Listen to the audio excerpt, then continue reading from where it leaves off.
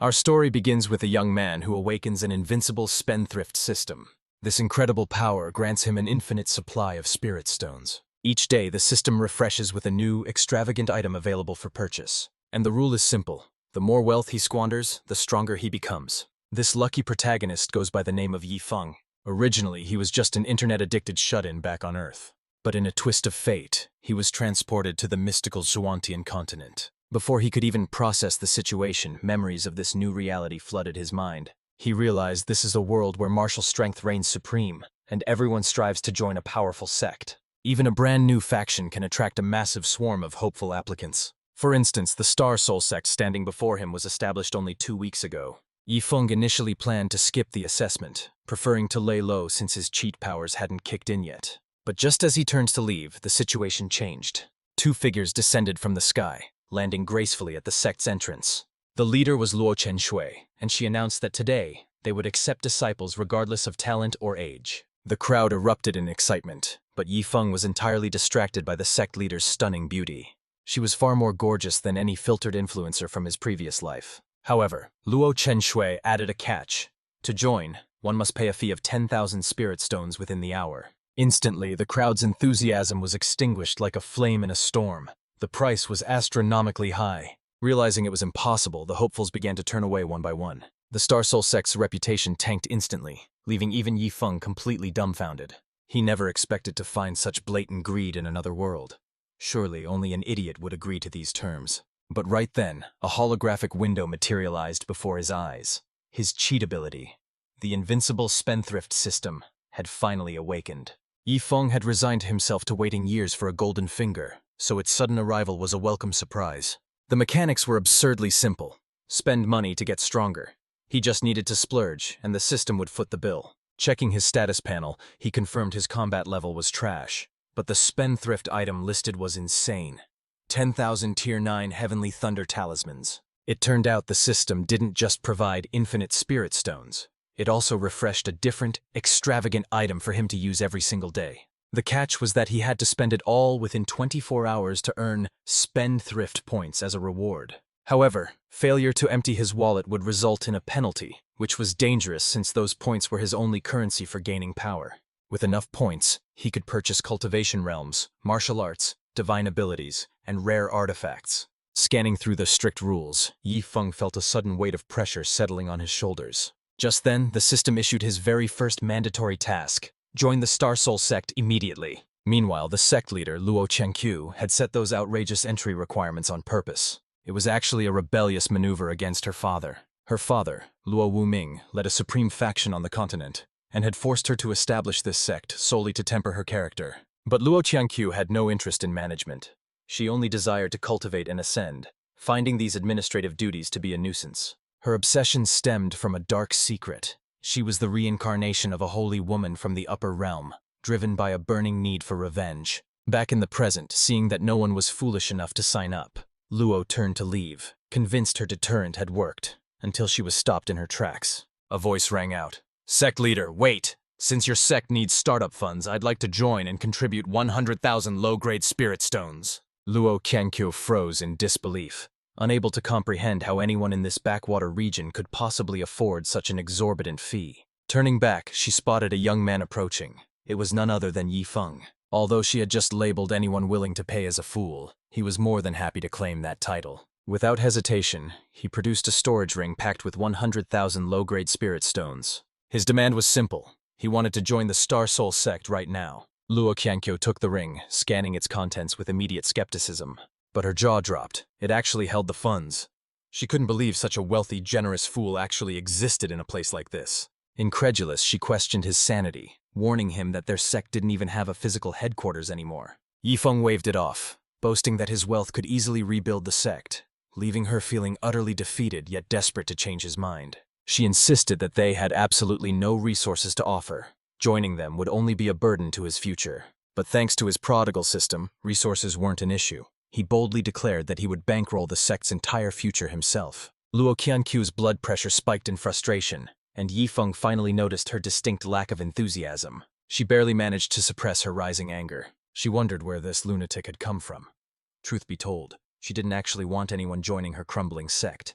Her internal conflict raged so hard she was practically on the verge of strangling him right there. However, bound by her promise, she relented. He could join, but she refused to offer any guidance. He would have to cultivate entirely on his own. Hearing these harsh terms, Yifeng paused, momentarily taken aback. But upon reflection, he realized he didn't need a teacher anyway. Seeing him hesitate, however, Luo Qiangqiu hopefully assumed he was reconsidering his decision. To her dismay, he nonchalantly accepted. Internally, he was ecstatic. A sect that let him complete system tasks without interference was exactly what he needed. This final blow completely broke her spirit, leaving her ready to fall to her knees and cough up blood in defeat. She couldn't comprehend why anyone would happily blow through 100,000 low-grade spirit stones. Surely the heavens had sent him purely to torment her. Driven by that maddening thought, Luo Qinshu drew her weapon in a flash. She was ready to strike Yifeng down in a blind rage. But Old Bai quickly intervened, pleading that the sect desperately needed to accept at least one disciple to survive. Yifeng watched the chaos unfold in utter confusion, unable to understand why his lavish spending hadn't made her ecstatic. After cooling her temper, Luo Qinshu had no choice but to accept Yifeng, though she agreed to his admission with a heart full of resentment. Yifeng, meanwhile, had successfully completed his task and earned 200 spendthrift points, officially kicking off his journey of extravagant waste. Eager to keep the momentum going, he asked the system for more missions. He didn't know what the points were for yet, but he was desperate to stockpile them. The system explained that in the absence of active tasks, he could simply improvise squandering resources to earn points, prompting Yifeng to immediately hatch a new plan. He boldly approached Luo Qinshu and reasoned that since he was the sole disciple, he should naturally become her direct disciple, but she shot him down instantly. Allowing him into the sect was already a headache, but elevating him to the status of a direct disciple was absolutely out of the question. Undeterred, Yifeng revealed his true strategy. He simply wanted to purchase the prestigious title for a hefty price. Both Luo Qinshu and Old Bai froze, stunned that someone would actually try to bribe their way into a direct discipleship. Once the shock wore off, Luo Qinshu let out a laugh, realizing this guy was truly one of a kind. Deciding to call his bluff, she quoted an exorbitant price of 100,000 high-quality spirit stones in exchange for the title. Yifeng stood there dumbfounded, finding the situation almost too good to be true. Misinterpreting his silence for defeat, Luo Qinshu felt a surge of smug satisfaction. She was convinced she had stumped him, knowing that even established third-rate sects wouldn't have that many high-quality stones in their vaults. However, the tables turned instantly when Yifeng revealed he wasn't shocked by the high price, but by how incredibly cheap it was. Eager to seal the deal and demonstrate his sincerity, Yifeng immediately produced a storage ring containing 500,000 high-quality spirit stones. Yifeng was secretly delighted, realizing he was truly born to be extravagant after effortlessly splurging yet another wave of spirit stones. Unsurprisingly, the system deemed this spendthrift behavior reasonable and immediately rewarded him with another 200 points. Meanwhile, Luo Qinshu began questioning her life decisions. 500,000 high-quality spirit stones could buy godhood in a third-rate sect, so why did he choose hers? Luo Qinshu sighed deeply, knowing there was nothing she could do now, as words once spoken are like spilled water. Reluctantly, she agreed to accept Yifeng as her primary direct disciple. As a welcoming gift, she handed him the prestigious Mystic Azure Sword. Internally, Luo Qinshu felt utterly humiliated. The dignified maiden of the infinite holy ground had been bought, and if word got out, the shame would be unbearable. Yet Yifeng was almost in tears because receiving the sword displeased the system, which deducted 20 points that could only be restored if he returned the gift within an hour. Yifeng was incredibly frustrated, cursing this darn system for being far too nitpicky. Desperate to fix this, Yifeng immediately bowed low and presented the Mystic Azure Sword back to her with both hands. Luo Qinshu looked at him in total puzzlement, asking him what on earth he was doing. It turned out Yifeng's intention was solely to spend money, and the idea of getting something for free was unacceptable. Luo Qinshu became furious, snatching back the sword and retorting that if he thought money could buy everything, he clearly didn't deserve her goodwill.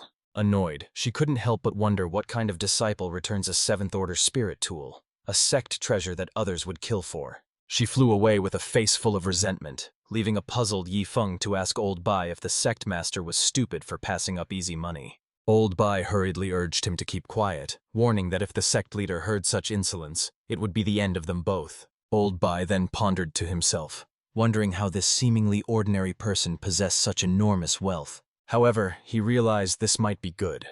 The young lady's cultivation had been stagnant, and this chaotic young man might be the key to breaking her stalemate. Old Bai then hurriedly escorted Yifeng back toward the sect grounds. Out of sheer boredom during the trip, Yifeng sat on the flying sword and started counting the passing birds. He sat so still that he even allowed a bird to build a nest right on top of his head.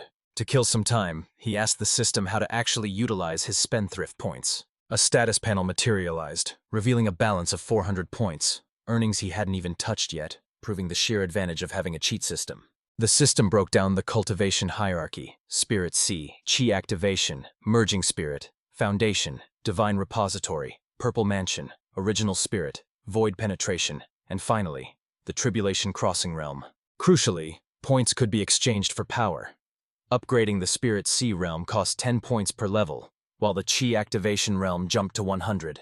Yifeng was stunned by the inflation, realizing that the cost for each subsequent stage increased tenfold. Curious about other options, he opened the Spendthrift Mall. Inside, he found various mystery boxes available for a lucky draw, each with a price tag of 100 points. Of course, the probability of actually pulling a high-tier reward was pitifully low. Yifeng hesitated at the steep price, but the temptation of potentially landing a god-tier item was hard to resist. Then again, even if he did strike gold, he questioned whether a high-level treasure would actually be useful to him right now. The system offered a clarification. Destroying a 9th-grade elixir in front of an alchemist would count as a massive spendthrift action, generating more points. That sounded fun, but Yifeng had to face reality. He was currently just a weak mortal. Flaunting that kind of wealth in front of powerful cultivators would only get him killed. Prioritizing survival, Yifeng immediately dropped 90 points to boost his cultivation straight to the 9th level of the Spirit C realm. The sudden fluctuation of energy instantly caught Old Bai's attention. He whipped around in shock, realizing that this kid was actually forming his Spirit C right then and there. He immediately halted their flight to observe. He extended his senses, probing the swirling spiritual energy surrounding Yifeng. What he sensed left him completely dumbfounded. He was merely forming his Spirit C, yet why did he require such a massive amount of energy? It was enough to fuel dozens of cultivators. Meanwhile, within his own consciousness, Yifeng was equally baffled. Why was the formation of his Spirit C taking so long? Just as he had that thought, the spiritual energy intensified, leaving Old Bai completely dumbfounded. Was the boy attempting to push his breakthrough even further? Typically, the first step of cultivation involves forming a spirit seed to lay a solid foundation. It requires a secluded environment and potent elixirs to maximize the Spirit C, followed by a long period of stabilization. Yet, Old Bai hadn't seen Yifeng take a single pill, and he was somehow doing all of this mid-flight. Moments later, the elder was left speechless again as Yifeng's realm began to skyrocket. He soared from the 1st level of the Spirit C realm straight to the peak of the 9th level in a heartbeat. Old Bai was absolutely terrified by the display. What kind of monstrous genius was this kid? Once the breakthrough finally settled, Yifeng opened his eyes. However, he looked unsatisfied. To him, 10 minutes was an eternity. By his logic, shouldn't it have been instantaneous? He turned with an innocent expression and asked, "Old Bai, it took 10 minutes to clear 9 realms. Will the sect master think I'm a failure?" Old Bai was at a loss for words, wondering if Yifeng was humble bragging. If that was a failure, then what did that make everyone else? In the past, even with infinite resources, it had taken Old Bai 8 months to make that same climb. Suddenly he realized why Yifeng had rejected the manuals and weapons. He must already possess a supreme technique of his own. Yet, Yifeng remained confused, claiming he didn't have any special technique at all. Hearing this denial, Old Bai wore a look of utter disbelief and decided to verify the truth himself. He stepped forward to personally examine Yifeng's body, leaving the elder shocked once again. Yifeng possessed no spiritual roots, yet his Spirit Sea was as vast as an endless ocean. Completely baffled, Old Bai decided to wait until they returned to the sect so the mistress could examine him herself. Shortly after arriving back at the Star Soul sect and meeting with Sect Master Luo Chenshui, Old Bai relayed the news of Yifeng's breakthrough, noting his massive Spirit Sea despite his total lack of roots. Luo Chenshui was completely taken aback by this report. She decided to personally inspect his cultivation base. To her surprise, Old Bai was right. She asked incredulously, "Yifeng, without spiritual roots, how did you manage to break through?" Just then, mocking laughter echoed from outside as the full moon sect arrived, demanding an audience with the sect master. An elderly man spoke with a hint of malice. "Why is the Star Soul sect so secretive? Surely it's not because you have no disciples."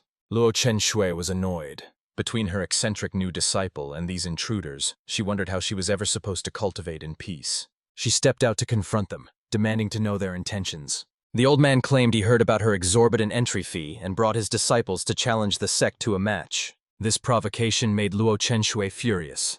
but she realized she could turn this nuisance to her advantage. She figured if Yifeng got beaten up, he might finally quit the sect.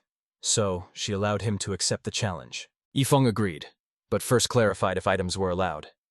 Since he still had 10,000 talismans to waste, the answer pleased him. Yifeng confidently stepped forward to face the enemy. He instantly summoned his stash of Heavenly Thunder talismans. He piled them into a small mountain, stunning the full moon disciples. Damn, how does he have so many high-level talismans? Each Heavenly Thunder talisman radiated the energy of a 9th-grade spirit item, capable of unleashing an attack equivalent to a 9th-level Spirit Sea cultivator, leaving the old man flabbergasted as he realized his disciples stood no chance. Yifeng didn't care in the slightest, reminding them that they were the ones who permitted the use of talismans. With a gleeful grin, he tossed out the deadly slips one after another, thoroughly enjoying the chaos he was creating. In an instant, the entire battlefield was engulfed in the deafening roar of countless explosions. Luo Qinshui and the onlookers were left stunned. Each talisman was worth a fortune, yet Yifeng was tossing them around like trash, completely shattering their concept of value. The 3 disciples from the Full Moon sect were left absolutely shell-shocked by the bombardment. They hurriedly cried out to their master, begging to retreat, convinced that this kid was nothing but a dirty cheat. Luo Qinshui was exasperated, wondering how this brat had acquired such immense wealth. She had expected him to lose and leave, but that outcome now seemed impossible. Yifeng shot a smug look at his master, his expression clearly asking, "I did pretty well, didn't I?"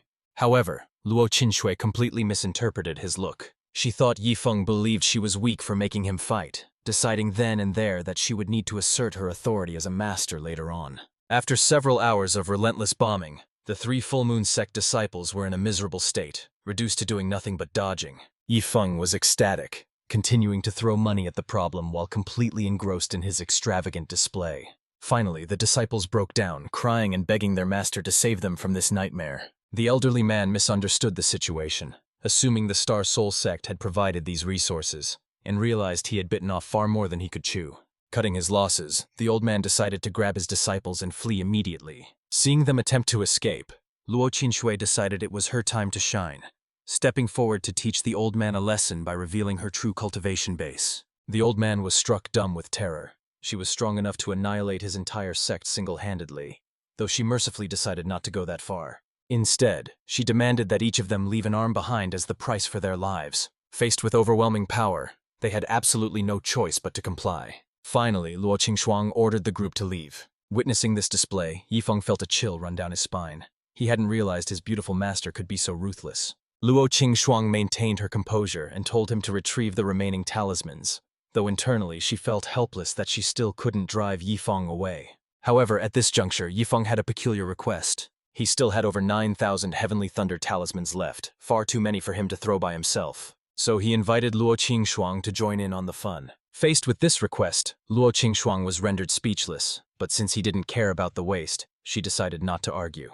She agreed to Yifeng's proposal, curious to see just how long this spendthrift could keep up the act. Together, the two began hurling the Heavenly Thunder talismans into the distance. Witnessing such a spectacular scene, Luo Qingshuang was suddenly reminded of a memory from her past life. It was a time when her junior sister had asked her to set off fireworks together. She recalled her sister's words, "If we can't enjoy ourselves to the very end, wouldn't life just be painful?" Reflecting on it now, she felt that her junior sister actually made a lot of sense. Meanwhile, Old Bai was nearby. He was just about to drift off to sleep inside his sack. Suddenly, he was completely baffled by continuous explosions, leading him to believe there was an enemy attack. Upon realizing the deafening noise outside was caused by Heavenly Thunder talismans, he quickly threw on his clothes to investigate the source of the commotion. When he arrived, he was stunned to see Yifeng and Luo Qingshuang mindlessly tossing valuable talismans, realizing the master had completely succumbed to this wasteful behavior. She simply looked at him and said nonchalantly, "We're just disposing of some extra Heavenly Thunder talismans." Seeing the excitement, Yifeng invited Old Bai to join in on the chaotic fun. But the elder was furious, smacking Yifeng on the head and shouting that each talisman cost a fortune, scolding them for wastefulness that not even a wealthy sect could afford. He then turned his rage toward the young lady, demanding to know why she was participating in such absolute folly. However, Old Bai's righteous indignation instantly evaporated the moment Yifeng produced 100,000 high-grade spirit stones. Smiling slyly, Yifeng apologized for waking him and offered the fortune as compensation, so the elder could buy some nutritional supplements. Without skipping a beat, Old Bai tore open his shirt to flex his muscles, suddenly brimming with energy. He immediately dove into the pile, eager to help them squander their wealth. He tossed the talismans with such terrifying speed that even Yifeng was shocked. Truly, money makes the world go round. A system notification popped up awarding Yifeng 100 wasteful points, confirming that bribing the elder to help destroy money was a valid strategy for the future. Once the dust finally settled, Old Bai began to question his life choices, never imagining he would be this exhausted just from throwing paper around. Still, he reminded Yifeng that if there was any more well-paid manual labor in the future, his old but capable hands were available. Luo Qinshu watched in silence, convinced that the Star Soul Sect was destined for absolute chaos. She teased Old Bai for selling his dignity as a senior elder so cheaply, but he shamelessly retorted that he was merely upholding the vigor of the elderly. The system chimed in again with another 1,000 wasteful points, giving Yifeng exactly enough to break through to the 9th level of the Qi activation realm. He planned to use the leftover points to gamble on opening some treasure chests later. Yifeng realized that with only 3 people in the sect, relying on Old Bai alone wouldn't be efficient enough to burn through his resources quickly. He needed more disciples to multiply his spending speed, envisioning a future where he covered the entire sect's expenses to farm points effortlessly. As if summoned by his thoughts, a young man suddenly appeared at the entrance. He looked at them hopefully and asked if the sect was still accepting new disciples. The moment the new disciple, Wu Feng, stepped into the Star Soul Sect, he immediately sensed that something was wrong, noticing the ground was riddled with craters. He saw an old man who appeared to be on his very last breath, a woman radiating a fierce and intimidating aura, and a man who honestly looked a bit simple-minded. Wu Feng instantly pegged the sect as unreliable and wondered if it was too late to turn around and run. Yifeng welcomed him warmly, explaining that entry required a contribution of 100,000 low-grade spirit stones, or high-grade ones to become a direct disciple. He proudly introduced himself as Yifeng, the eldest disciple, leaving Wu Feng completely dumbfounded by the sales pitch. Yifeng watched him with anticipation, desperately hoping the boy was broke so he could step in and sponsor the entry fee himself. However, the system rejected the expense as unjustifiable waste, forcing Yifeng to quickly fabricate a lie about feeling a brotherly connection with the stranger. To his surprise, the system actually accepted this ridiculous excuse. Meanwhile, Wu Feng was already preparing to slip away, convinced that this money-hungry sect was a total scam. But Yifeng wasn't about to let his golden ticket vanish, especially since the boy was key to his plan for squandering resources. He swiftly locked Wu Feng in a tight headlock, physically preventing the terrified disciple from escaping. Just then, Wu Feng received a telepathic transmission from his grandfather in the shadows, ordering him to stay put until he returned. With his grandfather's command absolute, Wu Feng had no choice but to cease his resistance. Meanwhile, at the sect entrance, the old man observed the Star Soul Sect, recognizing it as the place founded by Luo Wuming's daughter. Seeing that Old Bai was also present reassured him, making him comfortable enough to leave Wu Feng in their care. Yifeng then dragged the boy to Luo Qingshui, insisting on taking him as a junior disciple since he looked so obedient. Wu Feng was completely at a loss, unable to fathom why his grandfather would dump him in such a sketchy place, but he had to obey. Luo Qinshu watched helplessly, figuring that since she already had a headache like Yifeng, one more disciple couldn't possibly make things worse, so she demanded 10,000 spirit stones. She assumed the exorbitant price would scare him off, convinced a new recruit couldn't possibly afford such a sum. However, Wu Feng didn't even blink. He was loaded and promptly handed over the 10,000 stones, loudly declaring his absolute determination to join the Star Soul Sect. Luo Qinshu was completely baffled. Wasn't this guy trying to escape just moments ago? She wondered if her seclusion had made her out of touch with the bizarre trends of the younger generation. With the money paid, she had no choice but to accept him. Though she coldly warned that she offered no guidance, he would have to cultivate entirely on his own. She was certain that such harsh conditions would force him to quit immediately. But just like Yifeng, Wu Feng shrugged it off, claiming his grandfather provided all his resources anyway. This arrogance nearly made Luo Qinshu cough up blood. Why did everyone insist on playing the fool these days? Old Bai found the situation amusing and offered his congratulations. "You've gained another fine disciple, miss." Defeated, Luo Qinshu resigned herself to fate, telling them to find their own quarters and promising to start their training tomorrow. With a heavy heart and a massive headache, she turned and walked away. Yifeng actually felt a bit worried for his beautiful master. Was she so upset that she'd lost her mind? She was actually agreeing to teach them. Seeing Wu Feng's immense wealth, Yifeng immediately scrapped his plan to pay for the guy's entry fee. He figured one direct disciple in the sect, himself, was plenty. Meanwhile, Luo Qinshu really was on the verge of delirium from sheer rage. Later, Yifeng chatted up his new junior brother and learned his full name was Long Wufeng. Abusing his authority as the eldest disciple, Yifeng arbitrarily designated Wu Feng as a mere inner sect disciple, leaving the newcomer speechless. Wu Feng couldn't help but feel that his new senior brother was unreliable and perhaps not very bright. Once they had finally settled into their quarters, Yifeng immediately began plotting how to fleece his rich junior for everything he was worth. Upon entering the room, Yifeng noticed a magnificent furnace and asked, "Wu Feng, are you actually an alchemist?" Wu Feng proudly held up 3 fingers, signaling his prestigious status as a third-grade alchemist. In this world, professions like alchemists and talisman masters were revered, commanding immense respect just by title alone. After all, a single pill or artifact could be the deciding factor between life and death in a cultivator's journey. Wu Feng was already fantasizing that Yifeng would beg him for pills, a request he'd normally refuse, but would happily grant for his senior. Being at the peak of the spirit-merging realm, Wu Feng imagined his senior's shock if he revealed his true power, but he kept that to himself. Snapping back to reality, however,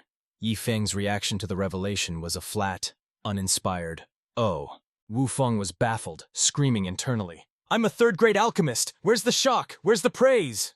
Ignoring the awkward silence, Yifeng suddenly asked, "Among third-grade herbs, which ones are considered the rarest?" Wu Feng thought for a moment and listed the bamboo demon grass, white spirit flower, and purple thunderfruit, noting their extreme scarcity. Yifeng nodded, and without skipping a beat, he opened up his system interface. Targeting the exact ingredients Wu Feng had just listed, he proceeded to open 4 loot jars. After dropping 1,200 points, he successfully pulled 2 bamboo grasses, a white spirit flower, and 3 purple thunderfruits. Seeing Yifeng freeze up, Wu Feng assumed his senior was embarrassed by his lack of knowledge and tried to comfort him. But to his surprise, Yifeng suddenly turned around and dashed out of the room. He shouted back over his shoulder that he needed to go fetch some water. Wu Feng chuckled, thinking his senior was being considerate, and resolved to refine some extra pills for him as a reward.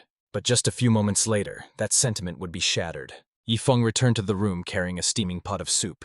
Wu Feng's eyes nearly popped out of his head when he saw the legendary priceless herbs floating casually in the broth. Wu Feng hurriedly fished the herbs out of the soup after confirming they were the real deal. He felt like he was about to explode, screaming, "Brother, you've wasted absolute treasures!" But without warning, Yifeng snatched the herbs right back from Wu Feng's hands. He casually remarked, "My mistake. I heard brewing spiritual herbs helps cultivators, so I didn't think these were anything special." As he spoke, Yifeng threw the herbs down and crushed them under his foot, grinding them into the dirt for good measure. Panicking, Wu Feng shouted for him to stop and lunged forward. He desperately tried to salvage whatever was left of the precious plants, but upon closer inspection, not even a trace of the herbs remained intact. Wu Feng felt completely numb from the shock. Yifeng, however, had successfully wasted resources and earned himself 1,500 spending points. He chuckled, feeling that his wastefulness had been profitable. He had only destroyed 3 herbs, leaving him with 6. Meanwhile, Wu Feng felt utterly dejected.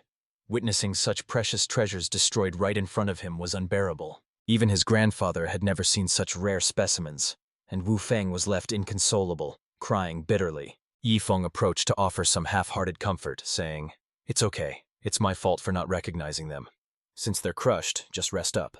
I'll be taking my leave first." Upon returning to his own room, Yifeng immediately used the remaining precious herbs for a foot soak. It truly felt like the height of luxury. However, what he failed to notice was that his feet were gradually turning black. Just then, Wu Feng hurried over to the room. Although he didn't know where Yifeng had sourced such rare herbs, he felt compelled to warn him about their proper usage. Of course, it wasn't because he coveted the treasures for himself. While these herbs could be potent on their own or in pairs, there was a specific danger to watch out for. Mixing bamboo demon grass with purple thunderfruit creates a nasty toxin, not deadly, but incredibly troublesome to cure. Suddenly, a scream echoed from the room as Yifeng finally noticed his feet turning pitch black. Hearing the commotion, Wu Feng realized something was wrong and guessed his senior had done something reckless again.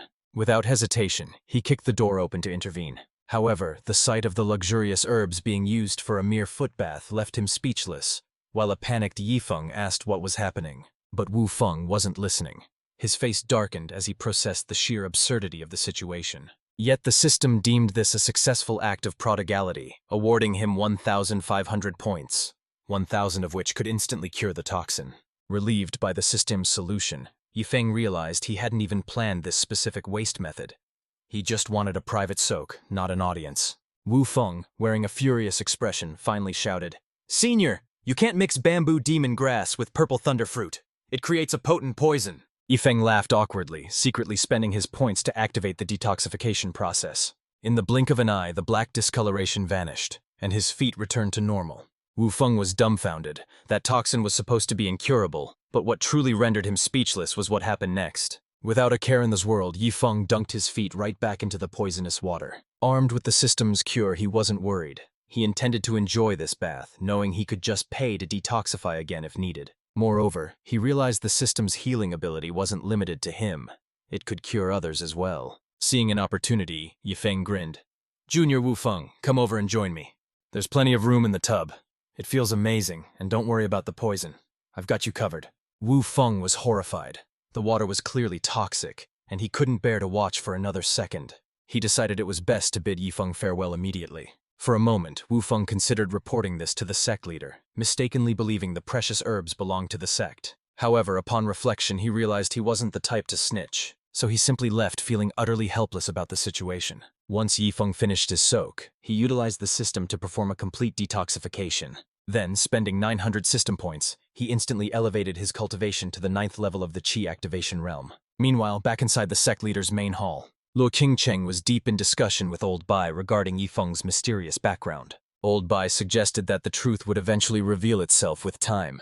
What truly concerned Old Bai, however, was this young man's ability to disturb the young miss's emotions. Every time Liu Chenshu thought of Yifeng, she would grit her teeth in anger, viewing him as a curse sent by the heavens. Much like how she viewed Wu Feng, suddenly both of them sensed an immense gathering of spiritual power. It was surging directly from the direction of the disciples' quarters. Old Bai found the phenomenon strangely familiar, yet deemed it impossible. Yifeng had only recently peaked in his cultivation. How could he be breaking through again? Old Bai still had vivid memories of the last occurrence, but even if Yifeng defied all logic, this seemed unbelievable. They had no choice but to wait for the anomaly of the breakthrough to subside. Only then would they be able to confirm if it was indeed Yifeng causing the commotion. But the moment they sensed the specific aura of the Qi activation realm, their doubts vanished. It was definitely Yifeng. Yet the phenomenon didn't stop there.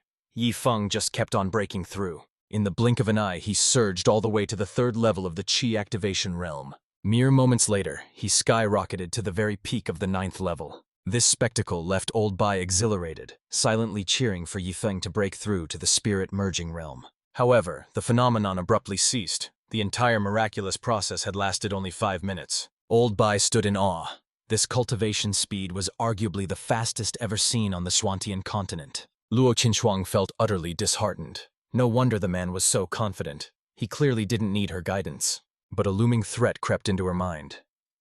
"Old Bai, do you think he might surpass me and take the sect leader position in a few days?" Hearing this, Old Bai felt incredibly awkward, realizing his excessive praise had dented the young miss's confidence. He hastened to console her, explaining that higher realms are harder to conquer, requiring not just luck, but vast resources and elixirs. Especially after the Foundation realm, the demands are immense.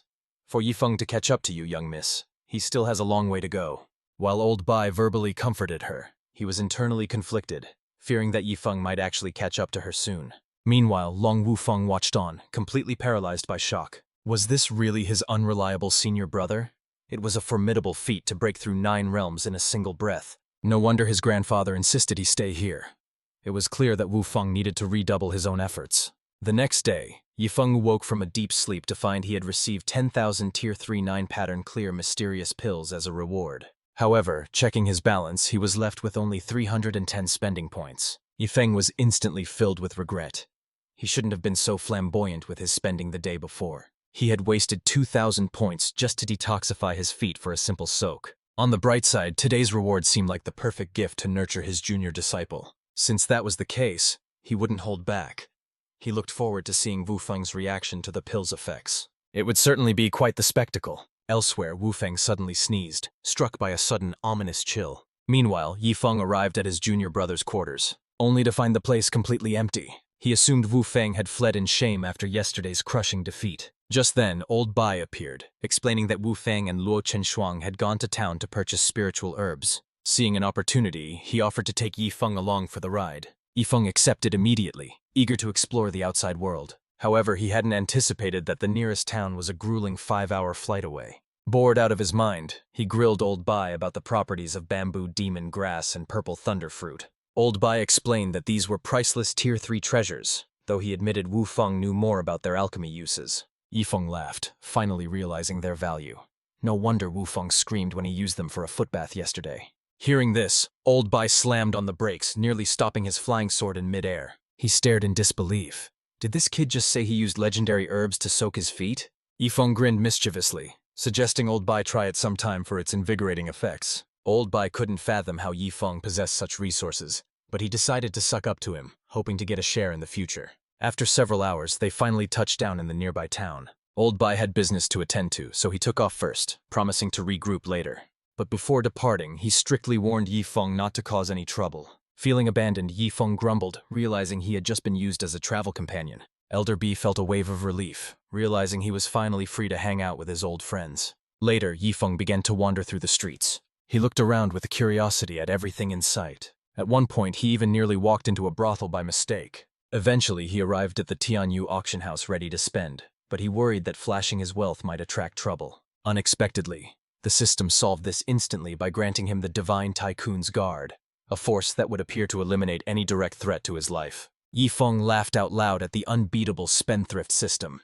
Now he could splurge without a single care in the world. With his confidence restored, he strode boldly into the auction house. Upon entering, he informed the attendant that he had some elixirs to auction off. The attendant immediately introduced him to the person in charge. He was a Tier 6 alchemist named Chao Anshan. Yifeng presented the item he wanted to sell, the clear mysterious pill. At first glance, Chao Anshan was unimpressed, noting that a mere 3rd-tier elixir wasn't worth much. However, upon closer inspection, he was completely taken aback to discover it was a 9-striped clear mysterious pill. Confused by the old man's shock, Yifeng asked if the pill was really that impressive. Chao Anshan excitedly explained that it was extremely powerful, as the refining process is so intricate that one mistake usually ruins the batch. He added that the 9-striped version maximizes the effects, and he had only ever seen 8-striped ones in the market. However, Yifeng still looked completely clueless about the significance of the stripes. Chao Anshan had to explain that a perfect elixir has 10 stripes, with each stripe representing 10% of its efficacy. Yifeng barely listened to the explanation, thinking the appraiser was far too long-winded. Watching the man boast endlessly, an impatient Yifeng finally cut to the chase. He simply asked how much the pill would actually sell for. Chao Anshan finally quoted a figure, stating that a standard 3rd-tier pill usually fetched around 100,000 spirit stones. However, the price for this high-quality 9-striped clear mysterious pill was much harder to estimate. Its true value could only be determined through a bidding war at an auction. Yifeng was floored.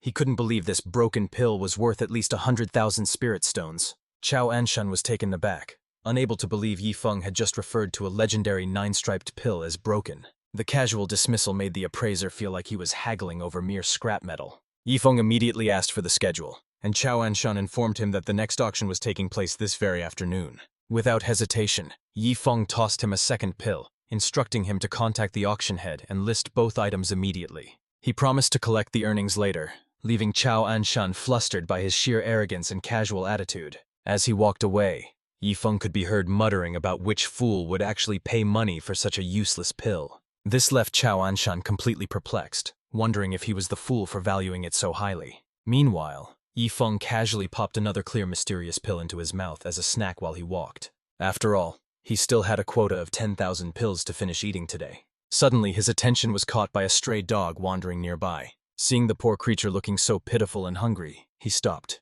Yifeng generously pulled out a large meat bun and fed it to the animal. He decided right then and there to adopt the dog, mentally naming it Little Yellow. Of course, Yifeng had ulterior motives.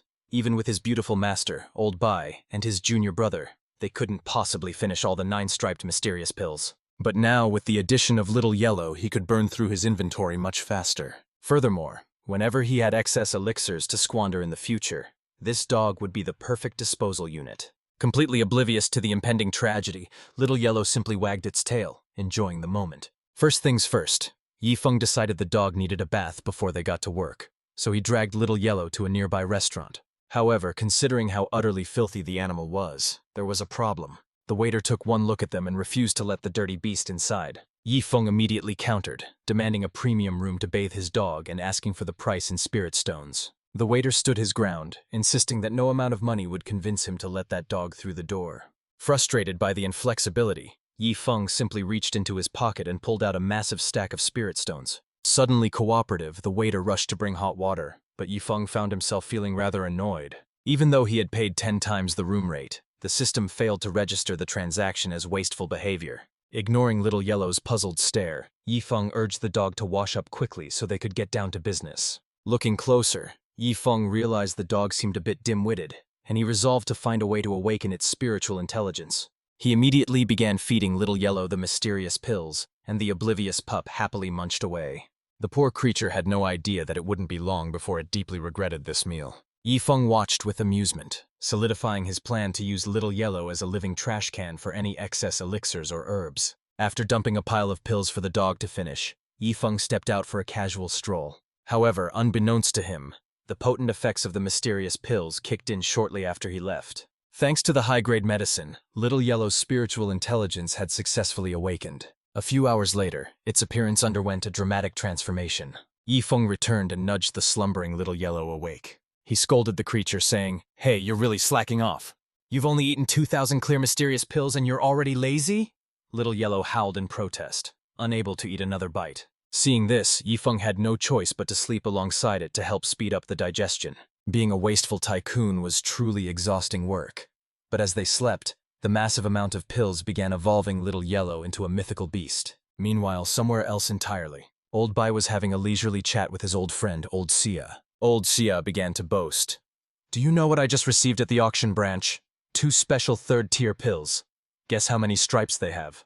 You've been making a fuss about this all morning. They must be over 7 stripes, right? Who refined them?" Old Sia held up 9 fingers. 9 stripes. I don't know who refined them, but a young man dropped them off. They are near perfection, almost 10 stripes. Old Bai was incredibly surprised. "Do you know the name of that young man?" Old Sia spread his hands helplessly. "I don't. He didn't leave a name, only the pills." For some reason, Old Bai immediately thought of Yifeng. His suspicion deepened when Old Sia added, "From what I heard, the young man seemed completely indifferent about the value of the pills." Connecting the dots, Old Bai was almost certain this was Yifeng's doing, leaving him momentarily speechless. Recovering, he suggested they go pay Yifeng a visit. Old Sia looked puzzled. What exactly is so special about the mistress's personal disciple? Old Bai didn't know how to explain it, so he just told him to follow along and see for himself. Meanwhile, back at the Tianyu auction house, Luo Qinshu was at the auction when she spotted 2 clear, mysterious pills. Unaware of their true origin, she planned to win the bid and gift them to Ye Feng and Wu Feng. Her primary motivation was to regain the face she had lost in front of them. She was especially focused on impressing Ye Feng, convinced that he could never possess such rare treasures on his own. She could already picture him worshipping her in gratitude for such a gift. The mere thought of his reaction made her giggle with delight. Meanwhile, Old Bai and Old Sia arrived outside Ye Feng's room, knocking repeatedly without receiving an answer, leading Old Sia to wonder if the boy was asleep. Old Bai was immediately irritated, grumbling that a qualified cultivator had no business wasting time in bed. Losing patience, he kicked the door open and shouted for Ye Feng to wake up immediately. However, their anger vanished when they saw a plate overflowing with clear mysterious pills on the table, along with scattered crumbs and remnants of the precious medicine littering the floor. Both elders froze in shock, while a drowsy Ye Feng woke up and casually asked why they had barged in so suddenly. Ye Feng then glanced down, noticing his pet dog lying on the floor. He scolded the animal playfully. "You lazy mutt, why haven't you finished eating your pills yet?" To everyone's surprise, Little Yellow kicked the pills away with a look of human-like disdain. Old Bai and Old Sia were thunderstruck. These were legendary 9-striped pills that they would kill for, yet this dog was treating them like trash. Old Sia felt his ego shatter, realizing that as a 9th-tier alchemist and boss of the auction house, he was living a life worse than a dog's. Old Bai observed the animal closely and remarked, "This isn't just a normal pet, there's something extraordinary about it. Look at how it absorbs the surrounding spiritual energy. It has no beast bloodline, yet it's physically evolving into a spirit beast. Its body has been cleansed to the point where there are absolutely no impurities left." Trembling in disbelief, Old Sia turned to Ye Feng and asked, "Just how many of these priceless pills did you feed to this dog?" Ye Feng pondered for a brief moment before giving a nonchalant reply. "Not many. I'd say roughly 2,000 or so." Upon hearing that number, Old Sia nearly coughed up a mouthful of blood in sheer shock. Unable to contain his rage, he grabbed Old Bai by the collar and roared, "Over 2,000? You let a Star Soul Sect disciple feed precious 9-striped clear mystery pills to a dog without intervening?" Old Bai simply threw up his hands helplessly. "How could I stop him? The kid is so filthy rich that even I'm on his payroll." Old Sia stared in disbelief. You? One of the 8 elders and a tribulation-crossing realm powerhouse? You're working for a mere disciple? Old Bai shrugged shamelessly. I have no choice. He just pays too well. Seizing the moment, Ye Feng turned to Old Bai with a grin. Since you're here, I have another favor. Same terms as before. 100,000 top-grade spirit stones. Old Bai accepted without hesitation. Just say the word. I'm still strong. Ye Feng then revealed the catch. I have 7,000 more pills that need to be eaten today. Your teeth can handle that, right? Old Bai scoffed confidently. Are you joking? My teeth are perfection. Meanwhile, old Xia watched, dumbfounded. You agreed that easily? And don't you wear dentures?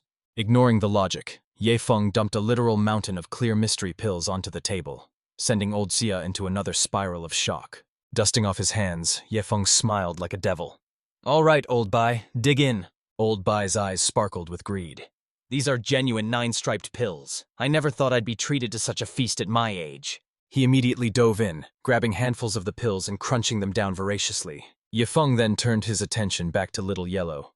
Your turn, you silly mutt. Keep eating. If you don't finish by sunset, I'm turning you into stew. Standing off to the side, old Xia could only watch the absurdity unfold with a blank expression. His entire worldview was crumbling, leaving him to wonder if he was trapped in some fever dream. Ye Feng, meanwhile, started acting like a cheerleader, passionately rooting for Old Bai to eat faster. However, the enthusiasm quickly faded as Old Bai began to feel dangerously full. Even though the pills were delicious, the sheer volume was becoming a nightmare to swallow. Staring at the legendary 9-striped clear mysterious pills, Old Bai was suddenly lost in memories of his past struggles to obtain even a single 5-striped variant. Overwhelmed by the stark contrast between then and now, tears began to stream uncontrollably down his weathered face. He lamented that if he had possessed these divine pills 60 years ago, his cultivation foundation would have been absolutely unshakable. Misunderstanding the situation, Yifeng assumed Old Bai was crying from overeating and assured him he'd still get paid the spirit stones even if he stopped now. Old Xia intervened, explaining that if he and Old Bai had access to such resources back then, they would have easily survived the 9-tiered thunder tribulation and ascended long ago. They wouldn't be stuck in their current predicament, lingering at the mere 3rd tier of the tribulation-crossing realm. Although they technically had the power to attempt the 4th tribulation, their foundations were far too brittle to survive the risk. Yifeng nodded sympathetically and offered old Xia a deal. If he helped Old Bai with the task, he would also receive 100,000 top-grade spirit stones as compensation. Hearing such a generous offer for merely eating pills, old Xia was left completely flabbergasted. His sorrow vanished instantly as he rubbed his hands together greedily, asking if an outsider like him was truly allowed to participate, to which Yifeng casually nodded. With permission granted, old Xia eagerly dove toward the pile of clear mysterious pills. As the 2 old men and the dog gorged themselves, Yifeng frowned at their slow pace, wondering when his master and junior brother Wu Feng would finally arrive to help. Rubbing his stuffed belly, Old Bai suddenly asked if the 2 clear mysterious pills recently sold at the Tianyu auction house had belonged to Yifeng.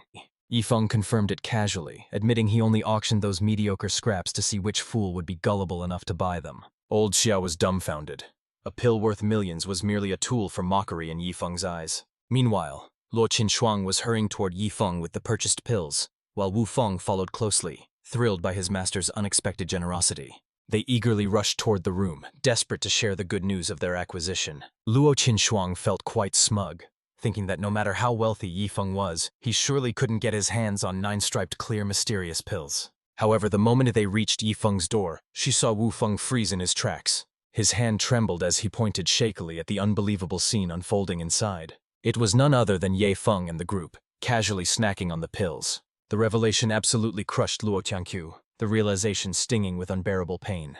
Wu Feng, seeing her distress, asked in shock, "Master, what's wrong?" Only then did the group inside notice Luo Qianqiu and Wu Feng standing there, clutching 2 boxes of pills. Old Bai and old Xia immediately realized the magnitude of Luo Qianqiu's blunder. She had vastly overpaid for pills that were readily available right here. After a quick explanation, she learned that the treasures she painstakingly won at auction were the same ones her own disciple had tossed aside. Whether from shock or irony, Luo Qianqiu began to laugh. She had hoped to turn the tables, only to become the punchline herself, asking Old Bai, "Isn't it funny?" Old Bai, at a loss for words, tried to console her by insisting that her intentions had been noble. Thankfully, Wu Feng broke the awkward tension by turning to Ye Feng with a question.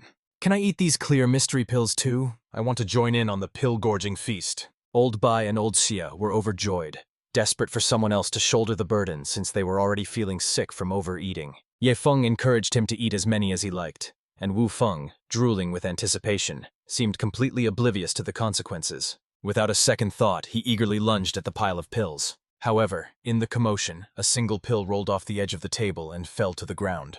It landed right next to Little Yellow. Seeing this, Wu Feng panicked. That was a precious 9-pattern clear mystery pill. If the dog ate such a treasure, he would be absolutely heartbroken. Yet a second later, he was stunned to see Little Yellow, already stuffed, unceremoniously kick the pill away. The dog even wore a very human-like expression of utter disdain. Witnessing this scene, Wu Feng stood frozen, completely shocked by the absurdity of it all. Old Xia approached Luo Chenshui and whispered, "Sect leader Luo, as Yi Feng's master, you really need to discipline him. He just fed over 2,000 precious 9-pattern clear mysterious pills to a dog. It's a criminal waste." Hearing this, both Wu Feng and Luo Chenshui were dumbfounded. Yi Feng simply shrugged and said, "Who told the dog to eat faster than humans?" Prompting Wu Feng to feel a sting of envy. He was actually living a life less fortunate than a dog. Yi Feng then pointed to the massive pile of pills remaining and urged everyone to keep eating. Luo Chenshui was speechless as she surveyed the scene, wondering how on earth she ended up with a disciple like him. An hour later, Old Bai, Old Xia, and Wu Feng admitted defeat, clutching their stuffed bellies, unable to take another bite, leaving Yi Feng frustrated with over 2,000 pills still remaining. Desperate, he turned to his master, looking at her with wide, pleading eyes. Luo Chenshui firmly refused. The very idea was ridiculous and would completely undermine her dignity as a master. Yi Feng could only beg for her help, explaining that without her, he would fail to complete his urgent task. Luo Chenshui suggested he simply keep the remaining pills, offering to send them to her father's sect later where they could cultivate countless talents. Yi Feng would have agreed, but with only one day left on his deadline, delivering them in time was impossible, yet he wasn't willing to give up.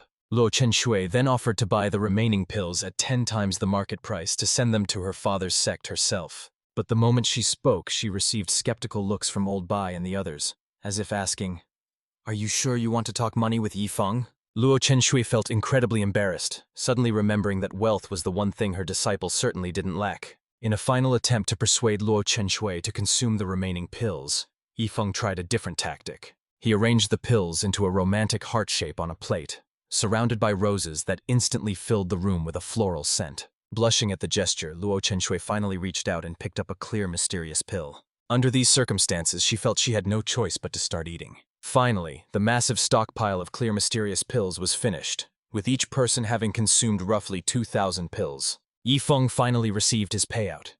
300 prodigal points for hiring the 2 elders, another 1,000 for consuming the daily items, plus 3 ninth-grade soul-returning herbs and 5 gold silkworm star-shining stones. The day's extravagant spending had been executed to perfection, and Yi Feng was pleasantly surprised by the unexpected bonus rewards. Meanwhile, Luo Qinshu began to lament his position to Old Bai, questioning if his role as a sect master held any meaning at all. He didn't offer guidance or resources.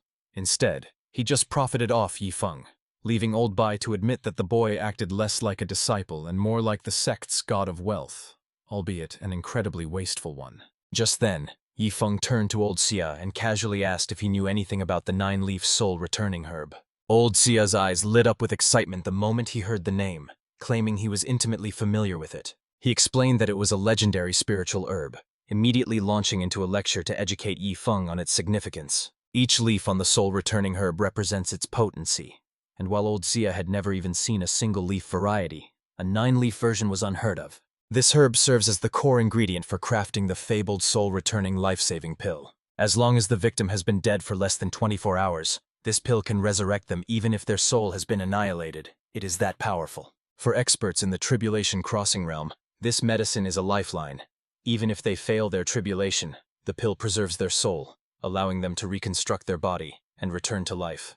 Essentially, it grants the user the ability to hop back and forth between the land of the living and the underworld at will. "But why do you ask?" Old Bai suddenly interjected, sensing something suspicious and wondering if Yi Feng actually possessed such a treasure. He covertly whispered to Old Xia, asking if he was familiar with bamboo demon grass, white spirit flowers, and purple thunder fruit. Old Xia nodded, noting that while those spiritual plants were rare, they could still be found in small quantities within major sects and weren't considered extraordinary. Old Bai then dropped the bombshell that Yi Feng had used those exact herbs for a foot soak the previous day, leaving Old Xia absolutely astounded. As Old Xia screamed about the waste, Old Bai discreetly turned to Yi Feng and begged him not to use the legendary 9-leaf soul-returning herb for a foot bath this time. Yi Feng murmured nonchalantly. "But I have 3 of them. Surely using just one for a soak isn't a big deal, right?" Hearing this, Old Xia went into a full-blown panic, screaming, "Absolutely not!" He urgently grabbed Yi Feng, pleading to buy the herbs with all his assets, insisting that using a resurrection item for a foot soak would be the definition of insanity. Assessing the situation, Yi Feng walked over to Luo Qingshui.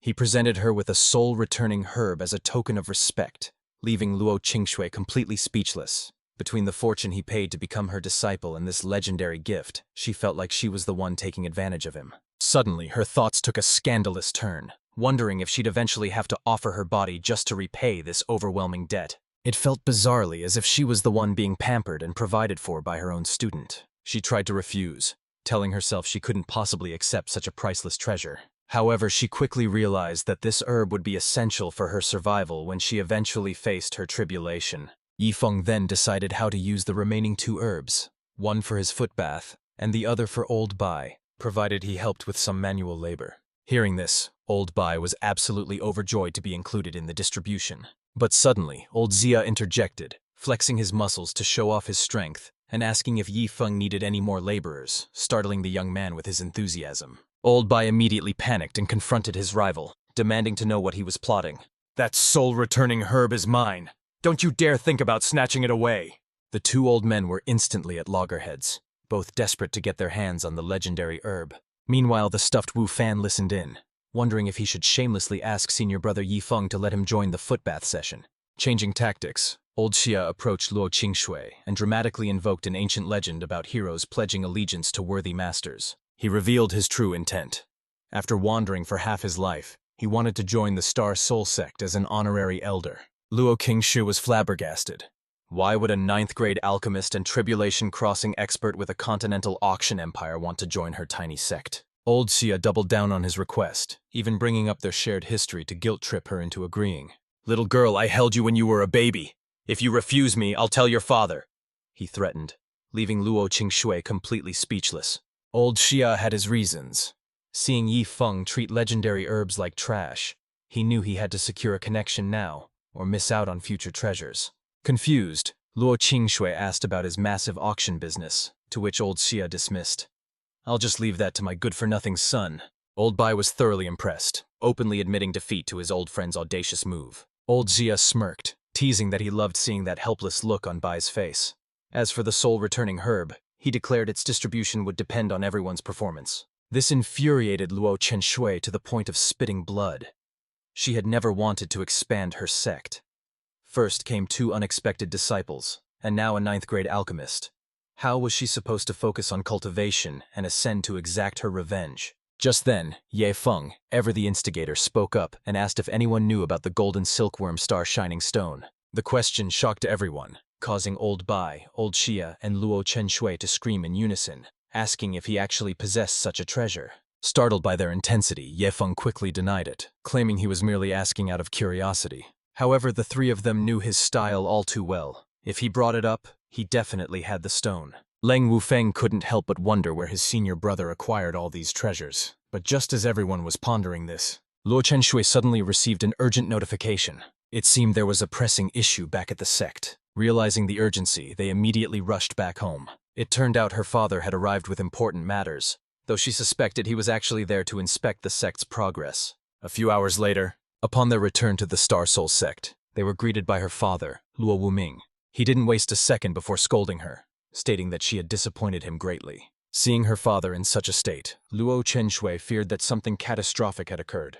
But Luo Wuming simply vented his petty frustrations, complaining that he had visited during the sect's recruitment day, only to find no one there to even serve him tea. He had prepared gifts and waited an entire day in an empty hall. If he hadn't messaged her, he would likely still be sitting there. Luo Qingshui felt completely embarrassed by the misunderstanding. She quickly introduced Ye Feng and Leng Wufeng to her father, proving that contrary to his belief, she had indeed accepted new disciples. She felt a wave of relief, realizing she could use them as a shield to deflect the tension.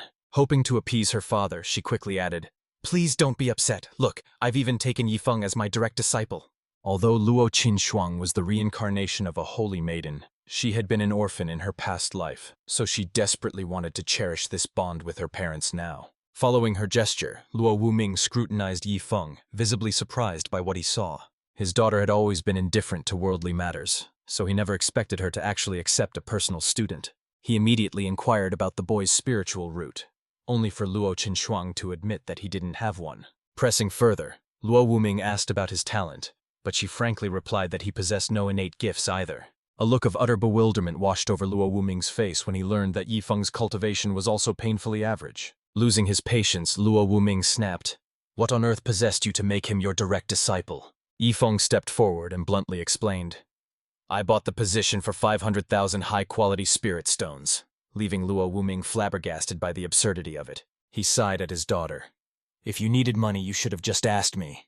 There was no need to resort to this." Suddenly, the atmosphere shifted as Old Bai and Old Xia began aggressively vying for Yifeng's favor. Old Xia hurriedly pulled out a stool for Yifeng to rest on, causing Old Bai to scold him for abandoning all martial etiquette. Not wanting to be outdone, Old Bai immediately began offering massages and serving tea to the young disciple. Watching these respected elders act like servants left Luo Wuming completely confused. He shouted, "Bai Tianhong, aren't you an elder of my Star Extreme sect? And Old Xia, what are you doing in my daughter's sect?" After a 30-minute explanation involving the 9-pattern clear mysterious pill and the 9-leaf soul-returning herb, Luo Wuming finally grasped the situation.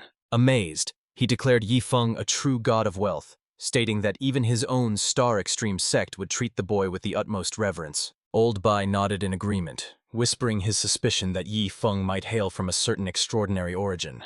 However, Luo Wuming cut him off immediately, warning him strictly not to mention that forbidden place. He looked at his daughter with a warm smile, assuring her that seeing them safe was all the contentment he needed. Later that evening, while Yifeng was resting in his quarters, Wu Feng excitedly rushed in, carrying a basin of hot water prepared for a foot bath. Yifeng immediately saw through his junior's eagerness, asking if he wanted to join, though Wu Feng politely insisted his senior brother go first. Chuckling, Yifeng told him not to be shy and to grab another basin so they could split the 9-leaf soul-returning herb and share the luxury. Moved to tears by this generosity, Wu Feng cried out, praising his senior brother's endless kindness. However, unbeknownst to them, Old Bai and Old Xia were perched on the rooftop, secretly watching the entire scene. Seeing Yifeng use such a legendary priceless herb just to soak his feet made Old Xia's heart ache with phantom pain. By the time the next day arrived, the effects of the soak had fully set in. The legendary spiritual herb lived up to the hype. A simple foot bath had significantly purified both his body and soul. He checked his stats to find he had 2,510 waste points, and the daily shop refresh offered 10,000 fragments of Underworld Sword Intent. Intrigued by the item, Yifeng withdrew a single fragment from his inventory. Since he was unfamiliar with its specific properties, he decided to run a quick test. He beckoned Little Yellow over to serve as his willing subject. Carefully, he placed the Underworld Sword Intent fragment directly onto the creature's forehead. A sudden gust of wind surged through the room as the profound concept of the sword intent flooded Little Yellow's mind. However, to the naked eye, Yifeng couldn't discern any physical changes in the dog. Still, relying on his years of experience as a scholar, the imposing name alone told him this was an incredibly valuable treasure. He asked the system if he could use the item personally, but was rejected. Absorbing it himself would cost a massive amount of points. Troubled by the cost and unable to test it on humans, he decided to just hug Little Yellow and retreat to his room to think. Elsewhere, Luo Wuming proposed sending Yifeng and Wufeng into the Heavenly Dao battlefield to sharpen their skills. Although Luo Chenshui trusted Yifeng completely, she couldn't help but worry about Wufeng's safety in such a dangerous place. Luo Wuming assured her that he would assign elite inner disciples to escort them, yet he questioned her blind faith in Yifeng. After all, wasn't he just a mortal who could be killed by the weakest beast? Luo Chenshui revealed that while Yifeng lacked spiritual roots, he had reached the peak of the Qi activation realm, possessing a spirit sea 20 times larger than her own, a claim that left Luo Wuming in utter disbelief. How could a mere mortal without spiritual roots possibly possess a spirit sea 20 times the size of a prodigy's? Suddenly, a terrifying surge of sword intent erupted nearby, cutting their conversation short. The explosive energy immediately drew the attention of the pair, as well as Wu Feng and Elder Xia. Sensing danger, the group immediately rushed toward the source of the disturbance. Convinced that an expert master of the Underworld Sword Intent was launching an attack, they readied their weapons for battle. However, When they arrived at the scene, there was no enemy expert to be found. Luo Chenshui squinted her eyes and pointed out, "Wait, isn't that just Yi Feng?" Everyone stared in confusion as they saw Yi Feng casually playing frisbee with a dog that was radiating the terrifying sword intent. The sight left Luo Wuming and the elders completely paralyzed with shock. The legendary master possessing the underworld sword intent was a dog. It was a scene so absurd that no one in the cultivation world would believe it without seeing it with their own eyes. Yifeng looked at them with a puzzled expression, asking why they had gathered, prompting Luo Chenshui to ask if Little Yellow had somehow comprehended the sword intent on his own. Yifeng scoffed at the idea, replying that the dog was far too stupid for that. He had simply used some spare fragments of underworld sword intent on the animal to spice things up. Upon hearing this casual admission, the group was left dumbfounded by the sheer extravagance of such an act. Yifeng grew nervous as he noticed the sect master and Elder Zia staring at him with looks of absolute horror and judgment. Luo Chenshui hurriedly explained that underworld sword intent was an extremely rare treasure, and obtaining it within the heavenly Dao battlefield depended entirely on immense luck. Yet he had casually wasted such a priceless artifact on a pet dog, crossing the line between being wealthy and being absolutely reckless. Curious, Yifeng asked about the heavenly Dao battlefield, prompting Luo Chenshui to explain the situation. She revealed that their home, the Xiantian continent, was merely one of many lower realms, all of which had access to this battlefield, with entrants separated by their strength. While its origins remained a mystery, the battlefield was legendary for its abundance of cultivation resources, ancient legacies, and priceless treasures. However, danger lurked everywhere, not only from interdimensional threats, but also from powerful native beasts that could easily end a cultivator's life. Just then, Yifeng's system triggered a new mission. Enter the second layer of the battlefield and slay 100 peak chi activation beasts for a massive reward of wasteful points. Though tempted, Yifeng hesitated. He had spiritual power in spades, but zero combat experience or martial skills. Suddenly, Luo Wuming interrupted, asking how many underworld sword intent fragments Yifeng had fed the dog, noticing the beast was on the verge of breaking through to the sword heart realm. It was baffling. Even the Star Extreme Sect's ancestor took centuries to reach that level with inferior intent, yet this dog's progress was simply defying the heavens. Yifeng laughed casually and replied, "Not many, just about 10,000 pieces." The group froze, staring daggers at Yifeng with looks that suggested they wanted to tear him limb from limb. 10,000 pieces was an insane amount of wealth to waste on a dog when cultivators would kill for just a single fragment. Yifeng offered a defensive apology, though internally he had no regrets, and was just glad he hadn't asked these stingy people for help earlier. Barely containing her rage, Luo Chenshui urged her father to take Yifeng away before she lost control and slapped him into oblivion. Luo Wuming sighed and led Yifeng away from the group. Curious, Yifeng asked their destination, to which Luo Wuming explained that the Star Soul Sect was just a training ground for his daughter. The real power lay with the Star Extreme Sect. As he escorted Yifeng toward the main sect, he mentioned plans to join their senior brothers in the Heavenly Dao battlefield later. Sensing an opportunity to spend money, Yifeng eagerly asked if the sect needed financial aid, or if he could gift spiritual stones to feed the members. However, the more charitable Yifeng tried to sound, the more irritated Luo Wuming became. He whipped around and shouted, "Shut up! The Star Extreme Sect is a wealthy holy land, and we certainly don't need your charity." Eventually, they stopped at an inn to rest for the night. Yifeng went to sleep eager, looking forward to finding new extravagant ways to squander his wealth the next day. Upon waking, he immediately pulled up his system interface. The daily squandering task required him to dispose of 100,000 high-grade spiritual stones. Yifeng breathed a sigh of relief.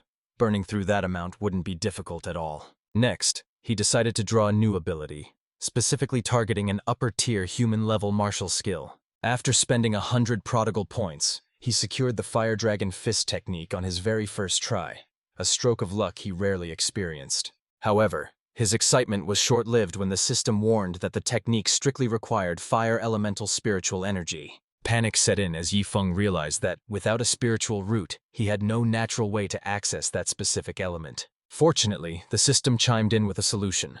He simply needed to convert his energy type.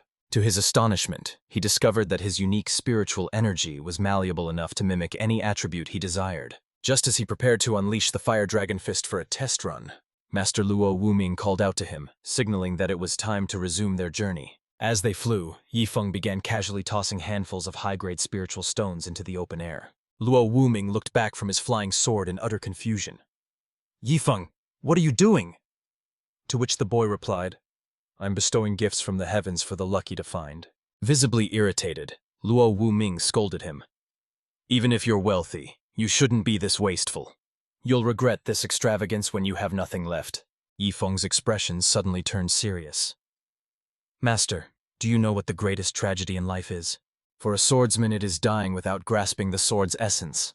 For an alchemist it is perishing before brewing a legendary elixir. So for me, Master, the ultimate tragedy would be to die with all my money left unspent. With that profound justification, Yifeng continued scattering his fortune to the winds as they traveled. Before long, the duo finally arrived at their destination, the Star Extreme Sect. Compared to the desolate Star Soul Sect, this place was the absolute epitome of luxury and grandeur. Luo Wuming approached Manager Song first. He entrusted Yifeng to the manager, explaining that in a few days, the boy would join the Sect disciples heading to the Heaven's Way battlefield. With that business concluded, he swiftly departed, leaving Yifeng to bow respectfully and ask Manager Song for his guidance. As his accommodations were being arranged, Yifeng's ears perked up at the sound of a nearby commotion. Upon inquiring, he learned that the outer and inner Sect disciples were holding their competition today, and he was welcome to watch. Just then, his system triggered a new mission. Hold a battle platform and defeat 100 opponents of the same realm to earn 500 points, with a penalty of 500 for failure. Thrilled by the chance to farm some easy rewards, Yifeng eagerly accepted the challenge. He immediately made his way to the arena. Claiming an empty stage, he confused the Star Extreme Sect disciples, who realized he was an outsider and suspected he was there to provoke them. Standing tall, Yifeng announced, I am at the peak of the 9th stage of Qi activation and the direct disciple of Luo Qianshui. I'm here to hold this ring and I ask for your guidance. The crowd erupted in shock. They couldn't believe this young man was actually the Sacred Lady's personal disciple. A few moments later, a challenger named Meng Yan, possessing a cultivation level equal to Yifeng's, stepped forward. Judging by the audience's excited whispers, it was clear that Meng Yan held a significant reputation here. Meng Yan didn't hold back, boasting proudly, I reached the peak of the 9th stage in just 3 years. How long did it take you, Brother Yi? Yifeng replied with a casual shrug. Not long. From opening my spirit sea to maxing it out took 10 minutes, and reaching the peak of Qi activation took maybe another 20. Meng Yan was completely flabbergasted by the claim, snapping back. What kind of nonsense is that? Are you mocking me? Nobody bought Yifeng's outrageous boasting, joking that they spent more time in the bathroom than he claimed to spend on his entire cultivation journey. The crowd labeled him arrogant, whispering that someone this full of hot air was unworthy of being the Sacred Lady's disciple. However, Yifeng ignored their jeers, not caring in the slightest whether they believed the truth or not. Wasting no more time, Meng Yan launched the first attack, lunging straight at Yifeng. This was the perfect chance for Yifeng to test the raw power of his fire dragon fist. Instantly, a massive fiery dragon materialized out of thin air, leaving the entire crowd in awe. Meng Yan was particularly shaken by this sudden and overwhelming display of power. With no route to escape, he was forced to fight head-on, summoning his longsword to slash at the incoming beast. A massive explosion immediately erupted on the dueling platform upon impact. The shockwave even blasted the bystanders, proving that despite Meng Yan's best efforts, he was completely unable to withstand Yifeng's terrifying surge of spiritual energy. Suddenly, someone pointed out that the fiery dragon apparition hadn't vanished after the clash. Instead, it was still roaring and relentlessly chasing down a terrified Meng Yan. Panicking, Meng Yan screamed, How the hell do you fight this? I just want to go home to my mom. Meanwhile, Yifeng looked utterly relaxed, striking a pose as he continuously spammed the fire dragon fist skill. In seconds, multiple fire dragons flooded the arena, all locking their ominous gazes onto Meng Yan. Terrified out of his mind, Meng Yan cried out, Where did this monster even come from? Realizing he was outmatched, he decisively jumped off the platform and surrendered immediately. Yifeng, radiating the confidence of a grandmaster, shouted, Who's next? I want to fight 100 of you. Yifeng was having the time of his life, relying on his infinite energy to recklessly spam his ultimate move, sending disciples fleeing from the explosions. Manager Song watched the chaos in exasperation, regretting his choices as he surveyed the damage done to the sect's property. But Yifeng didn't care about the manager's worries. He was high on the euphoria of battle, living out his fantasy world dreams. Watching the situation spiral completely out of control, Manager Song ordered 200 peak Qi activation disciples to subdue him, leaving the crowd wondering if Yifeng could actually take them all on. His power is terrifying. A victory here would secure his spot on the dragon ranking, turning him into a legend overnight, while a loss would leave him utterly humiliated. Manager Song immediately took charge, ordering the disciples to erect a defensive spiritual barrier. In response, a massive, shimmering energy shield materialized before them. Yifeng hesitated. Even with his vast reserves of spiritual energy, he doubted his current human-level techniques could breach such a defense. Realizing he needed an upgrade, Yifeng immediately began purchasing higher-tier martial arts. Dropping 700 points, he acquired the Earth-level superior technique, the 9 Radiance Thunder Lotus. But Yifeng wasn't satisfied with just one new trump card. He spent another 900 points to unlock the Water Dragon chant. Still feeling underpowered, he reached into the system once more and, after burning another 700 points, he secured the Wind Whirls the Raging Sands technique. Armed with a diverse arsenal of elemental attacks, he finally felt ready to strike. Yifeng launched his assault with the Thunder Lotus, summoning a massive electric flower overhead, followed instantly by the roaring Water Dragon chant. The disciples watched in horror, screaming, "What kind of monster is this guy?" He had already shown fire, but now he was wielding thunder and water too, revealing that he possessed 3 separate spiritual roots. Just when they thought it couldn't get worse, Yifeng unleashed his wind attribute technique. Using Wind Whirls the Raging Sands, he fused all 3 elemental attacks into one cataclysmic force. He aimed the combined strike directly at their defensive barrier. Chaos erupted among the disciples as they realized their shield stood no chance against him. Manager Song was dumbfounded. It wasn't just 3 elements. Could Yifeng actually possess 4 spiritual roots? However, Yifeng surprised everyone once more by channeling yet another thunder attribute technique. In that instant, the protective barrier maintained by the 200 disciples finally shattered. Seeing this, Yifeng let out a triumphant roar of laughter. Realizing they stood absolutely no chance against him, all 200 disciples ultimately chose to surrender. Even the overseer hovering above was stunned, having never anticipated that Yifeng would possess such boundless energy and mastery of Earth-level techniques. Yet Yifeng wasn't finished, taunting the crowd to see if anyone else dared to challenge him. The remaining disciples were left dumbfounded, unable to comprehend how he still had so much stamina remaining. Meanwhile, back inside the Sect's Grand Hall, Luo Wuming had summoned several core disciples, all of whom looked puzzled by the sudden gathering. Luo Wuming stepped forward to explain that a new junior disciple would be joining them soon. But since he was only at the 9th peak of the Qi activation realm, they needed to look out for him.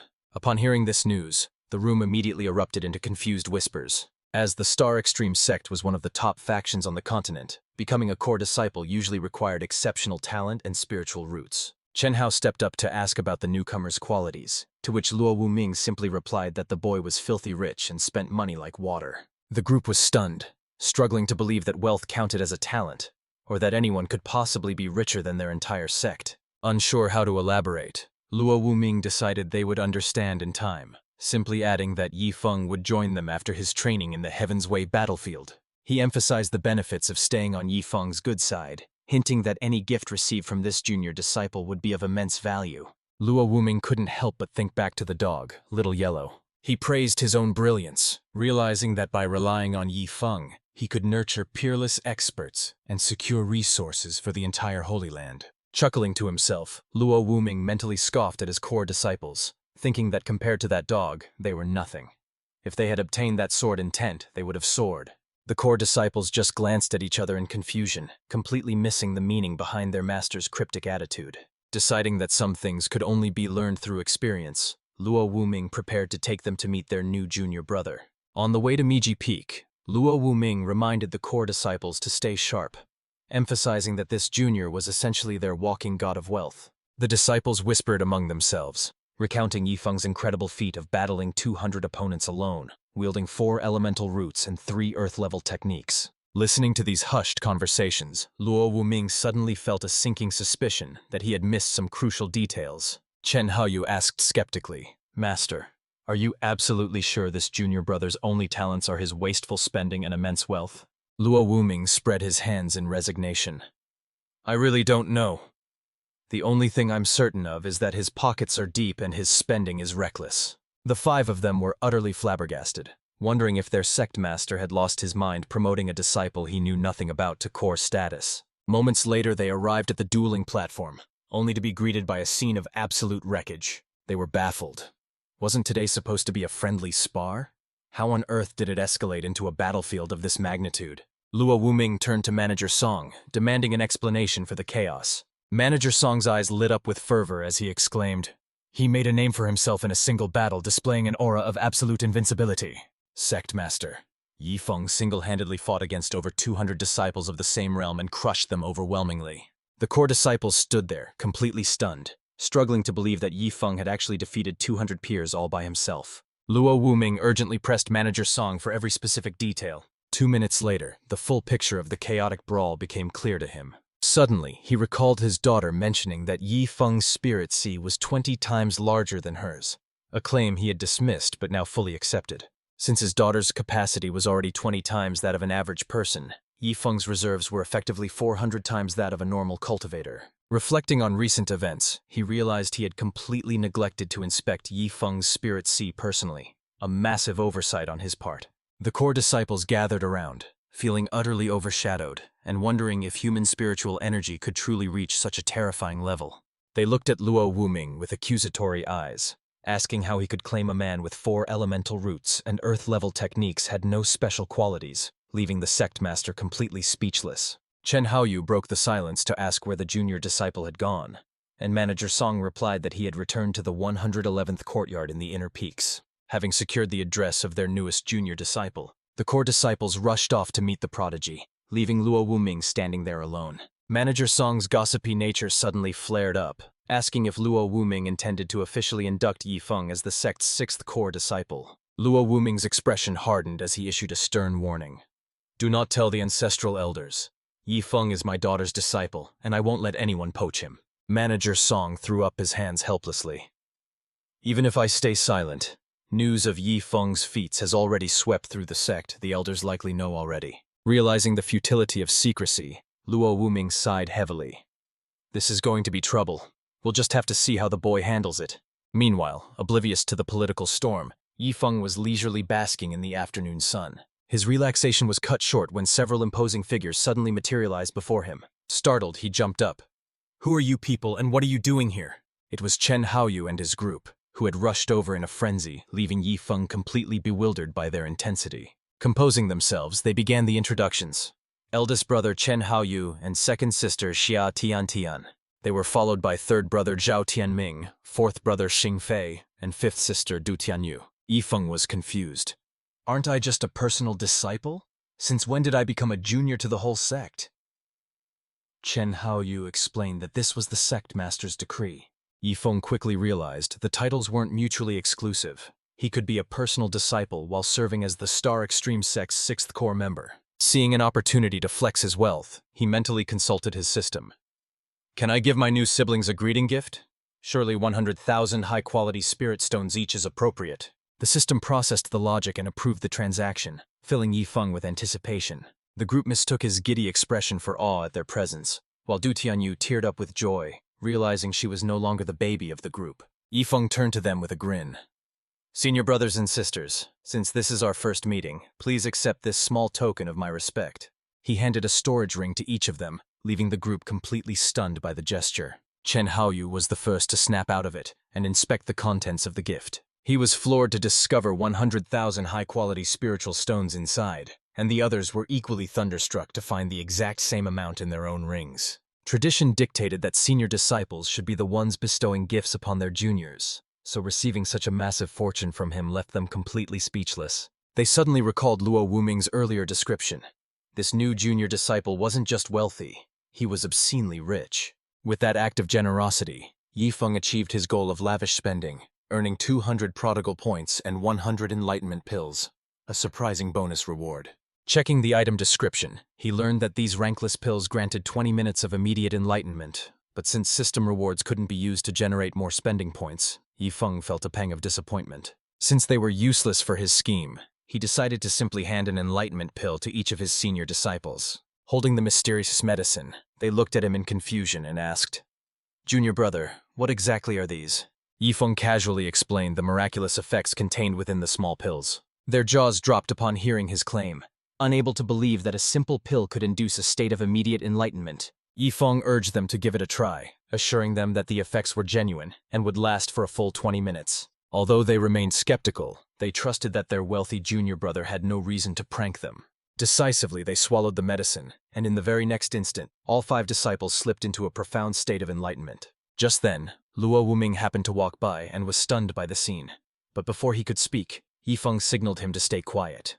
Luo Wuming whispered to ask why everyone was cultivating in the room, prompting Yifeng to explain the power of the enlightenment pills. Seeing the results, Luo Wuming felt an intense desire to try one. So Yifeng handed him 5 pills, while casually mentioning that the rest were reserved for his pet dog. Luo Wuming almost choked, rebuking him immediately.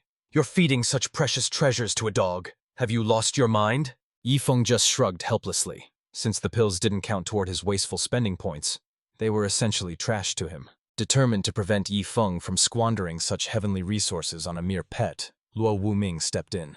He offered to purchase every single one of Yifeng's remaining enlightenment pills, asking for a price and even jokingly suggesting a family discount. However, Yifeng flatly refused, insisting that he needed to feed his dog to avoid feeling guilty, all while imagining his pet complaining that it didn't even want the pills. Seeing Yifeng's firm resolve, Luo Wuming dropped the subject and instead informed him that the 5 great ancestral elders requested an audience likely to take him on as a personal disciple. Shortly after, the two of them arrived at the secluded cave mansion located on the back mountain. Luo Wuming respectfully led Yifeng inside to pay his respects to the sect's 5 most venerable masters. The great ancestral elder, Luo Qianqing, spoke first, praising Yifeng for battling 200 peers solo and mastering 3 advanced earth techniques with the talent of a quad spirit root. Eager to verify this prodigy's potential, the elders immediately gathered around Yifeng to inspect his constitution. Moments later, they confirmed that Yifeng was indeed at the peak of the Qi activation realm and possessed an incredibly formidable spirit Qi. However, they were stupefied when they couldn't detect a single spirit root in his body, despite the fact that he should have possessed 4. The ancestral elders were in total shock. How could Yifeng manifest 4 different types of elemental Qi without any spirit roots at all? Furthermore, how had he managed to form a spirit Qi and cultivate this far without the fundamental requirements? Yifeng replied nonchalantly, claiming he didn't know the details. Only that ambient spiritual Qi rushed into his body whenever he willed it, regardless of his lack of roots. To demonstrate, he gathered Qi between his palms, effortlessly cycling the energy through thunder, fire, water, and wind elements right before their eyes. The scene left the 5 great ancestral elders dumbfounded, as such a bizarre anomaly was completely unheard of in their lifetimes. While the elders stood frozen in shock, Yifeng was busy calculating how to complete his lavish spending task, considering a gift of 1 million high-quality spirit stones per elder. However, his system immediately rejected the proposal, deeming that amount insufficient for a true spendthrift. Annoyed at being looked down upon by his own system, Yifeng decided to raise the stakes. He upgraded his offering to 1 million top-quality spiritual stones per person, which the system finally approved. With the task validated, Yifeng boldly prepared to make the donation that would shake the sect to its core. He produced 5 storage rings and handed them over, apologizing for the meager gift of 5 million top-quality stones due to his rushed arrival. The ancestral elders were left completely bewildered, their minds unable to process the wealth sitting in front of them. They stared incredulously at the rings, wondering how a mere Qi activation disciple could possibly possess a fortune that rivaled the entire sect. Noticing the elders' frozen expressions, Luo Wuming stepped forward. "Elders, haven't you been stuck at a cultivation bottleneck for decades? Here are 5 enlightenment pills. Don't ask questions, just consume them, and you'll instantly enter a state of enlightenment." The elders were flabbergasted, experiencing more shock in these few moments than they probably had in their entire lives. Yifeng was speechless, realizing his master was stealing his thunder just to be petty about not getting any pills earlier. Moments later, the 5 ancestral elders decisively swallowed the pills, and waves of enlightenment immediately radiated from them as Luo Wuming and Yifeng withdrew. And so 30 minutes later, the ancestral elders awoke from their trance, but unfortunately, they were still just a hair's breadth away from a breakthrough. Luo Changqing approached the pair and urgently inquired, "How many more of those enlightenment pills do you have?" Faced with the Grand Elder's question, Luo Wuming didn't hesitate to promptly throw Yifeng under the bus. "Yifeng still has quite a few, but he plans to feed them to his dogs," Luo Wuming revealed with a mischievous grin. Hearing this, the 5 ancestral elders were collectively dumbfounded. "What? Feed supreme treasures to dogs?" Grand Elder Luo Changqing stepped forward sternly. "Yifeng, our teachings forbid bullying the young, so the pills are yours, but feeding them to dogs is absolutely forbidden." Under their intense gaze, Yifeng's heart pounded. "I still have 90 left. I guess feeding them all to dogs is wasteful, so how about I keep 40? Seeing Yifeng's compromise, Luo Changqing shifted his rage toward Luo Wuming. "As sect master, why aren't you curbing your disciples' wasteful habits?" "Grand Elder, don't blame me. This kid used a 9-leaf soul returning herb for a foot soak. Yifeng sighed, realizing his master was addicted to selling him out. As expected, upon hearing about such extravagance, Luo Changqing was so infuriated that he literally spat blood. This left Yifeng feeling rather embarrassed, wondering if it was really necessary to be so overly dramatic. Regaining his composure, Luo Changqing pleaded with Yifeng again.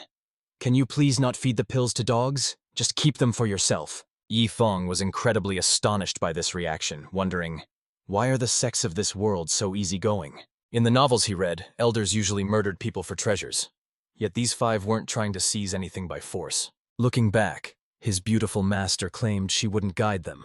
Yet she spent a fortune on clear mysterious pills for their sake, while old Bai, who constantly joked about slacking off, was always there to help.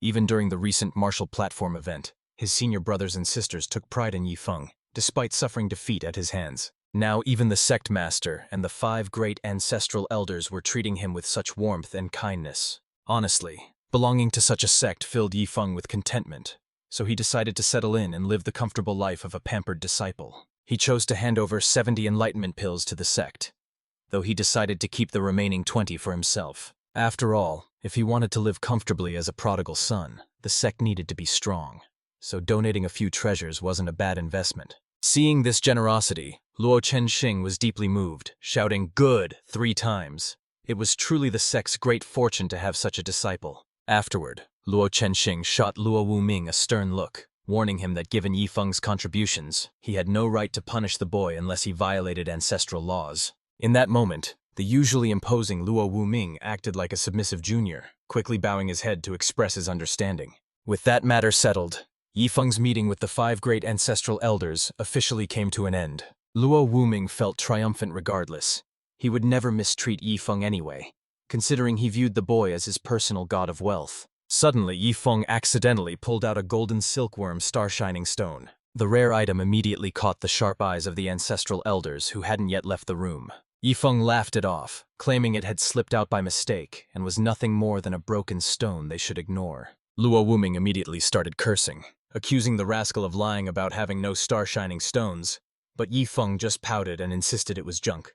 The 5th elder, an artifact refiner, frantically offered to buy the desired mineral at any cost, but Yifeng refused, explaining that he needed the stones to pave his toilet floor. Upon hearing such a wasteful justification, Luo Wuming was so enraged he nearly spat out a mouthful of blood. The other ancestral elders were equally infuriated, gasping for air at the sheer audacity of his statement. Qi Yunjiang forced a smile, trying to explain the stone's value to refiners, but Yifeng simply daydreamed about how magnificent his dazzling golden toilet would look once finished. Luo Wuming screamed that the stones were for absorbing tribulation lightning, not hiding in a toilet, but Qi Yunjiang caught the key detail. Yifeng could get more, and promised to donate the leftovers once his bathroom was complete. Hearing this, Chu Yunshan kept shouting "Good" repeatedly, suddenly backing Yifeng's plan, which left Yifeng completely bewildered. It also confused the other ancestral elders and Luo Wuming.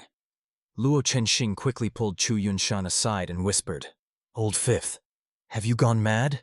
That is golden silkworm star shining stone, and you want to let him build a toilet with it?" The other elders and Luo Wuming began whispering among themselves, unsure of what was happening. Chu Yunshan retorted, "Are you guys clueless? Once Yifeng builds that toilet, we can hide inside to withstand the tribulation lightning. If a single stone is that durable, imagine an entire room. We can just squat in there and ascend safely. Isn't that brilliant?" Luo Wuming was stunned. Wow, is that really possible?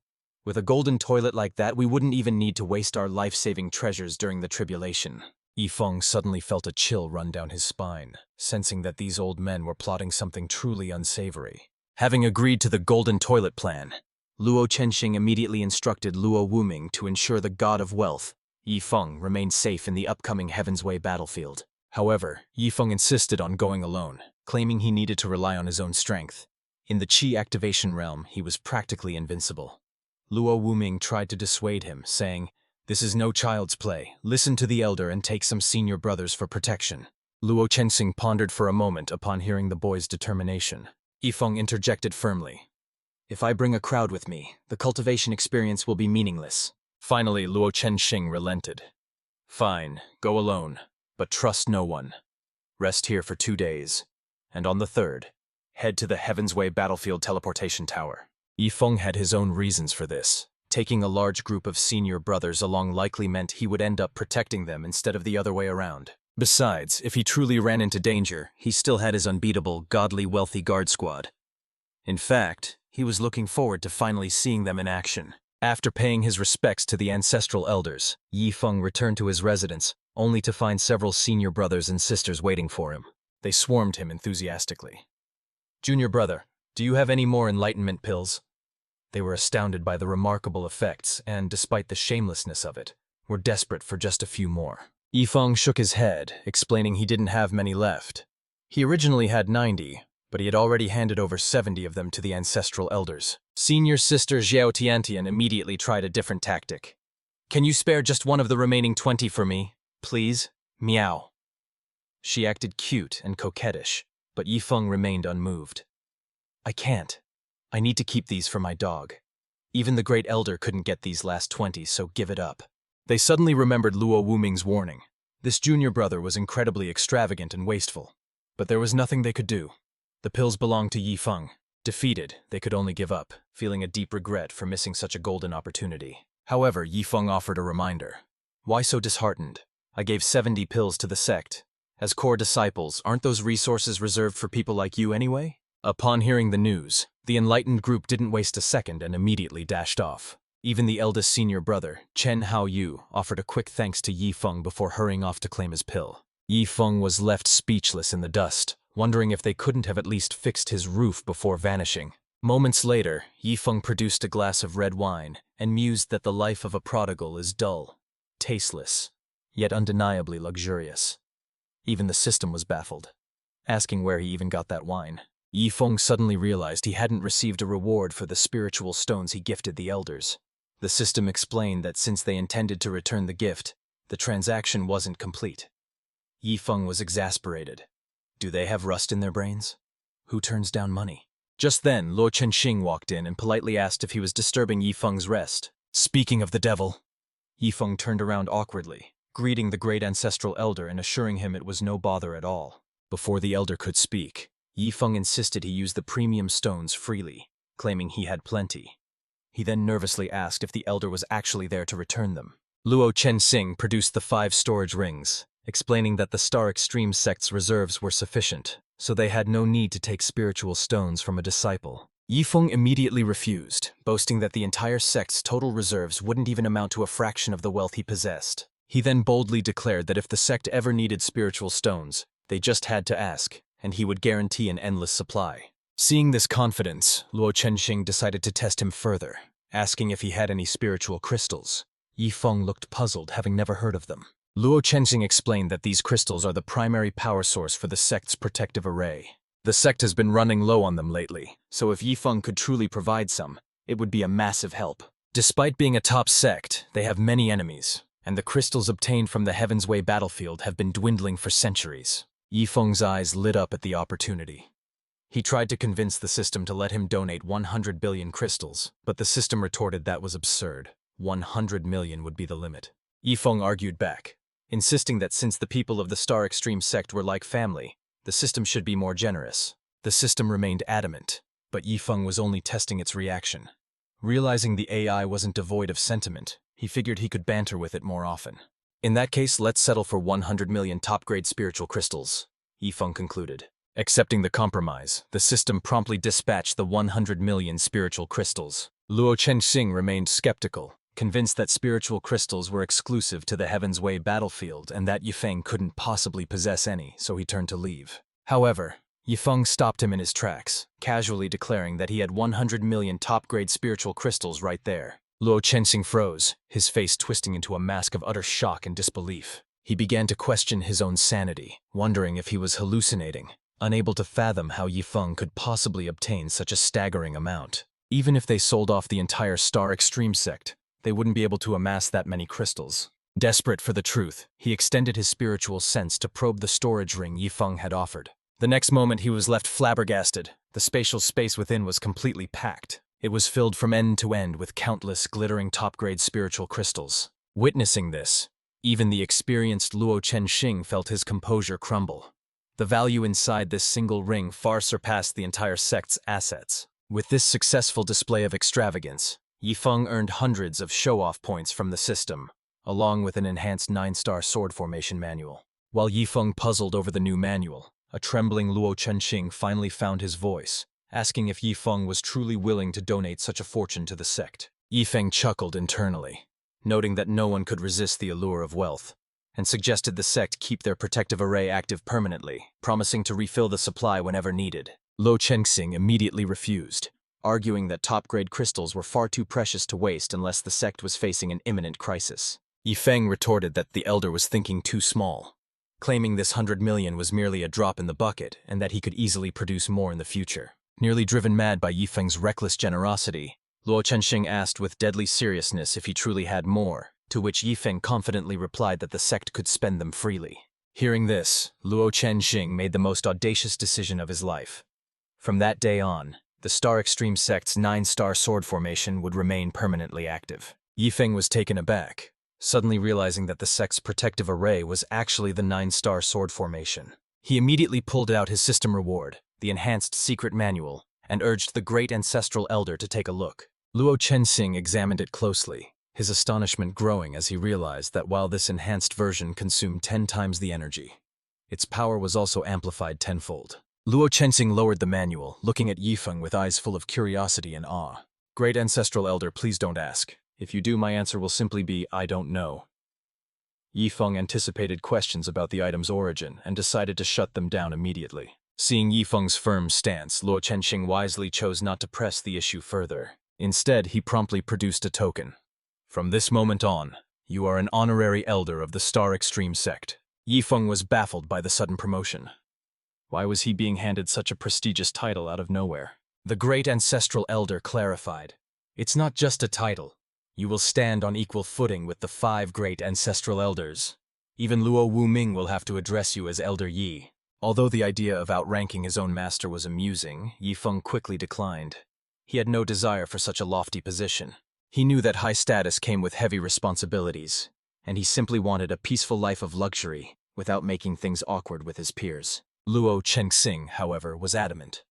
"Without this status, how can the sect justify accepting your enormous contributions? Don't worry, only the 5 elders and Luo Wuming will know. It won't affect your daily life." Seeing the elder's resolve, Yifeng finally relented, though he stipulated that he would not handle any sect affairs beyond providing resources. Only then was Luo Chenxing satisfied. Just then, Luo Wuming approached, intending to ask if Yifeng wanted to visit Beast Peak. He hadn't expected to find the great ancestral elder there, and before he could even grasp the situation, Luo Chenxing snapped at him. "Is Yifeng someone you can address so casually? From today on, you will call him Elder Yi. He is now an honorary elder, holding a rank equivalent to the 5 ancestors. Show some respect." Luo Wuming was taken aback and could only nod repeatedly. Confused, he looked at the great ancestral elder for an explanation. With a straight face, Luo Chenxing stated, "His contributions to the sect are immense. Frankly, even the title of honorary elder feels insufficient." Luo Wuming smirked, his eyes narrowing as if seeing through the ruse. "Contributed a lot, huh?" He turned to his disciple slyly. "Elder Yi, tell me, how much did you spend to buy this title?" Yifeng replied awkwardly, "Master, please don't call me that. As for the price, 100 million top-grade spiritual crystals and an enhanced 9-star sword formation manual." Hearing this, Luo Wuming was absolutely stunned. "If that's the case, then indeed, the title of honorary elder is actually an insult to your generosity." Not wanting to dwell on the topic, Yifeng quickly shifted the conversation. "Master, didn't you mention Beast Peak? Let's go take a look." Later, Luo Chenxing returned to his cave mansion deep in the rear mountain. The other ancestral elders immediately approached him. "Big brother, did you return the spirit stones? We can't afford to lose such a treasure." However, Luo Chenxing simply shook his head in silence. The other ancestral elders were baffled, asking why he hadn't returned the funds, fearing he had lost his mind. After all, the sect wasn't desperate enough to haggle over a mere 1,000,000 top-grade spirit stones. Luo Chenxing sighed helplessly, admitting that not only did he keep the money, but he was also forced to accept even more gifts from Yifeng. He claimed the offer was simply too extravagant to refuse. Before anyone could protest, Luo Chenxing slammed a storage ring onto the table containing 100 million top-grade spirit crystals. One elder asked for the count of spirit stones, but Luo Chenxing corrected him. These weren't stones, but 100 million top-grade spirit crystals. The 4th ancestral elder picked up the ring with trembling hands. unable to fathom that such a fortune was just sitting there. The four elders were thunderstruck, realizing that with these crystals, the star meteor sect could thrive unopposed for centuries. However, Luo Changqing declared that from this day forward, the sect's grand protective formation would remain active permanently. Hearing this absurd command, the four elders were completely flabbergasted. Regaining their senses, they demanded to know if he had gone mad, or if an enemy sect was plotting an imminent invasion. Luo Changqing mimicked Yi Feng's arrogant tone, scolding them for thinking small about a measly 100 million, promising there was plenty more where that came from. The elders felt a strange mix of emotions, wondering how a mere junior had made them feel like beggars in a single day. Luo Changqing then continued to rummage through his inventory. He revealed that Yi Feng had also provided an enhanced 9-star sword formation, capable of severely injuring even a peak 9th level tribulation crossing expert. Meanwhile, over at the foot of Beast Peak, Luo Wuming led Yi Feng to the sealed caves, explaining that they housed spirit beasts of varying strength and numbers. As the elevation increased, so did the danger, prompting a puzzled Yi Feng to ask why they sealed the beasts instead of just exterminating them. Luo Wuming explained that these creatures were essential, serving as life and death trials to temper the sect's disciples. Disciples wishing to leave the sect must first prove themselves against these sealed beasts. If they fail here, they're doomed out there. Within these walls, they still have a chance to survive, but the outside world offers no such mercy. Hearing this, Yi Feng was itching for a fight. With a life-or-death battle approaching, he wanted a warm-up, but Luo Wuming shut him down, insisting these beasts were for the other disciples. Given Yi Feng's overwhelming strength, slaughtering hundreds of beasts at this level would be a breeze and a complete waste of resources. Undeterred, Yi Feng demanded a tougher challenge against a merging spirit realm beast, but Luo Wuming feigned deafness, suddenly commenting on the lovely weather. Realizing his master was ignoring him, Yi Feng checked his status. With a prodigal score of only 2,810 points, he needed to make a drastic move and fast. The next day, having returned from Beast Peak, he managed to acquire the corpse of a purple thunder mad lion, though he had no clue how to properly process the high-ranking carcass. Seeking answers, he approached senior brother Chen Haoyu, who explained that while one could use spiritual energy to extract the beast's essence blood, it was only useful for body cultivators. Intrigued by the terminology, Yi Feng pressed further, asking what exactly defined a body cultivator. These warriors use specialized techniques to refine their physical forms, absorbing the energy of heaven and earth to evolve their bodies into terrifying weapons of war. Chen Haoyu clarified that for such cultivators, the refined essence blood of powerful beasts is the ultimate resource. Yi Feng then asked a bizarre question. What if he just roasted and ate it? Chen Haoyu stared at him in utter confusion, unable to comprehend where his junior brother got such ridiculous ideas. He explained that eating the meat directly would waste 99% of its power, which is fine for weak trash, but a sin for high-level beasts. Yi Feng ignored the warning and asked if the sect had any body cultivators. Chen Haoyu confirmed that the 5th ancestral elder, Chu Yunchan, was a body cultivator at the Tribulation Crossing realm, but just as he prepared to gossip about her past, Yi Feng promptly walked away, having zero interest in listening to a long-winded history lesson. Watching Yi Feng leave, Chen Haoyu furrowed his brows, wondering if his junior really possessed a high-realm beast corpse, and if he was actually crazy enough to barbecue it. Yi Feng marched straight to the dueling arena, causing the surrounding disciples to panic, assuming he was there to hand out another beating. Some immediately dropped to the ground and surrendered, knowing they stood absolutely no chance against him. But Yi Feng wasn't looking for a fight. He leaped onto the stage and made a loud announcement. "Forget dueling today. Help me slice up some meat and I'll treat every single one of you to a barbecue." With the entire crowd watching in astonishment, he suddenly summoned the massive corpse of the purple thunder mad lion.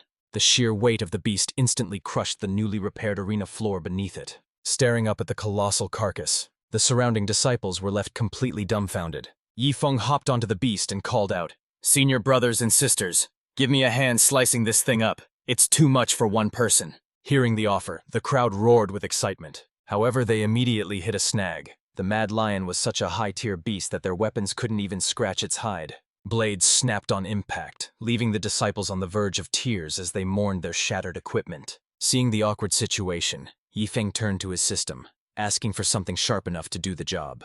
The system immediately loaned him a set of 100 daggers, but looking at the rusty, jagged scrap metal in his hands, Yi Feng seriously doubted they would work. Still, with no other choice, he dumped the bag of worn-out blades in front of the disciples and told them to switch tools. The crowd eyed the battered junk skeptically, wondering if he was joking, but their doubts vanished the moment a disciple struck.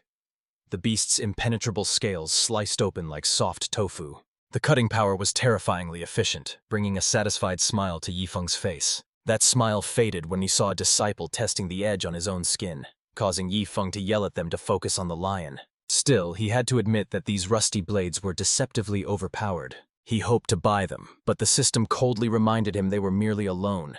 If he didn't return every single one, he'd lose a massive amount of points, proving once again how stingy this system truly was. Armed with the miraculous daggers, the crowd made short work of the Purple Thunder Mad Lion, dissecting it in record time.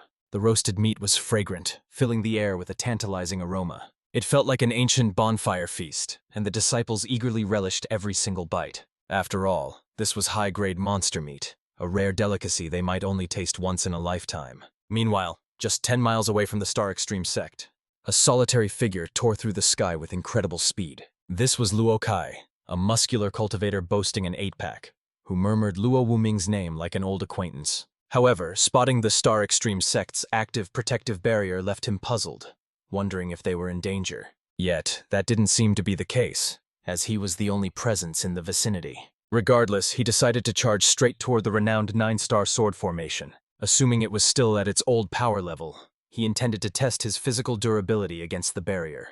But the next moment left him dumbfounded and completely caught off guard by the formation's drastically enhanced power. A baffled expression crossed his face as he wondered who could have possibly upgraded the array to this extent. Detecting the disturbance, Luo Wuming flew out and shouted, "Luo Kai, have you gone mad?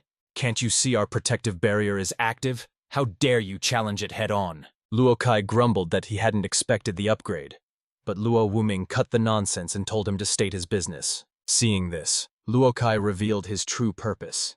He came to brag about the 80 top-grade spiritual crystals he'd earned in the Heavenly Dao battlefield. Luo Wuming dismissed it as no big deal and turned to leave, stunning Luo Kai, who expected him to beg for a loan.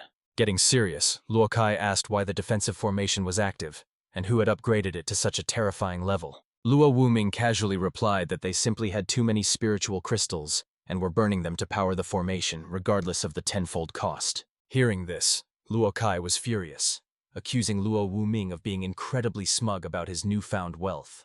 Luo Wuming smiled faintly, dismissing the massive sum as if it were pocket change, noting that 100 million crystals would only last a few months. On the surface, Luo Kai feigned calm, claiming he just wanted a drink, but internally he was reeling. Luo Wuming never lied about such matters, meaning the 100 million crystals were real. Putting the shock aside, Luo Kai followed his friend to find a place to chat. However, as they walked, a tantalizing and powerful aroma drifted toward them. Suddenly, Luo Kai's expression changed frantically as he recognized the scent of a Purple Thunder Mad Lion. Without hesitation, he bolted toward the source of the smell. Upon arrival, he witnessed a group of disciples in the middle of a feast. Luo Kai stood frozen in disbelief. It really was the legendary Purple Thunder Mad Lion. Even Luo Wuming was taken aback. This beast had survived 9 thunder tribulations, a terrifying entity on the brink of ascending to the upper realm. Yet now it was being casually roasted and devoured. Thoroughly confused, Luo Kai wondered what the disciples were thinking. But then he took a closer look at the grill. He grabbed Luo Wuming, demanding to know when the Star Extreme Sect became rich enough to eat such powerful beasts, but the sect leader only sighed, blaming a certain prodigal disciple. Just then, Luo Kai witnessed a terrifying detail that made his heart skip a beat. A lowly chi activation disciple was holding a plain black dagger, yet he sliced through the indestructible scales of the Purple Thunder Mad Lion as if they were nothing. Luo Kai was floored. Eating the lion was one thing, but a dagger that cut through divine scales like tofu? He told his friend the sect felt alien to him, prompting a panicked Luo Wuming to contact the 5 ancestral elders. He urgently transmitted a message. "Get over here. That kid Yifeng is wasting resources again. He's feeding a 9 tribulation Purple Thunder Mad Lion to the disciples, and if you don't hurry, it'll be gone." Confused, Luo Kai asked why the sect leader couldn't handle this Yifeng himself, to which Luo Wuming let out a heavy, defeated sigh. Not only is he the 6th core disciple, but he donated that 100 million and upgraded our sword formation. He's an honorary elder now, so even I have to address him as Elder Yi. Upon hearing the transmission, Qiun Shan let out an anguished cry from the back mountain. He shouted furiously about the wasted value of a 9 tribulation beast before tearing across the sky to reach the scene. Fortunately, the other ancestral elders managed to restrain him in time, knowing that acting on impulse would be a disaster. Luo Changqing looked puzzled, noting that a high-level beast corpse is obviously invaluable, especially for a body cultivator like him. In fact, Its value likely exceeds even that of a rare enlightenment pill. Chu Yunshin immediately wailed in despair. The sect possessed only one such treasure, yet half of it had already been roasted and devoured by the disciples. The other elders felt a similar pang of heartache, realizing they would be just as furious in his shoes. But Chu Yunshin admitted defeat. Since Yi Feng had personally offered it to the disciples, they had no right to interfere. Luo Changqing reflected and agreed. After accepting so many gifts from Yi Feng already, it would be shameless to confiscate the beast corpse. And besides, the nutrients would greatly strengthen the disciples. Luo Changqing tried to console the grieving old fifth, suggesting that they head over and grab a bite, reasoning that tasting a little is better than getting nothing at all. Moments later, they found Luo Wuming and Luo Kai already gorging themselves on the dueling grounds, locked in a fierce competition to see who could eat the fastest. Upon witnessing this spectacle, the newly arrived ancestral elders were left completely speechless. It seemed these two old geezers possessed even less shame than they did. Finally, a drumbeat signaled the end of their impromptu contest. Luo Wuming ultimately lost, which came as no surprise since Luo Kai, being a body cultivator, had a naturally superior appetite. Victorious, Luo Kai basked in the enthusiastic cheers of the surrounding disciples. It was only then that Luo Wuming and the others noticed the presence of the ancestral elders. They quickly composed themselves and offered respectful greetings. The elders landed and playfully scolded Yi Feng for not inviting them, to which Yi Feng graciously replied that they were more than welcome to join the feast. Luo Kai even teased them, joking about how such prominent figures could possibly feel overlooked. After an hour of digestion, the elders enjoyed a grand feast. And when Chu Yunchen asked to keep the skeleton, Yi Feng was delighted to have someone else handle the cleanup. Luo Wuming then introduced his old friend Luo Kai to Yi Feng, describing him as a fourth-level tribulation-crossing body cultivator, though Yi Feng was confused as to why his master's father insisted on using such formal titles. It seemed they had no choice in the matter, as the great ancestral elder had already made the hierarchy crystal clear. The two exchanged respectful greetings, and for the first time, even Luo Kai began addressing him as Elder Yi. Yi Feng laughed, noting that as a friend of his master's father, Luo Kai was naturally his senior. Hearing this, Luo Kai felt his brain short-circuit.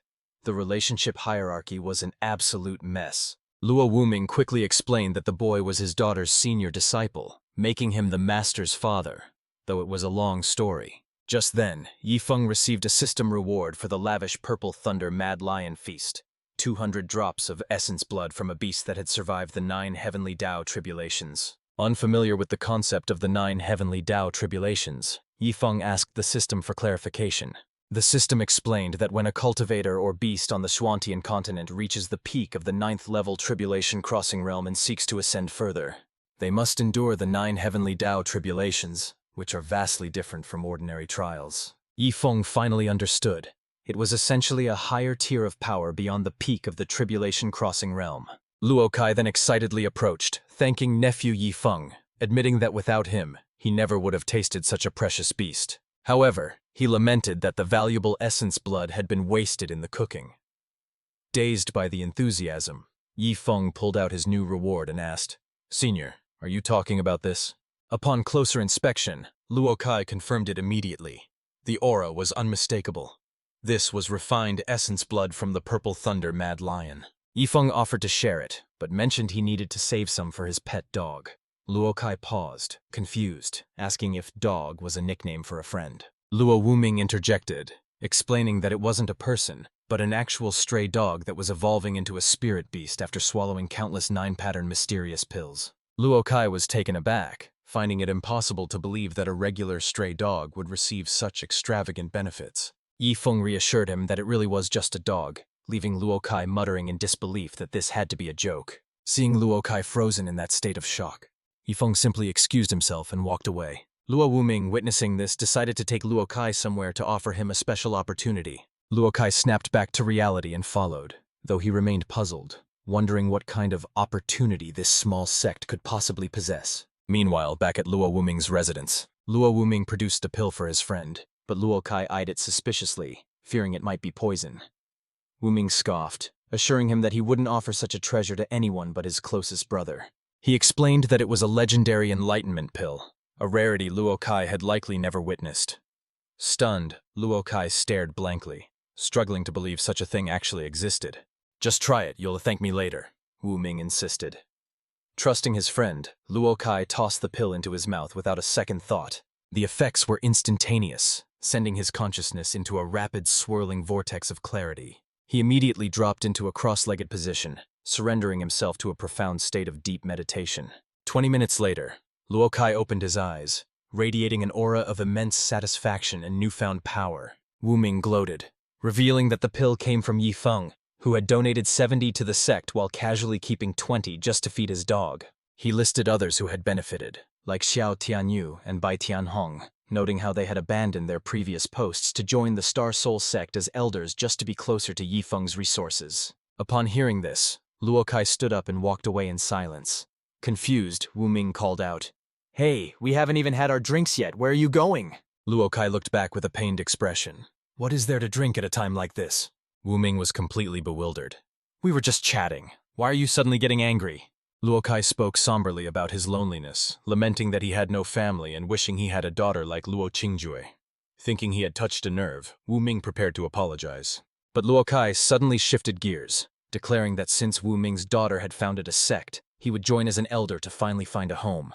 With that, he soared into the sky. Wu Ming was livid, realizing his friend was just chasing Yi Feng's handouts. "You shameless opportunist, get back here!" He fumed at Luo Kai's hypocrisy, mocking the man who once claimed to love freedom and refused to join any faction, knowing full well he was just targeting Yi Feng. Despite his ridicule, Wu Ming was secretly envious. If not for his status as the sect master's father, he would have joined the Star Soul sect as an elder long ago. Snapping back to reality, Wu Ming remembered the urgent matter of the demonic beast essence and rushed off to inform the 5 ancestral elders. Meanwhile, Yi Feng was singing to himself out of boredom when his door was violently kicked open by senior brother Chen Haoyu. Chen stormed in, furiously questioning him.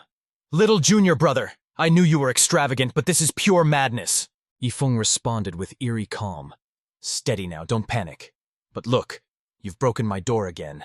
It turns out Chen Haoyu had already researched the Purple Thunder Mad Lion in the scripture vault and heard rumors of Yi Feng's reckless spending. Yet, when confronted, Yi Feng simply replied with a nonchalant, "I know." Defeated, Chen Haoyu realized he couldn't reason with a prodigal like this. If he didn't adjust his attitude before reaching the Star Soul sect, he might actually die of frustration. Without even a goodbye, Chen Haoyu staggered away, completely dumbfounded by the interaction. Yi Feng sighed, complaining that the man had broken his door and left without so much as an apology. Just as Yi Feng finished patching the wood and settled in for the night, the door was brutally kicked open once again. This time it was the 5th ancestral elder, Chu Yunzhang, bellowing, "Yi Feng, are you asleep?" Yi Feng, resigned to his fate and knowing exactly what the elder wanted, didn't waste a single word.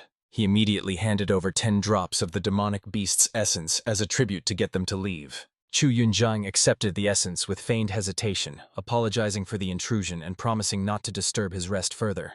As the elder vanished, Yi Feng stared at his shattered doorframe, decided it wasn't worth fixing, and resolved to simply move to a different courtyard. After switching rooms, Yi Feng finally got some sleep, waking up the next morning just in time for the system to refresh with new extravagant items. He found a bundle of mind-calming incense, crafted from the 10,000-year Dark God tree. While it could double cultivation speed, Yi Feng only cared if it would help him sleep better. Meanwhile, outside the courtyard, Luo Wuming and the ancestral elders were secretly staking out the area. Based on Luo Wuming's observations, Yi Feng seemed to have a habit of splurging on extravagant items every single morning. Back at the Star Soul sect, he fed his dog rare sword fragments at dawn, and later casually tossed away high-quality spiritual stones on the road. Then there was yesterday's incident with the Purple Thunder Mad Lion meat, which also occurred first thing in the morning. Luo Wuming suspected that if this prodigal didn't waste resources daily, his mood would sour, a theory the ancestral elders unanimously agreed with. Suddenly, Luo Wuming caught a whiff of a mysterious fragrance, leaving him entranced for a split second. The great ancestral elder immediately recognized the scent as high-grade mind-calming incense and dashed forward in a frenzy. With a deafening boom, Yi Feng's door was obliterated yet again, right as the incense smoldered beside him. Bewildered, Yi Feng snapped back to reality and shouted, "Do you people have a personal vendetta against doors?" Ignoring the outburst, the great ancestral elder took a deep, greedy breath of the mind-calming incense. He wore an expression of pure intoxication, looking utterly content. Surrounded by the 5 ancestral elders and the sect master, Yi Feng was completely baffled by the intrusion. Lo Chenxing asked, "Yi Feng, what spiritual wood is this incense made from?" To which Yi Feng casually replied, "Oh, just the 10,000-year dark god black tree." Lo Chenxing feigned indifference, nodding, Ah, the 10,000-year dark god black tree. Not bad. But internally, he was screaming. It was 10,000 years old. Yifeng looked at him, unimpressed, thinking, just not bad? To Yifeng, if the elders were this calm, the wood must not be that special compared to his other treasures. It seemed they were actually looking down on it. Little did he know, Luo Chenxing was barely holding it together. The tree was priceless. Watching Yifeng light stick after stick, the elder felt his heart shatter. Impatient with the slow burn, Yifeng decided to speed things up and brought out a fire tray to incinerate them all at once. Luo Wuming whispered in horror, "There are 100 of them." Luo Chenxing and the other elders were crestfallen. This was supreme mind-calming incense, and he was wasting it like common trash. The sheer anxiety and heartbreak were driving them to the brink of madness. After tossing all 100 sticks into the fire tray, Yifeng finally drifted off into a peaceful slumber. Luo Chenxing kept his stiff smile, but internally he raged. This wasteful brat burned a fortune just to take a nap. Was he trying to kill them with frustration? Defeated, the elders had no choice but to leave. They stormed out of Yifeng's courtyard, desperate to vent the anger bottling up inside them. You can only imagine the torrent of complaints that followed. After screaming into the void, Luo Chenxing finally let out a long, weary sigh. The second ancestral elder lamented.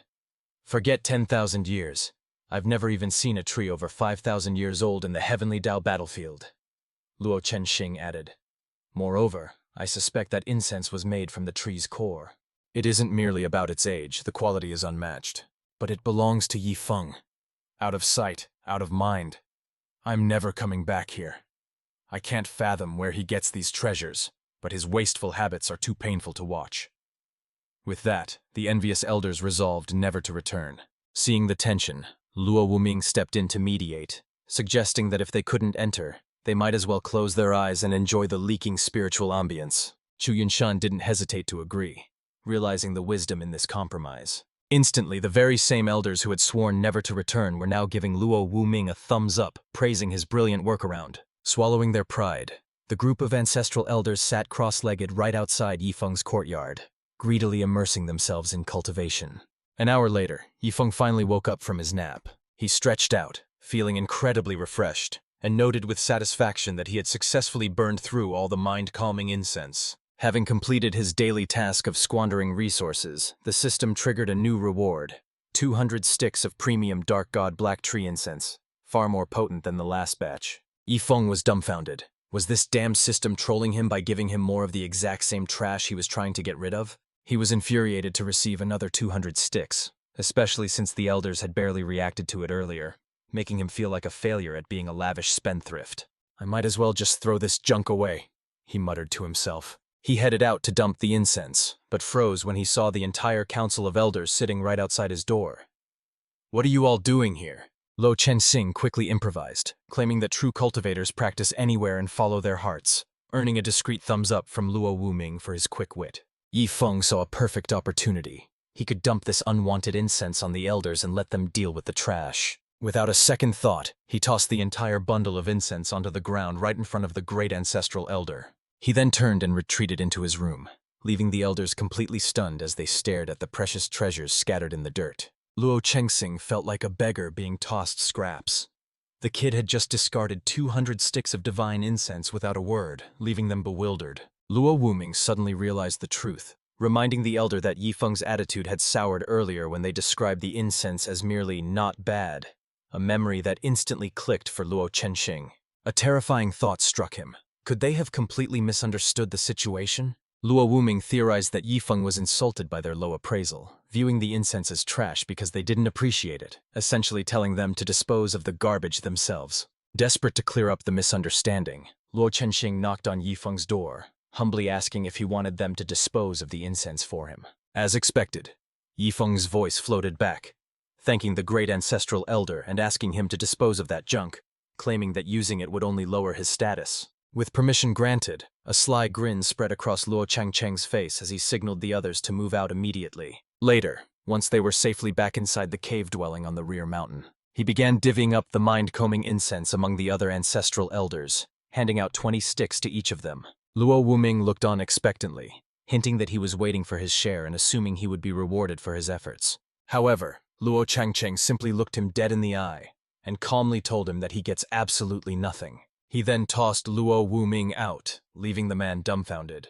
They had all begged together, so he couldn't understand why he was being excluded, thinking even 10 sticks would suffice. Back inside, Qi Yunshan pulled out a beggar's outfit and suggested that they commit to the role, proposing they camp out at Yifeng's place every morning to scavenge whatever mediocre treasures he discards. While begging sounded undignified, if it meant acquiring god-tier items daily, he would happily embrace the lifestyle, and the other elders quickly agreed that it was a shortcut to riches. Luo Changqing knew these old fools too well.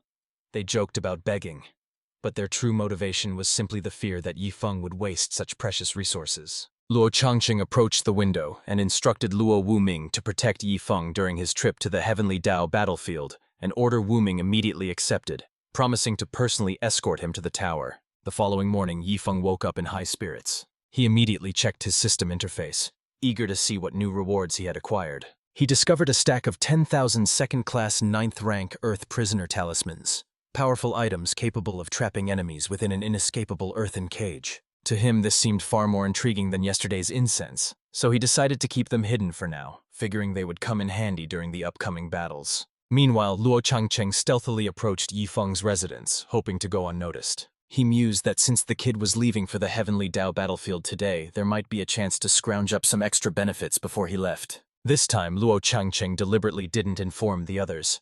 Begging was an embarrassing act, so as the Great Elder, he felt it was his duty to bear that shame alone. However, his plan hit a snag when he unexpectedly bumped right into the second ancestral elder. To his surprise, the second elder had even arrived prepared with a full bedding roll, ready to camp out. Luo Changqing was dumbfounded, thinking, "Second brother, aren't you taking this too far? Why didn't I think to bring a bowl?" The second elder proposed, "Big brother, how about this? Anything we get today, we split 50-50. Luo Changqing nodded. "You really are a good brother." Just then, he spotted another familiar figure approaching in the distance. "Isn't that third brother?" he wondered aloud. The third elder stepped forward awkwardly, clutching a cracked bowl. "Big brother, second brother, I hope you don't mind if I join you." The three exchanged glances, embarrassment written all over their faces.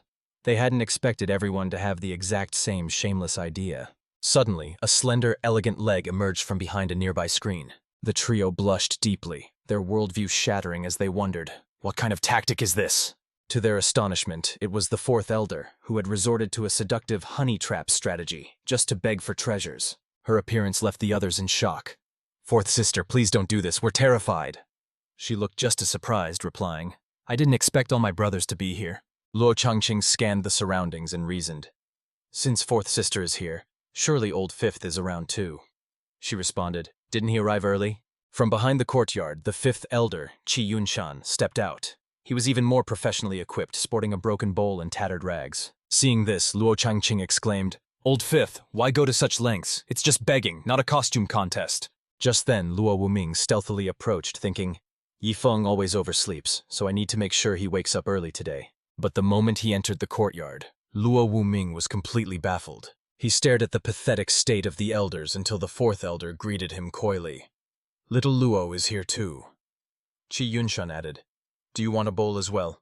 Luo Wuming felt like he was losing his mind, questioning if these were truly the elders he knew, before quickly retreating and pretending he saw nothing. Moments later, Yifeng finally emerged from his room. Upon seeing the spectacle, a loud "What the hell?" escaped his lips, startled by the bizarre behavior of the so-called elders. He stood there frozen, staring in disbelief at their wretched appearances and broken bowls. A myriad of expressions crossed Yifeng's face.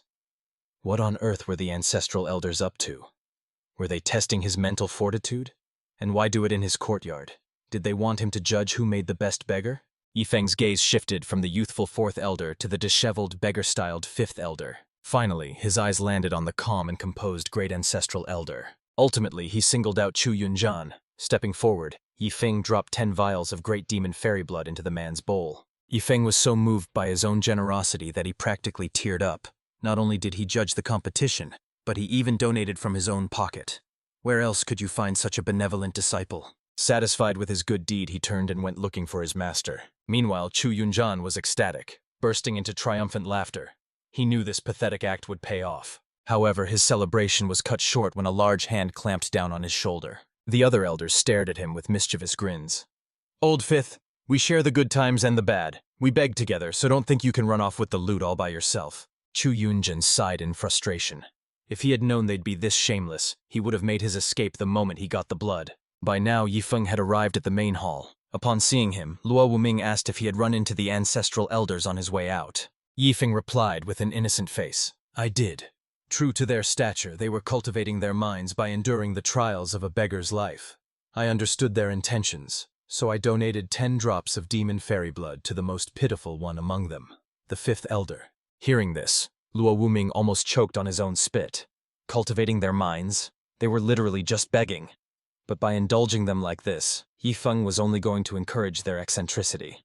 He sighed deeply but decided not to burst Yifeng's bubble. At this point, he was too tired to correct the misunderstanding. After all, it was harmless fun. Yifeng then asked impatiently, "Master, are the others ready? Are we heading to the Heavenly Dao Battlefield's teleportation tower?" In response, Luo Wuming drew his flying sword. "It's just the 2 of us. Let's go." As they soared away on the sword, the ancestral elders watched with a sudden pang of regret. The kid had only been there a few days, but they were going to miss him. He likely wouldn't return to the Star Extreme sect, heading directly to the Star Soul sect instead. The 4th elder then proposed, "Should we follow them to the Star Soul sect? Our sect is safe enough now." Luo Qiancheng was utterly exasperated. "Have you no shame? First begging and now chasing him down. Look at old 5th, at least he's somewhat pragmatic." But Chu Yunjan was even more audacious. He was already packed and ready to leave. "Elder brother, I leave the Star Extreme sect in your capable hands, thank you." That finally pushed Luo Qiancheng over the edge. Releasing a terrifying aura, he roared, "All of you, stay right here. No one is going to the Star Soul sect. Defy me, and you'll face the consequences." Witnessing this outburst, the ancestral elders froze in genuine shock. It seemed they had finally taken their games a step too far. As they soared through the sky, Yifeng voiced his confusion about the eerie silence. There wasn't a soul or beast in sight, a stark contrast to the Star Soul sect. Luo Wuming explained that local cultivators likely hunted them all down for practice, noting that beasts in the Heavenly Dao battlefield were significantly stronger than their ordinary counterparts. A single creature here could slaughter packs of normal beasts, and the cultivators were equally formidable, though the sheer vastness of the Xuantian continent explained why they hadn't crossed paths with anyone yet. However, the moment the words left his lips, a stunning red-haired beauty suddenly appeared, blocking their path. "Could the 2 of you entertain me for a little while?" she asked with a flirtatious lilt in her voice. Luo Wuming's expression darkened instantly, recognizing her as a powerful demon, and he ordered Yifeng to run while he held her off. But the alluring demoness immediately interjected, cooing for them not to leave and to stay as her company instead. Without warning, she unleashed a sudden assault on the duo. The demoness moved with blinding speed, instantly restraining both men before they could react. Luo Wuming looked grim, confirming his fears that she possessed the terrifying power of the 9th layer of the Tribulation Crossing realm. The demoness then proposed a playful trade. If they could offer something that piqued her interest, she would spare their lives. Knowing better than to trust a demon's word, Luo Wuming braced himself for a desperate last stand. But just as he prepared to strike, countless drops of great demon fairy blood shot out from behind him, courtesy of Yifeng. The sight of the scattered, high-level blood left the demoness completely dumbfounded. Furious, Luo Wuming whipped around to Yifeng, screaming that he'd lost his mind. Revealing such a treasure would only make the demoness greedier, not merciful. Yifeng just smirked, unfazed, claiming that if she tried to deceive them, he'd simply cut her down himself, leaving Luo Wuming to wonder if the boy had a hidden trump card. Meanwhile, the demoness was terrified. She recognized the blood came from a monster that survived 9 heavenly tribulations, far beyond her own too, and she realized these boys must have a terrifying backer.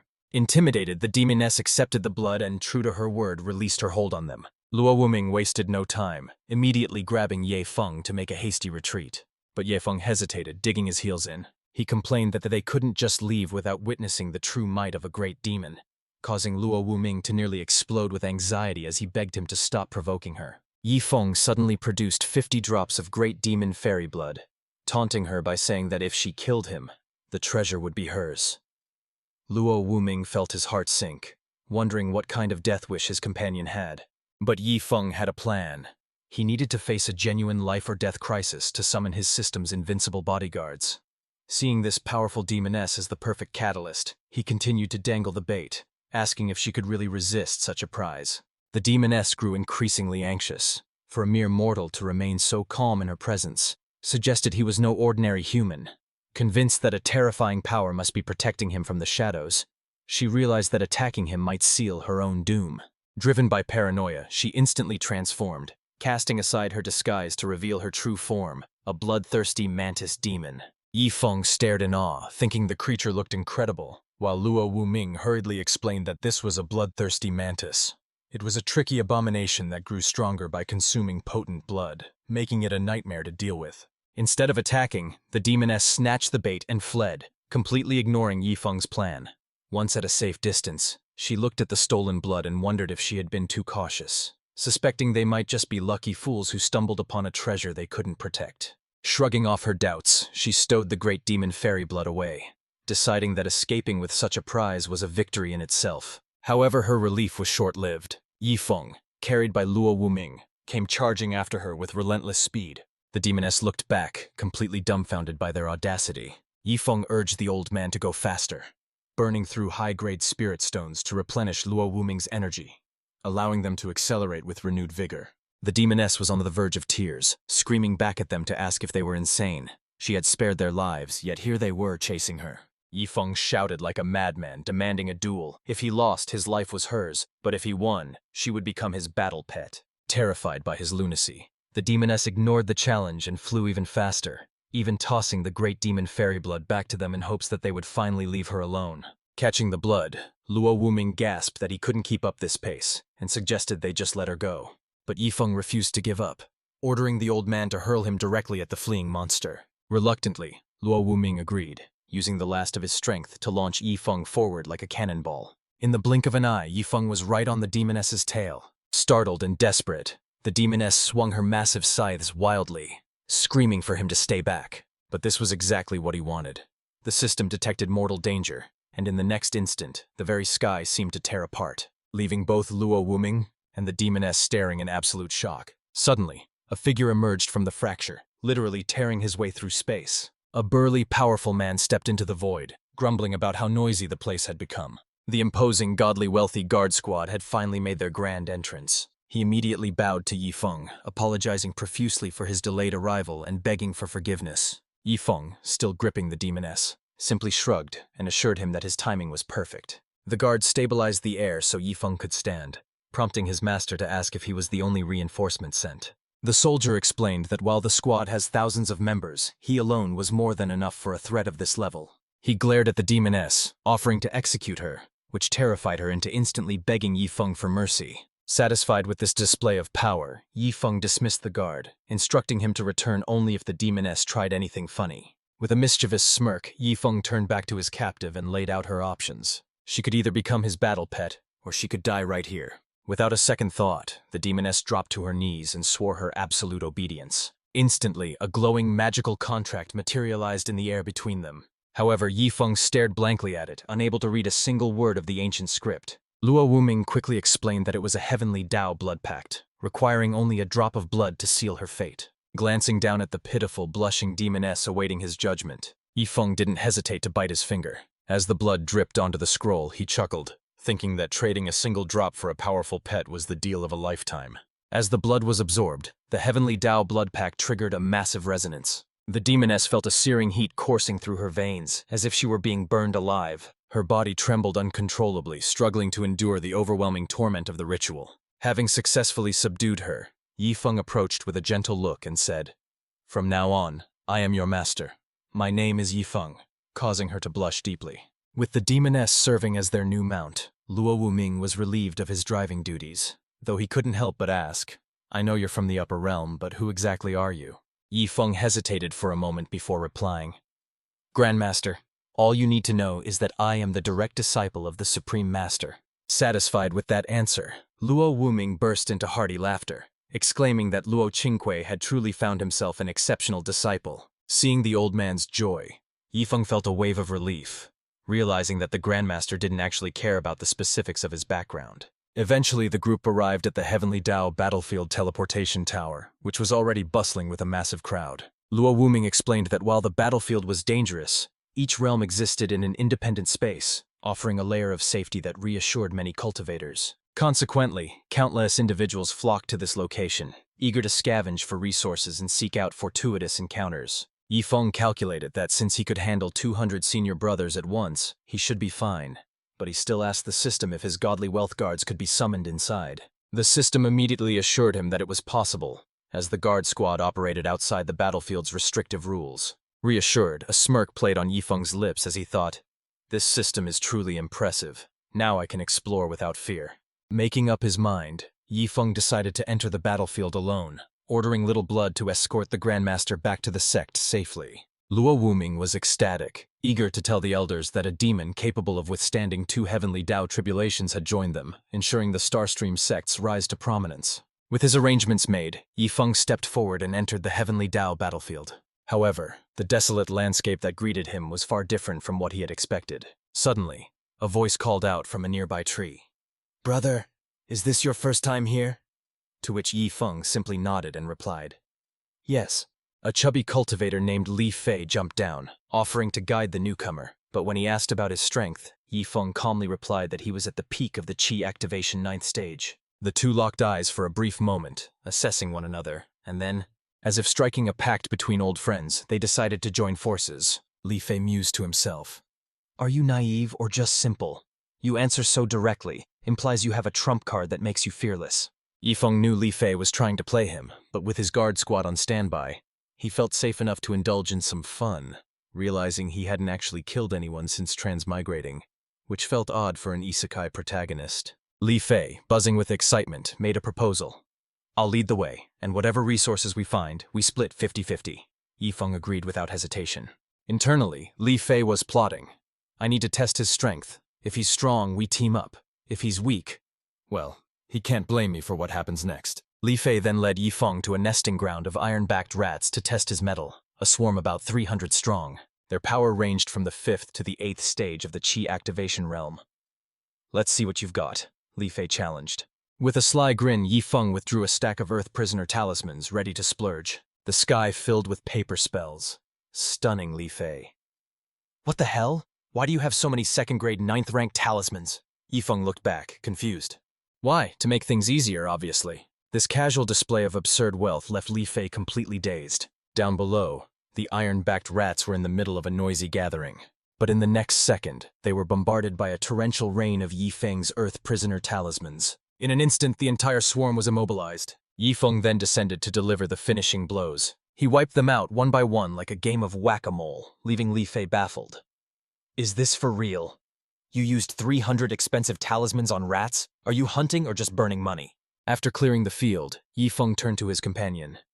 "So, Brother Li, what do you think of my strength now?" Li Fei was flabbergasted. Even he couldn't break those talismans without using his full power.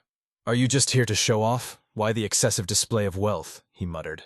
As Yifeng prepared to leave, Li Fei pointed to the loot on the ground.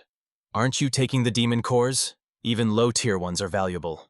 Yifeng looked surprised and asked, "Brother Li, are you really that short on cash? If that's the case, I'll just leave these for you." Li Fei was dumbstruck, convinced that Yifeng was merely putting on a show. Who comes to the Heavenly Dao battlefield and turns down resources?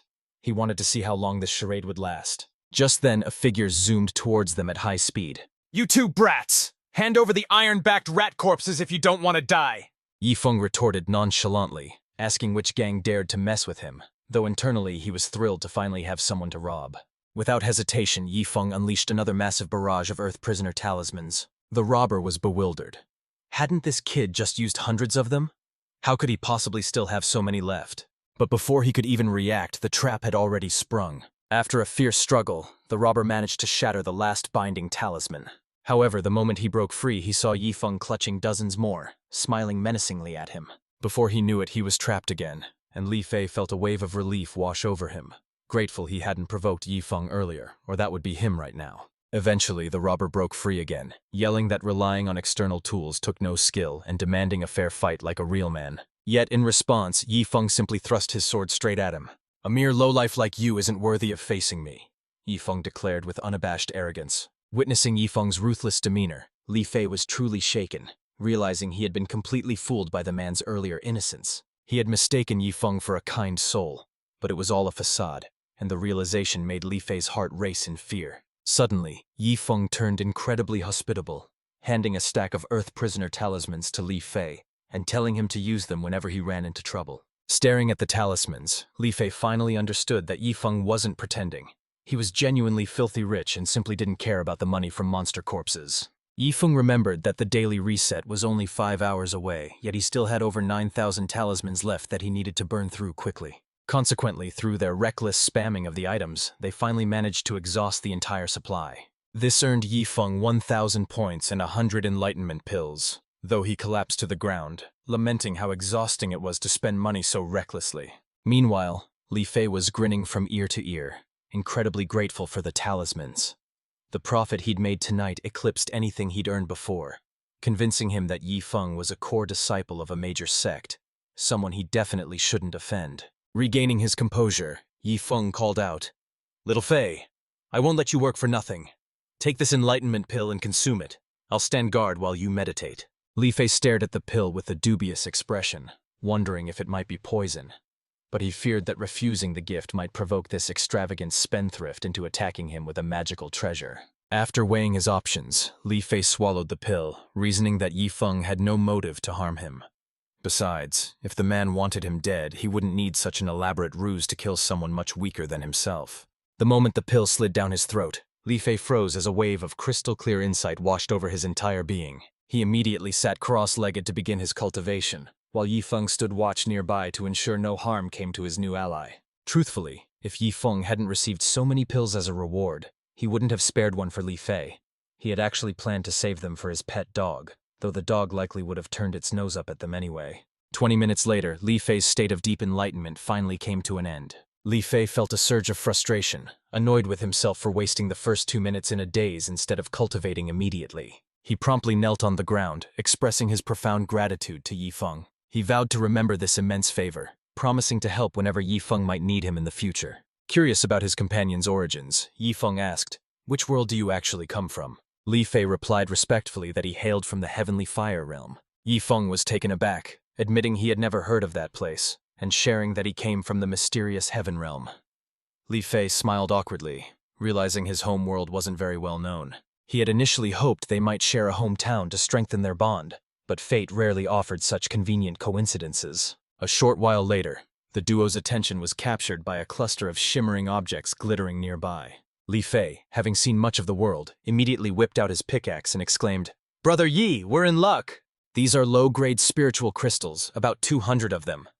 Li Fei began mining enthusiastically, but Yi Feng looked unimpressed by the meager haul and decided to let Li Fei keep everything. Confused by this generosity, Li Fei asked, "Brother Yi, you don't want any?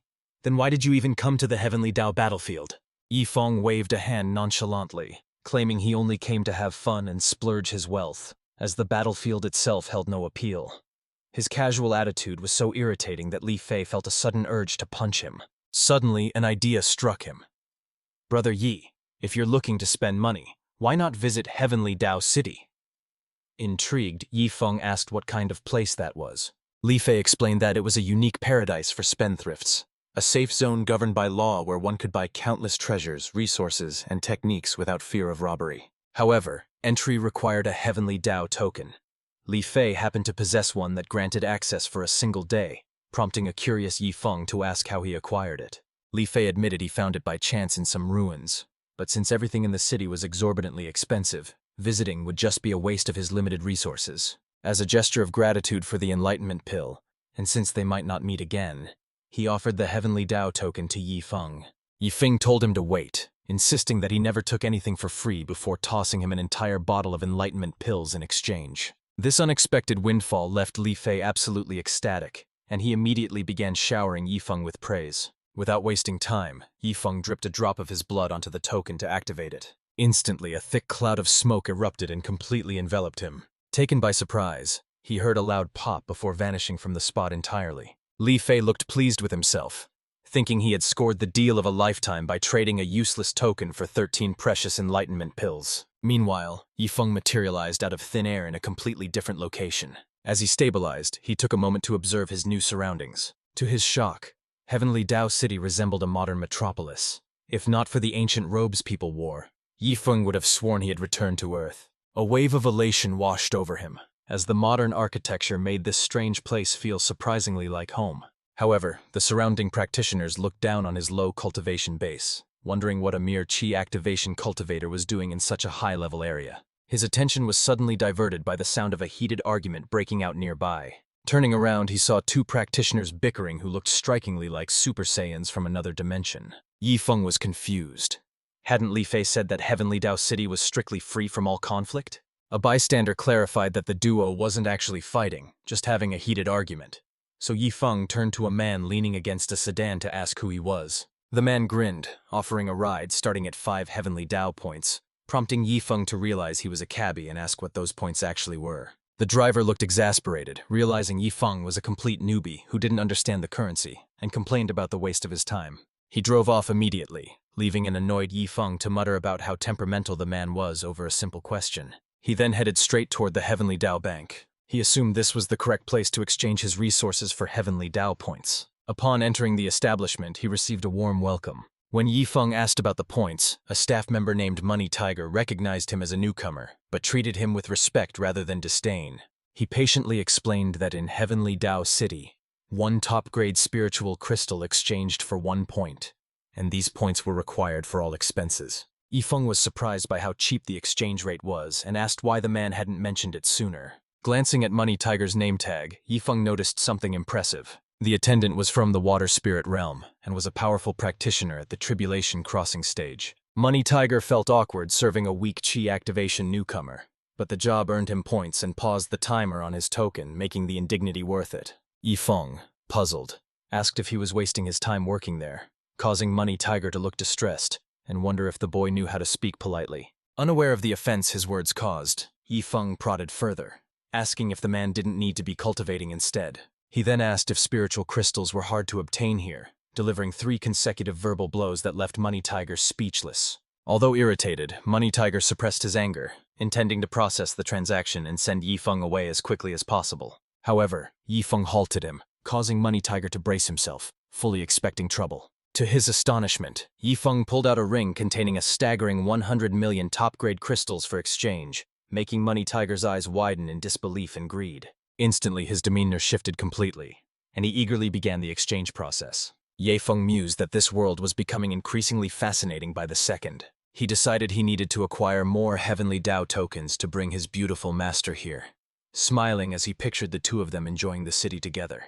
Just then, Money Tiger zipped over in a flash, holding the processed card in his hand, his speed catching Yi Feng off guard. Hoping to leave a lasting impression on this walking god of wealth, Money Tiger eagerly offered to answer any questions Yi Feng might have. However, Yi Feng was uninterested and casually dismissed him, leaving Money Tiger filled with regret and internally screaming for his god of wealth not to leave. Moving on, Yi Feng headed toward a nearby entertainment district. The modern architecture blended seamlessly with the surroundings, leading him to suspect that Heavenly Dao City was built by a transmigrator from another world. He soon came across a machine that promised exclusive merchandise of a popular idol to anyone who participated. Yi Feng was tempted to give it a try, but the very moment he decided to step forward, a spatial rift suddenly tore open behind him. In an instant, he vanished, leaving nothing behind but the merchandise he had been eyeing on the ground. It turned out his Heavenly Dao token had expired, forcibly teleporting him back to his original location in the battlefield. Annoyed, Yi Feng cursed Li Fei for selling him a defective token that only lasted half a day, costing him his chance at the prize. Recalling Li Fei's mention that the token came from ancient ruins, Yi Feng deduced that he would need to search there to find more. He also resolved to settle the score with that swindler Li Fei the next time their paths crossed. Meanwhile, at a distant location, Li Fei suddenly let out a loud sneeze. He rubbed his nose, completely unaware that he was being cursed by Yi Feng at that very moment. Elsewhere, at the grand entrance of the Star Extreme Sect, a red-robed elder stood gazing in amazement at the activated 9-star sword formation, unable to fathom why the sect had triggered its ultimate defense in broad daylight. Before long, Lu Tian approached, and upon seeing the visitor, he laughed and asked what brought the old fellow all the way there. Upon hearing Luo Chenqing's question, the red-robed elder let out a heavy sigh, struggling to find the right words. For 30 long years, he had been toiling away. After finding a token on the battlefield, he was transported to Heavenly Dao City, where he spent 3 decades working non-stop. Through extreme frugality, he managed to save enough to buy 2 defensive artifacts capable of withstanding the Heavenly Dao Thunder Tribulation. Yet when he finally returned to the battlefield, He was shocked to discover that only a single second had passed in the real world. He wanted to explain this bizarre phenomenon to his old friend, but didn't know where to start. Luo Chenqing simply waved him inside, telling him to quit dawdling at the door. As they entered, Bai Gang sensed a potent energy and asked, "Are the crystals powering your sect's protective array actually top-grade spiritual crystals?" Seeing his friend's astonishment, Luo Chenqing smirked smugly.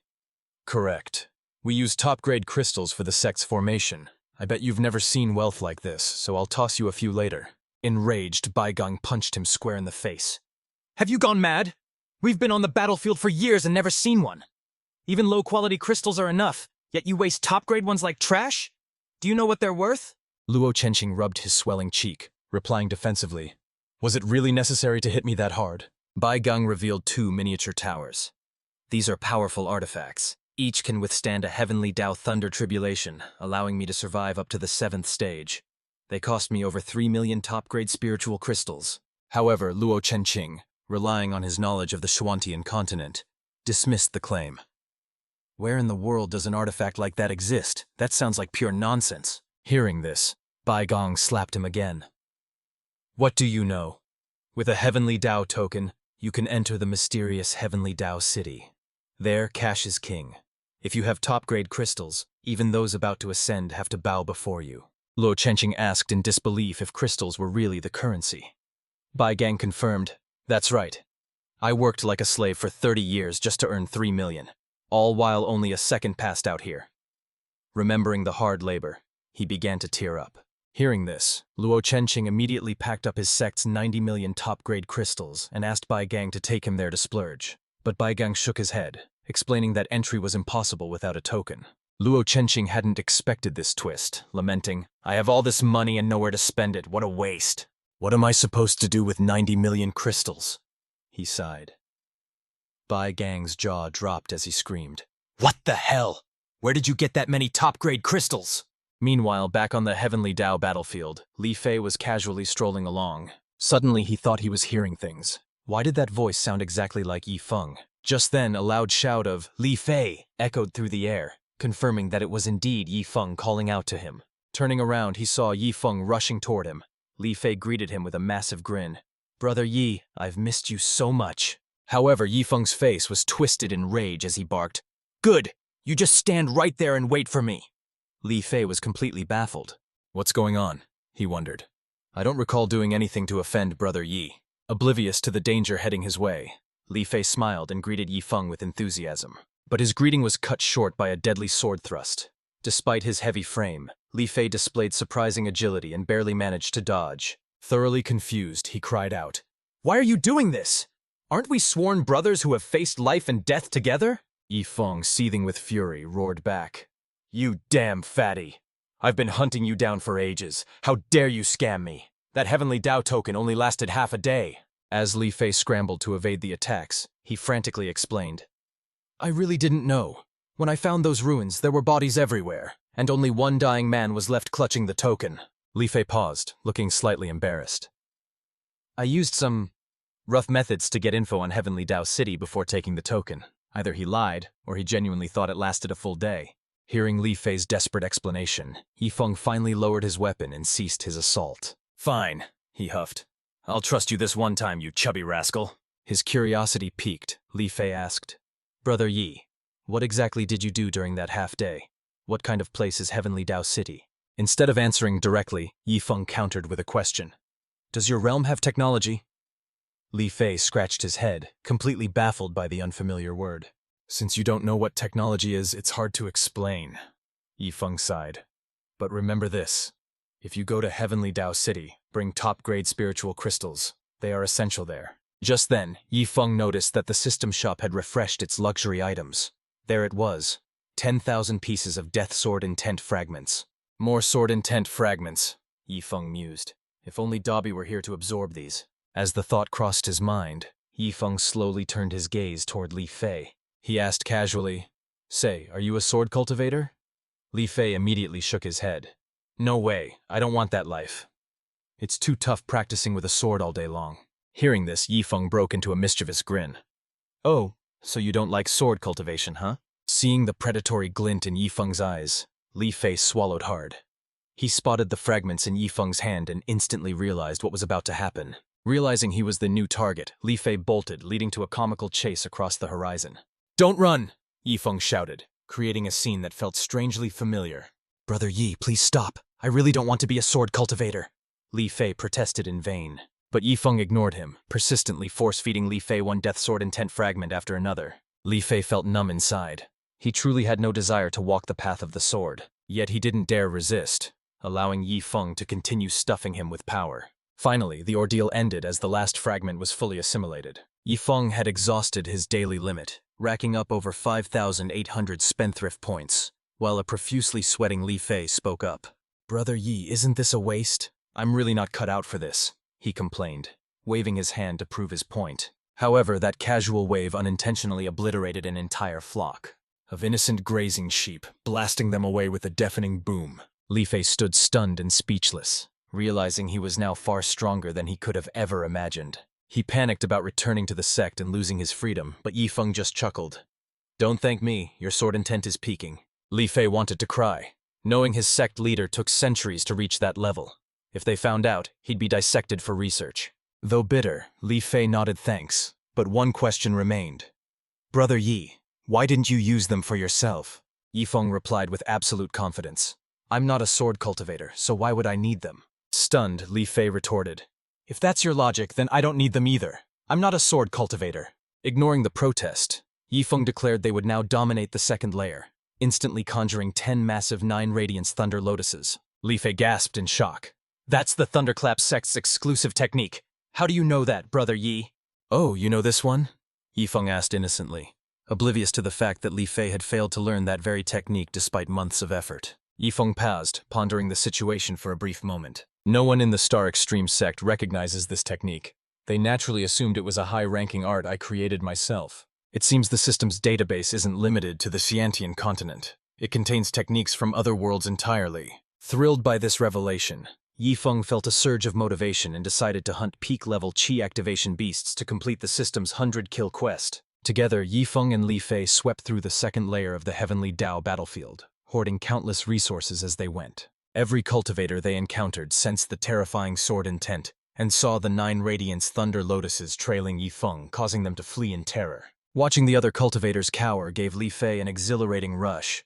He had visited the battlefield many times, but nothing compared to this thrill of absolute dominance. "Brother Yi, when will you return to the Heavenly Dao battlefield? We should coordinate," Li Fei suggested, to which Yifeng replied. "Sure, but next time, I'm heading straight for the third battlefield." Li Fei was taken aback. "Brother Yi, are you showing signs of a breakthrough? Do you plan to advance directly to the merging spirit realm upon your return?" "Signs of a breakthrough? What are those?" Yifeng replied smugly. "I don't do half measures. I'll either stay put or shoot straight to the peak of the merging spirit realm's 9th level. Changing the subject, he pointed ahead.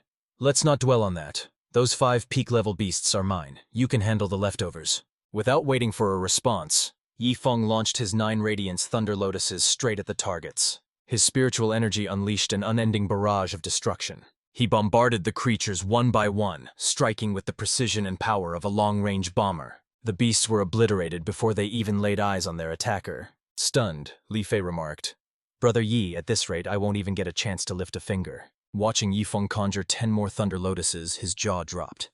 "Brother Yi, just how vast is your spiritual sea?" Meanwhile, onlookers were baffled to see Li Fei standing there, neither holding a sword nor utilizing his aura. They speculated that the beasts weren't worthy of his blade, thinking, "Who knew this chubby guy was so arrogant? You really can't judge a book by its cover." Exasperated by their stares, Li Fei shouted, "I'm not a sword cultivator. I just happen to have sword intent." 2 days later, Yifeng successfully slew 100 peak-level beasts, earning himself a massive 5,000 splurge points. This brought his total to just over 10,000, and Yifeng cheered excitedly that he had finally broken the 5-figure mark. "System, look at how hard Fatty has been working for the past 2 days.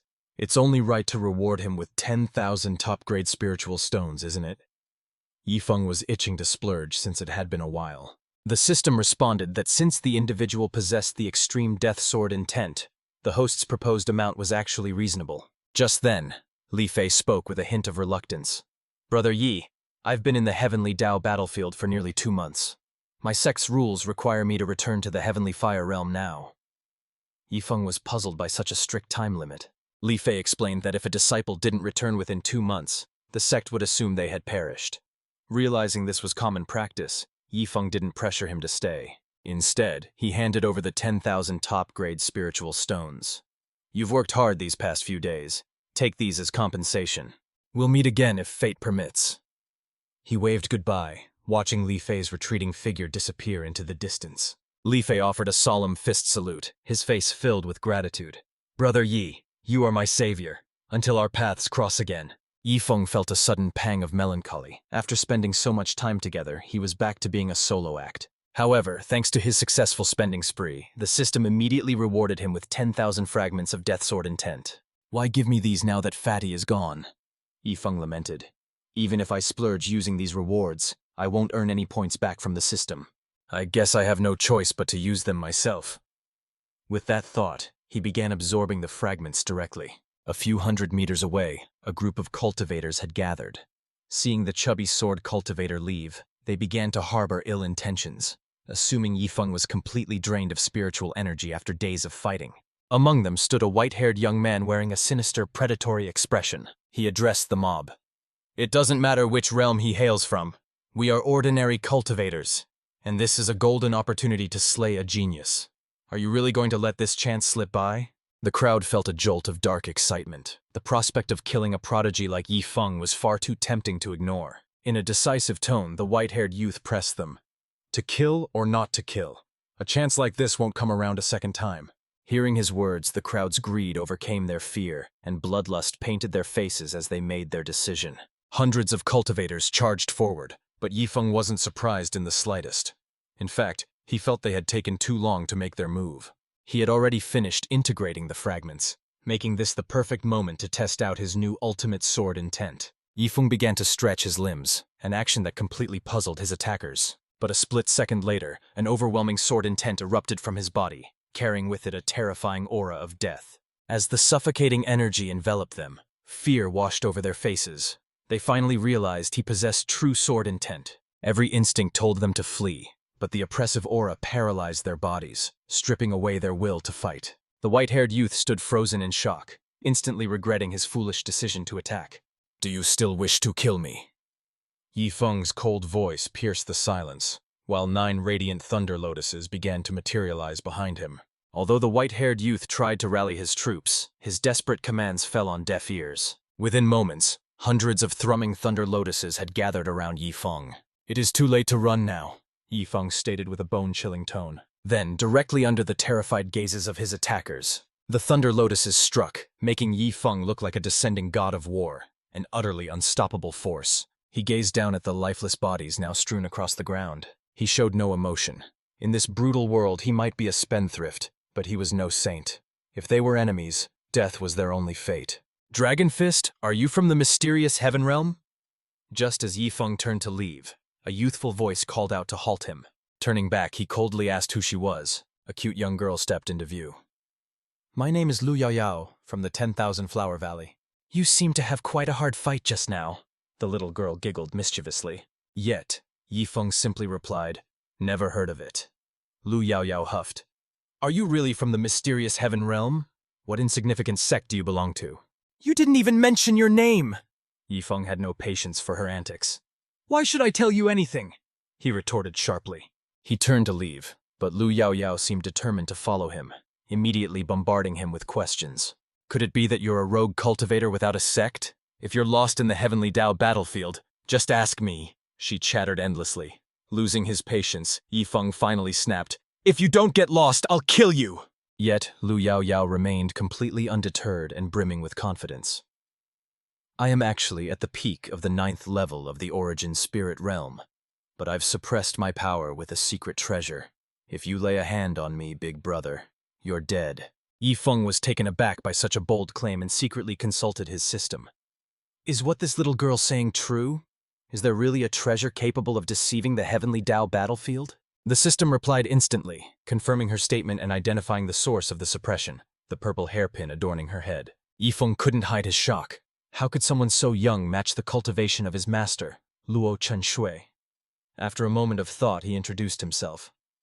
I'm Yi Feng of the Star Soul Sect. Now that you know, stop bothering me. Lu Yaoyao giggled, shaking her head. Never heard of it. What kind of third-rate sect is that? But your name sounds nice. I was just trying to scare you earlier anyway, I'm not really that strong. Yi Feng rolled his eyes, thinking, not this again. Staring her down, he issued a challenge. If you're telling the truth, then throw away that hairpin. Lu Yaoyao's expression shifted instantly at Yi Feng's words. How did he figure out the hairpin was the key? It hadn't slipped, nor did it leak a trace of spiritual energy. Perhaps I've severely underestimated him, she thought, reassessing the man before her. I've never heard of the Star Soul Sect, so it must be minor. I'm actually interested in your talent and want you to join the Star Extreme Sect. You've heard of us, right? Yi Feng paused at the mention of the name. Seeing his hesitation, Lu Yaoyao pressed her advantage. If you switch to the Star Extreme Sect, I can guarantee you'll become a core disciple immediately. She had her reasons. This man possessed a four-element spiritual root, a vast spiritual sea, high comprehension, and was on the verge of the Sword Heart realm. He was a top-tier talent who could easily rank in the Hidden Dragon list's top 3. Connecting the dots, Yi Feng suddenly asked, Wait, do you know Luo Chenshui? Lu Yaoyao looked genuinely surprised. You know my sister? Meanwhile, far away at the Star Soul Sect, Luo Chenshui suddenly sneezed loudly. Strange, she muttered, rubbing her nose. Why do I feel like someone is talking about me today? Back on the battlefield, both Yi Feng and Lu Yaoyao were stunned by this unexpected connection. Oh my god, Yi Feng sighed in exasperation. If Luo Chenshui is my master, that makes you my junior master? And the Star Soul Sect was founded by your sister? Both of them stood there, completely flabbergasted. 10 minutes later, after Yi Feng explained the entire complicated situation, Lu Yaoyao was still reeling from the information. How can you be my sister's personal disciple, but also an honorary elder of the Star Extreme Sect? Should I call you Junior or Elder Yi? Yi Feng chuckled mischievously, proposing they stick to their own terms. He would call her Junior Master, and she would call him Elder, though Lu Yaoyao immediately protested. Ignoring her complaints, Yi Feng stepped forward cheekily, asking to pinch his Junior Master's cheeks, finding great satisfaction in the fiery glare she shot back at him. He pondered a suitable first meeting gift. Spiritual stones were too plain, and enlightenment pills felt as casual as candy, leaving him to choose between rare ores or the essence blood of the Purple Thunder Mad Lion. Taking stock of his inventory, Yi Feng looked at Lu Yaoyao and asked directly, Junior Master, are you a body cultivator? Yes, how did you know? She asked, surprised that he had seen through her, before immediately threatening to tattle to her sister to get justice for his teasing. However, her threats died in her throat the moment Yi Feng revealed the beast essence blood, its powerful aura instantly locking her lively gaze onto the prize. Yi Feng explained that this was the blood of a great demon fairy that had survived 9 heavenly Tao tribulations, teasing that he was going to trade it for a cheek pinch until she got upset. Before he could even finish, Lu Yaoyao dashed over, grabbed his hand, and slapped it against her own cheek, making Yi Feng burst into laughter at her shamelessness. After handing over the blood, he wondered if his quirky junior master was also a refiner, realizing he needed to handle this wild child carefully to avoid future headaches. Testing his theory, Yi Feng, accidentally, dropped a golden silkworm star-shining stone onto the ground. Just as he anticipated, the rare ore immediately caught Lu Yaoyao's attention. Her eyes went wide with evident astonishment the moment she recognized the star-shining stone. Noting her reaction, Yi Feng asked if she recognized the item, and she nodded her head vigorously. Sensing an opportunity, Yi Feng teased, Do you want it? Lu Yaoyao's head bobbed up and down rapidly, barely able to contain her excitement. But Yi Feng swiftly stashed the stone back into his inventory with a cheeky grin, declaring, Well, I'm not giving it to you. Outraged by the bait and switch, she immediately started pounding on his chest in a tantrum. Unfortunately, Yi Feng had overlooked one critical detail. This little girl was a powerful body cultivator. Those seemingly playful punches hit like sledgehammers, leaving him coughing up actual blood. He slumped over, looking as if his soul had just left his body. Baffled, Luo Yaoyao asked how someone with his mediocre strength became her sister's direct disciple and managed to secure the position of honorary elder. Putting on an ostentatious display, Yi Feng replied that it was simply because he was rich. He paid 500,000 high-quality stones for the discipleship, and 100 million top-grade crystals plus a secret manual for the elder title. Hearing this, Luo Yaoyao wondered if her ears were playing tricks on her. Could such prestigious titles really be bought? Just as they were speaking, a disdainful voice rang out nearby. mocking him for speaking of 100 million top-grade crystals so casually when he likely hadn't even seen one. It was Hua Yuman, the valley master of the 10,000 Flower Valley. Agitated by Yifeng's flippant demeanor, she threw out a contract, challenging that if he could produce that sum right now, she would take him as her master on the spot. Witnessing the rising tension, Luo Yaoyao quickly stepped in to mediate, explaining that her master simply disliked exaggeration, while begging Hua Yuman to put the contract away and stop causing a scene.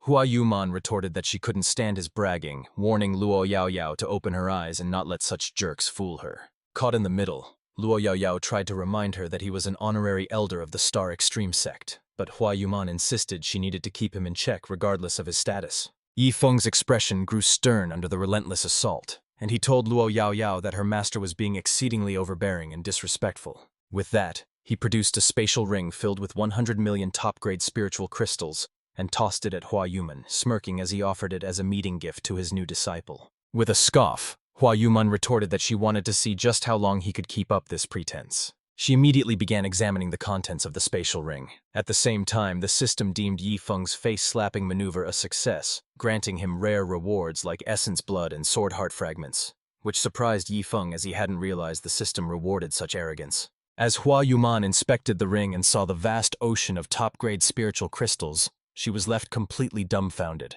However, Yifeng wasn't done showing off. He proceeded to pull out the star-shining stone, Great Demon Fairy Blood, 9-leaf soul-returning herb, and the Sword Heart Advancement Fragment. The display of such rare treasures left the master and disciple pair completely stunned. Furthermore, Yifeng started using them immediately, explaining that the Sword Heart Advancement Fragment allowed one to break through directly to the Sword Heart realm as he merged it into his body.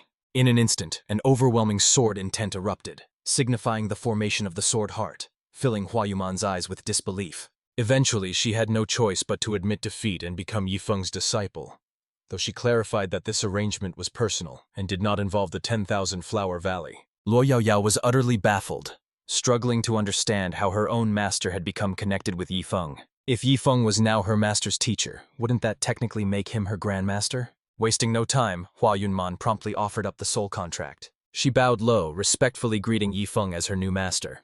Yifeng immediately received a slew of rare poisonous items as a reward, along with a system reminder to pass down his lavish spending habits to his new student. Yifeng smirked at the notification, surprised that taking in disciples, and their future spending, would yield such lucrative returns. He realized he needed to recruit more students to farm points from their expenses, marveling at the system's hidden features. The prodigal master certainly had a unique pedagogical approach. Faced with the possibility of his apprentice being frugal, he was determined to teach her the absolute necessity of being a spendthrift. However, Yifeng paused at the rewards. The item names sounded highly toxic, making him wonder if the 10,000 Flower Valley specialized in poisons. "Do you guys recognize this?" Yifeng asked, retrieving a stalk of ghost-bewitching grass from his inventory. When Hua Yunman and Luo Yaoyao saw the poisonous spiritual herb, they both gasped in shock. They had only ever seen this item in ancient texts, knowing that the ghost-bewitching grass could instantly level up their myriad poison bodies. "As my first disciple and future senior sister, take these," Yifeng said, dumping out 99 more stalks and leaving Hua Yunman stunned by his wealth. "No one has seen this since the ancient era. Elder Yi, where did you get these?"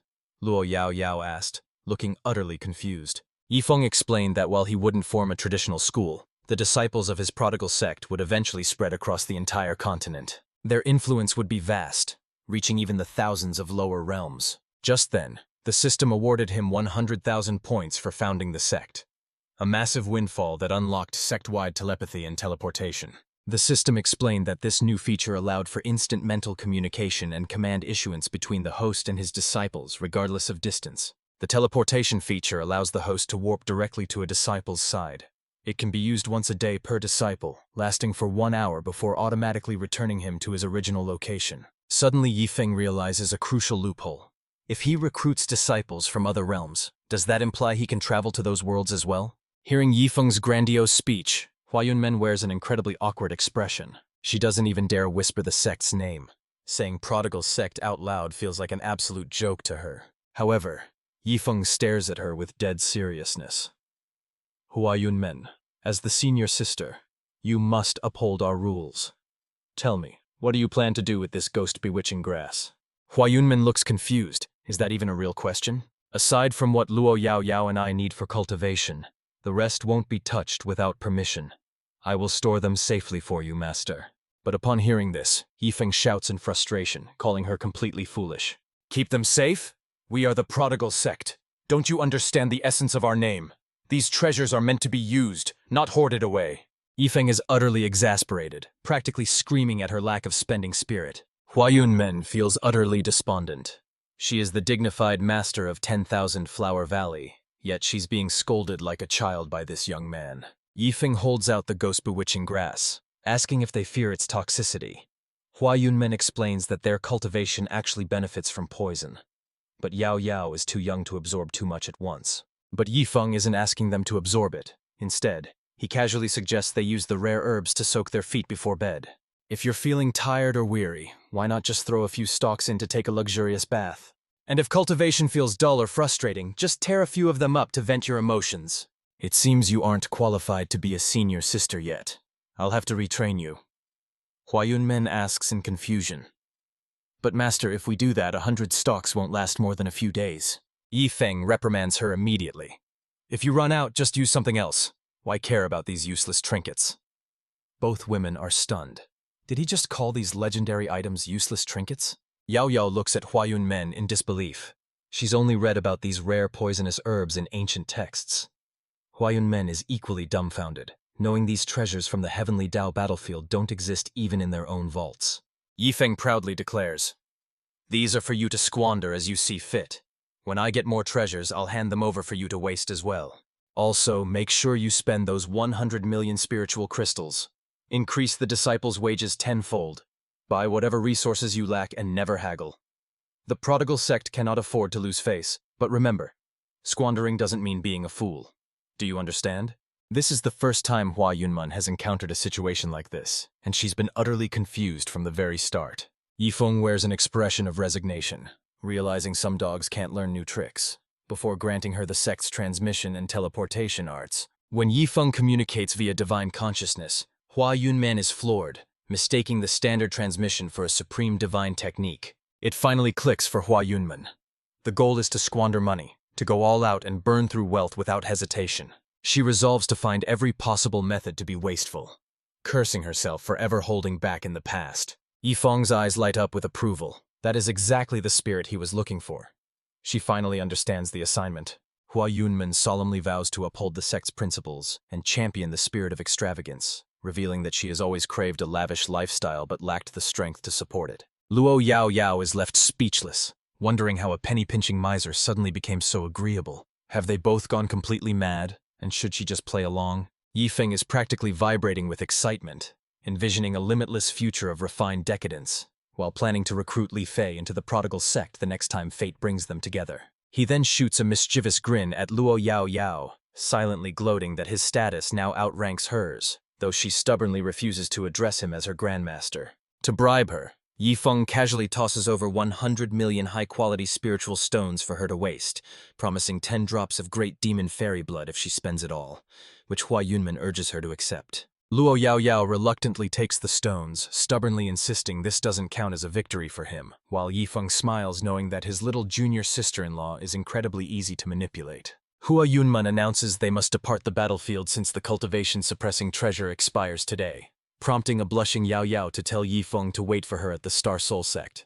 Yifeng bids them farewell and prepares to leave as well, realizing that his family hierarchy is becoming a chaotic mess where he's called big brother, elder, and nephew all at once. At this rate, he wonders what on earth his own master will end up calling him in the future.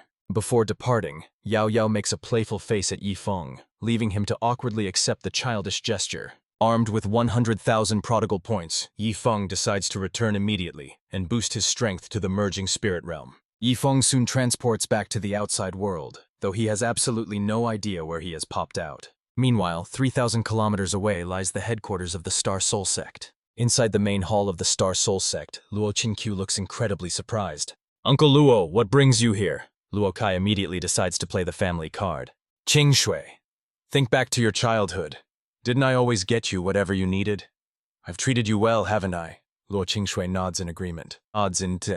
Luo Kai then smiles awkwardly and says, "Look, your uncle is getting old and tired of wandering alone. Could you arrange for me to become an elder in your sect?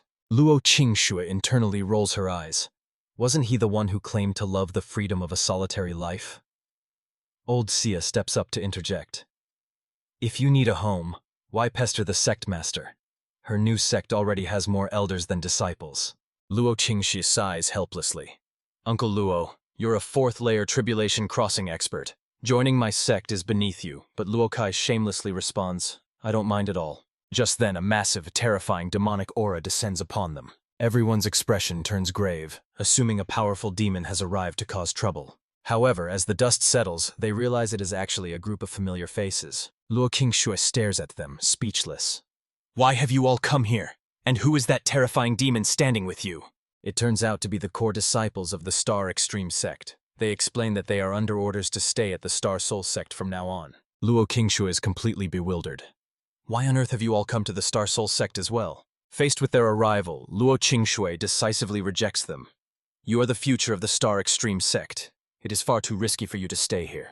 If something were to happen to the core disciples, the Star Extreme Sect would be devastated. You must hurry back immediately. However, as soon as she says this, the entire group falls silent. Chen Haoyu speaks up. It's not up to us. The sect master gave us clear orders. Wherever junior brother goes, we follow. Luo Qingxue pauses, confused. Who is this junior brother? I wasn't aware of any new member joining the ranks. It's Yi Feng, they reply. Saintess, you may not know, but junior brother fought alone against 200 disciples of the same realm. The 5 ancestral elders have named him the sect's 6th core disciple. The mantis woman then steps forward, assuring Luo Qingxue that no one would dare cause trouble with her guarding the place. Still confused, Luo Qingxue asks, And who exactly are you? The woman suddenly blushes, leaving Qingxue puzzled. Chen Haoyu explains. She is the bloodthirsty mantis, a peak 9th layer tribulation crossing expert who has survived 2 heavenly Dao thunder tribulations. Yifeng casually caught her on the way here to ensure our safety. Hearing this, Luo Qinshuang can already imagine the headache awaiting her. She turns to Luo Kai sharply. Uncle Luo, don't tell me you're here because of my prodigal disciple too? Luo Kai stammers, unable to find an excuse. His reaction says it all, and Luo Qinshuang wonders what on earth her disciple has done now. First, old Xia from the Tianyu auction house showed up. Now Uncle Luo is here with the Star Extreme Sect's 5 prodigies. That boy even tamed a peak 9th stage tribulation crossing. Demon! What else is he planning to drag home? Before she can spiral further, Chen Haoyu discreetly pulls Luo Qinshuang aside. He warns her not to scold her junior brother. Although he's her disciple, the ancestors have named him an honorary elder. Even her father would have to address him respectfully as Elder Yi. Luo Qinshuang is stunned. When did the sect create such a position? And how did Ye Feng get it? Chen Haoyu frantically signals for her to keep her voice down. Apparently, Elder Yi bought the title. The sect master refused to disclose the price, insisting on absolute confidentiality regarding the transaction. Luo Qinshuang feels numb, wondering just how deep her disciple's pockets and insanity truly go. Suddenly, her jade communication pendant vibrates. She recognizes the spiritual signature immediately. It's her sister. A playful voice echoes from the pendant. Sister, quick question. What do you call the master of my master? That would be Grandmaster, right? Luo Qinshuang is baffled. You haven't called in months just to ask that. But yes. Luo Yaoyao giggles. Well, surprise, your chief disciple is now my Grandmaster. Just giving you a heads up. He probably hasn't made it back yet, so go easy on him. Luo Yaoyao adds, sounding entirely too pleased with herself. Hearing this absurdity, Luo Qinshuang crushes the jade pendant in her hand out of pure frustration. But the voice persists from the fragments. By the way, my master Huayun joined his new prodigal sect as his chief disciple. We're coming to visit Grandmaster soon, so have some good food ready. That is the final straw. Luo Qinshuang can no longer hold back, and a terrifying aura explodes from her body. She cannot fathom how the valley master of the prestigious 10,000 Flower Valley became the disciple of a mere chi activation cultivator. My good disciple, what have you done? With no other choice, Luo Qinshuang begrudgingly allows Luo Kai and the core disciples to stay, though she coldly states she won't provide a single resource to help them. Seeing the saintess fuming, Chen Haoyu quickly assures her that they don't need resources. They just need a safe place to breathe. Hearing this, Luo Qinshuang finally relents and instructs old Xia to find them some accommodations. Once the crowd finally disperses, old Bai asks what is happening, but a resigned Luo Qinshu admits she doesn't know. The sect is in chaos, so they should just wait for Yifeng to return. Old Bai decides to comfort his young mistress, inwardly hoping that after all this effort, Yifeng will actually reward him with that 9-leaf soul-returning herb. Meanwhile, in a small town nearby, Yifeng is walking down the street. Suddenly, he shivers inexplicably, wondering why it feels so cold in broad daylight. He realizes the Star Extreme sect is over 300 kilometers away. Without flying on a sword, it will take 20 days to get there, let alone the Star Soul sect, so he needs a solution. Just then, a roadside fortune teller catches his eye. The old man claims to be the best seer under heaven, and while Yifeng dismisses him as a scammer, the man is actually Elder Zhou Tong of the Heavenly Secrets Pavilion. Skeptical but bored, Yifeng decides to have his fortune read, though Zhou Tong insists on being treated to a meal first. They head to a nearby inn, where Yifeng treats the old man to a hearty feast that lasts half an hour. Finally satisfied, Zhou Tong prepares to read Yifeng's fortune and asks for a drop of fresh blood, which only convinces Yifeng further that the man is a charlatan. Nevertheless, he complies and provides a drop of blood. Zhou Tong takes it and begins his divination, causing a mysterious aura to envelop his body. A moment later, an alert flashes on Yifeng's system. Special force attempting to access host's fate. Antivirus function activated. Suddenly, heavenly thunder strikes Zhou Tong, paralyzing him. Yifeng is stunned to realize the man wasn't a fraud, since he actually triggered the system's defense. Zhou Tong, now completely bald from the shock, stares at Yifeng in sheer terror, unable to speak. Yifeng feels incredibly awkward about scorching the man's hair off and apologizes, explaining that his special circumstances caused the soul damage. Zhou Tong is baffled by the overwhelming force that nearly destroyed his soul, especially since he only used the heavenly secret art to check Yifeng's fortune for the coming month. Yifeng feels guilty but can't reveal the system, attributing it to his unique constitution, while a frightened Zhou Tong demands he stay back so he can recover. Seeing this, Yifeng pulls out a 9-leaf soul-returning herb to help the senior heal, leaving Zhou Tong completely shocked by the sight of the treasure. But Zhou Tong declines the offer, insisting the item is far too precious and should be sold to a 9th-grade alchemist instead. He earnestly warns Yifeng that without the strength to protect himself, carrying such a rare spiritual herb is a death sentence. Yifeng is surprised. Not only does this old charlatan have real skills, but he actually has a conscience, so he decides to gift him one anyway. He forces the 9-leaf soul-returning herb into Zhou Tong's hands, threatening that if the old man doesn't use it, he'll just waste it in a footbath. Faced with such an absurd ultimatum, Zhou Tong finally accepts the precious herb. He immediately shoves the entire thing into his mouth, chomping down on the treasure like an old cow grazing in a field. Just then, the system triggers a reward for unlocking hidden features, granting Yifeng 10,000 prodigal points, 100 more herbs, and 100 enlightenment pills. Yifeng is astonished by the generous payout, realizing these specific pills are far superior to the generic ones he's seen before. An hour passes before Zhou Tong finally finishes gnawing his way through the potent spiritual herb. He recovers 90% of his health instantly, musing that his peers would beat him to death if they knew he ate such a legend-tier item raw. Worried that one wasn't enough, Yifeng lays out 5 more stalks and insists the old man finish them, once again threatening to turn them into foot-soak water if he refuses. But moments later, the bluff becomes reality as the two of them actually sit down for the most expensive footbath in history. Yifeng preaches that life is meant to be enjoyed to the fullest, a philosophy that Zhou Tong finds himself wholeheartedly agreeing with. However, the old man still feels a twinge of guilt, convinced that using a divine herb to soak his smelly feet is a sin against the heavens. Yifeng then questions Zhou Tong's identity, asking how an elder of the Heavenly Secrets Pavilion ended up starving on the streets. Zhou Tong confirms his rank but remains vague about the details, claiming he came to Maple Leaf City on a classified mission. Yifeng checks his system and unlocks a peering into Heavenly Secrets feature, realizing Zhou Tong is his lucky star for inadvertently triggering the requirements. To show his appreciation, Yifeng hands over 5 enlightenment pills, leaving Zhou Tong stunned that he's receiving yet another gift instead of giving thanks. Yifeng just grins, unable to explain that the old man is basically a walking cheat code for unlocking system features. Suddenly, Zhou Tong freezes, his eyes widening in shock as he realizes exactly what kind of pill he's holding. Yifeng introduces the pill as the Heavenly Mystery Enlightenment Pill, lamenting that its effects are unfortunately limited to that specific secret art. This statement nearly gives Zhou Tong an aneurysm.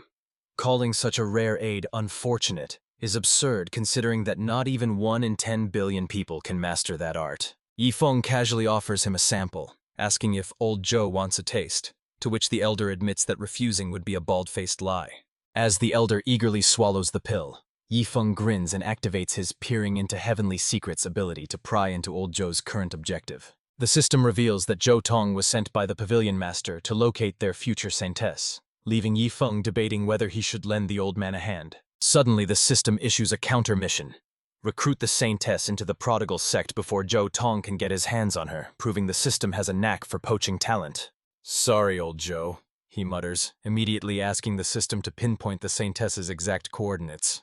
20 minutes later, a fully enlightened Zhou Tong snaps out of his trance and looks at Yi Feng with hungry eyes. He offers to buy the entire stock on behalf of the Heavenly Secrets Pavilion, but Yi Feng flatly refuses, stating that while he has plenty, they aren't for sale. Completely baffled by the refusal, Zhou Tong demands to know the reason. Yi Feng calmly replies that he's saving them for Yiling Shui, a name that sends a shockwave through Zhou Tong since that is the identity of the hidden saintess. Yi Feng proposes a joint mentorship where he provides resources while the pavilion handles training, but Zhou Tong shoots it down immediately, insisting a saintess cannot join another faction.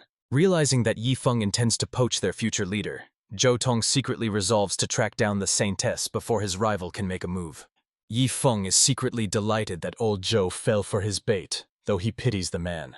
The pavilion's calculations were off, and Yiling Shui hasn't even arrived yet, meaning the elder is just chasing ghosts. Following the system's coordinates, Yi Feng arrives at the rendezvous point alone, idly wishing Li Fei were there to give him a back massage while he waits. As he speculates on what kind of person the prodigal sect's second disciple will turn out to be, Yi Lingshu suddenly materializes right in front of him. She is a stunning young woman, radiating an air of timeless elegance. Yi Feng is instantly sold on her potential, though he feels a pang of sympathy for Li Fei.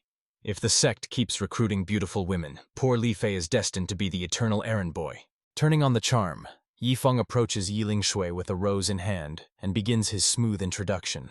"I am Yi Feng, master of the prodigal sect. Fate has crossed our paths, so I wish to accept you as my disciple. Do you accept?" Upon hearing the rather absurd name prodigal sect, Yiling Shui struggles to hold back a snicker, but she ultimately fails, bursting into laughter and making things incredibly awkward for Yi Feng. Yi Feng presses on, asking if she's impressed, but she just mocks him, amazed that anyone would give their sect such a childish name. Furthermore, she points out that he's only at the Qi activation realm. While strength isn't mandatory to start a sect, she questions what qualifies him to teach her. After all, she is already an elite cultivator at the 8th level of the Foundation Establishment realm. Unexpectedly, Yi Feng remarks that her cultivation is actually quite low, leaving Yiling Shui completely stunned by his audacity. Yi Feng explains that her senior sister is at the 9th level of the Tribulation Crossing realm, so the gap is large, but assures her their sect doesn't prioritize raw strength. Yiling Su thinks he's delusional.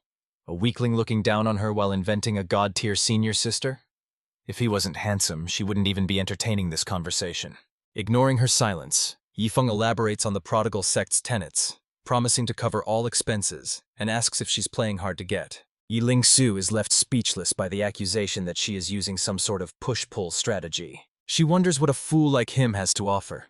Frankly, his handsome face is the only reason she hasn't crushed him like a bug for his nonsense. Deciding to call his bluff on the unlimited resources, she declares that if he can produce 100 million top-grade spirit stones, she will acknowledge him as her master. The scene mirrors the recruitment of Luo Qianshu perfectly.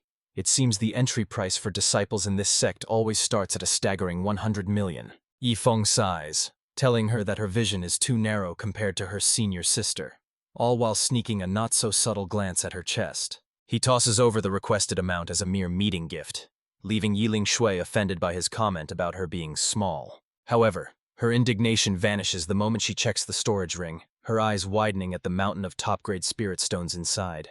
Yiling Zhu panics, torn between joining a weak master or taking the money and running, though she fears the latter would cause a mental demon to haunt her cultivation. Then she recalls his claim about the Tribulation Crossing expert. If such a powerhouse joined him, why should she hesitate? She asks how much the senior sister originally demanded.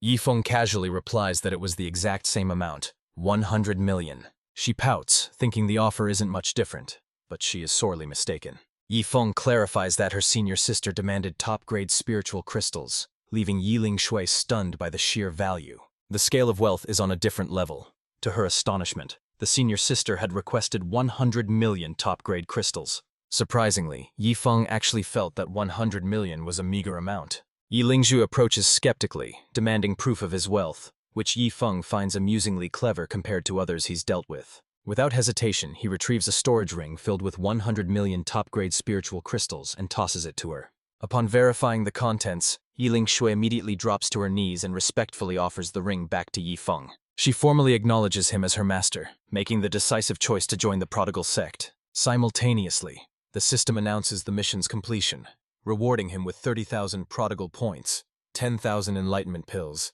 and a karma Dao pattern.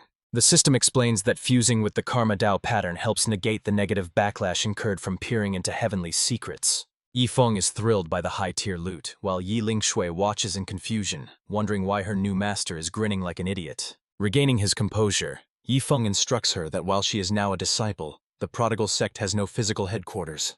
She only needs to remember her allegiance. He also reveals that the Heavenly Secrets Pavilion is searching for her as their destined saintess, and he encourages her to join them to utilize her talents.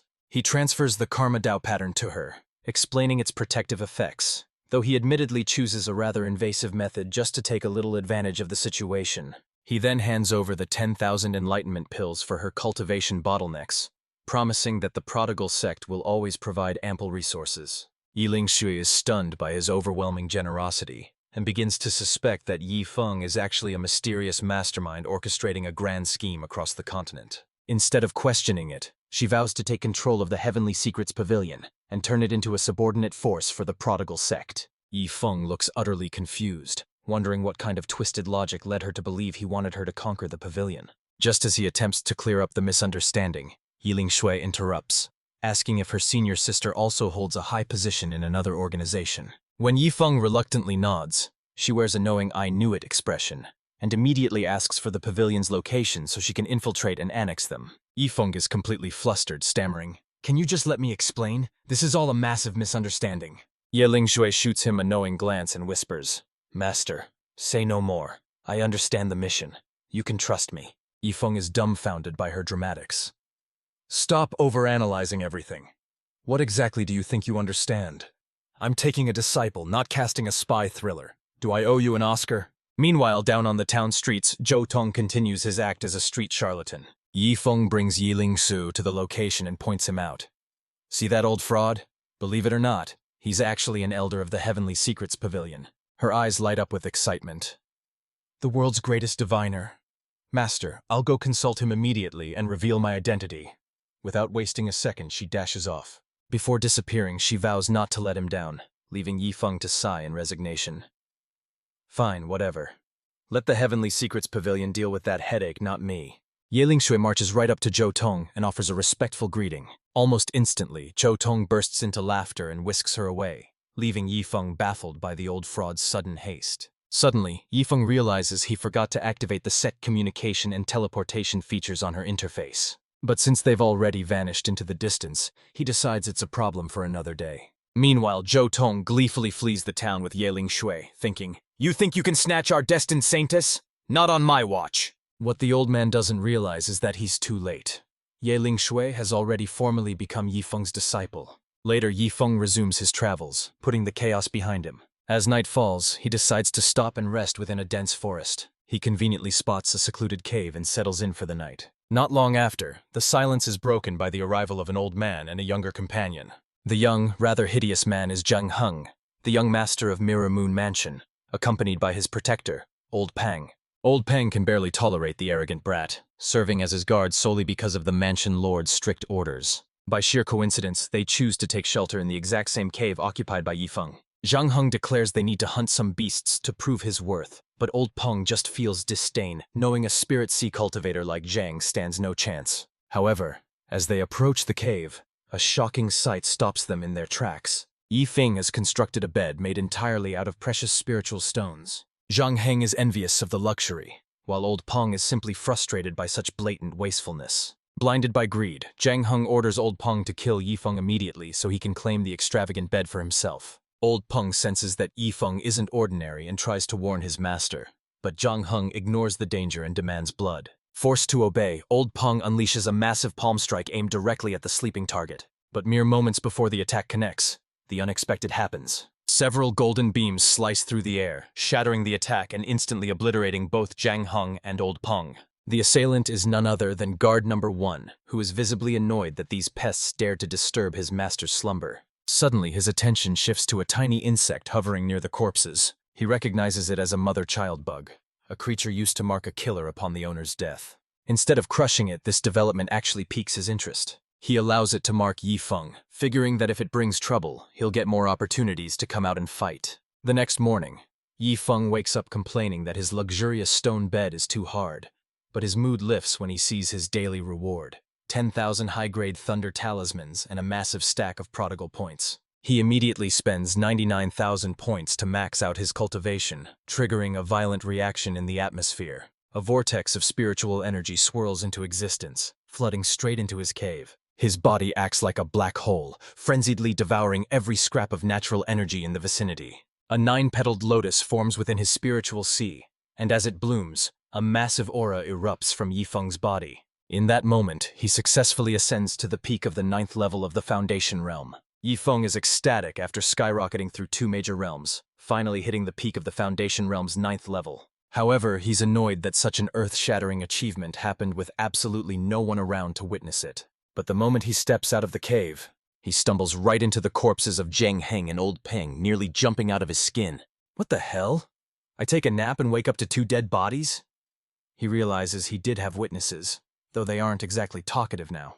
Unsettled, he examines the instant kill wounds, wondering if his divine guard acted, but the presence of a strange insect leaves him puzzled. Deciding not to overthink it, Yifeng gathers his belongings and quickly resumes his journey. Meanwhile, back at the Star Soul Sect, Luo Chenxiu is dreaming of a wedding, where Yifeng slips a 99-carat diamond ring onto her finger and proposes. She gazes at him tenderly and accepts, while Luo Wuming stands on the sidelines, weeping tears of joy. Things escalate quickly as they start planning to have enough children to field an entire soccer team. Suddenly, Luo Chenxiu jolts awake with a loud shout, screaming, "I don't agree!" Just as she sighs in relief, realizing it was all a vivid dream, she finds Yifeng and her sister right next to her, with Yifeng casually asking, "Wife, what's wrong?" Utterly confused and overwhelmed by the hallucination, she faints back into sleep. She wakes up again a moment later, her face completely twisted in confusion. Suddenly, a massive explosion blasts outward from her living quarters. Moments later, a disheveled Luo Chenxiu arrives at the residence of the core disciples. Seeing the saintess in such a state, the disciples immediately ask what happened and where the explosion came from. It turns out the blast was caused by her own inner demons running wild, but she brushes it off and decides to crash at their place for a few days. She demands they make room, and while the 2 women are baffled, they dare not question the saintess's orders. Meanwhile, Yifeng is absolutely exhausted from his journey, desperately wishing a carriage would appear out of thin air. As if on cue, a merchant caravan rolls into view at that exact moment. Wasting no time, Yifeng rushes over to flag them down. The leader, Meng Tianyu, demands to know who he is and why he's blocking the road. Yifeng tries to ask for a ride, but Meng Tianyu cuts him off, scoffing at the idea of letting an unknown stranger join their ranks before preparing to leave. Frustrated, Yifeng watches them pull away, though he admits to himself that he probably wouldn't trust a random stranger either if the roles were reversed. Still, he makes a mental note. Once he hits the next town, he'll buy his own fleet of carriages and hire servants so he never has to walk again. But moments later, Meng Tianyu returns, surprisingly asking if Yifeng still wants to tag along. It turns out his young master had a change of heart, offering Yifeng a spot, but only if he can defeat him in a duel. A young man steps forward, Huang Xiaofei, heir to the Chenhai Commerce Association, boasting that he's already at the peak of the Divine Repository realm. Yifeng privately mocks the kid's arrogance but plays along on the surface, introducing himself as a humble cultivator at the peak of the Foundation realm. Hearing this lower rank, Huang Xiaofei's ego instantly inflates to massive proportions. He graciously proclaims that he'll give Yifeng a 3-move handicap, allowing him to strike first. Irritated by the kid's showboating, Yifeng decides to humble him, pulling out a stack of 6th rank, 9th stage Heavenly Thunder talismans to teach him a lesson. Recognizing the danger, Meng Tianyu instantly flashes in front of his young master, glaring at Yifeng with murderous intent. He shouts that this was just a friendly spar to let him in regardless of the result, accusing Yifeng of taking things way too far with such deadly weapons. Realizing the misunderstanding, Yifeng quickly explains he wasn't actually trying to kill anyone. He was just playing around. He checks with the system, which confirms the young master really did intend to let him join either way, making Yifeng feel a bit guilty for being so cynical. However, Meng Tianyu remains skeptical, refusing to believe anyone would waste such powerful trump cards just for a joke. Yifeng shrugs and smiles, offering to set them off as fireworks right now to prove his sincerity. He casually tosses the precious talismans into the sky, letting them detonate in midair. He claims this destructive display is simply his version of performance art. Meng Tangyu is left dumbstruck, questioning his sanity, while Huang Xiaofei watches with starry eyes, thinking it's the coolest thing ever. Yifeng's improvised fireworks show leaves every bystander completely stunned. Seeing Yifeng act so nonchalant about burning money, Meng Tangyu finally starts to believe his claims. Yifeng then hands out a stack of talismans to the entire caravan, enlisting their help to burn through his inventory. Meng Tangyu can't process this. Each talisman is worth 100 million spiritual stones, yet they're holding them like cheap toys. Yifeng encourages them to participate in his art project, calling for a grand, heavenly thunder feast. He promises rewards for helping him squander wealth, convincing Meng Tangyu that this prodigal genius must come from a background far superior to their own young master. Just as Meng Tangyu tries to object to the waste, Huang Xiaofei asks for permission, and Yifeng signals for everyone to let them fly. Following Yifeng's lead, the group collectively hurls the valuable talismans into the void. An instant later, the entire area is engulfed by a cataclysmic explosion. The shockwave is so intense it nearly deafens anything within a mile radius. A massive crater is all that remains, leaving everyone in disbelief that they just evaporated billions in value for a moment of noise. Huang Xiaofei immediately begs Meng Tangyu to testify to his father that compared to Yifeng, his own spending habits are nothing short of frugal. Having successfully squandered the hoard, Yifeng earns 1,000 prodigal points and unlocks a mystical ability, the Good and Evil Buddha. Surprised by the generous reward, Yifeng credits the group's assistance for helping him burn through the stock so quickly. He attempts to consult the system about rewarding each helper with 100 million spiritual stones. The system immediately shuts him down, capping the reward at 10,000 top-grade stones, forcing Yifeng to concede that small steps still count. So Yifeng happily distributes 10,000 top-grade spiritual stones to every person present. He explains that this payout is simply their reward for tossing the talismans earlier. "Don't look down on this small handful of top-grade spiritual stones," he adds casually. The group checks their pouches and erupts in joy. 10,000 top-grade stones is more than a lifetime's wages. Meng Tangyu's mouth twitches as she does the math. 108 people means a loss of over 1,000,000 top-grade stones. Huang Xiaofei marvels at the extravagance, declaring he must tell his father how amateur his own spending has been, leaving Meng Tangyu speechless at his desire to learn such wasteful habits. She scolds him immediately, insisting that at his age, he should be cultivating virtues, not burning money. Watching from the side, Yifeng completely misunderstands the situation, thinking the two are flirting, which nearly shatters his worldview. Meng Tangyu aggressively pinches Huang Xiaofei's cheeks, physically disciplining him for his twisted logic. Just then, a chorus of voices calls out to Meng Tangyu, interrupting the moment. It turns out the Merchant Association members are resigning en masse. With 10,000 stones in their pockets, they've decided to retire immediately. Meng Tangyu stands there, completely dumbfounded and unable to utter a single word. A few moments later, the crowd has vanished, leaving only the three of them in a solitary carriage. Yifeng starts to feel a twinge of guilt. His generosity has unintentionally dissolved the entire merchant team. Suddenly, the system chimes in, awarding him 200 prodigal points and a blood ginseng pill recipe, confirming he really has created a mess. He awkwardly apologizes to Meng Tangyu, calling the workers ungrateful, and admits he's relieved he only gave them 10,000 instead of his original plan of 100 million. Hearing Yifeng casually mention 100 million stones, Meng Tangyu nearly explodes with rage. If he had actually handed out that much money, there wouldn't be any need to run a business association at all. Seeing Meng Tangyu practically coughing up blood from sheer anger, Yifeng panics, unsure of how to fix this. He quickly asks Meng Tangyu what rare and valuable materials are needed to heal her condition. Without waiting for an answer, he begins displaying a vast array of treasures from his inventory. Yet strangely, none of these god-tier items seem capable of healing the injury.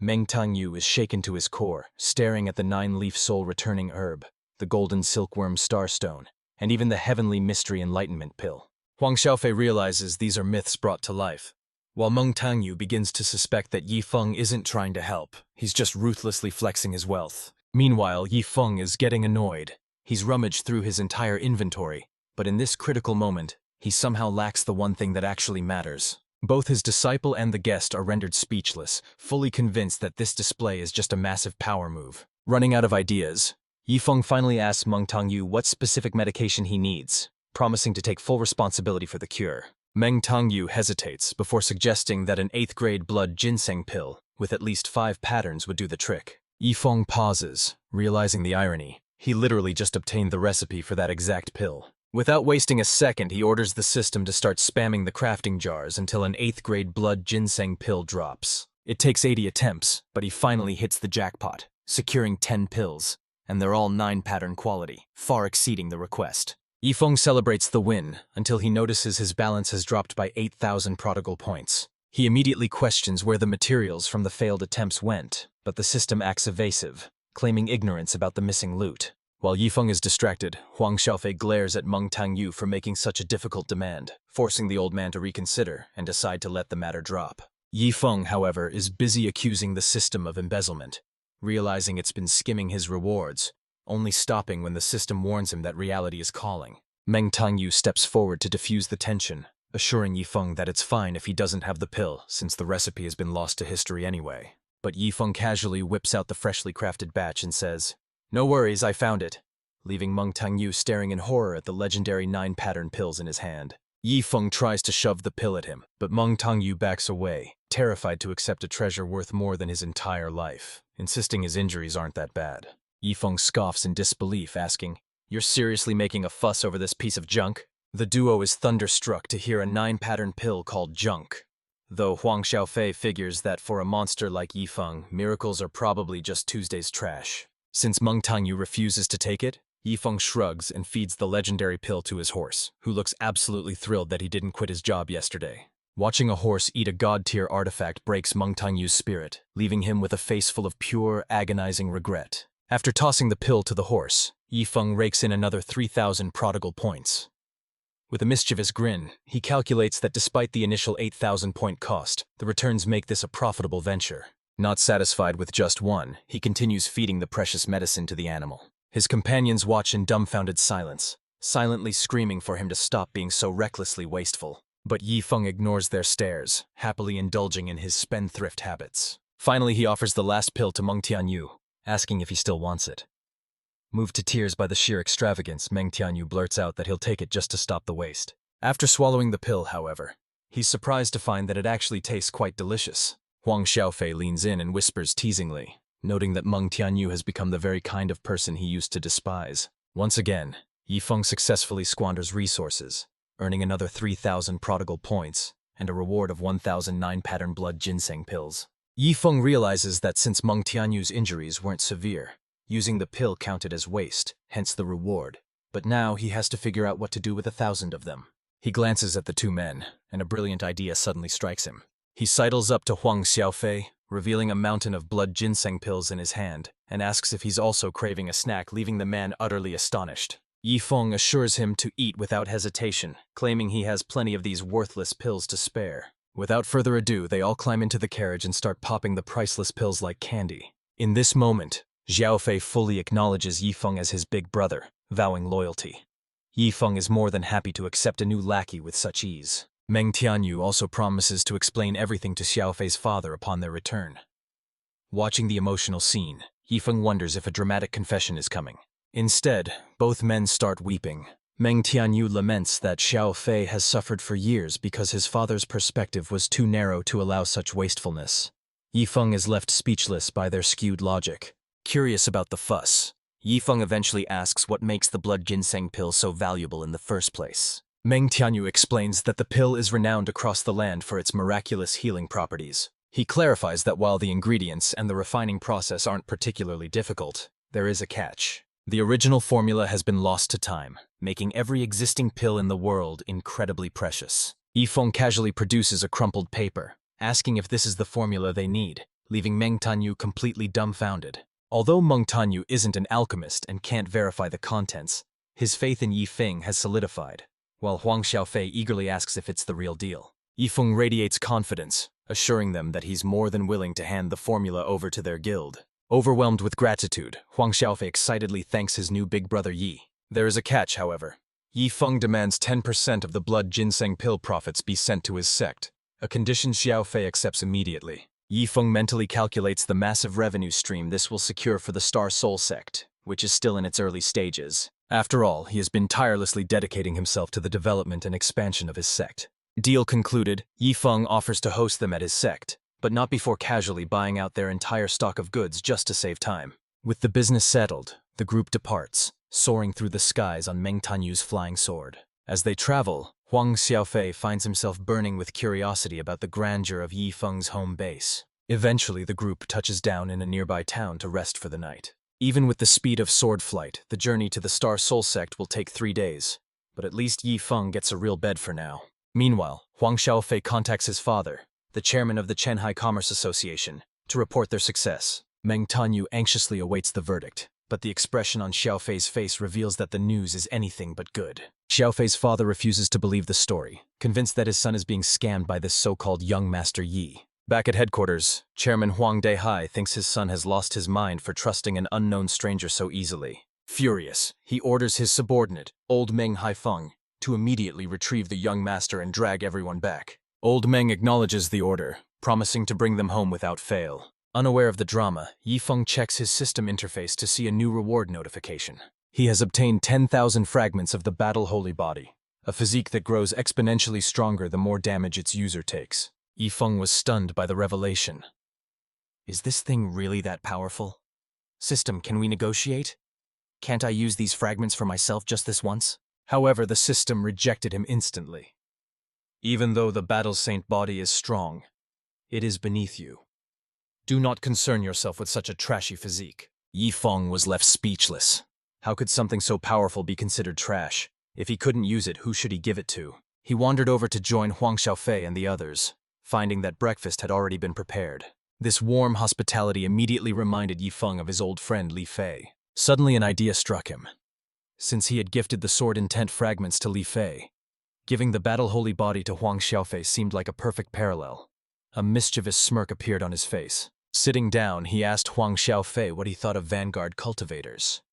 Xiaofei admitted that while he was a slacker, he respected those warriors, though Meng Tangyu interjected that the young master's poor talent and bone structure were the real issues holding him back. Yi Feng immediately queried the system, asking if the Battle Holy Body had any specific requirements regarding talent or bone structure. The system replied in the negative. As long as the host engaged in life-or-death battles, their power would soar, allowing them to comprehend powerful martial techniques mid-combat. Yi Feng couldn't help but mentally retort. For a trashy physique, the description sounded incredible.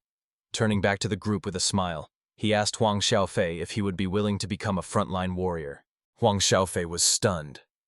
Brother Yi, stop joking.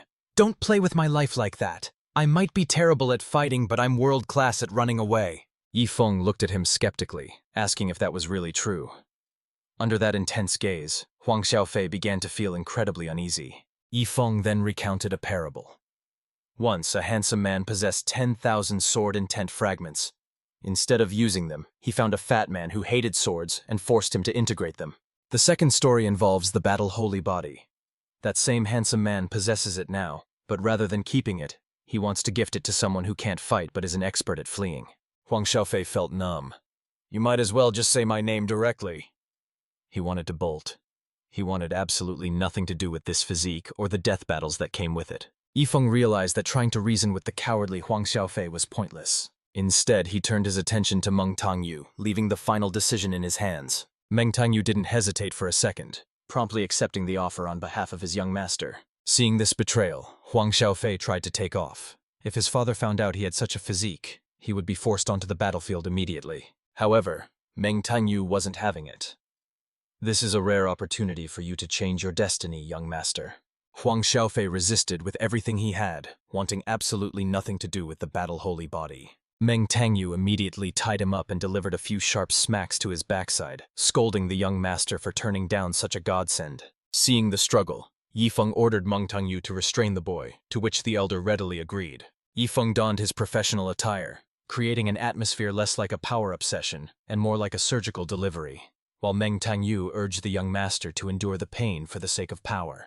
Without delay, Yi Feng began retrieving the fragments of the Battle Holy Body. He ruthlessly pressed them directly into Huang Xiaofei's skull, repeating the integration process 10,000 times. When Huang Xiaofei passed out cold, a nervous Meng Tangyu asked if this was normal, but Dr. Yi calmly assured him that everything was proceeding smoothly. Suddenly, the sky outside underwent a terrifying transformation, turning a deep, ominous blood red.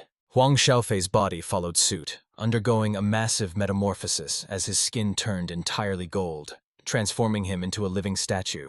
This sudden and bizarre phenomenon was enough to startle even the two onlookers. Was this the terrifying true potential of the legendary Battle Holy Body? However, Meng Tongyu couldn't help but worry that the young master might squander such a magnificent physique. After all, the boy was naturally lazy and had zero interest in the hardships of cultivation or combat. Meanwhile, Yifeng had maxed out his daily spending, earning 1,000 prodigal points and 3 ninth-order yin-yang maze banners, though he furiously cursed the system for labeling the golden physique as trash despite its flashy effects. He checked the description of the maze banners. Once activated with spiritual power, a single banner could trap a peak tribulation crossing expert in an illusion for 10 hours, though it was a consumable item. This reward instantly lifted Yifeng's spirits. With 3 days left until they reached the Star Soul Sect, these defensive arrays would finally guarantee him a good night's sleep.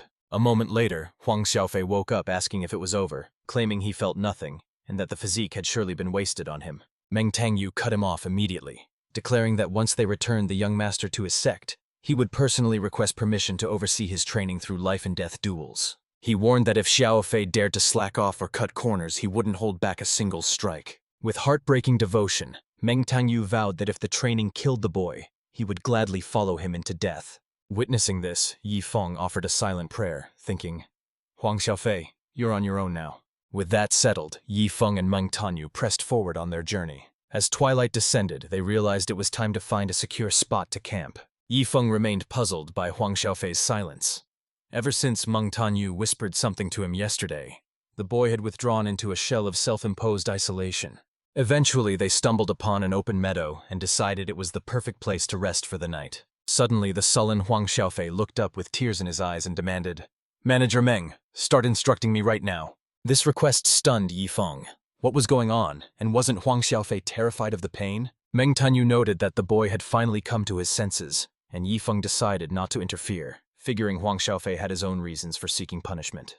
Deciding to help secure the area, Yifeng muttered, "Let's see what this maze array can actually do." As Yifeng planted the maze array banner, a shimmering golden barrier instantly rose up to encircle them. He told the training duo to fight freely within the safety of the barrier, even leaving them 100 blood ginseng pills for recovery. Meng Tongyu nodded, feeling incredibly grateful for Yifeng's thoughtful support. By this point, Huang Xiaofei seemed transformed, seemingly enjoying the brutal process of combat training.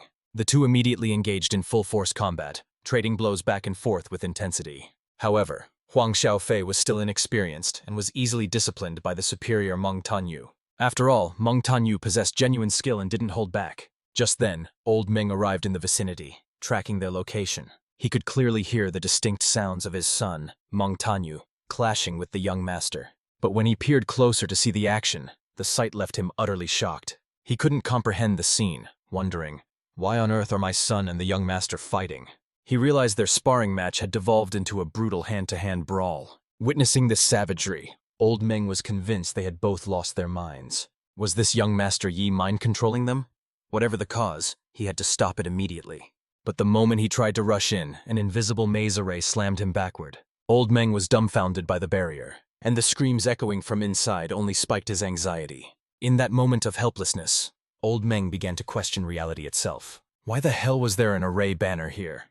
He knew nothing of formations, yet he could tell this was absurdly advanced. Then his eyes landed on Ye Feng, who was sound asleep amidst the chaos. That had to be the young Master Yi, the clan leader mentioned.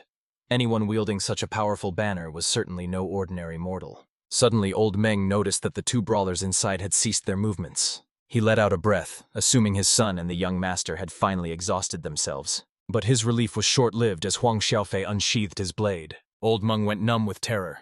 They were escalating from a fistfight to armed combat. He watched in horror as Meng Tongyu drew his own weapon to clash against Huang Xiaofei. Fuming, old Meng pounded on the barrier and screamed for them to stop. But the array sealed off both his physical entry and his voice. 5 agonizing minutes later, they finally stopped, allowing old Meng's heart to settle before the fear of being held responsible could crush him. Yet, just as he thought the nightmare was over, Huang Xiaofei stood back up. Old Meng stared in disbelief, barely recognizing the boy he'd known since childhood, wondering where those blood ginseng pills came from.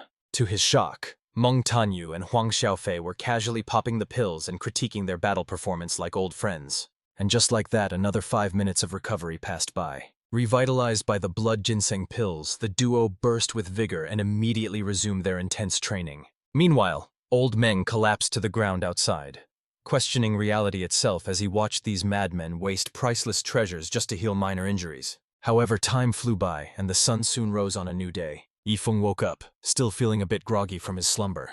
He was baffled to see the other two still sparring. Had these maniacs actually been fighting the entire night? Suddenly he spotted old Meng glaring daggers at him from outside the barrier, his eyes screaming a promise of vengeance. Mistaking the elder's hostility for a threat, Yifeng congratulated himself on his foresight and quickly refreshed the failing maze array to trap the intruder for another 10 hours. Old Meng was apoplectic with rage, finally realizing that this brat, Master Yi, was the puppet master blocking his son and the young lord from seeing him. But just as he prepared to give Yifeng a piece of his mind, the renewed maze array slammed shut, sealing him off once again. Ignoring the trapped old man, Yifeng gathered Meng Tanyu and Huang Xiaofei, and the trio hastily resumed their journey. He made sure to depart with flair, strutting away right under old Meng's furious, helpless gaze. Yifeng even glanced back to flip him a universally offensive gesture, muttering, "Idiot," under his breath. Old Meng was left trembling, his blood pressure skyrocketing from pure fury. That look of utter disdain on Yifeng's face was now burned permanently into his memory. Unaware of the truth, Yifeng praised his own vigilance, convinced that without his barrier, those enemies would have slaughtered them in their sleep. Just then, the daily wasteful product refreshed, granting him over 10,000 nine-striped blood ginseng pills, leaving Yifeng stunned and wondering how they could possibly consume them all. Suddenly, a brilliant idea struck him. Why force-feed themselves when he could simply toss them away like he did with the spirit stones? He consulted the system, asking if discarding such rare, lost-art medicinal pills on the side of the road would qualify as valid squandering. He reasoned that even if monsters ate them or strangers found them, it was still a waste for him. And to his delight, the system confirmed his theory. Yifeng grinned, extremely pleased with this new, effortless method of completing his task. He turned his attention to Meng Tanyu and Huang Xiaofei, announcing that it was time for breakfast as he spread a cloth over a nearby rock. Next, he dumped a massive pile of his so-called waste products, the blood ginseng pills, declaring them the morning meal and inviting them to dig in.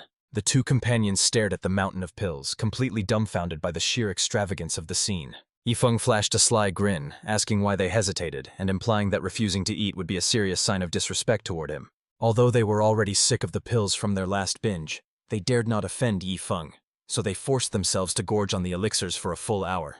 They kept eating until they were stuffed to the brim, unable to swallow another bite. Satisfied, Yifeng announced it was time for exercise. He instructed Meng Tanyu to lead the way while telling Huang Xiaofei to help scatter the remaining 9,000 pills along their path. Huang Xiaofei was shocked, worrying that giving away 9-stripe elixirs for free would ruin the Commerce Association's sales if people just picked them up off the ground.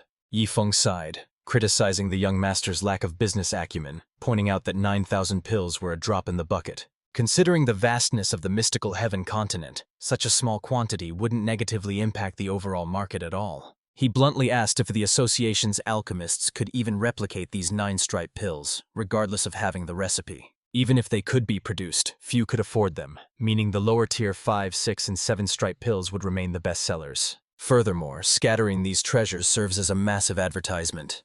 The more people find them, the more desire it creates, ultimately boosting sales. By controlling the supply to create scarcity and demand, they would maximize profits. A logic that caused Huang Xiaofei to kneel in awe of Yifeng's brilliance. With the plan set, Yifeng and his group continued their journey, traveling for another full day. By nightfall, Huang Xiaofei and Meng Tanyu were preparing themselves to stay awake for another all-nighter of cultivation. Yifeng, however, was displeased. Despite squandering so many elixirs, he had earned only a few prodigal points and no special rewards. Seeing his companions working hard, Yifeng decided to play the role of the benevolent leader and offered to keep watch for them that night. The system helpfully reminded him that he could sleep safely while the prodigal divine tycoon's guard handled protection, a prospect that made Guard 1 eager for action. But Yifeng refused, not wanting to feel useless by relying on the guards for everything. He wanted to be more than just a heartless machine farming points. This situation forced Yifeng to recall his past life.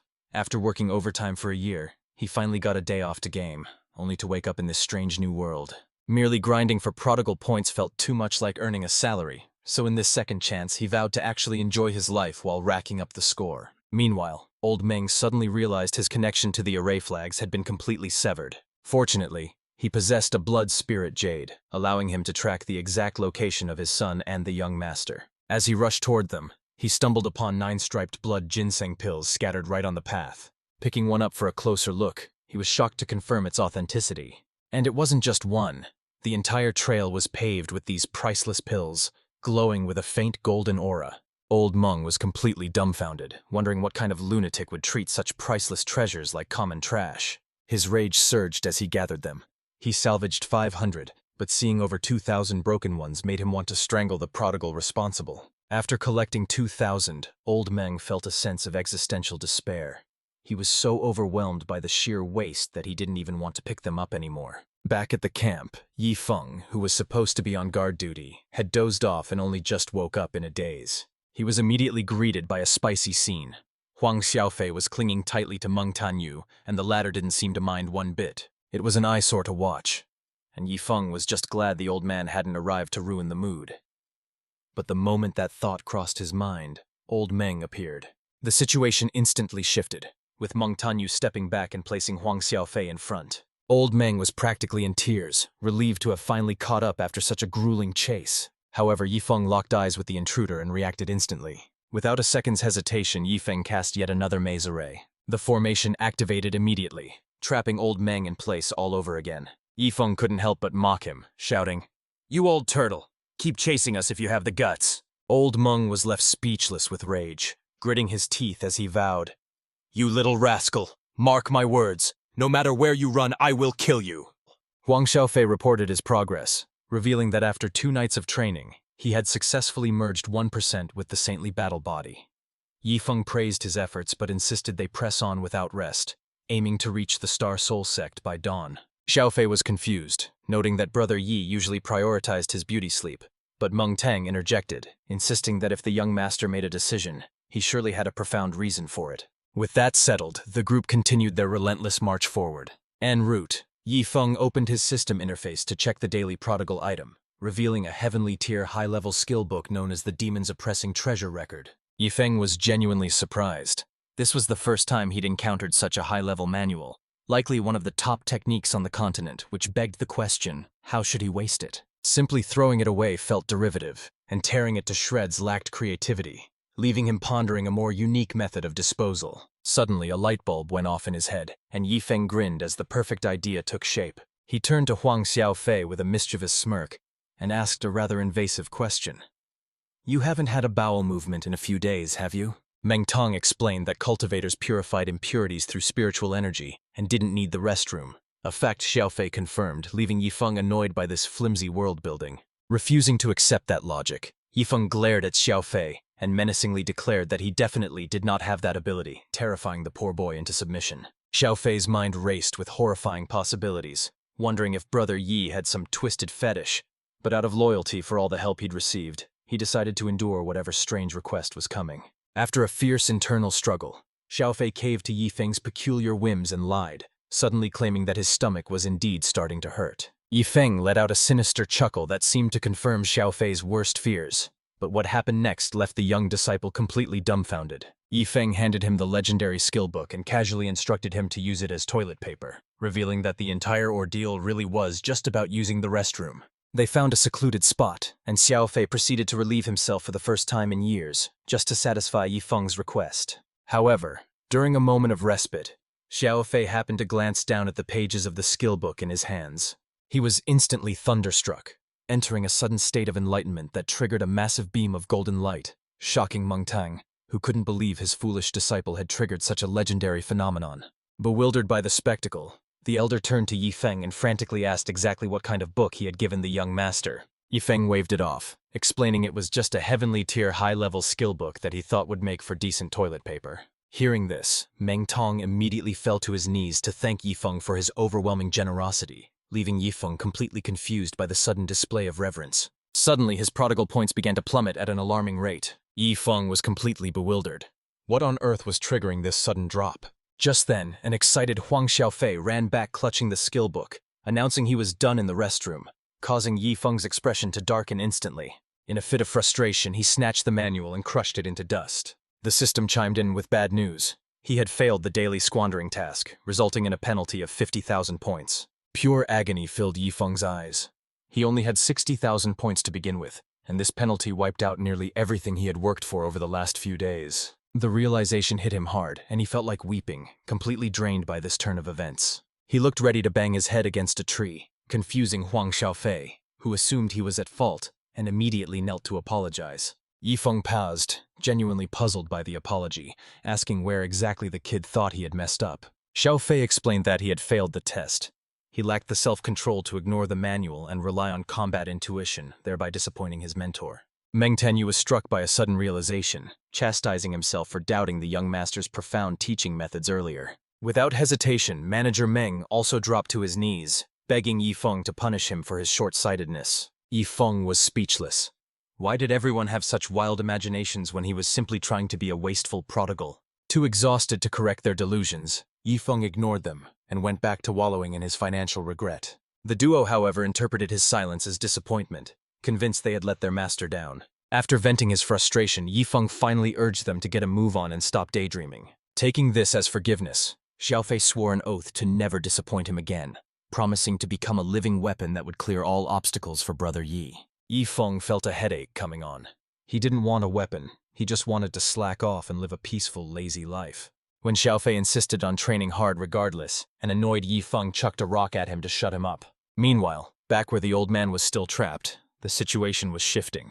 After 10 grueling hours of flight, the formation flag finally exhausted its energy reserves. Just as they slowed down, the relentless old man chasing them began to close the gap. Oblivious to the danger, Yifeng remained fast asleep while Meng Tanyu continued steering her flying sword. As they neared their destination, Huang Xiaofei trembled with excitement, sensing a powerful pressure and eager to witness the grandeur of the Star Soul Sect. However, when they arrived at the sect the very next day, reality hit them hard. Staring at the cobweb-covered gates of the Star Soul Sect, their hearts sank. Where was the majesty they had expected? Yet the moment Yifeng pushed open the main gate, he was greeted by an overwhelming aura of killing intent. Standing there was his long-lost beautiful master, Luo Chenshui. Without a word, she unsheathed her longsword and pressed the cold steel directly against Yifeng's throat. Yifeng forced an awkward smile and announced his return, but Luo Chenshui simply glared, asking if he had finally remembered he had a home. Panicking at her hostility, Yifeng cried out to the system for his divine tycoon's guard, but the system mocked him, refusing to intervene over a mere domestic dispute. Just then, Luokai and the others rushed onto the scene, begging the sacred lady to show mercy. Yifeng was dumbfounded to see them there, but Luo Chenshui's fury only grew hotter at his clueless expression. She berated him for poaching the Star Extreme Sect's core disciples, their elder, and even tricking a tribulation-crossing realm beast into following him back. Suddenly, Luo Chenshui noticed the newcomers standing behind him and demanded to know their identities. Before Yifeng could even speak, she warned him against recruiting more people, causing Meng Tanyu and her servant to frantically deny any intention of joining. Relieved that they weren't new recruits, Luo Chenshui finally lowered her sword, deciding to spare Yifeng's life in front of the guests as her anger dissipated. Taking advantage of the calm, Old Bai and Old Xia emerged from the shadows after their long absence. Stepping into the spotlight, they fussed over Yifeng, feigning deep concern for his safety in a desperate bid to curry favor.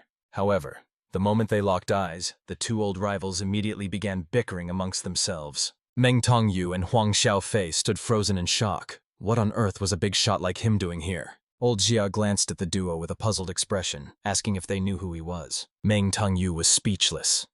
As the mastermind behind the prestigious Tianyu auction house, how could they not recognize him? It was bizarre to find him in such a humble sect. Seizing the moment, Ye Feng stepped forward to properly introduce the guests. Master, this is young Master Huang Xiaofei and Chief Steward Meng Tangyu from the Chenhai Commerce Association. They've returned with me specifically to discuss a potential business partnership with you. Assuming they were peddling goods, Luo Chenshui immediately shut them down, explaining that their month-old sect lacked the funds for bulk purchases and that collaboration was off the table. This claim left Meng Tangyu and Huang Xiaofei flabbergasted. How could she plead poverty when her disciples spent money like water? Huang Xiaofei quickly clarified that they weren't selling anything, and instead presented the recipe for the blood ginseng pill, explaining its value in detail. Luo Chenshui realized their intent, and while exclusive rights to a lost pill recipe were tempting, she felt conflicted. Turning the sect into a business empire wasn't exactly part of her original plan. Yi Feng jumped in to persuade her, claiming he couldn't bear to see junior brother Wu Feng crying over poverty, and urged her not to reject this golden opportunity with the Chenhai Association.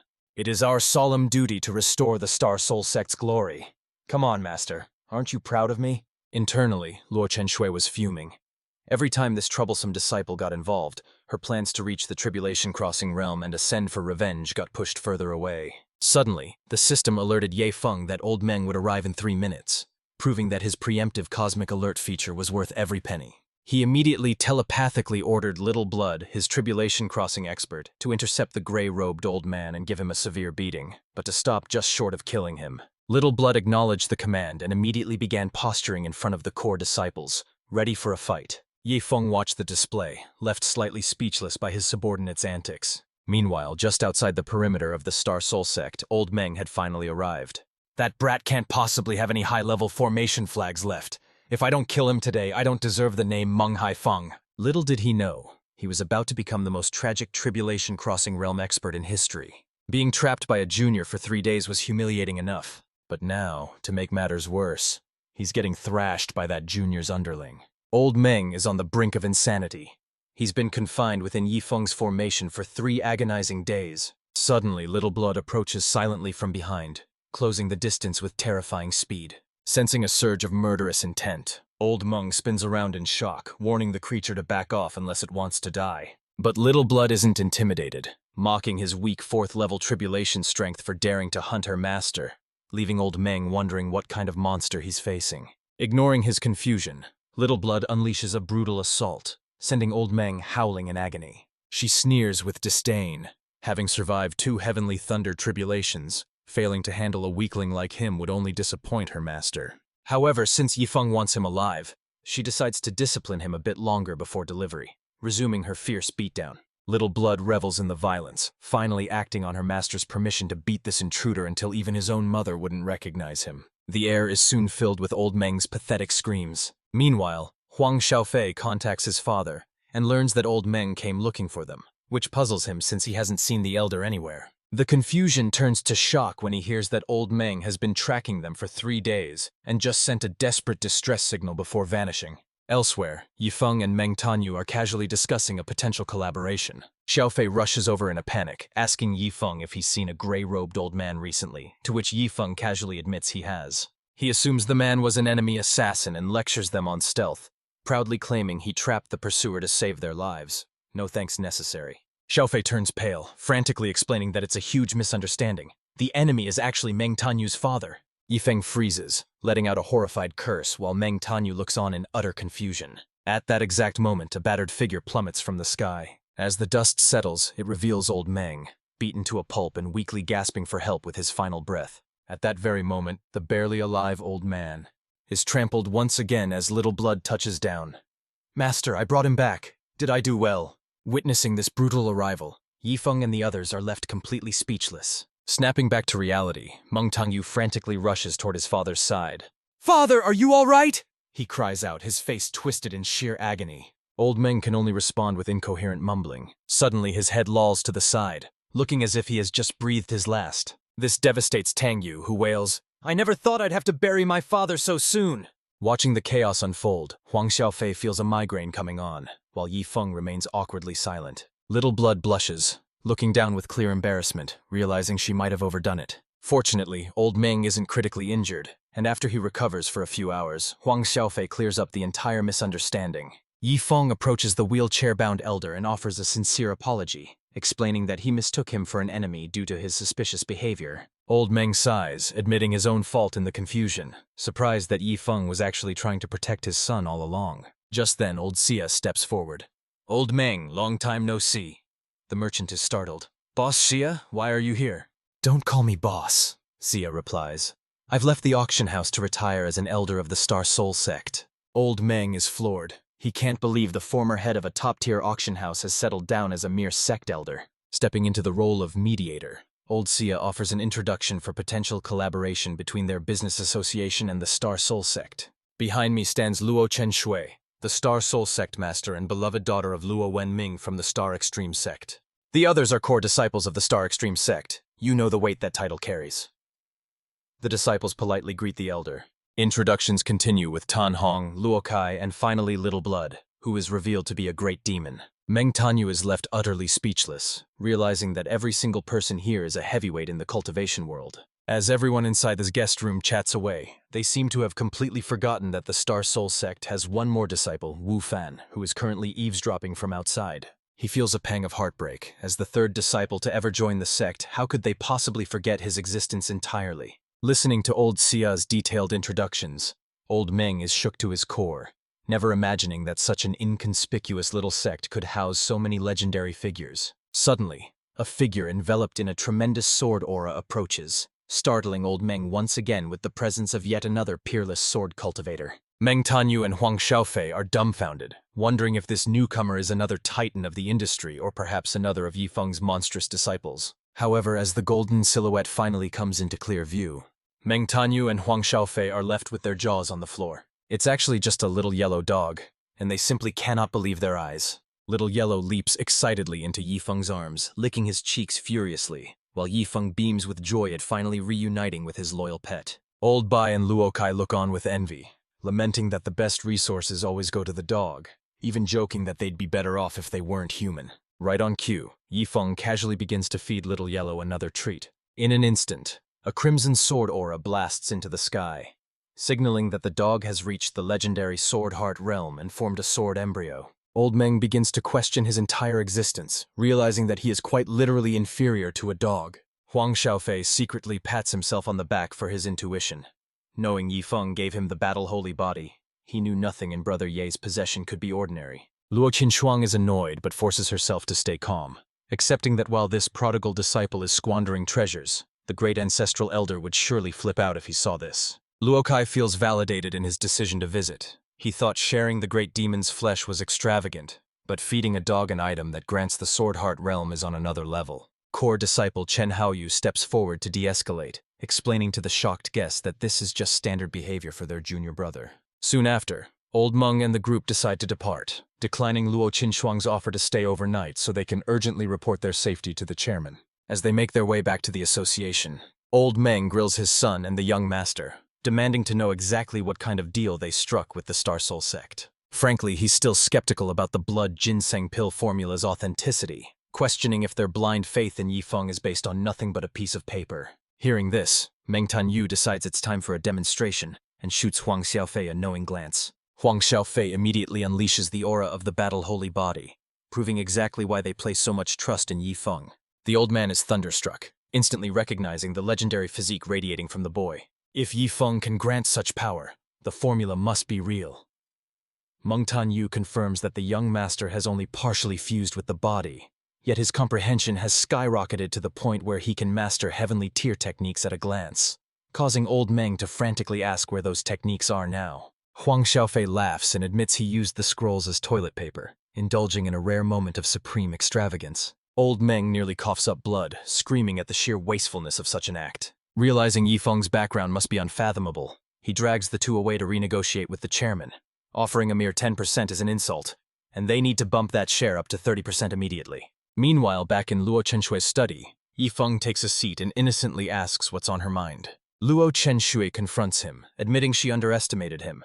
In just a few days away from the sect, he has assumed multiple high-profile identities. From core disciple to honorary elder, founding a sect and even taking a valley master as a student, she glares at him, asking how she should even address him now. Yifeng quickly assures her that titles mean nothing.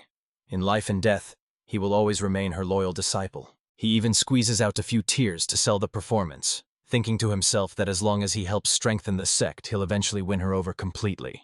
Luo Chenshui is genuinely moved by his words. Despite the chaos, Yifeng remains her only direct disciple across both of her lifetimes. Yifeng starts explaining that the Valley Master only became his student due to a lost bet, and the honorary elder title was just for fun, arranged by the 5 ancestral elders. Luo Chenshui decides to drop the subject, relaying a message from the great ancestor to save his top-grade spiritual crystals for the future, before asking if he knows about a mysterious location in the Heavenly Dao battlefield. Yifeng immediately realizes she's referring to Heavenly Dao City, which startles Luo Chenshui, leaving her wondering how he could possibly know that name.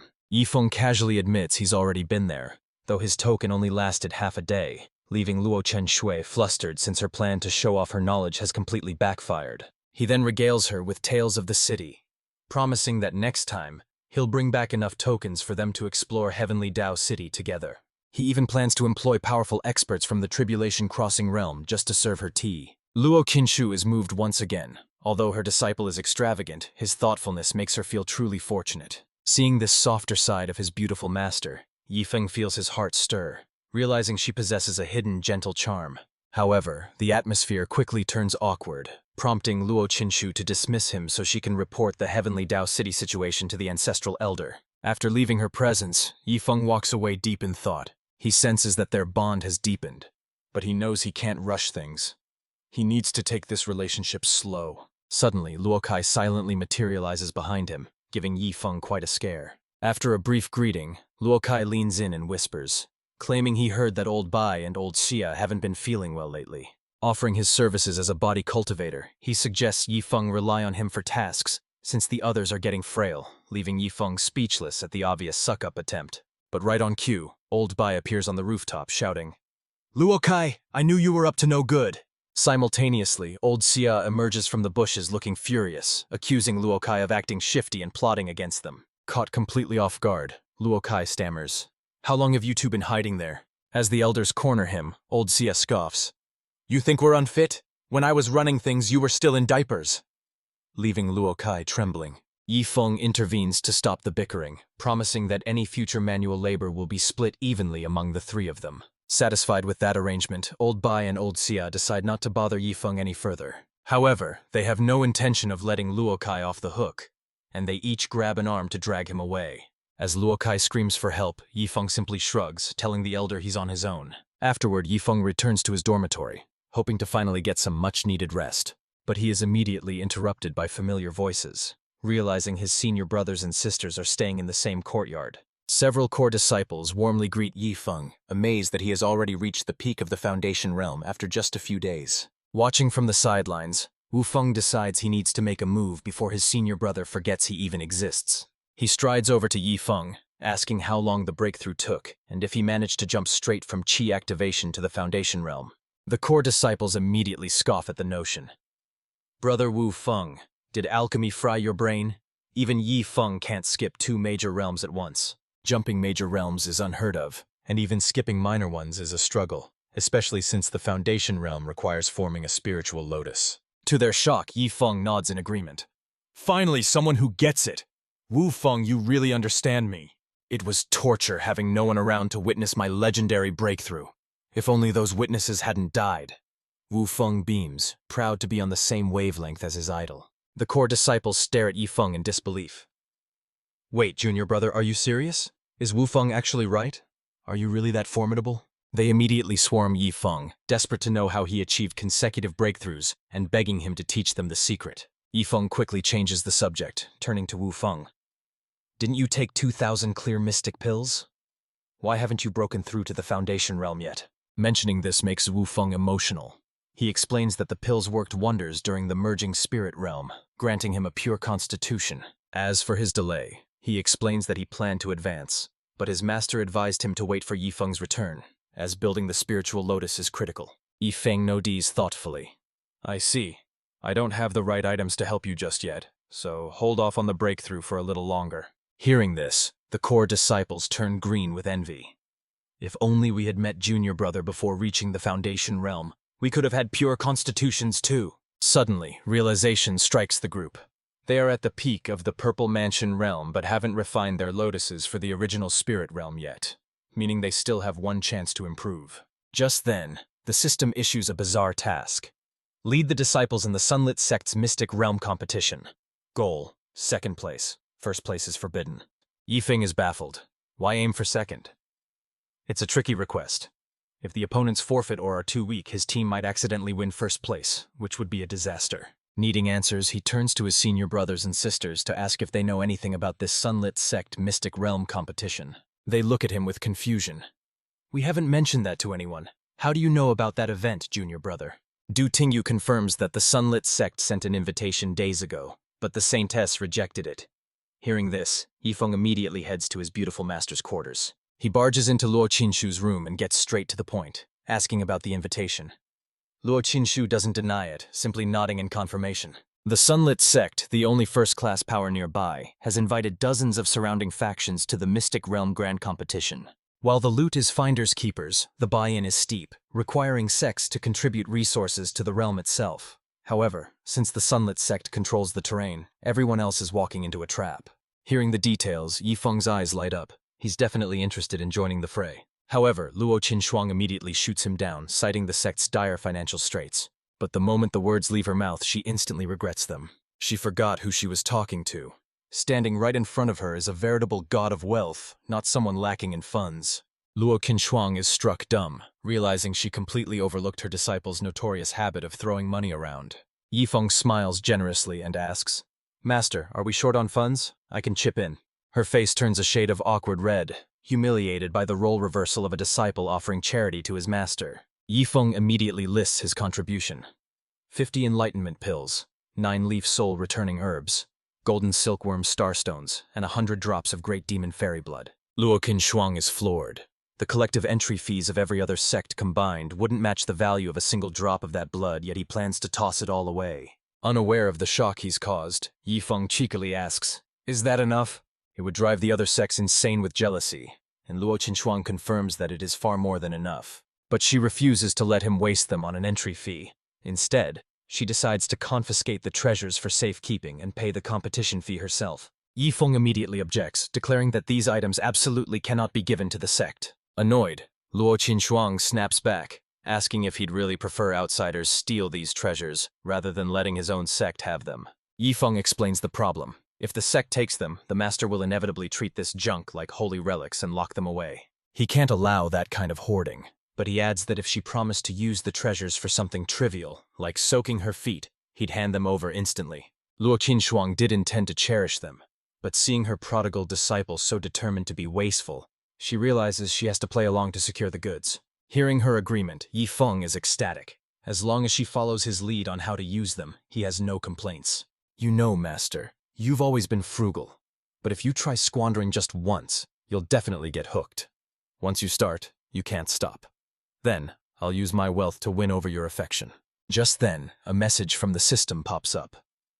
"Host, weren't you planning to send these resources to the Mystic Realm Grand Competition?" Yifeng retorts.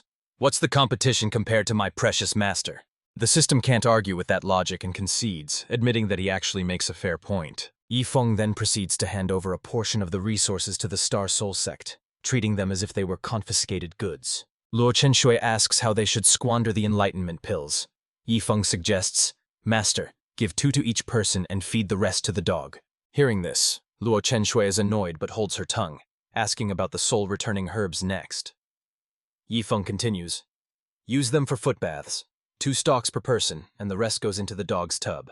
Luo Qinshui can't hold back anymore, and a powerful, terrifying aura erupts, disrupting the scene. Yifeng is taken aback and quickly stammers, "Master, maybe we should just put these resources toward the competition after all," clearly realizing he overestimated her tolerance. Upon hearing this, Luo Qinshui instantly goes back to being cheerful.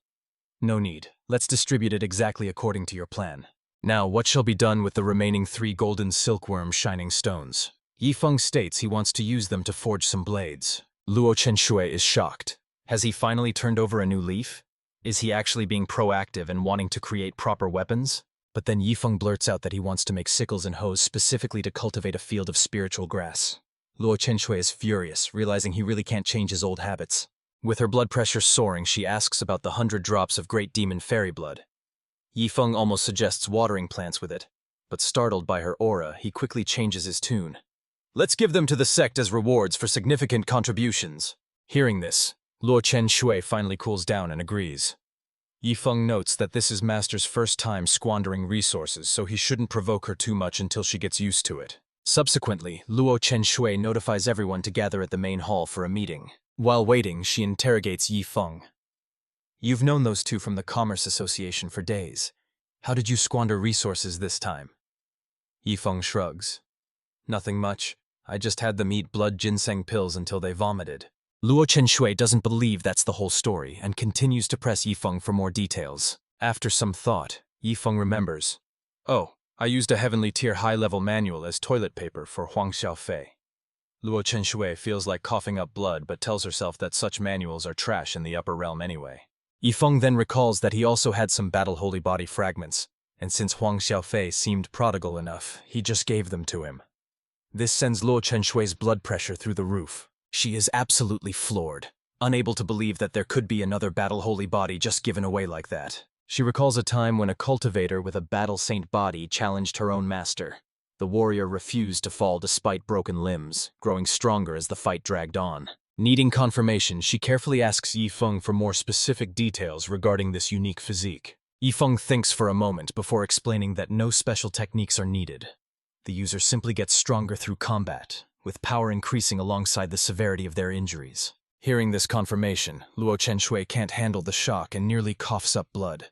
It really is the legendary Battle Saint body. Since the gift has already been given to Huang Xiaofei, she resigns herself to fate, advising Yifeng to befriend him, as the potential of such a physique is truly immeasurable. However, Yifeng looks annoyed at the suggestion, complaining that the kid is weirdly obsessed with becoming a tool for the sect, asking his master if she doesn't find that a bit unhinged. Luo Chenshui feels numb, wondering if her disciple got his head caught in a door to be dismissing such a powerful ally so casually. Just then, Old Bai arrives with the other elders, gathering in front of the grand hall with looks of utter confusion. Old Bai asks why they have been summoned so suddenly, but Luo Chenshui looks frustrated, simply gesturing toward Yifeng to explain. She prepares to let him announce the spending plan, but Yifeng decisively slips away, claiming he needs the bathroom and leaving the awkward task entirely to her. Yifeng knows she's uncomfortable, but he believes that she needs to personally experience the thrill of spending money to truly understand its gratification. Luo Chenshui stands frozen, still viewing such extravagance as disgraceful,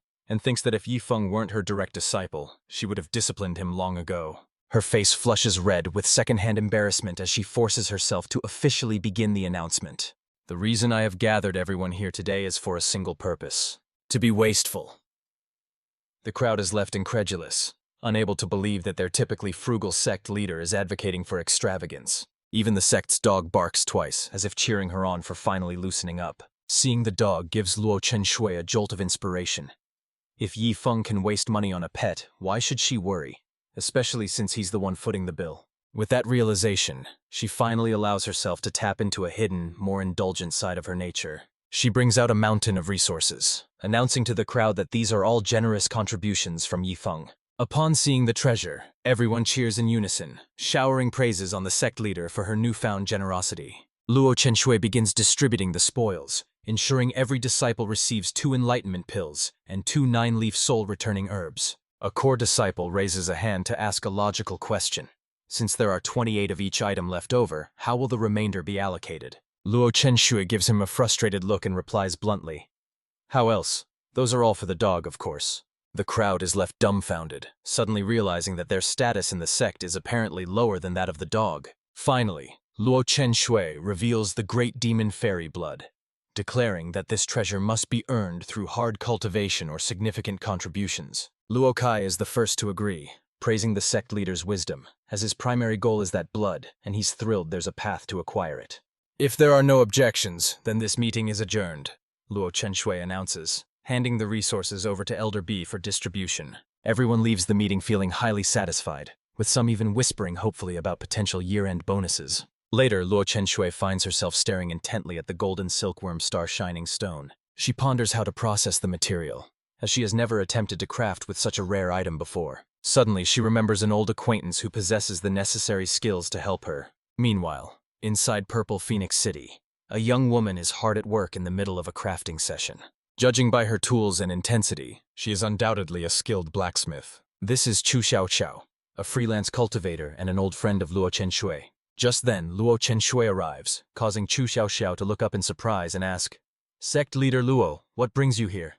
Luo Chenshui explains that she has come to request some assistance with crafting equipment for her sect. However, Chu Xiao immediately reaches out to pinch her cheek, teasingly saying, "Long time no see, let me get a feel." Luo Chenshui, you really need to thaw that icy personality. Aside from my father and me, do you even have any other friends who like you? Feeling a surge of pride, Luo Chenshui retorts, "My direct disciple is perfectly capable of tolerating my personality." This immediately piques Chu Xiao's interest in gossip, and she bombards her with questions about the disciple's gender, age, and measurements. "Last time you were with Wu Feng, It turned out he wasn't your top student. You've been hiding this direct disciple from me, haven't you? Learning to hoard talent now? Luo Chenshui pouts and retorts. Well, you never asked. Enough about him, he's just a wastrel. Do you have time to help me craft some kitchen knives and hoes? Chu Xiao, though eager to hear more gossip, decides to focus on the task at hand. Knives and hoes are minor tasks. They can wait a few days. My grandfather is currently preparing to craft an extraordinary weapon, so we're quite busy. Just then, a figure bursts into the room. We have time! It's Chu Xiao's grandfather, Chu Hongshan. That weapon I'm working on can wait. Help Luo Chenshui with her knives and hoes first. He then turns to Luo Chenshui, making small talk. How are those 5 old codgers? Are they doing well? She politely responds that the 5 ancestral elders are in good health. Chu Hongshan then instructs Chu Xiao to go ahead and craft those mundane items for Luo Chenshui, noting that it won't take much time anyway. However, Luo Chenshui clarifies that it's not just about crafting simple ironware. She has a small additional request. No problem, go ahead, says Chu Hongshan with a jovial smile. Luo Chenshui then reveals the golden silkworm star shining stone. I need Chu Xiao to help me infuse these spiritual ores into the ironware. Upon seeing the legendary golden silkworm star shining stone, both grandfather and granddaughter are stunned, their eyes widening in shock. Did you get this from those 5 old codgers in your family? Chu Hongshan asks, completely puzzled. Chu Xiao is downright furious. You wastrel, you actually want to infuse golden silkworm star shining stones into common ironware? Don't tell me you plan to use these exquisitely crafted items for mundane tasks, like slaughtering chickens and ducks in the Sect kitchen? Or using the hose for tilling a spiritual grass garden? Keeping a stern face, Luo Chenshui replies, Yes, that's exactly it. Internally, she chuckles, finding joy in their incredulous reactions. Is this the thrill of being a spendthrift? Frustrated beyond belief, Chu Hongshan turns away. He vents his anger by stomping on the ground. You're really killing me here. Meanwhile, on the other side of Purple Phoenix City, Ye Feng strolls around with little Shui. I never thought the city would have such tasty grilled skewers. I know lots of fun places I can take you next time. Suddenly, a massive explosion rocks the area, startling them both. Little Blood reacts instantly, shielding Ye Feng from the blast wave as he wonders what the hell just happened. Determined to investigate the source of the chaos, Ye Feng decides to head straight toward the epicenter. The duo moves out at top speed, one sprinting across the ground while the other soars through the air. Before long, they arrive at the scene and spot Chu Hongshan. The old man is brandishing a massive blade, glaring daggers at Ye Feng's beautiful master. Seeing this aggressive stance, Ye Feng immediately assumes his master is in mortal danger. In reality, Chu Hongshan is just livid about the wasteful use of the golden silkworm star shining stones, believing the 5 ancestors are to blame. He rants about the rarity of the materials, screaming that people have shed rivers of blood for stones she's casually wasting on common ironware. Claiming he's never seen such extravagance, Chu Hongshan prepares to storm off and confront the 5 elders directly. Luo Chenshui quickly tries to explain that the ancestors are innocent, revealing that an honorary elder provided the stones. Chu Hongshan immediately demands to know who this honorary elder is and where he can find him. Right on cue, Ye Feng and Little Blood burst onto the scene, radiating an intense aura as Ye Feng demands to know who dares to bully his master. Chu Hongshan looks completely bewildered, staring at the newcomer and asking who he thinks he is. Ye Feng rushes to Luo Chenshui's side, declaring himself as her direct disciple and promising to rescue her from this threat. He then turns to her with a sigh, scolding her gently for worrying him and asking what he would have done if he hadn't been nearby. Luo Chenshui blushes, touched by his concern despite his extravagant nature. But just as she tries to clarify the misunderstanding, Ye Feng cuts her off, commanding Little Blood to escort her away immediately so she doesn't have to witness the coming violence. Before she can get a word in edgewise, Luo Chenshui is forcibly whisked away to safety by Little Blood. This leaves Ye Feng alone in a tense standoff with Chu Hongshan and Chu Xiao, ready for a fight that didn't need to happen. How dare you, old geezer, trying to rob and harm my master? Where do you get the nerve? Chu Xiao is furious at the insult toward her grandfather and prepares to attack. But Chu Hongshan stops her, surprisingly amused by the young man's loyalty. Confused, she asks why he tolerates the disrespect, but he replies that he'd be overjoyed if she had a disciple this dedicated. Just then, Little Blood returns to Ye Feng's side, confirming the sect leader is safe behind a barrier, earning Ye Feng's praise. Chu Hongshan speaks up, acknowledging the impressive strength of Ye Feng's magical beast. But he poses a question. What happens if the enemy is stronger than the beast? Ye Feng simply smiles and proposes a wager, catching the old man's interest. The terms are simple. He bets that Chu Hongshan cannot hurt him even with a full-force strike. Amused by the arrogance, Chu Hongshan chuckles before leaping into action. He soars into the air, charging his fist with tremendous power to test the boy's limits. A moment later, a thunderous roar echoes across the battlefield. However, the devastating punch never lands on Yi Feng. Instead, the attack is casually blocked by a single finger. Space tears open behind Yi Feng, revealing a skinny figure from the Divine Tycoon's guard, eager for his turn to fight. With nothing more than a slight flick of his finger, the new guard sends the powerful Chu Hongshan flying helplessly through the air. Suddenly, a one-armed man materializes, asking his lord if he should annihilate the entire city. Yi Feng is left speechless, wondering if his guard is here for protection or mass destruction. The one-armed man erupts with a terrifying aura, promising a painful death to anyone threatening his master. I'll carve the flesh from your bones until only your heads remain, then force you to feast on your own kin. His graphic threats send shivers of pure terror through Chu Hongshan and Chu Xiaoxiao. Chu Xiaoxiao frantically tries to clarify the situation, shouting that they aren't enemies. She claims to be his master's best friend, and that the old man is her grandfather. She desperately pleads with them, insisting that if they don't believe her, they should simply go ask her friend. Hearing this unexpected connection gives Yi Feng pause, leaving him momentarily stunned. He immediately dispatches Little Blood to verify Chu Xiaoqiao's claims with his master, but explicitly orders the creature not to bring her back here, as he doesn't want to frighten her. Minutes later, Little Blood returns carrying a recording stone, which confirms that his master does indeed refer to Chu Hongshan as Grandpa Chu. However, the one-armed guard insists that regardless of the misunderstanding, the old man must die for daring to raise a hand against his lord, prompting Yi Feng to glare at his bloodthirsty subordinate. Forgetting his place, the one-armed man boldly suggests that Yi Feng is being far too lenient with these potential threats. This insolence is immediately met with a stern, icy warning from Yi Feng. Are you trying to dictate my actions? Yi Feng snaps, instantly activating the system's power to physically suppress the one-armed man. He quietly consults the system, asking for the protocol regarding a member of the Divine Tycoon's guard who dares to step out of line. The system's response is cold and unequivocal, show no mercy. Acting on this verdict, Yi Feng allows the suppression force to intensify, crushing the guard under an invisible weight. Realizing his master's genuine killing intent, the one-armed man begs in terror. Please, my lord, don't crush me. I won't dare do it again. Yi Feng stares him down coldly and says, I will give you exactly one chance to live. Follow me. He leads the man into the blacksmith shop and demands a full explanation of the Divine Tycoon's guard.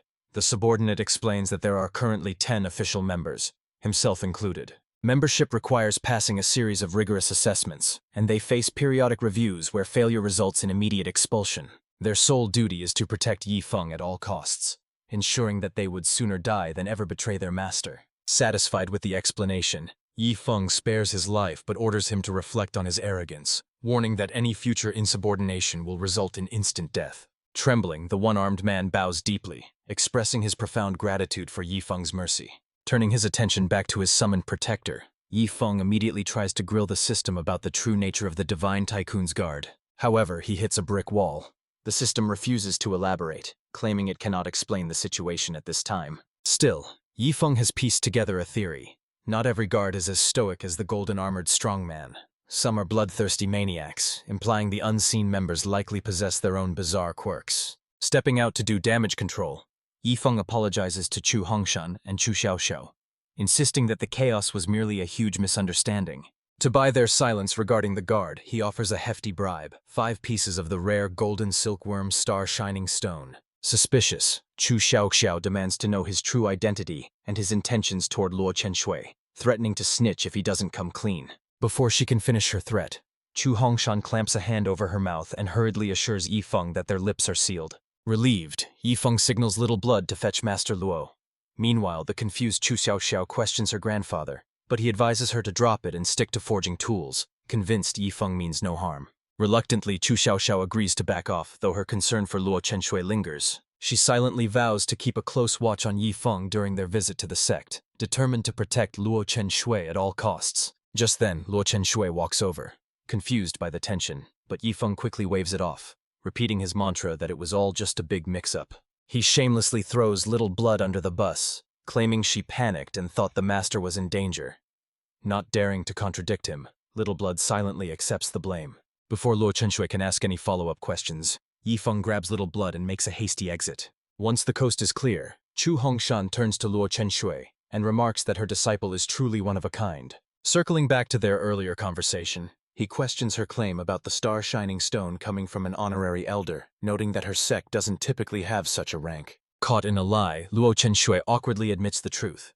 The so-called honorary elder is actually her direct disciple, and he was the one who provided the rare stones. Chu Hongshan is baffled as to why the sect leaders would agree to such a ridiculous arrangement, while Chu Xiaoxiao realizes with horror that she might have to address Yi Feng as elder. Luo Chenshu explains the simple reality. He's filthy rich. Yi Feng donated 100 million top-grade spiritual crystals, single-handedly funding the Star Extreme sect's budget. Chu Hongshan nearly chokes, but then nods sagely, noting that 100 million spirit stones is indeed a persuasive sum. Chu Xiaoxiao corrects him immediately. Not stones, but crystals. Hearing this, Chu Hongshan feels dizzy and begs her to stop talking before the sheer scale of that wealth gives him a heart attack. Just then, inspiration strikes Chu Hongshan. He tries to curry favor with Luo Chenshu, arguing that since he treats Xiao Xiao like his own granddaughter, he might as well join the sect too. Luo Chenshu is left speechless. Her Star Soul sect has more elders than disciples, and she certainly isn't running a retirement home. Noticing her hesitation, Chu Hongshan quickly pivots to a more persuasive angle. He argues that as a 9th-grade refining master with vast connections, he would be an invaluable asset to her newly established sect, an offer she finds hard to refuse. Deciding not to overthink it, Luo Chenshu agrees, welcoming Grandpa Chu and entrusting the sect's refining duties to him. Chu Hongshan chuckles mischievously, delighted that his plan has worked. Meanwhile, Chu Xiaoxiao is left confused, feeling as though she was just bundled up and sold as part of a package deal. Meanwhile, back in Earth-sealed City, the elite warriors of Miramune Manor have been fully mobilized. Bystanders look on in shock, wondering who could have possibly provoked such a powerful faction. Rumor has it that this manor's master, Zhang Shufeng, is a formidable figure who has already crossed the first tribulation. They are out for blood, seeking revenge for the death of Zhang Heng, who was killed by a member of the Divine Tycoon's Guard. As Zhang Heng's father, Zhang Shufeng, is taking this personally. He leads a squad of experts from the manor, tracking the energy signature left behind by Yi Feng. At that very moment, Yi Feng and Little Blood are wandering Purple Phoenix City, restless because they haven't found a way to splurge their money. Little Blood racks her brain, trying to think of a place where they can spend a fortune. Suddenly, a thought strikes her, and she offers a suggestion.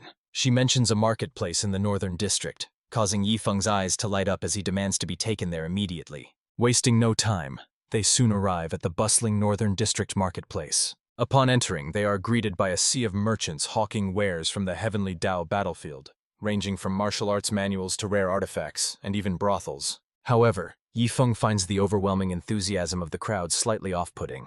As they continue to wander through the chaotic market, Yi Feng suddenly receives a system alert notifying him of a nearby Heavenly Dao token, guiding him toward an innocuous antique that hides the treasure within. Yi Feng immediately begins scanning the stalls, thinking, "Where is it? That token is absolutely critical for my plans." Before long, his eyes lock onto a battered, worn-out token sitting on a vendor's mat. The vendor, Li Xiaoming, instantly pegs Yi Feng as a gullible sucker the moment he shows interest in the piece of junk. Li Xiaoming launches into an enthusiastic sales pitch, claiming the item is a priceless artifact he nearly died retrieving from the Heavenly Dao battlefield.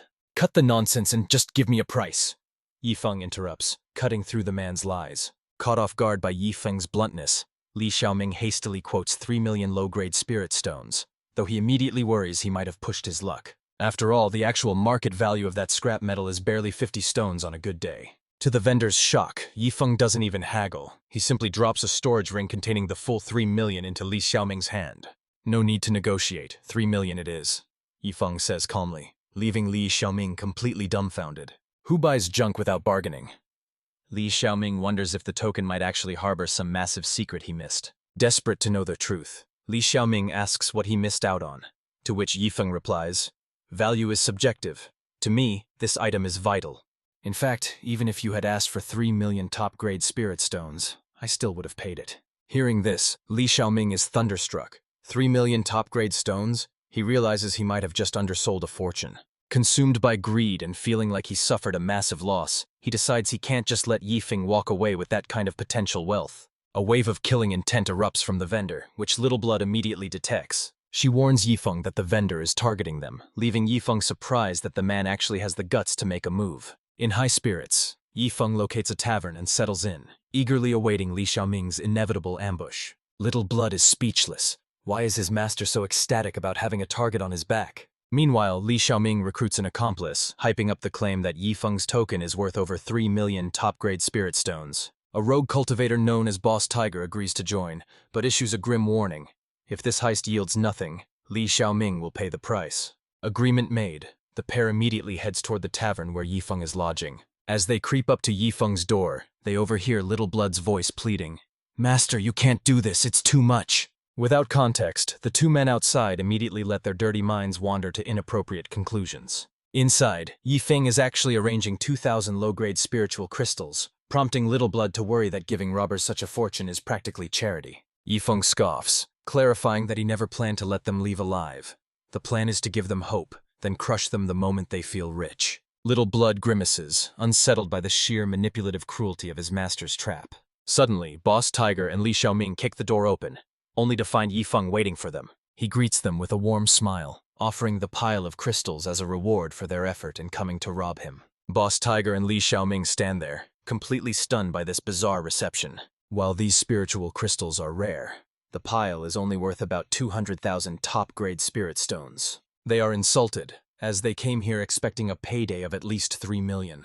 Yifeng is annoyed that his bribe is being rejected, and as Li Xiaoming screams about the missing millions, Yifeng complains to his system that even robbers are looking down on his wealth. Losing patience, the robbers demand the 3 million spirit stones immediately in exchange for their lives. Irritated by their greed, Yifeng sharply tells them to shut up. Before they can react, the Divine Tycoon's golden armored guard materializes and seizes both of their heads in his massive hands. With a sickening crunch, he crushes their skulls in an instant. The golden armored guardian manifests behind him with a disdainful snort, scoffing, "You pathetic worms aren't even worthy of robbing my master." Yifeng is stunned, wondering why the Divine Tycoon's guard appeared before he was truly in danger.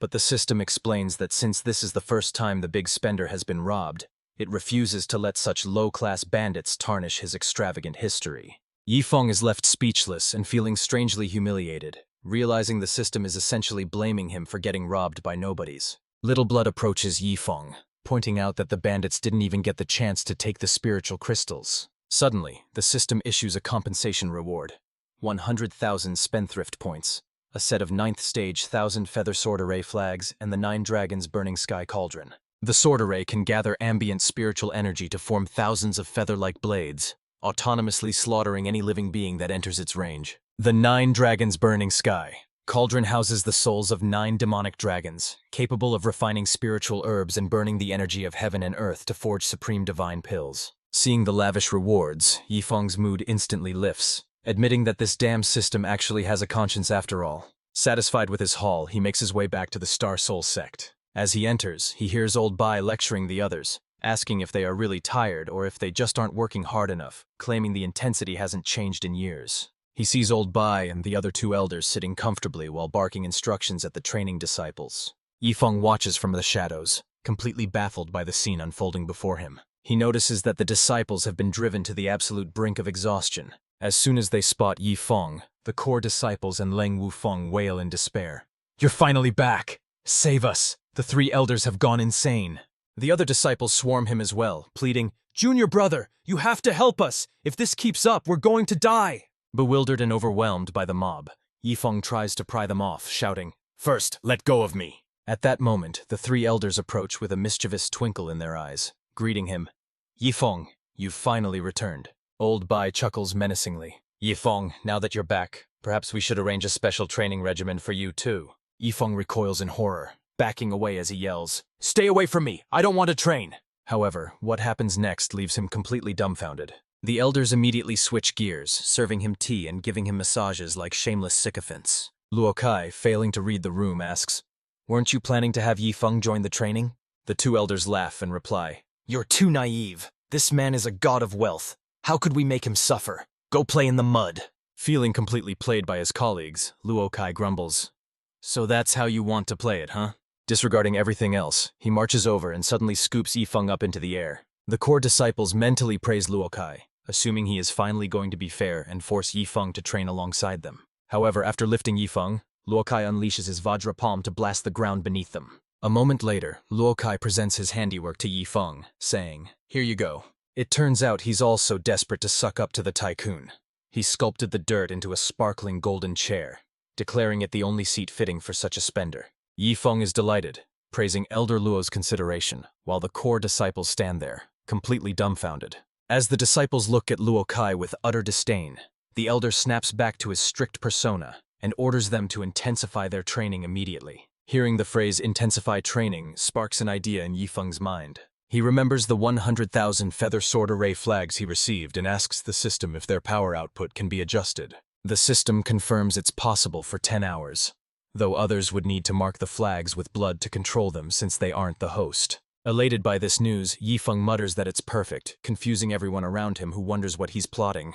He pulls out the flags and addresses the elders, suggesting that since current methods are lacking, they should use these 9th rank flags to train the disciples instead. The core disciples are speechless, feeling betrayed that their junior brother isn't saving them, but actively adding to their misery. Even Luo Kai thinks that this is excessive, pointing out that they are only training the students, not trying to execute them. Dragging his injured body forward, Yifeng shakes his head and explains, "Elder Luo, you're thinking too small." Feigning deep concern for his seniors, Yifeng argues that a little suffering is necessary for strength, even claiming it breaks his heart to see them in pain. Luo Kai is left speechless, telling Yifeng he's laying it on a bit thick, but eventually sighs and decides to let the disciples suffer a little. The core disciples are on the verge of tears, asking if their junior brother is trying to kill them, though they find a shred of comfort in thinking there's only one flag.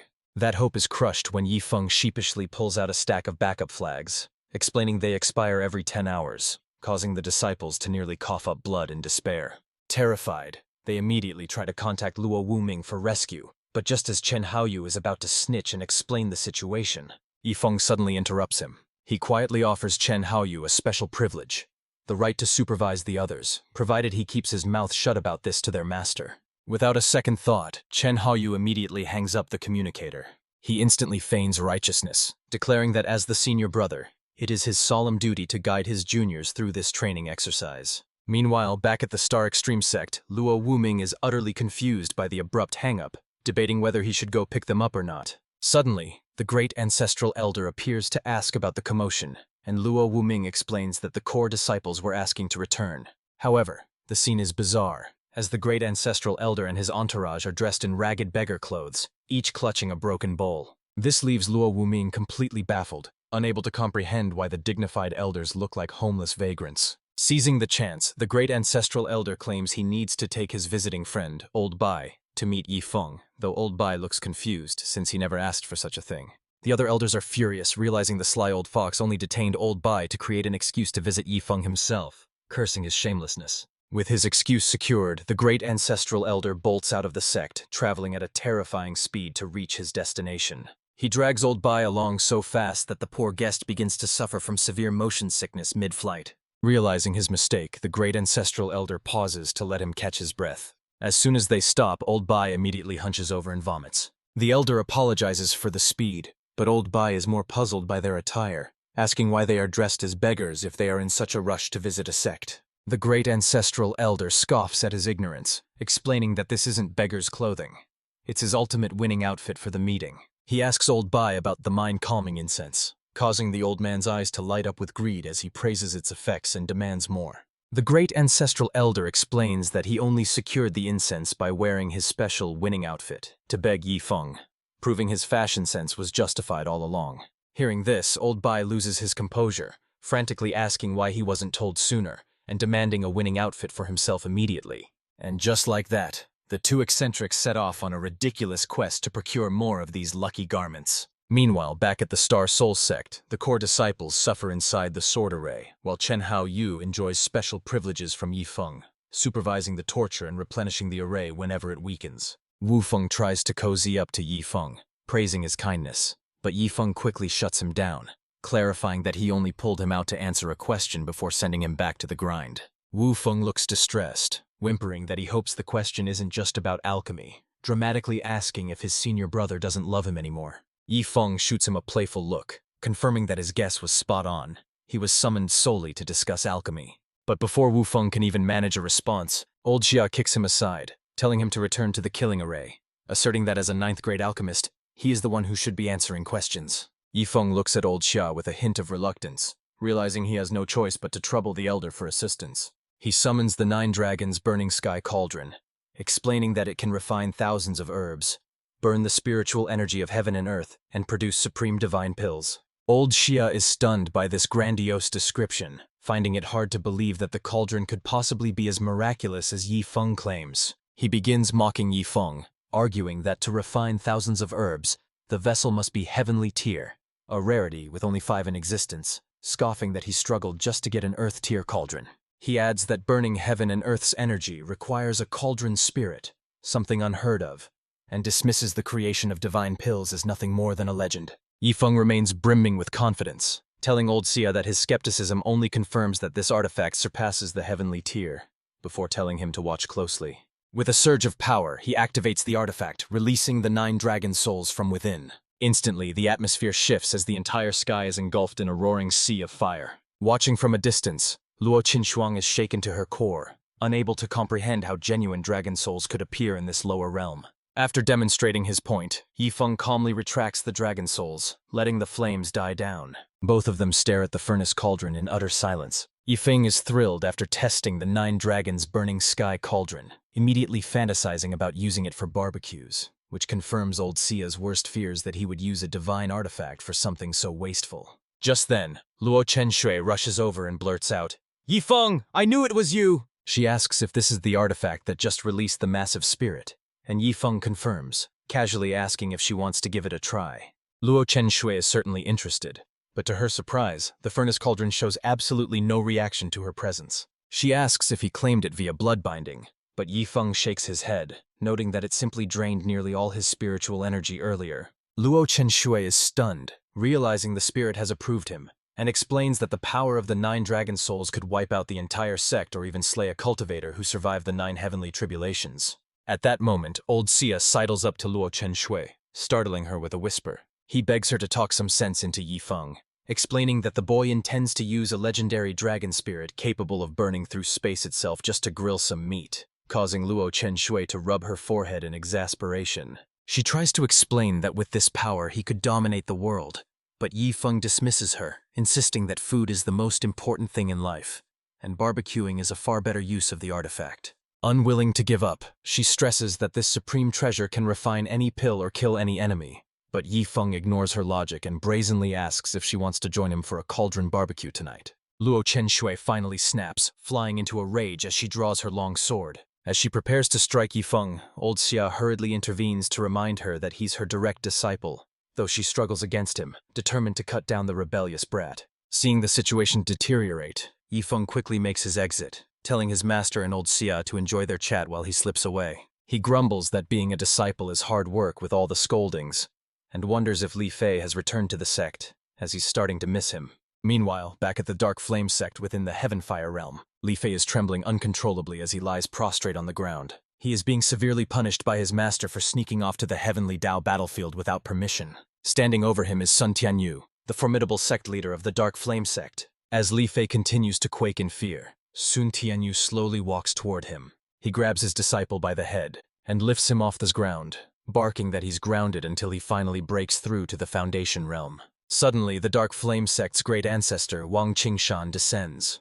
wondering aloud which fellow master of the Sword Dao has come to visit. But when his eyes land on Li Fei, he freezes in absolute shock. Sun Tianyu looks confused, asking what Sword Dao master he's talking about, since no one else is here. The ancestor senses the overwhelming sword intent radiating from Li Fei and demands an explanation, though the boy tries to play dumb. Losing patience, both elders start thrashing him, demanding to know how a sword hater acquired such power, forcing Li Fei to beg for mercy and spill the truth. He stammers out that he met a wealthy eccentric in the Heavenly Dao battlefield who possessed a fragment of Death Sword intent. When the stranger found out Li Fei hated swords, he forcefully shoved the Death Sword intent fragment into his body just to spite him. Just like that, during a quick bathroom break, I accidentally became a master swordsman. So please, ancestor, don't blame me. I never wanted this. Wang Qingshan's face turns black with envy. He spent 60 years cultivating his Sky Flame sword intent, while this brat got the superior death intent in mere minutes. Determined to keep slacking off, Li Fei declares that he'll simply avoid touching swords until the intent naturally fades away from his memory. This only enrages Wang Qingshan further, disbelief written all over his face at the thought of wasting such a gift. He resumes the beating, announcing that he will personally force Li Fei to cultivate the way of the sword, whether he likes it or not. Terrified, Li Fei turns to his master, Sun Tianyu, pleading for someone to save him. But Sun Tianyu is more than happy to let the great ancestor discipline his lazy, good-for-nothing student. Meanwhile, back at the Star Soul Sect, a new day begins. Yifeng checks the system, which has just refreshed with his new extravagant daily acquisitions. He receives 10 heavenly tier cauldrons, leaving him speechless as he wonders how on earth he's supposed to go bankrupt with such valuable alchemy equipment. He recalls old Xia mentioning that these specific cauldrons are priceless treasures sought after across the entire mysterious heaven continent. Just then, the door to Yifeng's room is kicked wide open. It's Luo Chenshui, and she looks completely frantic, as if a disaster has struck. Yifeng, startled from his sleep, is totally bewildered and asks, "Master, what's happening? Couldn't you have knocked first?" But Luo Chenshui is furious, demanding to know how he could carelessly leave the 9 dragons burning sky cauldron out in the yard. Yifeng, realizing it's trivial, retorts, "Master, it's just an old furnace. Do you expect me to build a shrine for it?" Luo Chenshui's face flushes red because that is exactly what she was thinking. After all, what's wrong with worshipping such a supreme treasure? Yifeng tries to change the subject, saying, "Forget the furnace. Let's discuss how to properly squander wealth if someone possessed 10 of those heavenly tier cauldrons." Luo Chenshui looks unamused and sighs. "Squander? Every time you ask for advice, haven't you already gone ahead and acquired the item in question?" She decides she's done dealing with him. She hates his wasteful habits, and refusing to help him brainstorm new ways to burn money, she turns to leave. Yifeng calls out after her, pleading, "Don't go, master. I'm still learning. Please, offer some guidance." Luo Chenshui only walks faster, muttering to herself that this is infuriating, and believing that out of sight means out of mind. As she storms through the yard, she spots old Xia meticulously wiping down and arranging the 9 dragons cauldron. Seeing Luo Chenshui pass, old Xia politely asks if she is heading out to purchase more medicinal herbs. He reminds her that they already bought a massive batch days ago, but Luo Chenshui claims she's going for spiritual ore instead, clearly just desperate to escape and clear her head. Old Xia notes that for spiritual ore, she'd need to consult Elder Chu, causing Luo Chenshui to snap, "Why are you so nosy? Fine, I'll go buy elixirs instead."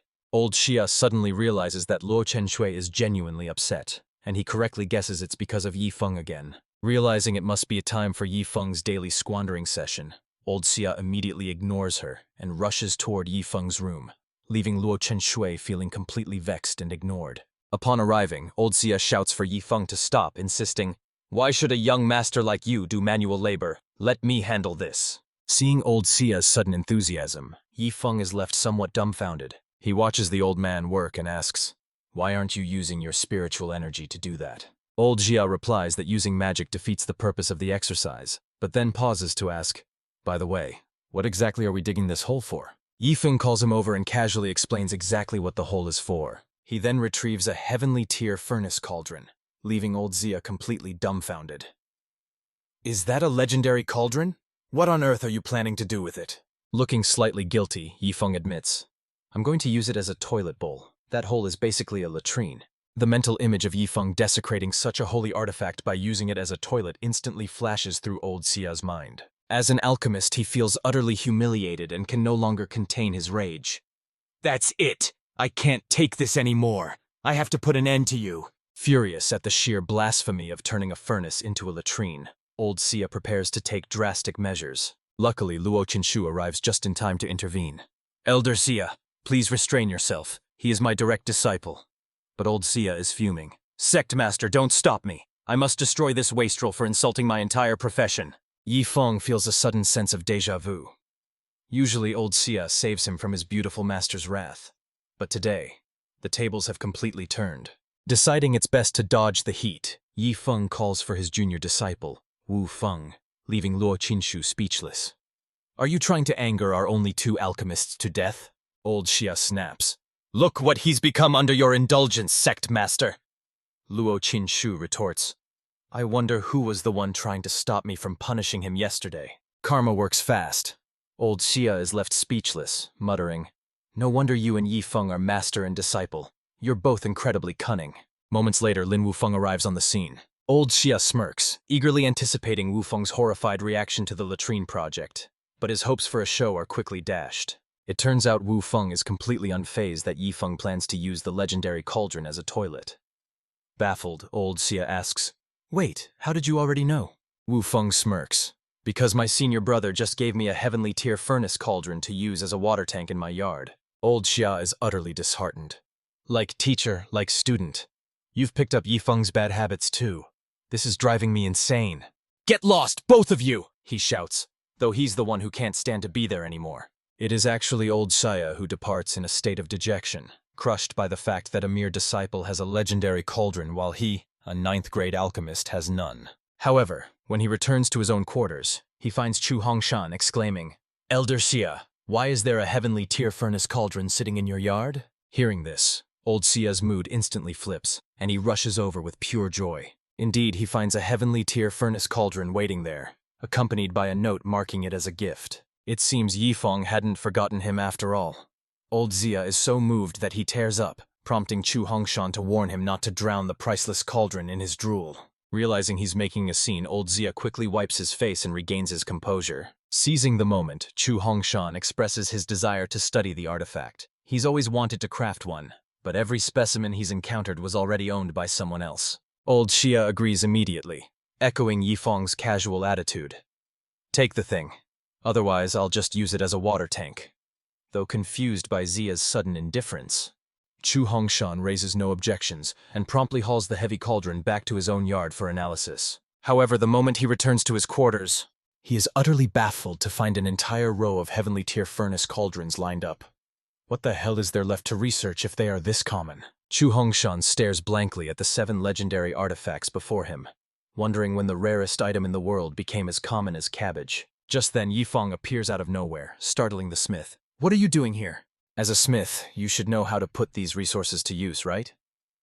Chu Hongshan claims ignorance, grumbling that he doesn't understand the wasteful habits of the youth, though he certainly knows his craft. Hearing the mention of weapons and armor, Yifeng's eyes light up. "Ah, Elder Chu, you catch on quickly." Yifeng encourages him to pick one, but Chu Hongshan is puzzled. "What use does a smith have for this? Are you suggesting I wield a furnace cauldron in battle?" Yifeng snaps his fingers. "Exactly. This cauldron works for both offense and defense. Doesn't that make it the ultimate weapon? You can smash someone with it, then jump inside for total protection. It's perfect." Chu Hongshan still has reservations.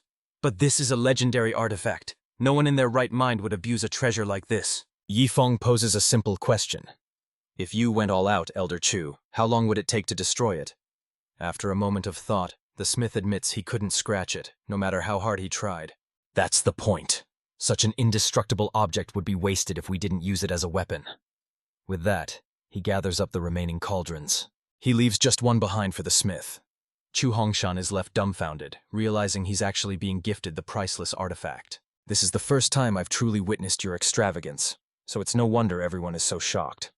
Now let's go return Elder Xia's furnace cauldron to him." Meanwhile, inside the sect leader's grand hall, Luo Qingshui, Old Bai, and Luo Kai have all gathered. Yifeng addresses this group, entrusting them with the heavenly tier furnace cauldrons and instructing everyone to take one to use as a weapon. Luo Qingshui is visibly puzzled, unable to fathom where he managed to acquire so many legendary artifacts. When it comes to wielding them as weapons, Little Blood is the first to enthusiastically agree. For someone with her specific talents, the massive cauldron is actually a perfect fit. Luo Kai, a body cultivator, watches with a hint of envy, noting that the demon race's strength makes the heavy cauldron look like it was made just for her. Yifeng asks his master if she agrees with the fit, and while Luo Qingshui doesn't object, she does have one burning question: why is he giving one to the dog? Yifeng explains that it will serve as an indestructible doghouse, and once the mutt gets stronger, it can carry the cauldron into battle to support them. The mental image of a muscular, ripped dog wielding a giant cauldron to crush enemies leaves Luo Qingshui completely speechless, unable to find a counter-argument. Yifeng decides to keep the remaining one for himself, planning to inform old Xia and junior brother Wu Feng later, so they can also upgrade their arsenals. Just then, a thunderous roar from outside interrupts their conversation. The forces of Mirror Moon Manor have arrived. Zhang Shufeng shouts in a rage, demanding the Star Soul Sect hand over his son's killer, threatening to annihilate the entire sect if they refuse. It is laughable that a sect now fortified with Tribulation Crossing experts would be threatened by a third-rate force boasting about wiping them off the map. Inside the hall, everyone is baffled by the sheer audacity of Mirror Moon Manor. Chu Hongshan and Old Xia immediately bring out their cauldrons, shocked that these intruders would dare speak so recklessly about destroying the Star Soul Sect. Luo Qingshui's expression instantly turns hostile. She commands everyone to follow her outside to confront the enemy head-on. But before she can leave, Ye Feng quickly reminds her, "Master, you forgot your cauldron." The serious atmosphere they had just established was instantly ruined by the sight of those ridiculous cauldrons. Meanwhile, the people from Mirror Moon Manor still hadn't realized what kind of titan they had provoked, with one subordinate suggesting they simply wipe the sect out. Zhang Shufeng laughed cruelly, saying there was no rush. He didn't want them to escape. He wanted them to die in absolute terror. Just then, Old C and the other elders marched out, each one hoisting a massive cauldron on their shoulders. The Mirror Moon disciples immediately burst into laughter, mocking the lunatics of this shabby sect for dragging cookware into a battle. Luo was absolutely mortified by the display, regretting that she had ever agreed to Yi Feng's request to bring the cauldrons. However, Zhang Shufeng ordered his men to stop laughing, as he suddenly sensed that something was terribly wrong.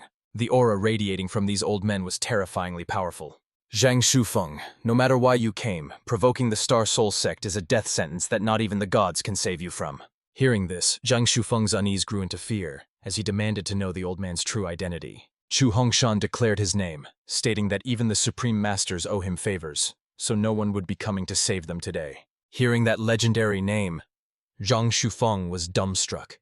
He couldn't believe such a solitary figure had joined a sect, and he desperately begged for a chance to explain. Chu Hongshan cut him off coldly, telling him to get to the point immediately. Zhang Shufeng hurriedly explained that he was only here for revenge, having tracked his son's killer to this location using a mother-child tracking bug. In response, Chu Hongshan simply threw his head back and burst into laughter. "Who do you think you're fooling? If you're going to make up an excuse, at least try to find a better one. Your son had a protector, and my Star Soul sect only has 2 low-level disciples. How could a Foundation Realm cultivator possibly kill your son?" Zhang Shufeng had to admit the logic was sound, but he insisted that the signal from the tracking bug clearly pointed to this location. Chu Hongshan told him to drop the act, claiming he knew exactly what kind of dirty reputation Mirror Moon Manor had. He turned to his disciples and asked if anyone had killed the boy, and they all shook their heads in unison, feigning complete ignorance. Witnessing the scene, Zhang Shufeng panicked, desperately claiming that the accusations were lies.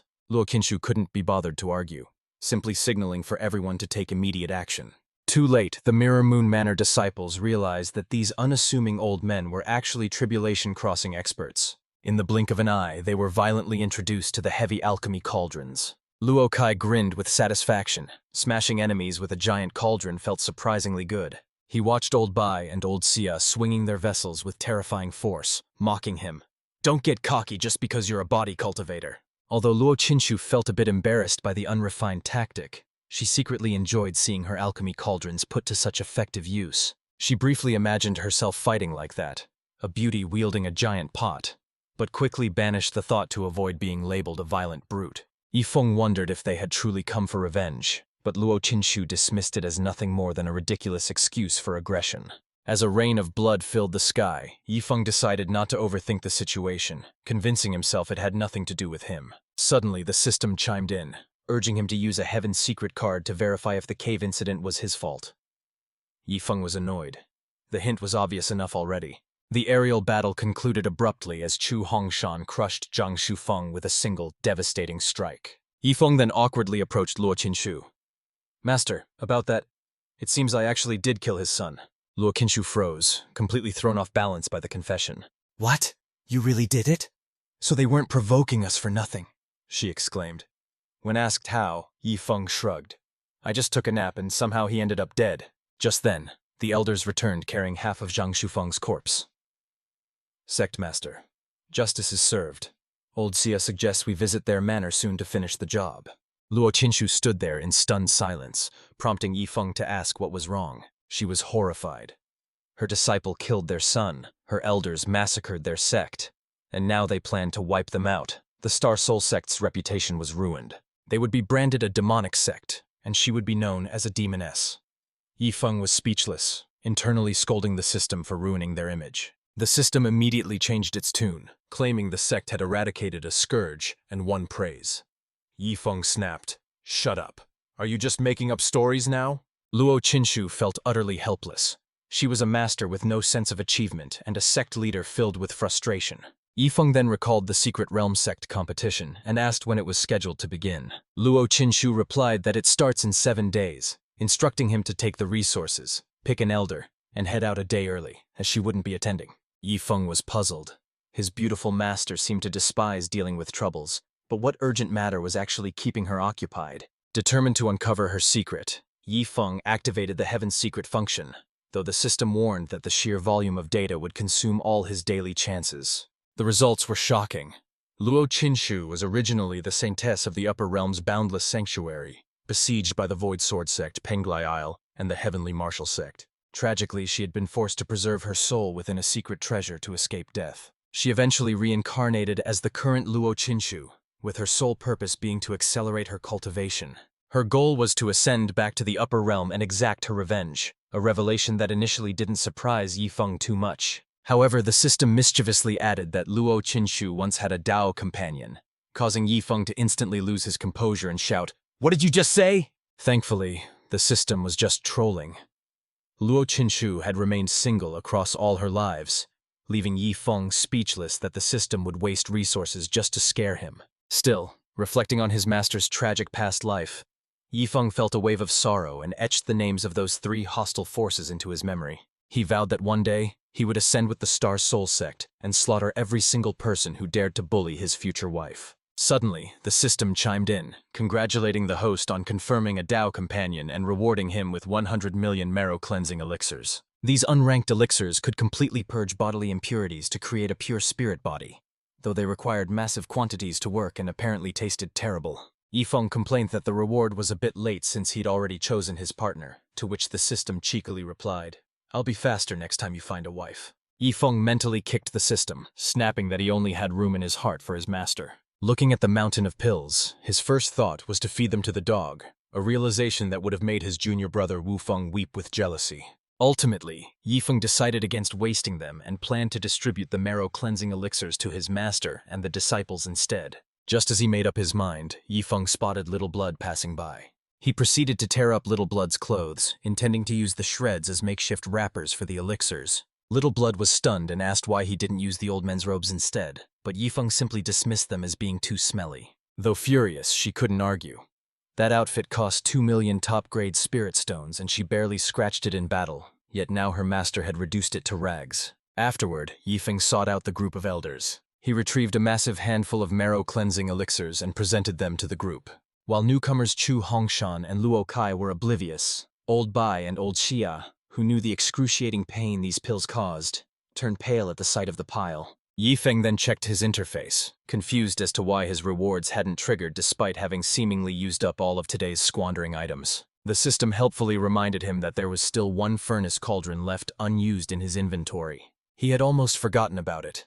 He just needed to find a way to squander a furnace cauldron quickly. Yifeng immediately marched off carrying the heavenly tier furnace cauldron, leaving the elders puzzled about his intentions. Moments later, he stood before Zhang Shufeng's corpse and violently smashed it with the cauldron, blaming the dead man for wasting his precious squandering time. Witnessing Yifeng's rage for the first time, the terrified elders wondered if he was lashing out because they were eating the pills too slowly. Chu Hongshan, recalling the terrifying power of Yifeng's divine tycoon guard, didn't want to take any chances. Desperate to avoid angering Yifeng further, the elders ignored the bitter taste and began frantically stuffing the elixirs into their mouths. Meanwhile, having successfully destroyed the cauldron, Yifeng received a notification of completion, earning him 1,000 points and a Twilight Mystic robe, a gift clearly meant for his master.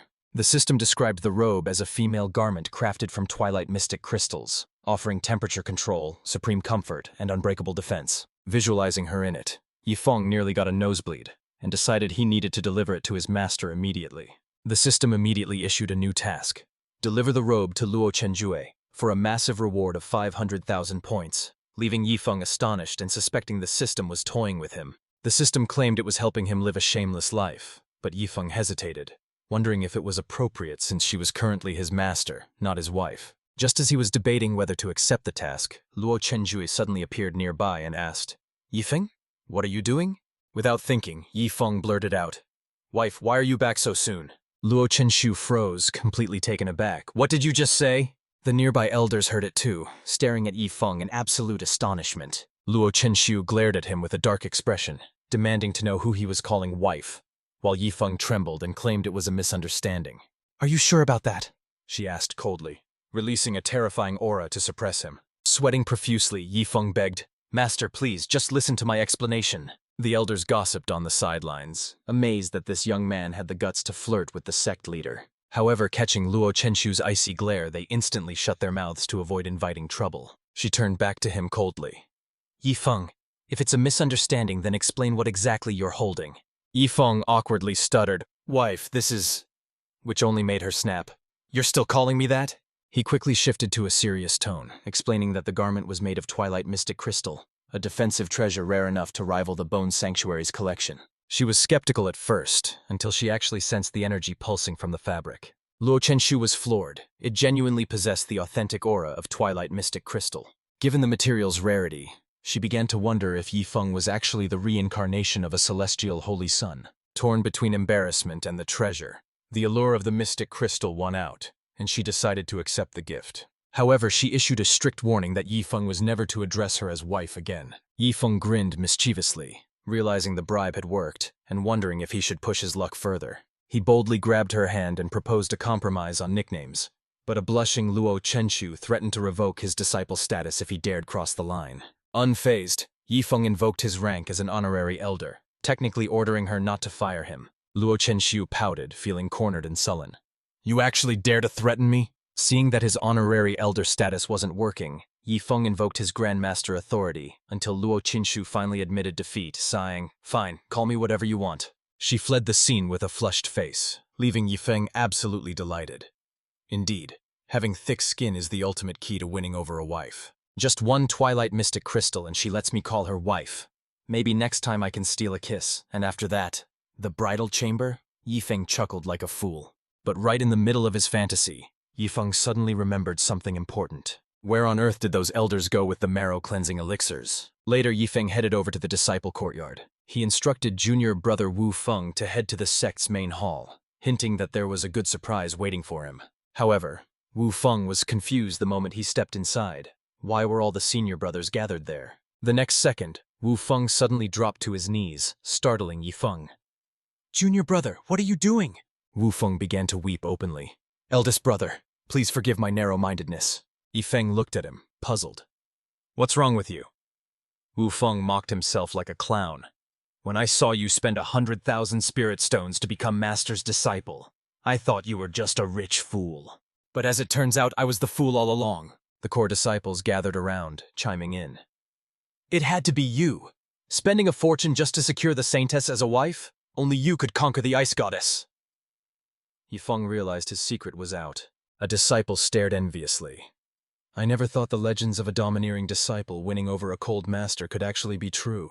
Hearing this, the other brothers immediately clamored for Yifeng to write a guidebook so they could learn his techniques. As the group headed to the main hall, Yifeng's face darkened. He wondered which elder had leaked the news.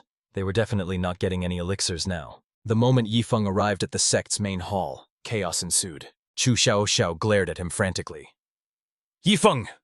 What did you do to my sister, Luo Qinshu?" But she was quickly held back by Chu Hongzheng. Yifeng smirked smugly. "Just speak your mind. I'm in a good mood." Xiaoxiao snapped. "I don't want your charity. I'd rather starve or be struck by lightning than accept anything from you." Yifeng found her reaction boring. Honestly, this woman was far more irritable than his master ever was. After making his declaration, his gaze shifted to his beautiful master seated upon the throne. Yifeng chuckled to himself, noting how she struggled to maintain her dignity. "Oh, wifey, you might be angry now, but once I ascend and save you with the Star Soul Sect, I'll definitely win your heart." To emphasize his point, he casually tore a strip of cloth from Little Blood's outfit, causing the poor creature to cry out, "My new clothes, not again! Master, can't you find someone else to bully? I barely have anything left to wear as it is." Yifeng ignored the complaint and gestured to the marrow-cleansing elixirs on the table, boasting that they could forge a flawless spirit body. Naturally, the gluttonous dog immediately trotted over.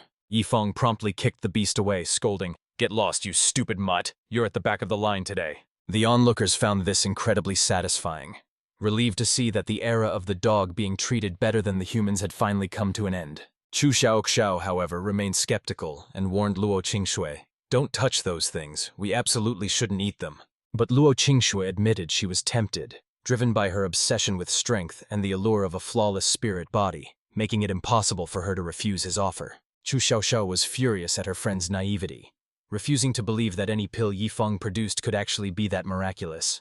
To prove her point, she snatched one up and decisively popped it into her mouth. Yifeng watched with a smug grin, convinced that the sheer quality of the pill would finally silence her arrogance. But an instant later, Chu Xiaoxiao gagged and violently vomited.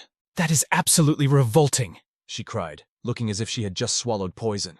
Yifeng scratched his head in genuine confusion, wondering if the taste could really be that horrific. Needing a second opinion, he grabbed the dog and forced a marrow-cleansing elixir down its throat to test the effects. Upon swallowing the pill, even the dog's expression twisted into a look of sheer agony. It immediately began retching uncontrollably before its entire body went stiff and toppled over. Yifeng tried to cheer the animal on, but seeing it lie motionless, he began to wonder if the stupid mutt was just playing dead. He decided to feed it another pill just to be sure, leaving the crowd amused that the pampered pooch was finally getting a taste of harsh reality. Yifeng spent half an hour stuffing the dog with elixirs until it looked more like a pig, scolding the ungrateful mutt for not appreciating the training resources. Turning his attention inward, Yifeng questioned the system, asking how many pills each person would need to achieve a flawless, impurity-free physique given their different body types. The system coldly replied that all beings are equal, mandating a flat rate of 100,000 pills per person, a number so astronomical it terrified Yifeng,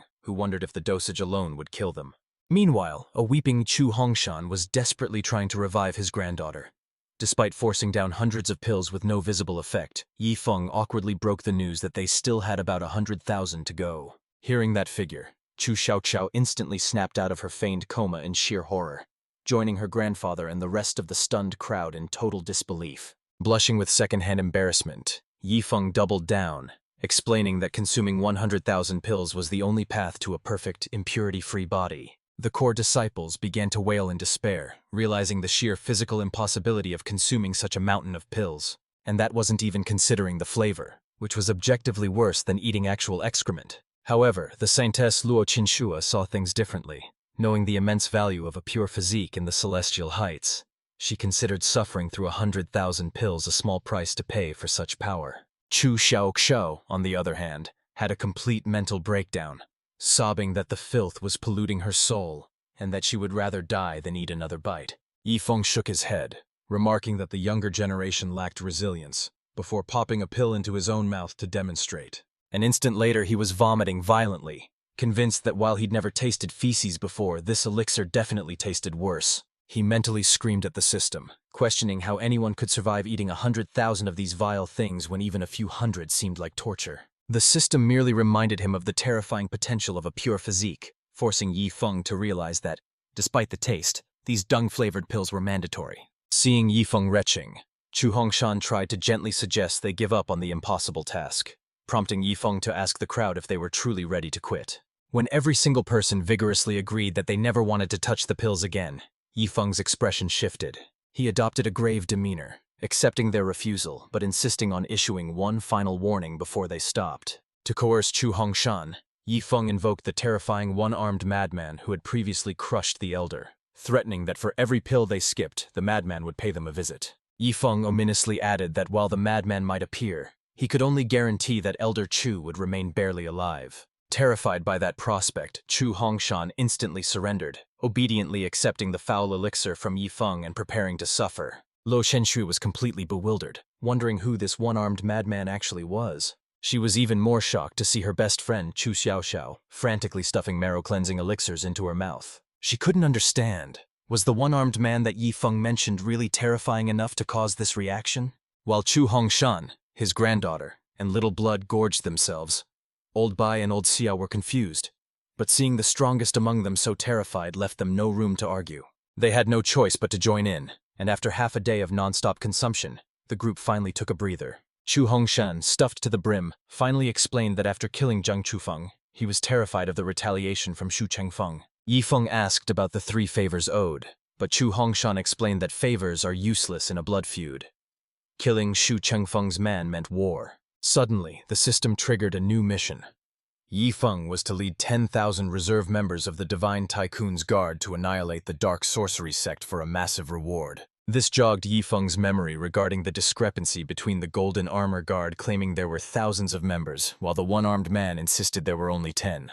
It turned out the golden armor actually signified reserve status, and only by discarding it could one become an official member, proving the one-armed man's immense strength. But Yi Feng realized something crucial and snapped at the system, asking why he was only sent a mere reserve during his first encounter with danger. The system casually replied that it was a random draw, adding that even a reserve was overkill for this continent, leaving Yi Feng speechless at the system's lack of concern for his safety. He decided to drop the argument, noting that with the mission reward, he'd finally have enough points to break through.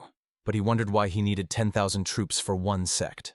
The system dismissed his concerns, stating that the reserves had simply been cooped up training for too long and needed some fresh air. Yi Feng was still worried about the timeline, questioning if he could complete the slaughter before the Mystic Realm Grand Tournament began in 7 days. The system assured him that the guards could literally tear through space to teleport him directly to the tournament, giving Yi Feng a devious idea to loot the realm's resources before anyone else arrived. Lost in his scheme, Yi Feng accidentally called out "wife" to Luo Chen Shui, causing her to instantly unsheath her longsword in a threatening display. Daring him to say it again, she forced Yi Feng to quickly correct himself, addressing her as master before asking for permission to leave with Elder Chu. Luo Chen Shui agreed immediately, which actually depressed Yi Feng, causing him to ask if she wasn't the least bit worried about him facing danger. Luo Chen Shui simply scoffed, sarcastically asking why she, a mere junior, should worry about a grandmaster heading out on a mission. Before leaving, Yi Feng distributed storage rings to the group, each packed with 100,000 marrow-cleansing elixirs for them to snack on at their leisure. Little Blood was exasperated, complaining that if Yi Feng had rings all along, there was no need to tear up his clothes earlier. Yi Feng then announced his departure to the disciples and signaled for Chu Hongshan to tag along. The disciples were secretly thrilled, relieved that they wouldn't have to force down those poop-flavored pills for a few days. Outside the main hall, Yi Feng eyed Chu Hongshan's vehicle with curiosity, asking what sort of contraption it was. Hongshan explained that it was a flying spiritual artifact, capable of endless flight as long as it was fueled by spirit stones. Yi Feng was delighted. He had been looking for a way to burn through his excess wealth, so he offered to cover the fuel cost, happy to skip learning tedious flying sword techniques. However, Hongshan cautioned that as a mere third-grade artifact, its speed only matched the peak merging spirit realm. Good for sightseeing, but not for racing. Yi Feng frowned at the lack of horsepower, asking if the slow bucket of bolts could actually reach the dark sorcery sect within 7 days. Hongshan was taken aback, asking if they were going there to find Qin Feng, but Yi Feng brushed off the question, insisting only on knowing if they could make the deadline. When Hongshan admitted the artifact couldn't make it unless he physically flew there himself, a devilish idea sparked in Yi Feng's mind. He decided to compromise. Hongshan would fly behind and push the vessel manually, allowing Yi Feng to enjoy the ride at breakneck speed. Poor Hongshan never imagined that a grand cultivator like himself would be reduced to a human rocket booster. As twilight approached, Yi Feng decided they had made enough progress and suggested finding a town to rest for the night. They soon located a settlement nearby and touched down to find accommodation. Hongshan couldn't escape his fate, as even during their downtime, Yi Feng nagged him to keep consuming the marrow-cleansing elixirs. While strolling through the town, Yi Feng's thoughts drifted to his eldest disciple and his master's sister back at the Huayun sect. He realized he needed to deliver their share of the elixirs, or else he'd be failing his duties as a responsible master. Without hesitation, he activated his sect teleportation skill, locking onto the coordinates of the Huayun sect. A spatial vortex swirled open, depositing Yi Feng instantly within the sect's grounds. Unfortunately, his timing was impeccable in the worst way possible. He had teleported directly into a bathroom while someone was bathing. Yi Feng felt a wave of awkwardness wash over him. "Eldest disciple, why don't you turn around? Let your master help scrub your back." Startled and frightened, Huayun men lashed out with a kick, screaming, "Go to hell, you lecher!" In that split second, time seemed to freeze for Yi Feng, giving him a crystal-clear view of everything, both what he should and absolutely shouldn't have seen. The sight nearly caused a nosebleed. He never expected such a benefit from his eldest disciple, but just as her kick was about to connect, the one-armed man from the Divine Guard suddenly tore through space to appear.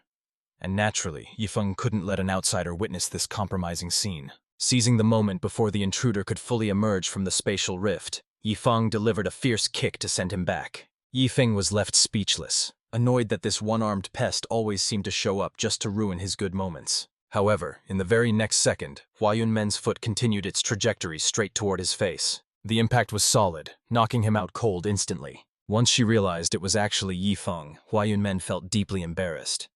"Master, next time, could you please notify me before barging in?" Regaining her composure, she asked, "Since you came so suddenly, Master, do you have urgent business?" Yifeng produced a storage ring containing 200,000 marrow-cleansing elixirs, instructing her and Luo Yaoyao to take half each to purify their bodies, warning them that despite the terrible smell, they must consume every single one. Although Huayun Men was a bit confused by the massive quantity, she accepted the gift and promised to follow his instructions to the letter. With that settled, Yifeng prepared to depart, but not before warning her to cut ties with the Dark Sorcery Sect, as he intended to annihilate them completely. Huayun Men immediately contacted Luo Yaoyao, ordering her to eliminate the Dark Sorcery Sect members currently buying supplies and then report to her room. Shortly after, Luo Yaoyao arrived, and Huayun Men handed over her share of the marrow-cleansing elixirs, though Luo Yaoyao didn't recognize the pills at all. Still, trusting her superior, she decided to try one immediately. The very next second, her facial features twisted into a blur of agony from the foul taste. She foamed at the mouth and collapsed backward, leaving Huayun Men dumbfounded. "Luo Yaoyao, you're not dead, are you?" Luo Yaoyao gasped for air and whispered, "Mistress, did I offend you somehow? If you want me dead, just give me a quick end." Huamanya felt incredibly fortunate that she had let Luo Yaoyao test the medicine first. Otherwise, her dignified image as the Valley Master would have been completely shattered. Weak and trembling, Luo Yaoyao gasped, "Master, what is happening? Is someone forcing you to do this? Just tell me and I will—" Huamanya cut her off, warning her not to speculate. "These pills are a gift from Yifeng. There are 200,000 in total, which means you and I must consume 100,000 each." Luo Yaoyao's face twisted in horror. "What? 100,000 pills? Are you and the Grandmaster trying to murder me?" Unable to comprehend how this torture could be beneficial, Luo Yaoyao decided to reach out to her sister for confirmation. She established a connection with Luo Chenshui immediately. Hearing her sister retching while forcing down the marrow-cleansing elixirs, Luo Yaoyao realized no one was safe. Resigned to her fate, she sighed, "Fine, Master, let's eat." The following morning, Yifeng woke up in high spirits, eager to see what new item the system had refreshed for him to squander. It turned out to be 10,000 fragments of artifice enlightenment, items capable of enhancing one's crafting skills to the point of creating living artifact spirits. Yifeng was genuinely surprised. Creating artifact spirits was deemed impossible in the lower realms. Now the only question was, how could he waste such a treasure? Just then, Chu Hongshan approached, and noticing the troubled look on Yifeng's face, he asked what was weighing on his mind. Having heard that the Grandmaster squandered treasures daily, Chu was curious. Yifeng looked at him and asked, "Elder Chu, as a refiner, do you still pursue the apex of the artificer's path?"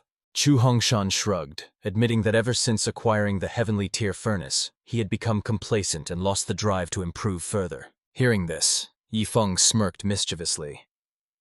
"So, you've given up?" Chu Hongshan felt a sudden chill under that intense gaze but nodded in affirmation.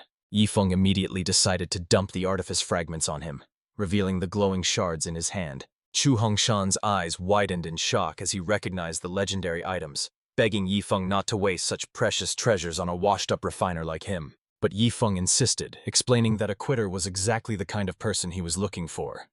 Realization dawned on Chu Hongshan. "Wait, so you're just using me to squander these?" "Exactly," Yifeng replied. "Once you absorb these 10,000 fragments, you'll be able to forge artifact spirits. Then you can upgrade all the sect's pots and pans." Chu Hongshan looked horrified at the prospect of using god-tier skills for kitchenware, declaring he would rather not use the fragments at all. Yifeng merely grinned, already formulating a plan to force his hand. He mimicked a blade with his hand, slashing at his own left arm while muttering about chopping it off to practice swordsmanship, a clear threat involving his one-armed bodyguard. Chu Hongshan instantly folded, suddenly deciding that crafting pots and pans with artifact spirits was a brilliant idea, much to Yifeng's satisfaction. After consuming 10,000 fragments, Chu Hongshan continued the journey alongside Yifeng. However, a worry nagged at him. Creating an artifact spirit would inevitably trigger a lightning tribulation, a force far too powerful for him to withstand alone. Yifeng brushed off at the concern, assuring him that the one-armed madman was strong enough to block any tribulation that came their way. Chu Hongshan warned that interference would trigger a true thunder tribulation, but Yifeng laughed it off, claiming that even the heavenly Tao wouldn't dare make a sound in the presence of his guard. This left Chu Hongshan reeling. If Yifeng wasn't bluffing, having a guard who could rival the heavenly Tao meant his master's identity was truly terrifying. Just then, Yifeng noticed a disturbance nearby and signaled for the elder to halt. Down below, a trio of cultivators was desperately fending off a pack of vicious beasts. Chu Hongshan recognized the robes of the Dark Sorcery Sect inner disciples, noting that they were outmatched by the frost mystic wolves, prompting Yifeng to ask about their power levels. Chu Hongshan quickly assessed the battlefield, confirming that both the disciples and the wolves were at the peak of the Foundation realm. Yifeng's eyes lit up, seeing the perfect opportunity to test his new, good and evil Buddhist prowess, while Chu Hongshan watched in anticipation to see if the young master lived up to the rumors. On the ground, the Dark Sorcery Sect disciples were barely holding the line against the relentless wolf pack. Yet, trust was scarce. They all held back their strongest moves, especially a disciple named Zia Hai who guarded his secrets closely. At the critical moment, Yifeng descended from the sky, ordering the trio to retreat while he handled the 5 frost mystic wolves alone. In a flash, his figure slammed onto the battlefield with lightning speed. Yifeng immediately activated the good and evil Buddha technique, summoning a dual avatar of divinity and demonic energy. With a simple command, he unleashed the technique's power. The demonic side of the avatar pulsed with an eerie purple light. The energy washed over the frost mystic wolves, instantly confusing their minds and forcing them to tear into each other. The nearby Dark Sect disciples were paralyzed with terror, overwhelmed by the sheer pressure of this mystic prowess. They didn't dare linger a second longer. But Yifeng's voice cut through the air coldly. "Who gave you permission to leave?" Suddenly, the Buddha avatar radiated a blinding golden light that purified the 3 disciples instantly. Muttering that they were degenerates deserving of death, they took their own lives to atone for their sins. Watching from above, Chu Hongshan was shaken. This power was truly terrifying. Realizing he was nearly affected himself, he urgently shouted for Yifeng to deactivate the technique. Yifeng immediately complied, powering down the ability. "Old Chu, did it get to you too?" Chu Hongshan stared at the corpses. "Yifeng, it seems you don't fully understand your own power." Yifeng admitted as much, noting that this was his first time actually using it. Chu Hongshan's face was a mask of disbelief. For the first time in his life, he was witnessing a technique that seemed to defy the very laws of the heavenly Tao. He deduced the mechanic. It forces the good to turn evil and attack each other, while compelling the evil to repentant madness, driving them to suicide. Just then, the system chimed in, alerting Yifeng to the presence of heavenly Tao tokens nearby. Yifeng was overjoyed. Had these guys come from the heavenly Tao battlefield? This was an unexpected windfall. He happily looted 2 heavenly Tao tokens. With these in hand, he could finally take his beautiful wife to Heavenly Tao City for a vacation. Chu Hongshan, unfamiliar with the items, asked what they were. Yifeng explained that they were exclusive entry passes from the Heavenly Tao battlefield. Having secured the tokens, Yifeng lost interest in the rest of the loot, leaving a pile of spiritual stones and treasures behind.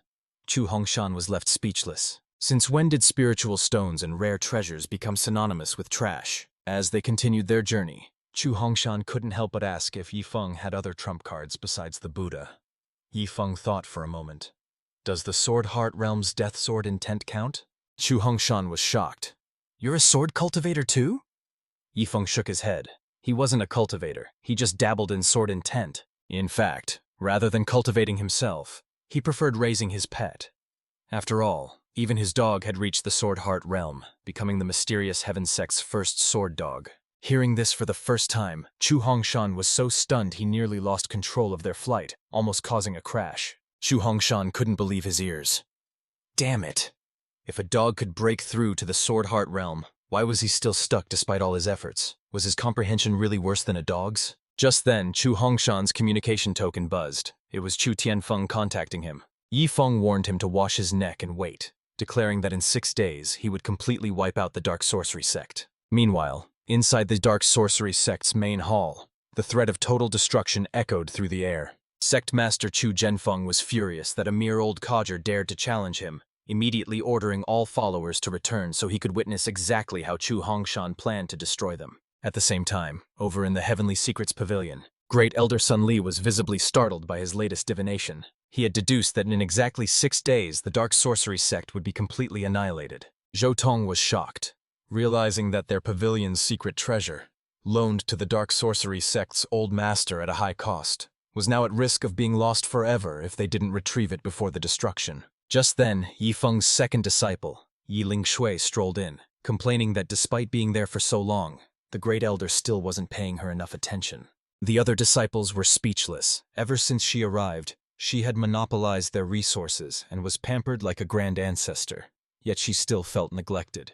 Great Elder Sun Li decided they had to retrieve the treasure within 6 days, regardless of the cost to their reputation, preparing the celestial peering telescope to determine the best candidate for the mission. Yilingzhu realized this was one of the pavilion's 3 great treasures, an artifact rumored to shorten a user's lifespan by several years with just a single glance. Feigning concern for the elder's health, but actually just curious to play with it, she volunteered to operate the telescope. But Sun Li immediately scolded her, refusing to let their precious future hope take such a risk. To prove she could handle it, Yilingzhu casually revealed the karma Dao patterns she possessed. Sun Li was flabbergasted that she possessed such rare markings, and he leaned in closer to inspect exactly how much karmic force they could withstand. Yilingzhu instantly slapped him away, scolding the old geezer for getting too close to a maiden, and knocking out one of his few remaining teeth in the process. Yilingzhu looked at him doubtfully, innocently asking if her karma Dao patterns were perhaps not as good as he expected. Sun Li practically wept with envy,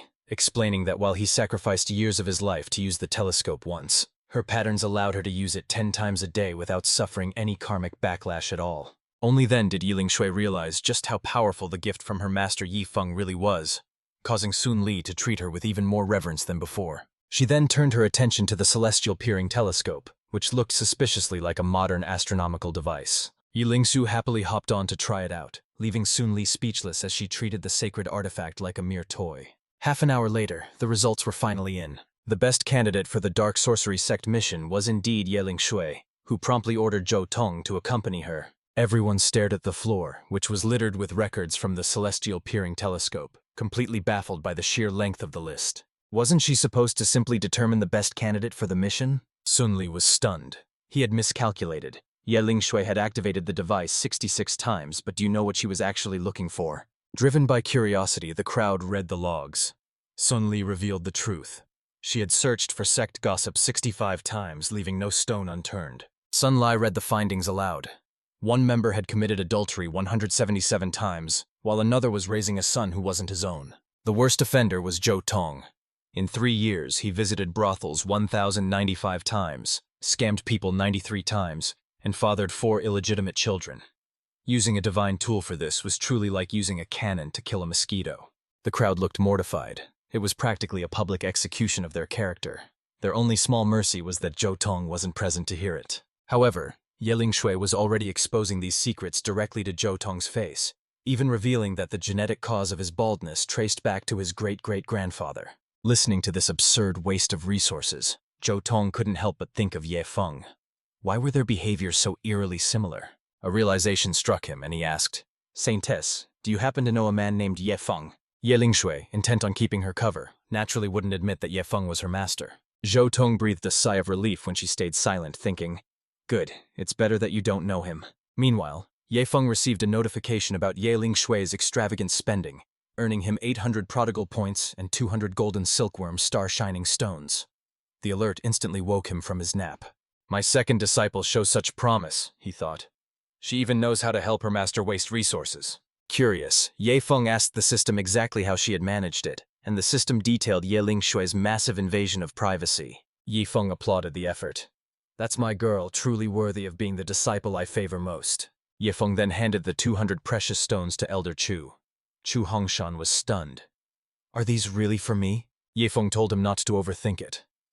When you return to the sect, use these star-shining stones to build latrines. I want a luxury latrine hut.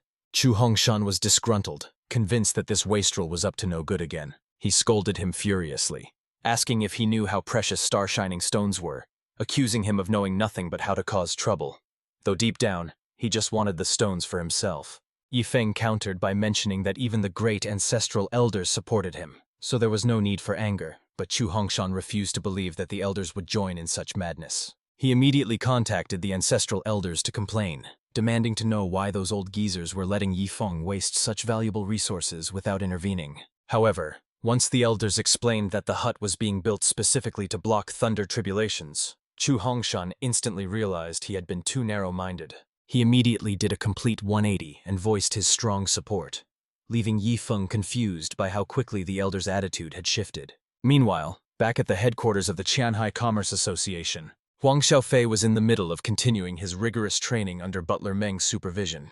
As old Meng and Chairman Huang watched, Meng confirmed the pill formula's authenticity, and praised the boy's thriftiness, though Chairman Huang scoffed, knowing just how wasteful his son had been since childhood. But old Meng, having witnessed Yifeng's spending habits, insisted the chairman hadn't seen a true wastrel yet, implying that compared to Yifeng, everyone else lived like peasants. This piqued Chairman Huang's curiosity about Yifeng, and he decided to visit the Star Soul sect personally to meet this legendary prodigal. Time passed, and as another day dawned, the silence was shattered by the sudden boom of thunder. It sounded intense enough to make anyone wonder if a powerful cultivator was undergoing a tribulation nearby. Upon waking up, Chu Hongshan spotted Yifeng holding a stack of talismans, and curiously asked what exactly he was up to. Yifeng didn't just explain. He demonstrated by tossing them into the air, unleashing massive bolts of thunder tribulation energy. Chu Hongshan was terrified, unable to comprehend how the heavenly Tao thunder tribulation could be sealed into paper talismans, convinced he must still be dreaming. He tried to go back to sleep to escape the madness, but Yifeng stopped him, insisting it was real, and that today they were going to make a grand entrance. Watching the thunder tribulation talismans detonate across the sky, the elder worried they might misfire and kill them, though Yifeng assured him the clouds were under his control. But a second later, a bolt of lightning struck right next to Chu Hongshan, causing him to scream and question Yifeng's definition of control. At that exact moment, the great elder of the heavenly secret pavilion suddenly spat out a mouthful of blood. Shocked, he wondered who could possibly possess the power to control the heavenly Tao. Meanwhile, in the guest room of the Dark Sorcery sect, Xiao Tong advised Ye Lingshu that they should grab the secret treasure and flee immediately. But Ye Lingshu, casually playing with crickets, replied that there was no rush. They would strike when the sect's crisis truly began, just as she had deduced using the heavenly mystery secret art. Upon hearing that this plan was guided by the heavenly mystery secret art, Xiao Tong finally relaxed his guard. At the same time, outside the gates of the Dark Sorcery sect, Yifeng and Elder Chu had just arrived. Yifeng turned to Elder Chu, telling him to prepare himself to witness his very first transformation. Without wasting another second, Yifeng initiated his grand transformation sequence. This took Chu Hongshan by surprise, as he hadn't realized Yifeng possessed such a unique ability. Moments later, Yifeng emerged clad in a brand new suit of armor, forged from gold silkworm and star-shining stones. Unimpressed, Chu Hongshan sarcastically remarked that such precious materials would have been better used to build a latrine. Yifeng struck a cool pose and declared, "Elder Chu, today I will show you that even the heavenly Tao is nothing to fear." As he summoned his golden armored guards, the sky tore open with numerous spatial rifts, creating a truly magnificent spectacle. Paired with Yifeng's flamboyant attire, he instantly became the absolute center of attention. In an instant, 10,000 guards descended from the rifts, every single one of them decked out in gleaming golden armor. Inside the Dark Sorcery sect, the disciples looked up in confusion, assuming someone was undergoing a heavenly tribulation. However, the high-ranking members of the sect realized immediately that this was something far more dangerous. One of the elders stood frozen, completely shocked by the overwhelming aura pressing down on them. Shou Chongshan, the former sect leader, emerged from seclusion, gazing up at the thundering sky with eyes full of terror. He turned and fiercely slapped the current sect leader who approached him, demanding to know exactly who they had provoked. Sensing the terrifying power above, he knew the Dark Sorcery sect was finished, lamenting that every single one of them would die today. Elsewhere, Yifeng stood beside the familiar muscular man in golden armor, who reported that the plan to annihilate the Dark Sorcery sect was ready to commence. Yifeng turned to Elder Chu with a smirk, snapping the old man out of his daze and telling him to lead the way if he wanted to settle his grudges. He promised that his guards would slaughter anyone the elder pointed at, urging him to simply enjoy this highlight of his life. Chu Hongshan trembled with excitement, realizing that today was the day he would finally exact his long-awaited revenge. Meanwhile, the sect leader, Zhou Chongxin, braced himself for a do-or-die battle against the invaders. He was eager to see who dared to suppress the heavenly Tao, considering it an honor to fall by their hands. But the moment the words left his mouth, Yifeng and Chu Hongshan suddenly materialized right in front of him. Wasting no time, Chu Hongshan raised a finger and singled out the specific targets he wanted dead. The guard candidates struck instantly, giving Chu Hongshan a rush of power. He never dreamed he would one day command such overwhelming forces. Zhou Chongxian, recognizing the elder's voice, was stunned and roared in outrage at the old man's audacity. Unimpressed by the outburst, Yifeng signaled the golden-armored guard to eliminate the sect leader immediately. When the guard asked for specific execution methods, Yifeng was momentarily baffled, retorting that he didn't care how it was done as long as the enemy died. The guard glanced at the clouds above and suggested using the heavenly Tao thunder tribulation to wipe out the entire Dark Sorcery sect at once. Yifeng praised the suggestion, impressed that someone with such a righteous appearance could come up with such a ruthless plan. However, a system alert suddenly warned Yifeng that his disciple, Yi Lingshui, was currently visiting the sect, cautioning him to avoid accidental friendly fire. Startled, Yifeng quickly assigned guards to shield her before giving the green light, causing the heavenly Tao thunder tribulation to crash down upon the evildoers. Zhou Chongxian watched in utter disbelief as the heavens themselves turned against his sect. He realized with horror that his own demise would arrive in the very next second. Meanwhile, inside a guest room, Yi Lingshui was leisurely sipping tea, while her companion, Xiao Tong, paced around in deep concern over the commotion outside. Amazed that the saintess was calm enough to drink tea, Xiao Tong couldn't sit still and decided to head out to investigate the chaos himself. But the moment he steps outside, a terrifying scene unfolds as the thunder tribulation rains destruction down upon the dark sorcery sect. This sight instantly kills any desire Zhou Tong had to join the fray, prompting Ye Lingshui to laugh and ask, "Elder Zhou, are you not going out anymore?" Zhou Tong, clearly petrified, shakes his head and replies, "I'm not going out there. It's definitely safer to stay inside." Ye Lingshui had anticipated this chaos, though she was still puzzled why the celestial peering telescope guided her here, instructing her to hide and wait for someone to deliver a treasure. Before long, the dark sorcery sect is reduced to ruins. Watching his legacy crumble, a weakened Zhou Chongxian stands in utter disbelief, refusing to accept his fate. But Yifeng shows no mercy and orders 2 members to take him down. However, right at that moment, the system triggers an alert. A specific treasure required by his second disciple, Ye Lingshui, is currently in Zhou Chongxian's possession. Yifeng immediately assumes the old villain stole his disciple's item, so he orders his subordinates to hold off on killing him and instead give him a severe beating.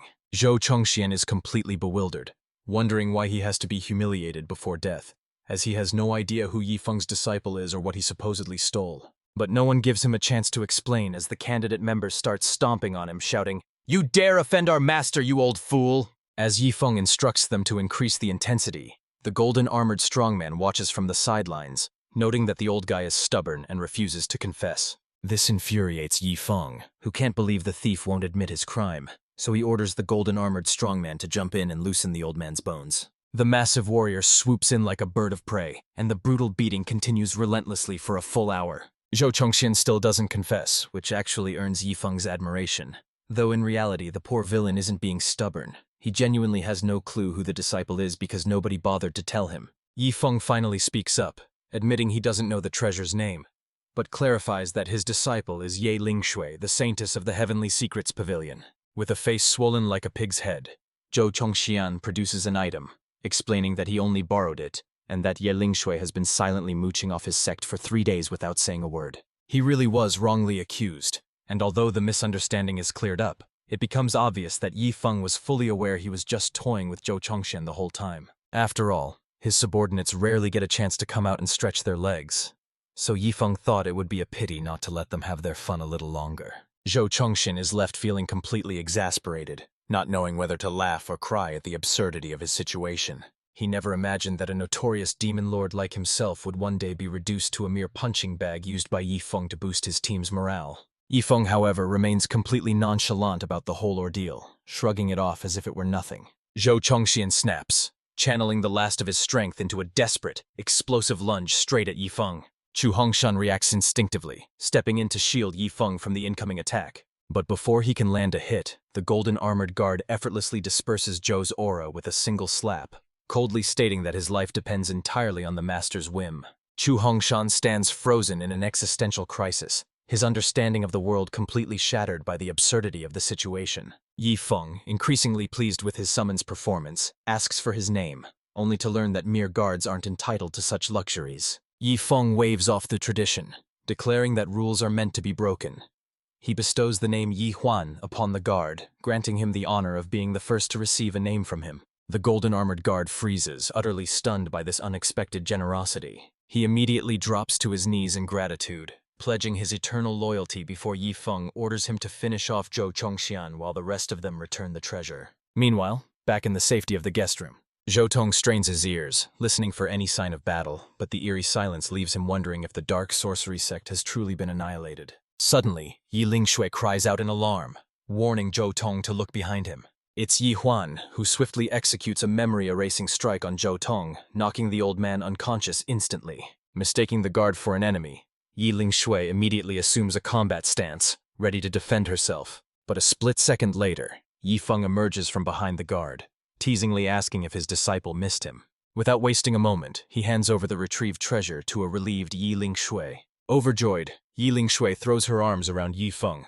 praising her master's incredible abilities. Chu Hongshan watches the reunion with total confusion, trying to calculate the complex web of relationships between the saintess Yi Feng and Luo Chenshui. Realizing that trying to understand this logic might actually be dangerous, he decides it's better to just stop thinking about it altogether. As Yi Feng sheds his heavy golden armor, Yi Lingshui asks if he had any other reason for coming here besides wiping out the dark sorcery sect. Yi Feng gives an awkward smile, admitting that he was partly compelled by a mandatory mission from his system. Yi Lingshui interprets the dark sorcery sect's interference as a mere hiccup in his grand design, praising the powerful Karma Dao patterns he gave her as the key to eventually controlling the Heavenly Secrets Pavilion. Yi Feng is left utterly speechless.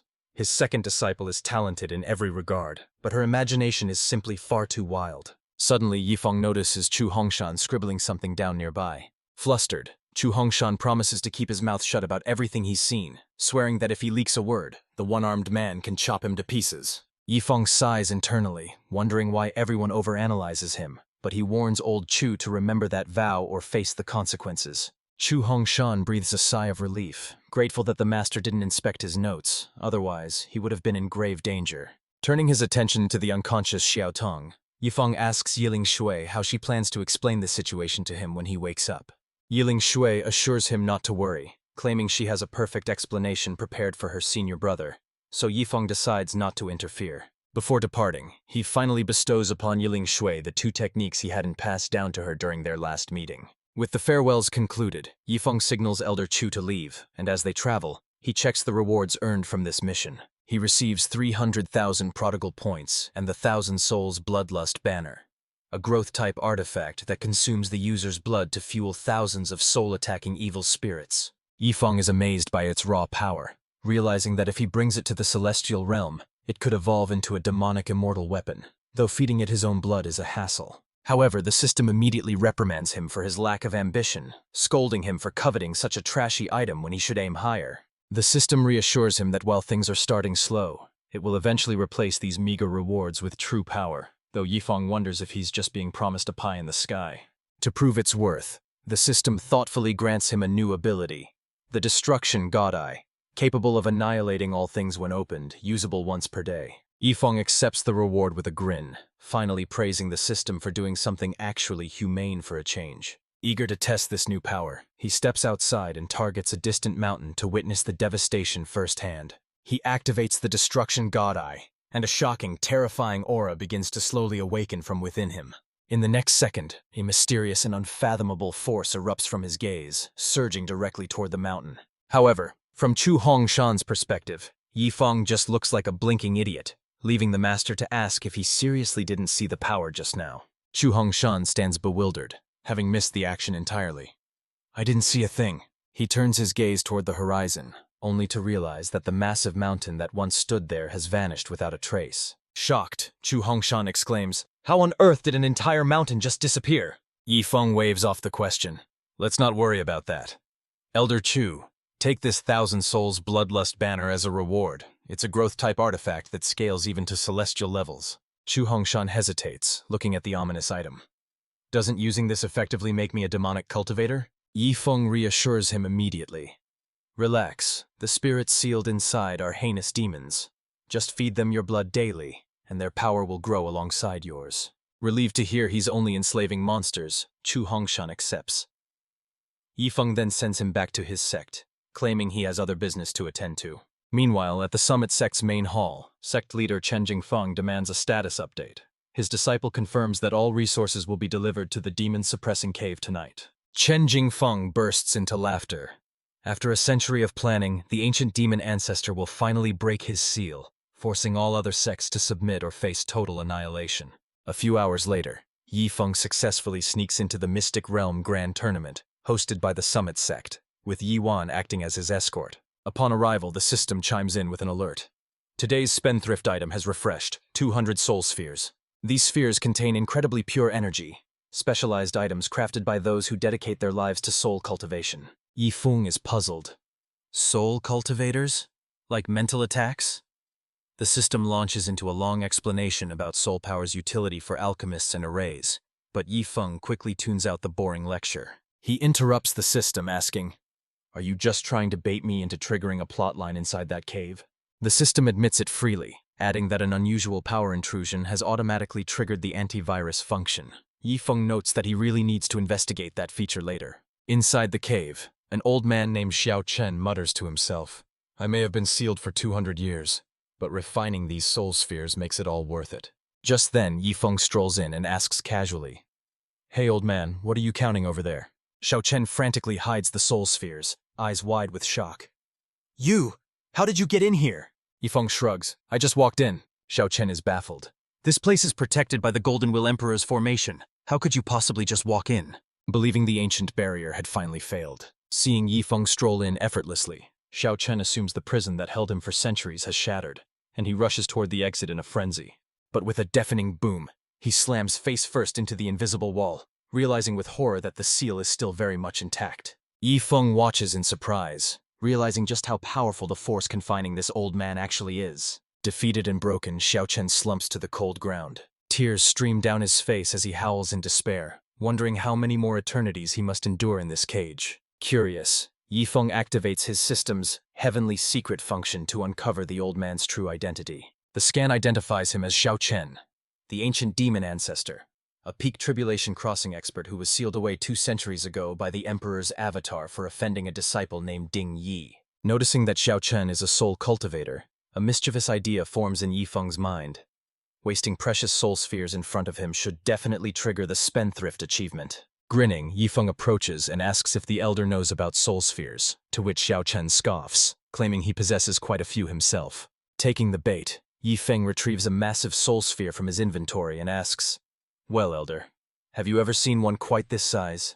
Xiao Chen's eyes widen in shock, unable to comprehend how such a colossal treasure could exist in the mortal realm. Suddenly, Yifeng launches into a 3-point shooting form, leaving Xiao Chen dumbfounded as he screams for him not to throw it. But it's too late. The sphere arcs through the air and shatters against the wall with a crisp snap.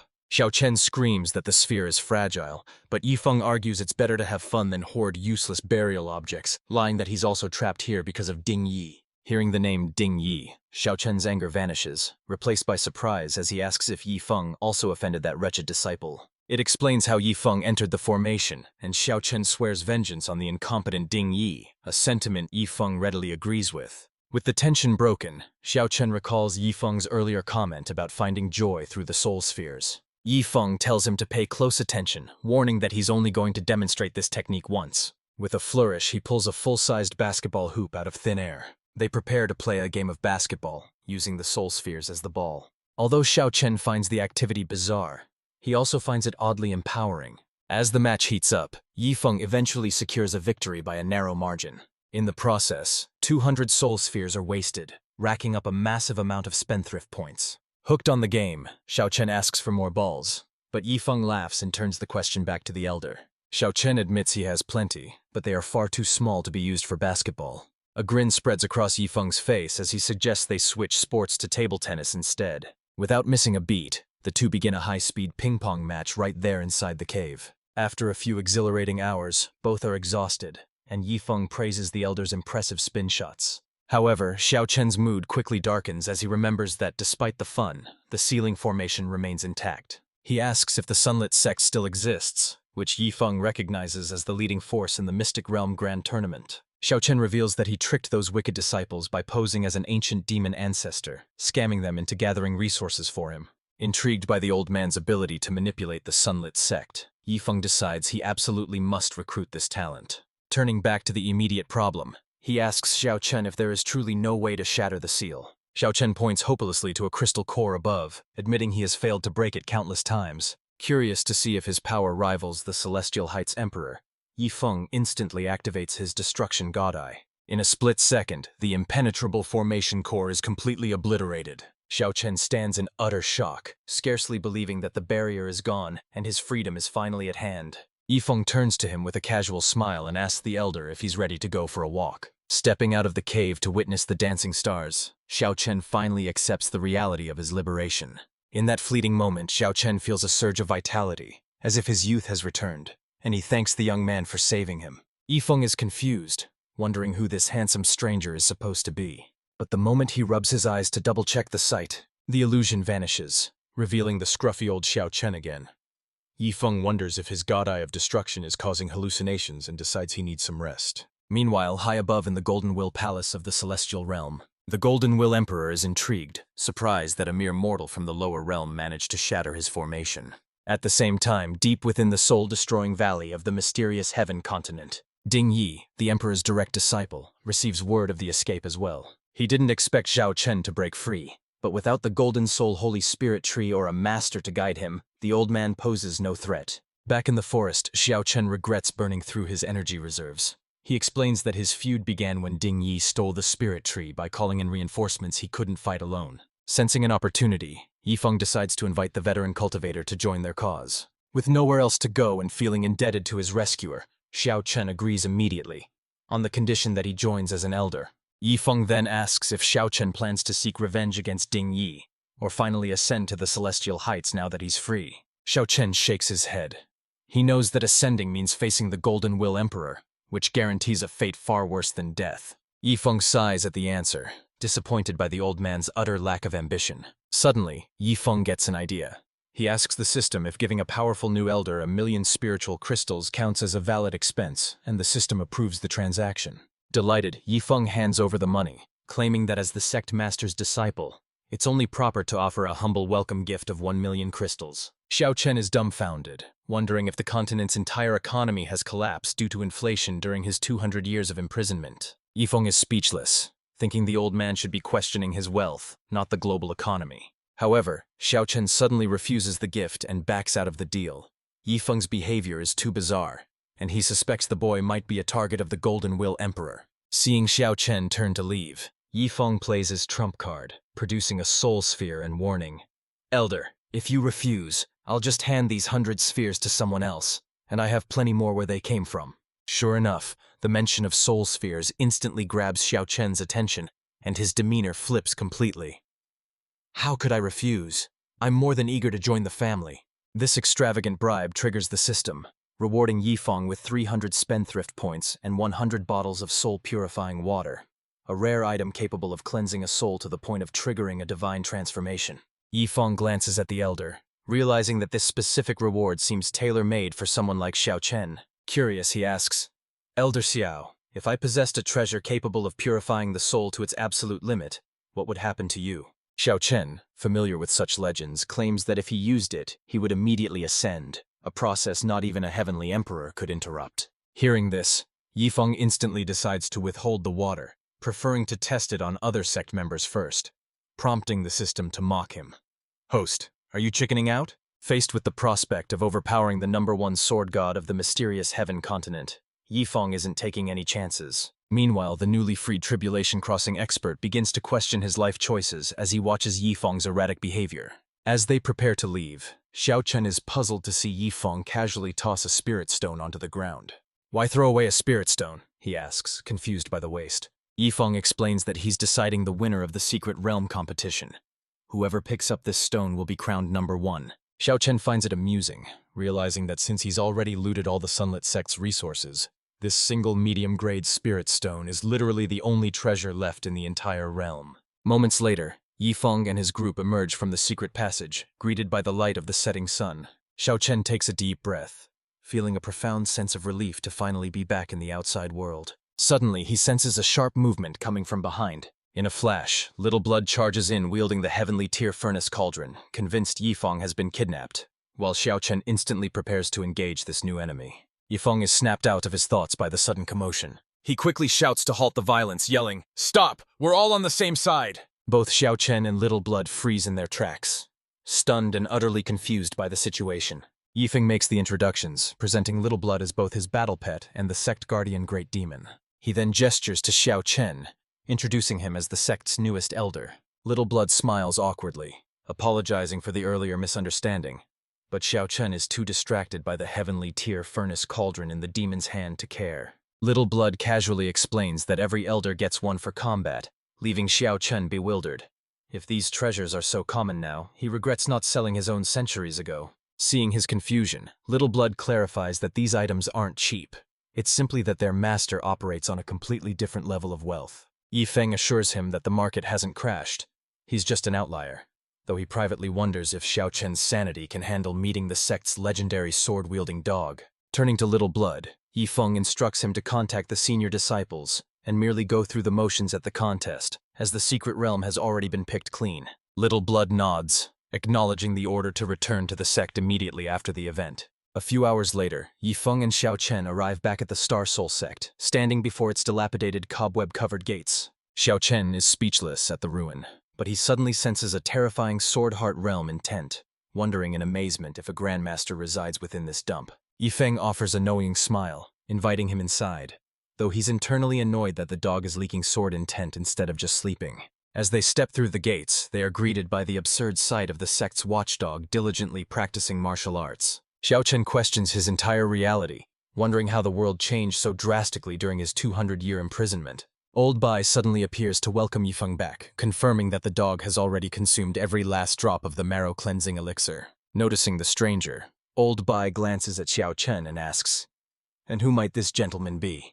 Internally, Old Bai dismisses Xiao Chen as a ragged beggar clinging to Yifeng's coattails, instantly feeling the pressure of having yet another competitor for the master's favor. Meanwhile, Xiao Chen scans the area and is terrified to realize the sect houses 3 Tribulation Crossing Realm experts and 2 in the Origin Spirit Realm. He glances back at the broken gate in disbelief, wondering if this insane level of power is just the standard for sects nowadays. He feels utterly disheartened, questioning if Tribulation Crossing Realm cultivators have become as common as cabbage. His shock only escalates when Chu Hongshan returns, casually carrying the terrifying Thousand Souls Bloodlust banner that Yifeng had gifted him. That is definitely a demonic immortal weapon. Naturally, such a massive commotion instantly draws everyone's attention. Luo Qinshu questions Chu Hongshan about the weapon's origin, while Yifeng stands by, simply admiring her beauty. He then introduces Xiao Chen, presenting him as a prospective elder for the Star Soul sect, a soul cultivator powerful enough to ascend at any moment. The crowd is floored by this revelation, but Old Bai feels a pang of dismay, realizing this newcomer is even stronger than the great ancestral elder. Xiao Chen is surprised by their shock, not realizing that his level of strength is considered a rarity here. To secure Xiao Chen's loyalty, Yifeng casually spends 83,000 points to crack open some jars, revealing 100 golden soul holy spirit trees. He then dispatches Old Xia to give Xiao Chen a grand tour of the sect. Next, he summons Chu Hongshan and Luo Kai for a special task, prompting a dry remark from Luo Qinshu about him bossing the elders around. Yifeng chuckles, claiming it doesn't matter since they'll be husband and wife soon, while Luo Qinshu rolls her eyes, thinking the sect is already doomed anyway. Later, Yifeng heads to the elders' quarters and instructs Luo Kai to immediately demolish a specific courtyard. Luo Kai is baffled, asking why they need to tear down a perfectly good building. But Yifeng insists he wants to build a fresh residence for Elder Xiao using his own wood. Exasperated, Luo Kai mutters about Yifeng's fickle behavior, wondering if the boy has some strange obsession with collecting powerful old men. Though jealous of the new elder, Luo Kai and Chu Hongshan grudgingly start the work, until Yifeng suddenly realizes something. He asks the system if he should compensate them, and the system agrees, awarding each elder 10 drops of great demon blood. Luo Kai is instantly energized, thrilled by the prospect of obtaining such a rare treasure. Yifeng then unveils the Golden Soul Holy Spirit trees, all 9,000 years old, leaving Luo Kai confused as to whether these are the building materials. Yifeng confirms this and orders them to use every single log, prompting the 2 elders to confidently promise they'll finish by evening. Once Yifeng leaves, Luo Kai asks how they can possibly fit so much wood into one courtyard, but Chu Hongshan is convinced this is a test to earn the demon blood. Meanwhile, Old Xia tours Xiao Chen around, revealing that Luo Chen Shui is actually the daughter of the Star Extreme sect leader. Xiao Chen is taken aback, instantly recognizing the Star Extreme sect's formidable reputation. He recalls Ye Feng calling this a small sect and thinks, small. This branch rivals a top-tier Holy Land or the Star Extreme sect in power. Suddenly, he notices Old Xia frantically popping pills and gagging, prompting him to ask, "Old Xia, why torture yourself with those if they make you sick?" Old Xia asks if he knows about the impurity-free spirit body, and Xiao Chen admits he's heard of it, though he ignored the details as a soul cultivator. "It doesn't matter, you'll be taking them soon enough," Old Xia grunts. "They taste worse than excrement." Xiao Chen is visibly horrified by the prospect. They walk past a latrine fashioned from a priceless heavenly tier furnace cauldron, leaving Xiao Chen baffled. Why is there a toilet? Cultivators don't need to use the bathroom. Taking a closer look, Xiao Chen freezes. Wait, that's a legendary artifact. Is this Yefeng's courtyard? You guessed it, old Zia confirms. Insider tip. He plans to build a bathroom out of golden silkworm star-shining stones. Just using it will help you transcend tribulation. Xiao Chen feels his sanity slipping away as he processes this overwhelming information.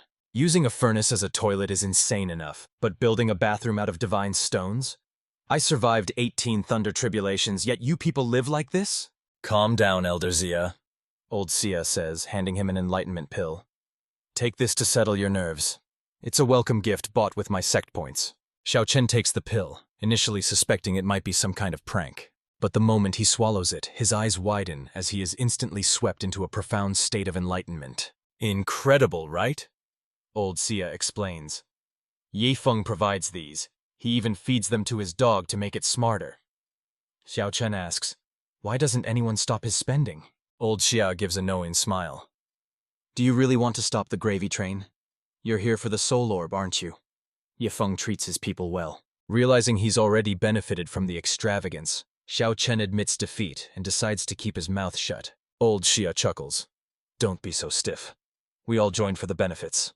As they arrive at the elder residence area. Ahead, Luo Kai and the disciples are busy constructing the new courtyard, using lumber that radiates a strange energy. What kind of wood is that? Xiao Chen asks, though even old Xia seems unsure of the material's origin. But then it clicks. Xiao Chen gasps in recognition.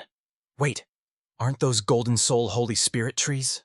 Witnessing the scene, Xiao Chen begins to panic. He desperately urges Luo Kai and the others to halt their actions immediately. But they ignore his pleas, adhering to Yifeng's orders and chopping even faster in response to the urgency. Xiao Chen is distraught, warning them that destroying such a rare golden soul Holy Spirit tree will invite heavenly condemnation. However, since the wood is for his own courtyard, the workers point out that he is the one who should fear divine retribution, leaving Xiao Chen speechless. Regaining his composure, he suddenly snatches Luo Kai's axe, declaring that he'll do the work himself out of a passion for carpentry, prompting Luo Kai to ask if he still fears judgment. Xiao Chen turns with a mysterious smile, joking that after being struck by heavenly lightning so many times, he's simply gotten used to it. Hours later, thanks to the collective efforts of several elders, the brand new dazzling Golden Soul Holy Spirit treehouse is fully constructed. The sect's other elders watch with extreme envy, feeling as though they are living in slums compared to the luxurious treatment of a soon-to-be ascended master. Suddenly, Luo Kai has an epiphany, looking toward Old Bai and Chu Hongshan with a knowing gaze. He claims to finally understand why certain elders receive such special treatment. He concludes that the rest of them have simply been too lax in their cultivation. He points out that despite Elder Chu's superior power, his lack of comparable rewards implies he hasn't yet reached the absolute peak. They interpret this as a hint from Yifeng to cultivate harder, though Xiao Chen knows the truth. Yifeng is just being extravagantly wasteful. Meanwhile, back at Yifeng's residence, he wakes up to the news of the treehouse's completion, only to discover that the system registered no wasteful actions, meaning 0 rewards. Yifeng finds this unacceptable, accusing the sly system of swallowing his rewards since chopping down a sacred tree should definitely count as waste. However, because Xiao Chen personally accepted and built the house, the system judged it as useful. Yifeng never expected the elder to be so open-minded about the sacred material. Realizing he miscalculated, Yifeng acknowledges that Elder Xiao is truly unpredictable, especially given how he previously toyed with his own soul ball. That night, 2 uninvited guests, the great ancestral elder and his friend Old Bai, arrive outside the walls of the Star Soul Sect. They slipped inside, careful not to alert anyone just yet. But hiding in the shadows, Chu Hongshan watched their every move, initially mistaking them for enemies. The great ancestral elder scanned the area, mapping out the disciples' quarters and the sect's layout. However, Chu Hongshan soon recognized the intruders. It was the great ancestral elder and his companion, Bai Gang. Suddenly, the 2 visitors arrived outside Xiao Chen's residence, mesmerized by the radiant Golden Soul Holy Spirit treehouse. They stood frozen in place, their faces twisted in absolute shock. The great ancestral elder gasped, "This courtyard, it's just too damn luxurious." Bai Gang was frustrated. "Is luxury all you see? That's Golden Soul Holy Spirit wood. I worked 30 years to save 3 million spirit stones, and I couldn't even afford a single fence post here." The elder was stunned by the value, but Bai Gang suddenly shouted, "Does the Star Soul Sect need a chef? I need a place to cook. You get it, right?" The great ancestral elder sneered at him. "So you just want to mooch off them? You've refused to cook for me for years, claiming I wasn't worthy. Their bickering was cut short when Elder Xiao appeared. You two. There are plenty of rooms in my villa. You're welcome to stay. The two experts jumped out of their skin. Neither of them had sensed his presence until he spoke. Xiao Chen looked at the scruffy elder and wondered, is this man also like me? An expert sealed away for hundreds of years? The great ancestral elder was rattled to find someone stronger than himself here, while Bai Gang couldn't believe such a titan was living so quietly. Chu Hongshan finally stepped out, teasing the two old men for sneaking around their own allies' sect. He formally introduced Elder Xiao, a newly joined member and a supreme soul cultivator on the verge of ascension. The great ancestral elder felt defeated. What has Luo Qingcheng built? This sect is only months old and it's already surpassing the ancient giants. If this continues, she really will become the empress who unifies the entire mysterious heaven continent. Bai Gong made up his mind instantly. I'm staying at the Star Soul sect. Even if the heavenly emperor comes, I'm not leaving. The head chef position is mine. The great ancestral elder then turned to Chu Hongshan. And you, old man? Why are you here? Chu Hongshan smiled awkwardly. Well, the sect needed someone to forge pots and pans. The great ancestral elder was left speechless. What happened to your path as an artificer? Didn't you vow to forge heavenly tier equipment and become the #1 craftsman of the mysterious heaven covenant? Chu Hongshan, however, had clearly lost interest in such lofty ambitions. Ever since I met Yi Feng, I've had an epiphany. I just go with the flow now. I'm very zen. The elder wasn't buying it and pressed him for the truth. What did Yi Feng give you? Chu Hongshan shrugged. Not much, just 10,000 shards of the artificer's path. I can even forge low-grade artifact spirits now. Bai Gang was instantly envious, having not expected such generous benefits. Old Chu, once I officially join the Star Soul sect, remember to take good care of me. Chu Hongshan was surprised. You're planning to become an elder too? But Bai Gang shook his head, feeling that being a simple chef was good enough for him. Xiao Chen was completely baffled by the trio's antics. What happened to keeping a low profile? This sect is getting more flamboyant by the day. I just hope Celestial Heights doesn't notice me, he mused, still harboring fear regarding the Golden Will Emperor. As a new day dawned, Luo Qinshu was busy entertaining the great ancestral elder. She was surprised that he and his friend had arrived secretly the night before without notifying her. The great ancestral elder, indifferent to formalities, cut to the chase. How about I resign from my current post and join your Star Soul sect as an elder? Luo Qinshu immediately refused. You are a pillar of the Star Extreme sect. What would happen to the other ancestral elders if you left? He couldn't argue with that logic. She knew the elder had come for Yi Feng. If she allowed him to switch allegiance, the others would surely follow, and eventually even her father would return. That would leave her succeeding the Star Extreme sect. What kind of mess was this? Suddenly, Luo Qinshu asked a question. Didn't you say you came here with a friend? Where is he right now? Meanwhile, at Yi Feng's residence, old Bai was already showcasing his culinary skills. The incredible taste of the food had instantly won Yi Feng's heart. Old Bai explained this process proudly. This dish is made from the meat of the mighty demon ape, stewed with various spiritual grasses. The heat, quantity, and timing are all crucial. Yi Feng was thoroughly enjoying the meal. Old Bai, having you here at the Star Soul sect is absolutely fantastic. As if on cue, Yi Feng's extravagant purchase for the day arrived. A set of 7 series Dragon Chant swords, which looked suspiciously like kitchen utensils. Indeed, they were specialized cooking tools. The set included 7 different blades, each imbued with a dragon-type artifact spirit designed to maximize the preservation of spiritual ingredients. However, Yi Feng worried that such an extravagant item might intimidate old Bai, and he certainly didn't want to lose the man's expert cooking. Suddenly, Yi Feng had a brilliant idea. He would simply gift the knife set to his disciple, Wu Feng, who had always been responsible for his meals anyway. He turned to old Bai and asked if he'd be interested in taking on a disciple, but the chef was surprised, wondering if the Star Soul sect actually had anyone pursuing the culinary path. Yi Feng clarified that Wu Feng wasn't a chef, but a third-rank alchemist specializing in the pill path. Since alchemists understood spiritual herbs, old Bai was willing to consider it, though he was curious why Yi Feng was pushing for this. Just as they were discussing the matter, Wu Feng arrived on the scene. Yi Feng wasted no time in introducing old Bai to him. He explained, Wu Feng, you've been handling my meals for a long time, but meet old Bai, the sect's new head chef. Wu Feng's eyes lit up, assuming this meant he would no longer be burdened with cooking duties, and could finally return to his true passion, alchemy. However, that excitement instantly curdled into confusion when Yifeng suggested he become Old Bai's disciple and switch to the culinary path permanently. Wu Feng was baffled, asking why an alchemist should become a cook.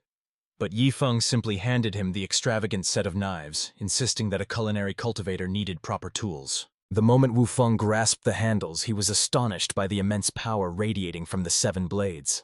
Suddenly, 7 dragon spirits ascended into the sky, causing a massive commotion throughout the entire Star Soul sect. Once again, the sect was enveloped in the chaotic energy of a thunderous anomaly. It was reminiscent of previous events involving Dragon Soul artifact spirits, leaving Luo Qinshuang resigned as she wondered what Yifeng was up to this time. Meanwhile, the rest of the Star Soul sect was startled, wondering why there seemed to be a thunder tribulation occurring every single day.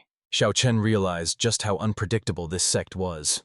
It was only his 2nd day, and he was already witnessing a heavenly Tao thunder tribulation. Back at the peak, having given away the extravagant purchase, Yifeng completed his prodigal task and received 100 culinary enlightenment fragments, as the dragon spirits had already accepted Wu Feng as their master. Wu Feng stood bewildered, grateful for the powerful spirit-imbued tools, but he was now faced with the impending challenge of a heavenly Tao thunder tribulation. Old Bai was overwhelmed with emotion, thinking that if he could own such a set of knives, getting struck by lightning would be a small price to pay. Yifeng, however, just wore a dismissive smile, regarding the heavenly Tao thunder tribulation as something trivial. All around them, the sect members braced themselves for the impact of the impending storm. Suddenly, the massive cloud was cleaved in two by a single devastating sword strike. Chu Hongshan looked up and instantly recognized the silhouette standing in the sky. It was the one-armed guard from the Divine Tycoon's estate, the very same man who had effortlessly overpowered him before. The warrior arrogantly challenged the heavenly tribulation itself,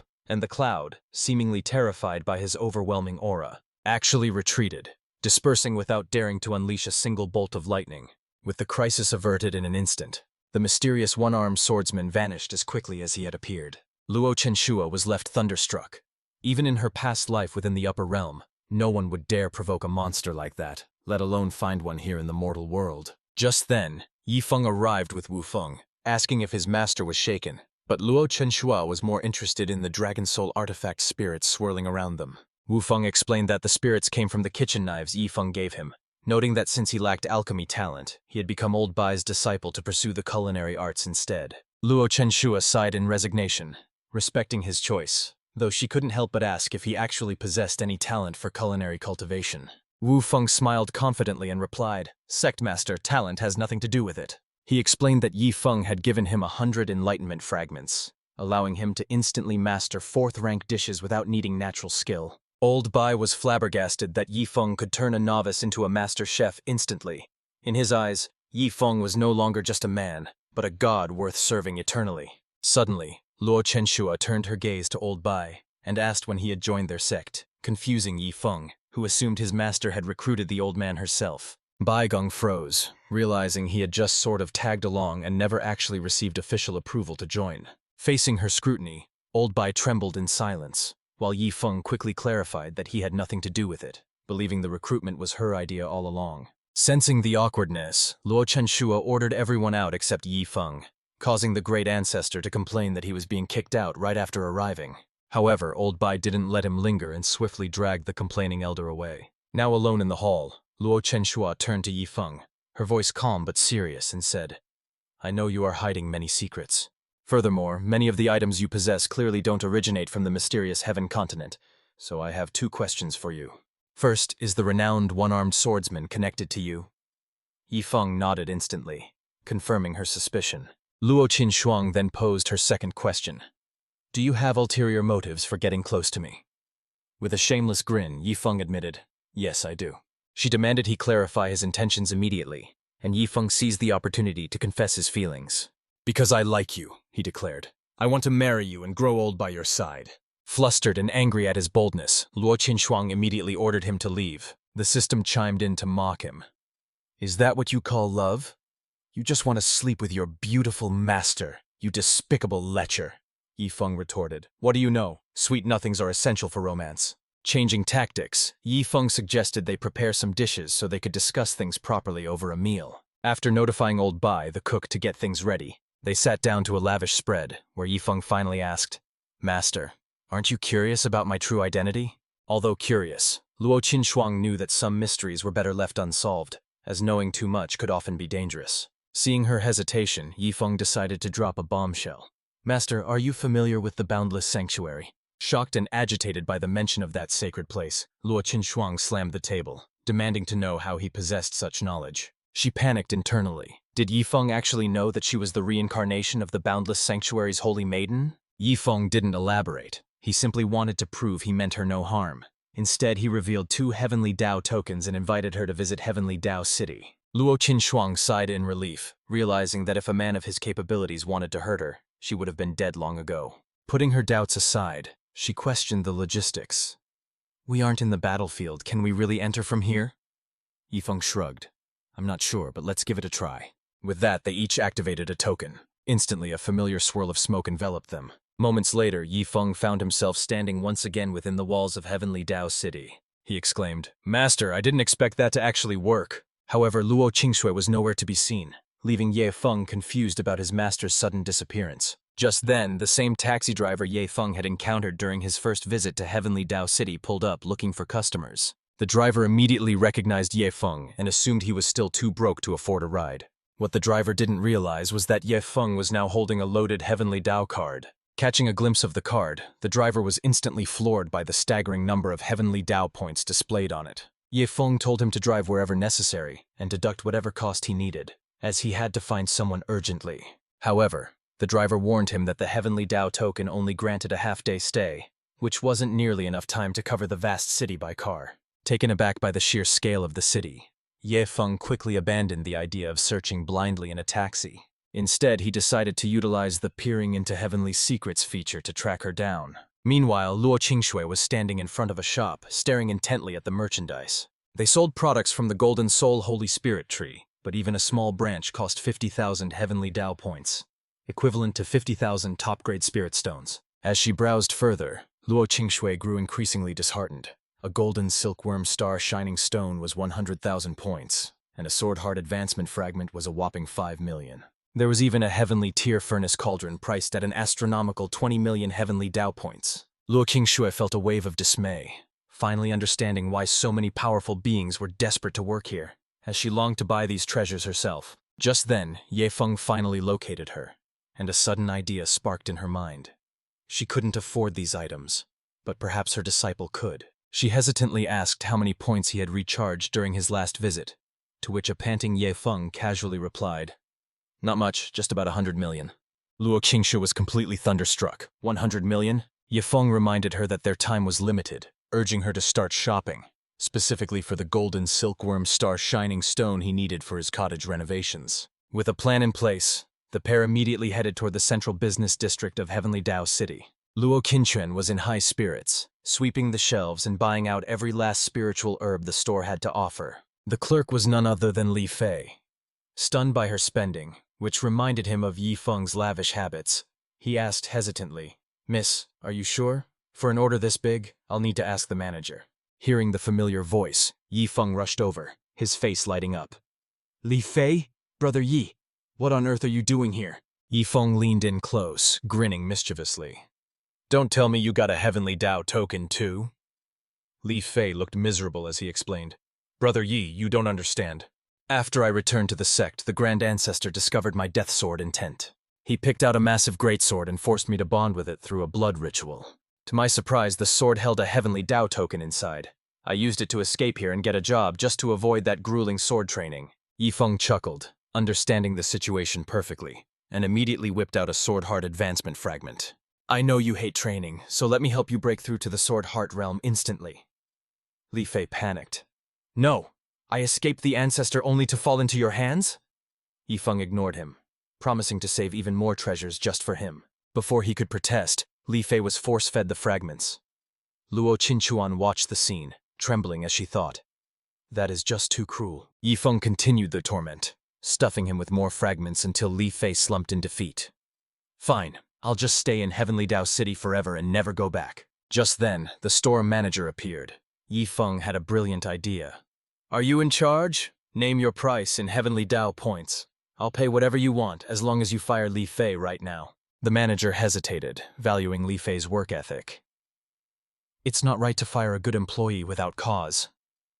Yifeng didn't blink. I'll compensate you 10 times his salary. The manager's moral compass vanished instantly. Young master, you have a keen eye. I always knew Li Fei was destined for greater things. Who am I to hold him back? Li Fei wasn't about to let the manager profit from his suffering. I resign voluntarily. I'll go back and cultivate, all right? The manager watched in despair as his tenfold bonus evaporated. Later, as they walked through the streets, Li Fei asked, "Who is this lady?" Yifeng introduced her. She is my master, and the sect master of the Star Soul sect. Luo Qinchuan left the two men to catch up while she went off to continue her shopping spree alone. Suddenly, the system issued a warning.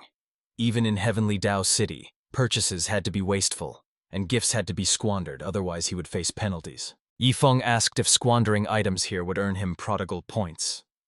The system replied with a smirk that while there were no points to be gained, he could still enjoy the sheer pleasure of being wasteful. Changing the subject, Yifeng asked about entertainment. Li Fei recommended a few spots, including a high-end foot massage parlor and a grand hotel staffed by powerful cultivators. They arrived at a venue filled with beautiful women, offering a more intimate form of entertainment. Luo Qinchuan finally returned, breathless and exhausted from her massive shopping spree. She had spent a fortune in Heavenly Dao points on 999 gold silkworm star-shining stones, complaining that the exorbitant prices had nearly drained her 1 billion points. Yifeng offered to take the load, telling his master to relax while he handled the rest, though Luo Qinchuan immediately suspected he was hatching another wasteful scheme. Without hesitation, Yifeng tossed the precious star-shining stones to Li Fei and casually suggested he use the rare materials to build himself a small cottage. Although Luo Qinchuan was annoyed by the extravagance, she kept quiet, knowing it was ultimately Yifeng's money to squander however he pleased. Li Fei, however, was terrified to accept them, fearing that if he used such treasures for a simple hut, the other sect members would skin him alive. Yifeng remained undeterred, insisting on a palace-like hut and playfully threatening to end Li Fei right there and then if he refused the gift. Desperate, Li Fei begged the sect master to intervene, but Luo Qinchuan sarcastically reminded him that she had no authority left after selling Yifeng his direct disciple status. Li Fei was left speechless, realizing that the greedy master and the wasteful disciple were actually a perfect, albeit abnormal, match. Half an hour later, Luo Qinchuan found herself in a state of utter bliss. The group had decided to visit a high-end foot massage parlor. It was her first time experiencing such a service, and the sensation was incredibly relaxing. Li Fei was equally elated, marveling at the luxury of having an ascended master massage his feet, and finally understanding the true joy of being rich. Luo Qinchuan savored the moment, admitting that since her reincarnation, she had focused solely on cultivation and never allowed herself to relax like this. Suddenly, she realized Yifeng was missing, but Li Fei casually informed her that he had run off to play with a nearby claw machine. At that very moment, Yifeng was frantically feeding coins into the machine, unable to comprehend how he could spend 10 billion Heavenly Dao points and still fail to win a single prize. Li Fei approached to warn him that the time limit on their Heavenly Dao token was rapidly running out. Frustrated, Yifeng cursed his luck, wondering why he couldn't snag the North Black doll and convinced that the machine was rigged against him. Suddenly, they realized that Li Fei had completely vanished. Luo Qinshui assumed the system must have transported him away already. She glanced curiously at the claw machine, prompting Yifeng to encourage her to give it a try. Intrigued, she admitted she wanted to play, but with their Heavenly Dao token time running out, it would have to wait. As the teleportation began, Yifeng suggested holding hands to stay together, though Luo Qinshui wondered if they'd return to their starting point. Yifeng didn't actually care about the destination. He was just thrilled at the chance to hold his beautiful master's hand. Fate had other plans, however, and he materialized directly inside a bustling brothel. Despite his clever hand-holding strategy, they were still separated upon arrival. Swarmed by eager courtesans and completely out of his depth, Yifeng panicked and bolted for the exit. He barely made it outside before crashing right into a familiar face. It was none other than Elder Zhou Tong from the Heavenly Secrets Pavilion. At that moment, the Elder was being mocked by the women for having empty pockets and no spirit stones. Spotting Yifeng, Zhou Tong laughed shamelessly, joking that he didn't expect to see his young friend in such a place. He teased that they shared similar hobbies and asked for a loan, but an annoyed Yifeng insisted his presence was purely accidental. Just as Yifeng questioned how he'd wound up back in Purple Phoenix City, his second disciple, Yi Lingshui, appeared. Finding her master standing outside a brothel, she stared at him with deep suspicion. The situation worsened when the courtesans called out for Yifeng to visit again, leaving him scrambling for an excuse. Disgusted, Yi Lingshui remarked that she never imagined her master was that kind of man. After a desperate explanation, she finally believed him, though she was shocked to learn about the heavenly Dao battlefield and city. Yi Feng remained puzzled by Zhou Tong's presence, but the elder couldn't bring himself to reveal the truth just yet. Zhou Tong thought to himself, I was harmed the last time I tried to divine the future, so I absolutely cannot let Yi Feng know I'm heading to the Star Soul Sect to borrow the heavenly tier furnace cauldron. Yet despite Zhou Tong's obvious reluctance, Yi Feng persistently tailed right behind them. Irritated, Zhou Tong snapped, Young friend, isn't this excessive? Why are you following us? Yi Feng retorted, Who says I'm following you? Do you own the road? If anything, you're blocking my path. Not wanting to argue further, Zhou Tong summoned a flying spiritual artifact and invited Yi Lingshui to board. However, Yi Lingshui, desperate to spend more time with Yi Feng, feigned sudden airsickness and refused to set foot on the artifact. Zhou Tong was baffled. Airsick? You flew for 3 days straight last time without a single complaint. Suddenly, Yi Feng interjected. Are you guys passing by the Star Soul Sect? If so, give me a lift. That ride looks big enough.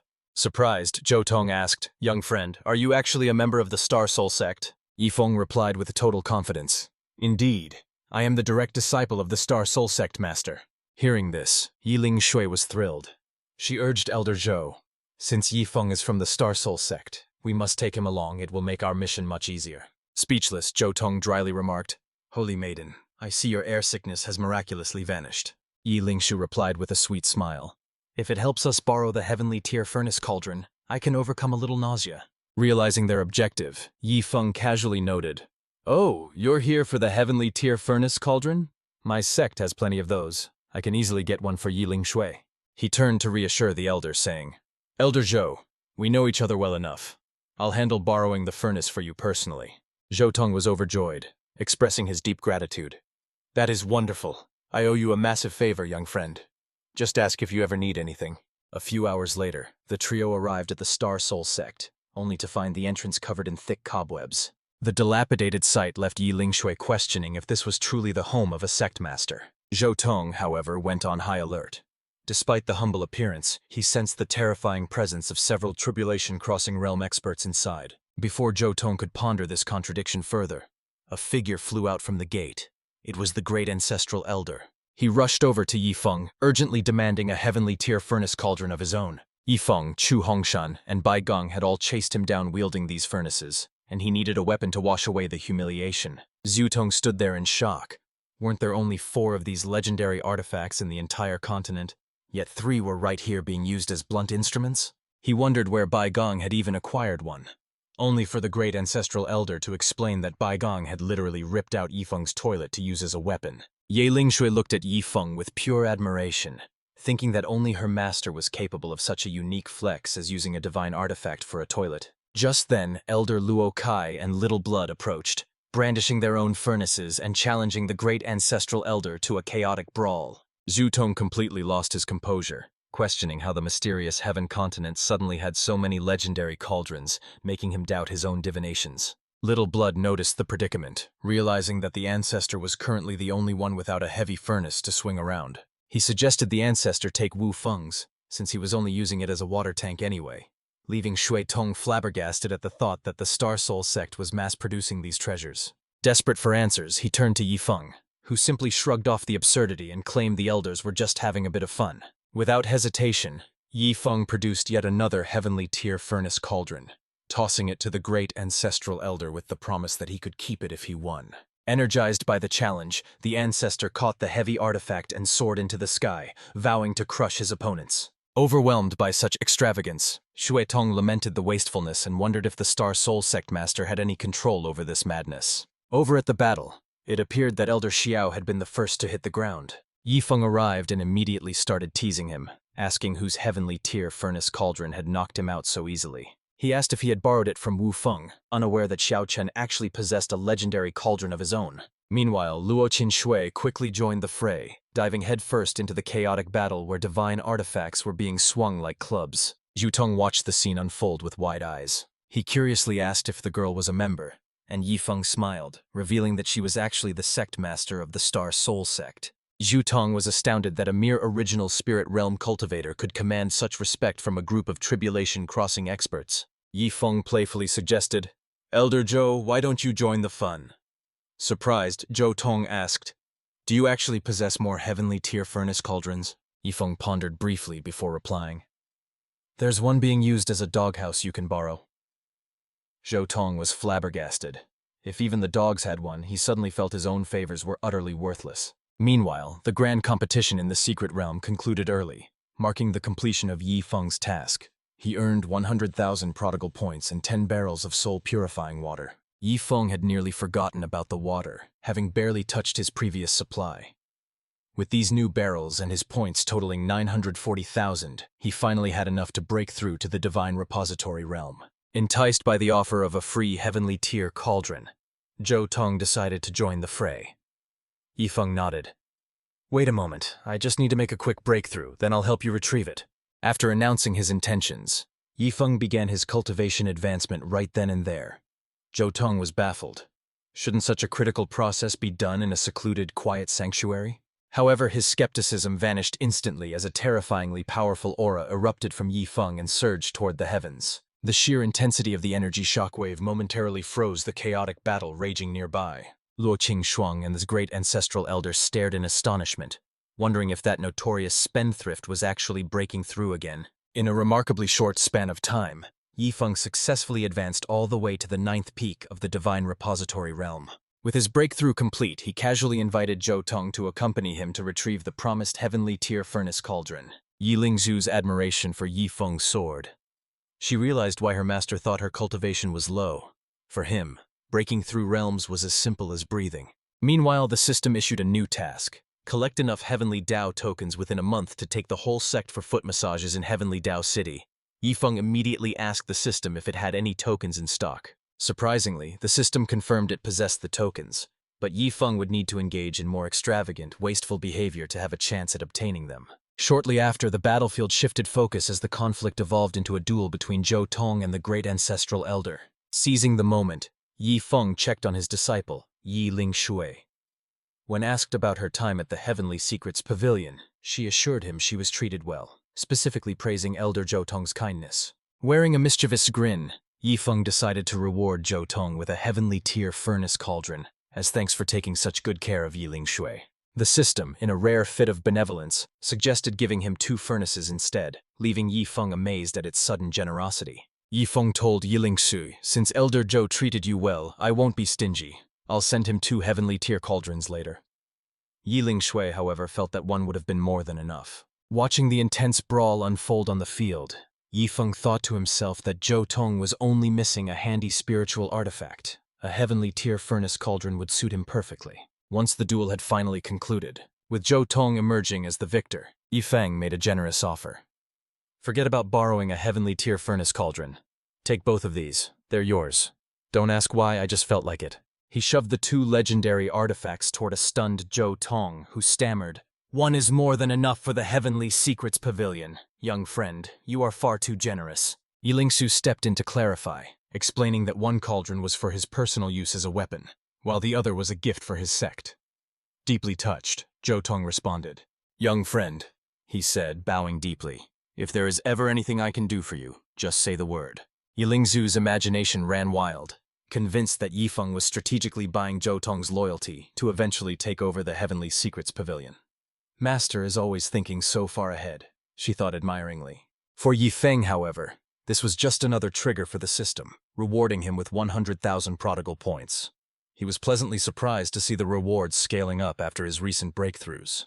With the precious cauldrons in hand, Zhou Tong and Yi Lingshui departed on a flying spiritual artifact to report back to the pavilion. Meanwhile, Yifeng listened to the elders discuss the battle, realizing Zhou Tong had only won because the elders went easy on him as a guest. The great ancestral elder and Bai Gang, however, had borne the brunt of the chaos, proving that friends hit each other the hardest, with the ancestor even eager for a rematch. Seeing the bruised and swollen elders, Yifeng spotted another opportunity.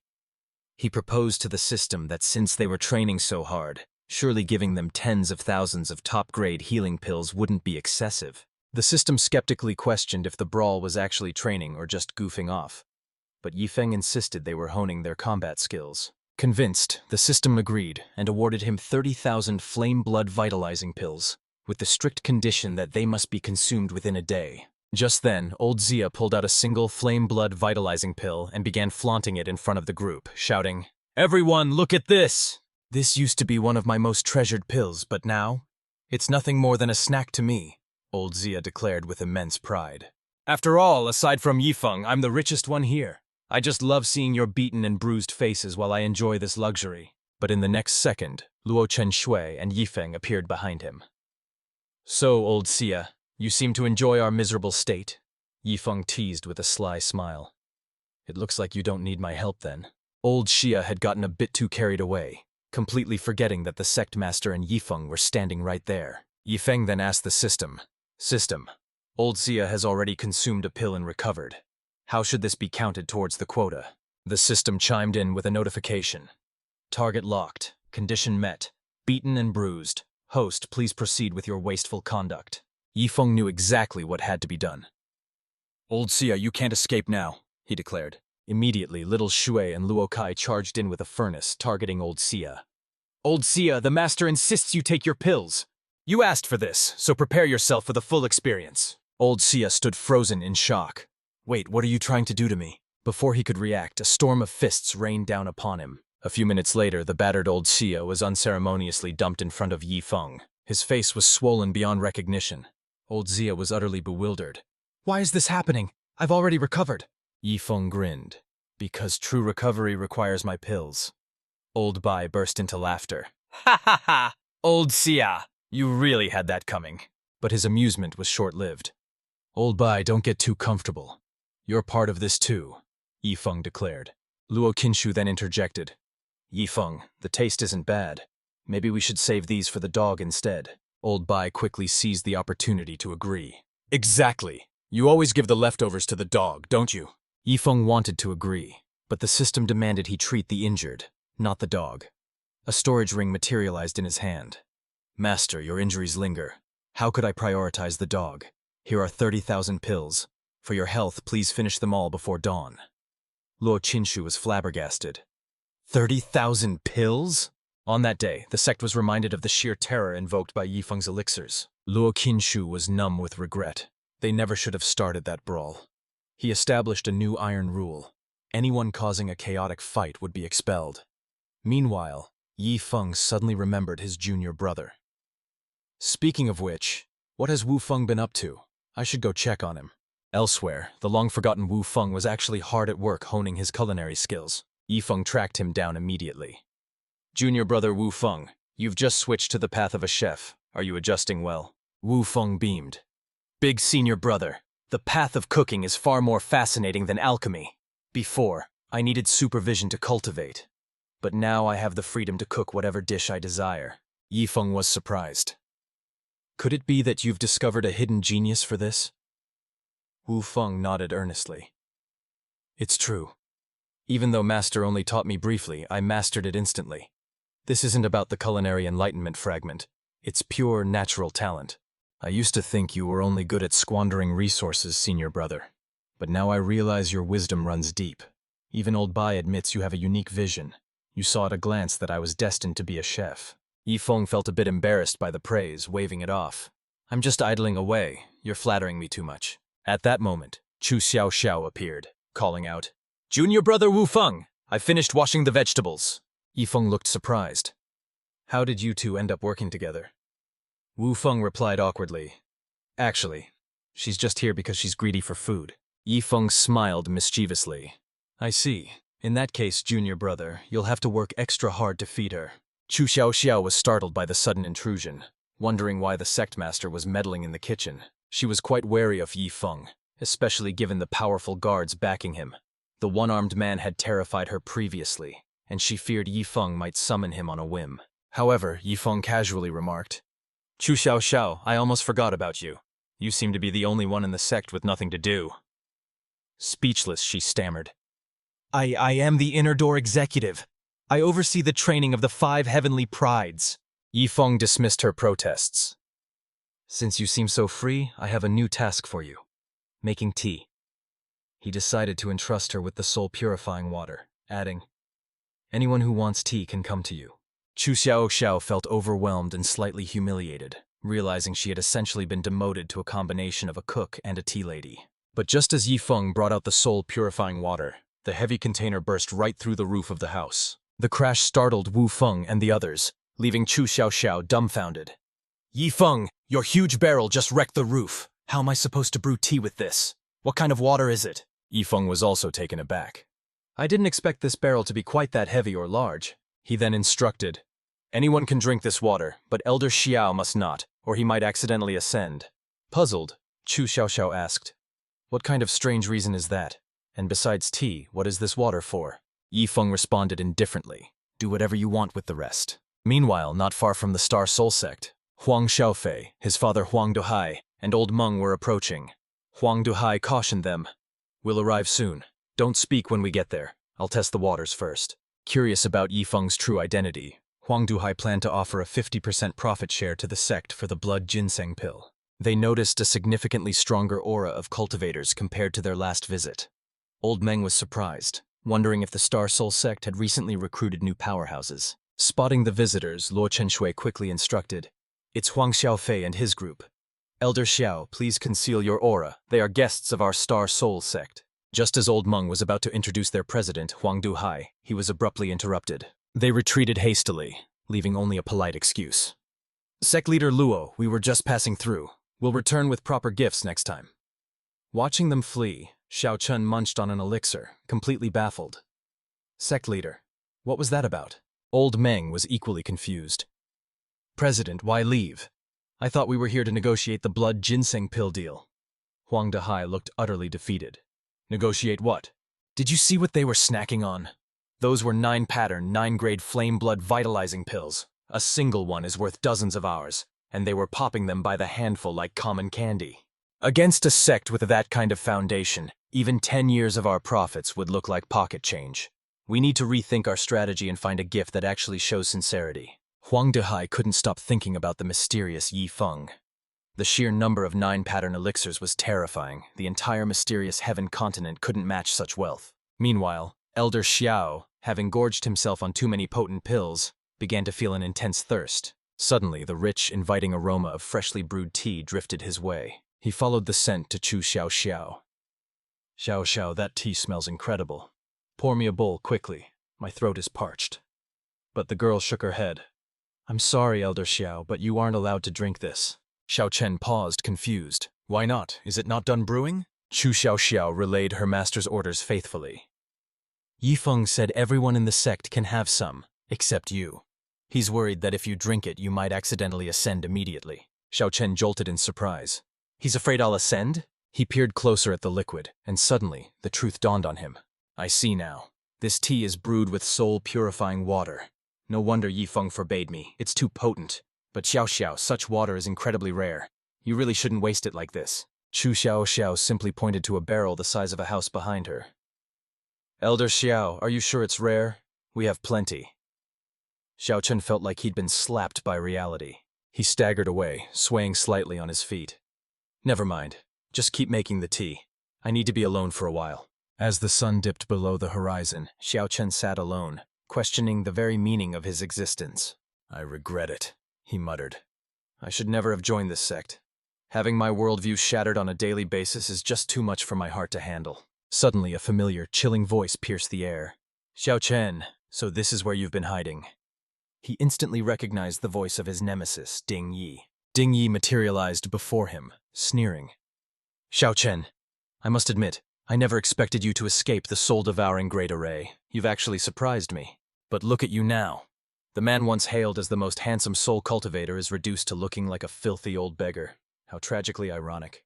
Xiao Chen, you'd better run now. I'll even give you a sporting chance. But Xiao Chen, fueled by pure hatred for his nemesis, had absolutely no intention of fleeing. Seeing this, Ding Yi threatened to use the Star Soul Sect as leverage, promising to hunt Xiao Chen down only after he slaughtered the sect that harbored him. This threat pushed Xiao Chen over the edge, causing him to unleash a terrifying soul illusion as he screamed that Ding Yi had crossed the line. Ding Yi was surprised that Xiao Chen played his trump card immediately, mocking him for thinking the tactics of 200 years ago would still work. Retaliating, Ding Yi manifested his own immense soul avatar, dwarfing Xiao Chen's as he challenged his opponent's stamina. Suddenly, the system alerted Yifeng that Xiao Chen was fighting a losing battle against Ding Yi. a relic who had somehow survived for centuries without ascending. Yifeng immediately grabbed Little Blood to rush to the rescue, leaving the dragon confused as to how a man on the verge of ascension could be in such danger. Outside the sect, the battle had reached a fever pitch. Xiao Chen was being completely overwhelmed by his opponent's power. He was rapidly losing his ground, gasping for breath under the relentless assault. Ding Yi remained arrogantly confident, toying with a soul ball in his hand as he dared Xiao Chen to reveal any other tricks he had accumulated. Xiao Chen scoffed at the display, mocking Ding Yi for taking such pride in a pathetic tiny soul ball. In response, Xiao Chen produced the massive supersized soul ball that Yifeng had gifted him. Ding Yi was flabbergasted, refusing to believe that Xiao Chen possessed the soul power necessary to refine such a terrifyingly dense object. Xiao Chen sneered, reminding him that he had won 2 centuries ago, and today he would crush him again using every resource at his disposal. He declared that while a soul ball was a precious supplement for Ding Yi, for him it was merely an extravagant weapon. The sheer audacity of the claim left Ding Yi visibly shaken and intimidated. Meanwhile, Yifeng and Little Blood had arrived, with Yifeng complaining that this earth-shattering battle was boring him to sleep, while Little Blood marveled at the energy. It turned out that Yifeng couldn't actually see the soul energy, so to him, the 2 masters just looked like weirdos flailing around like ghosts. From Little Blood's perspective, the clash between the soul illusions was nothing short of awe-inspiring. However, Elder Xiao Chun ultimately fell short in the confrontation. His strength had proven inferior to Ding Yi's overwhelming power. Ding Yi wasted no time, raising his hand to deliver the final killing blow. Panic seized Xiao Chen as he stared death directly in the face. Suddenly, torrents of searing energy descended from the heavens to intercept the attack. But before Ding Yi could even begin to celebrate his victory, he saw Xiao Chen being snatched away by Yifeng and Little Blood. Unconcerned, Ding Yi taunted, "Don't think you're safe just because you have backup. My master spared you only to learn how you broke the soul-devouring array. I'll give you 1 minute. Speak or not, I will turn your rescuers into corpses. I have 1,000 other ways to pry the truth from your lips." Yifeng replied coldly, "Oh, that broken formation? I destroyed the core and saved the prisoner. Do you have a problem with that?" Ding Yi scoffed in disbelief. "You? A piece of trash at the divine repository realm? I'd love to see how you manage such a feat." Yifeng pointed past him. "Your golden wheel is giving me a headache. Want me to destroy it just like I did the formation's core?" Ding Yi sneered. "My golden wheel destroyed by you? Go ahead, show me if you can." The moment the words left his mouth, the golden wheel behind him shattered. Yifeng had already triggered his destruction ability. Ding Yi stood there, completely dumbfounded. Just like that, it was gone. Impressed by the spectacle, Elder Xiao Chun spontaneously recited a mocking poem about the fragility of the golden wheel and the emptiness of lost cultivation. With his golden wheel broken, Ding Yi was in dire straits. His cultivation was crippled and his body severely injured. Realizing Yifeng was too dangerous, he resolved to flee and beg his master for help. Panic returned to Xiao Chen's face as he shouted, "Yifeng, stop him! He's summoning reinforcements!" But Yifeng remained perfectly calm. "Elder Xiao, are you afraid to ascend because of this so-called Great Emperor? Let me put your mind at ease. Join my sect, and I'll take you to the upper realms to live like a king." Shortly after, the space behind Ding Yi began to distort violently. From the rift, the massive projection of the Golden Wheel Emperor materialized. Yifeng quietly communed with the system. "System, hold off on the one-armed maniac for now. I want to test just how strong this Emperor's projection really is." However, the system proposed a different plan. "I have a better candidate who can drag his true body here through the projection, leaving his fate entirely up to you." Yifeng was surprised. "Seriously? Is it an official guard?" Meanwhile, the Golden Wheel Emperor's projection loomed overhead, surrounded by spinning golden discs, exuding an imposing aura. Upon seeing his disciple, he was taken aback. "Ding Yi, where is your golden wheel?" Ashamed, Ding Yi knelt. "Master, I am incompetent. 200 years ago I was defeated, and now my golden wheel has been destroyed." Hearing this news, the Emperor's temper flared. The Golden Wheel Emperor roared in fury. "Who dared to destroy my disciple's weapon?" Yifeng quickly asked the system how the Golden Wheel Emperor's strength compared to the masters of the Boundless Sanctuary. The system replied, "The Golden Wheel Emperor alone could pierce through the entire Boundless Sanctuary." Yifeng was shocked. "Wow, I knew my Divine Tycoon guards were strong, but this is insane." The system explained that the upper realm isn't the limit. Only top-tier fighters from the highest realms can challenge his official guards. It revealed that Yifeng's extravagant spending actually nurtures these guards, unlocking hidden rewards and power for the reserves. Emboldened by his master's presence, Ding Yi pointed an accusing finger. Master, it was him. He destroyed my golden wheel and rescued Xiao Chen, though I don't know how. The Emperor scoffed indifferently. Mere ants. True or not, they shall die. But as he prepared to strike, Yi Wan, a reserve guard, suddenly materialized behind him. Ants? Who exactly are you calling ants? Yi Feng looked exasperated. You again? Why is it always the same people? Besides the one-armed maniac, I haven't seen any new faces. In his frustration, he had completely forgotten a brief cameo by another member earlier. He vented his dissatisfaction. What is this? You show up, stand there like a wooden post, and forget your lines? Can't the guard offer anything fresh? It's the same two guys. Can't you at least change your outfit or add some flair? Sensing Yi Wan's unfathomable power, the Golden Wheel Emperor panicked. You fool! What kind of monster have you provoked? Ding Yi stood baffled, having no idea who they were actually dealing with. While Yi Wan was busy respectfully addressing Yi Feng, the Golden Wheel Emperor seized the opportunity to flee. He instantly disowned Ding Yi to save his own skin. Don't rely on me. From this moment on, our master-disciple bond is severed. Good luck on your own. Yi Feng watched the cowardly display, completely unimpressed. Go and drag the real Golden Wheel Emperor here! Are you blind? He's getting away! Yi Wan realized the Golden Wheel's projection was attempting to flee. He instantly materialized behind the entity. My master wishes to speak with you. Without waiting for a response, he seized the Golden Wheel Emperor's projection. Simultaneously, his hand manifested in the Upper Realm's Golden Wheel Palace, grabbing the Emperor's true body and dragging him down through the projection itself. Yi Wan turned to Yi Feng. Master, what should be done with Ding Yi? Without hesitation, Yi Feng replied, Kill him. Yi Wan immediately executed Ding Yi on the spot. He then gestured to the Golden Wheel Emperor. Master, shall I dispose of this one too? Terrified and in tears, the Emperor pleaded, Great One, please no. I am willing to compensate you. Yi Feng deferred to Xiao Chen instead. Elder Xiao, he sealed you away for 200 years. Do you want him dead, or enslaved for that same duration? You choose. Don't let this grudge become a heart demon. Xiao Chen was moved to tears. Young Master Yi, you saved me from the soul-devouring array and shattered my inner demons. I can never repay this debt. My life is yours. Little Blood was equally touched. Master, trading an upper realm emperor's life for a lower realm ascender's loyalty. Only you would make such a wild choice. I'm truly lucky to follow you. Xiao Chen, however, had no intention of being lenient. Young Master Yi, I want him enslaved for eternity. If I die, he must accompany me in death. Yi Feng turned to Yi Wan. Draft a contract. Will it hold in the upper realm? Yi Wan nodded. It will hold. Unless his strength surpasses mine, he cannot break the bond with Xiao Chen. With the matter settled, Yi Wan returned to the Divine Tycoon's card. Yi Feng looked at this now subdued emperor. Elder Xiao, how strong is he currently? Xiao Chen replied, Even sealed, he could easily defeat 100 of me. Yi Feng prepared to head back. The sect could use someone for odd jobs. Let's keep the Golden Will Emperor's true identity a secret for now. Meanwhile, back at the dilapidated gate of the Star Soul sect, Luo Qinshuang was filled with doubt. Why did Elder Xiao leave the sect, and why did Yi Feng follow with Little Blood? A bad feeling gnawed at her. Suddenly, she saw Yi Feng and the others returning, but she noticed they had brought an extra person along. Her suspicion deepened. Only 3 had left, but 4 returned. She feared her bad premonition was coming true. Yi Feng approached her casually.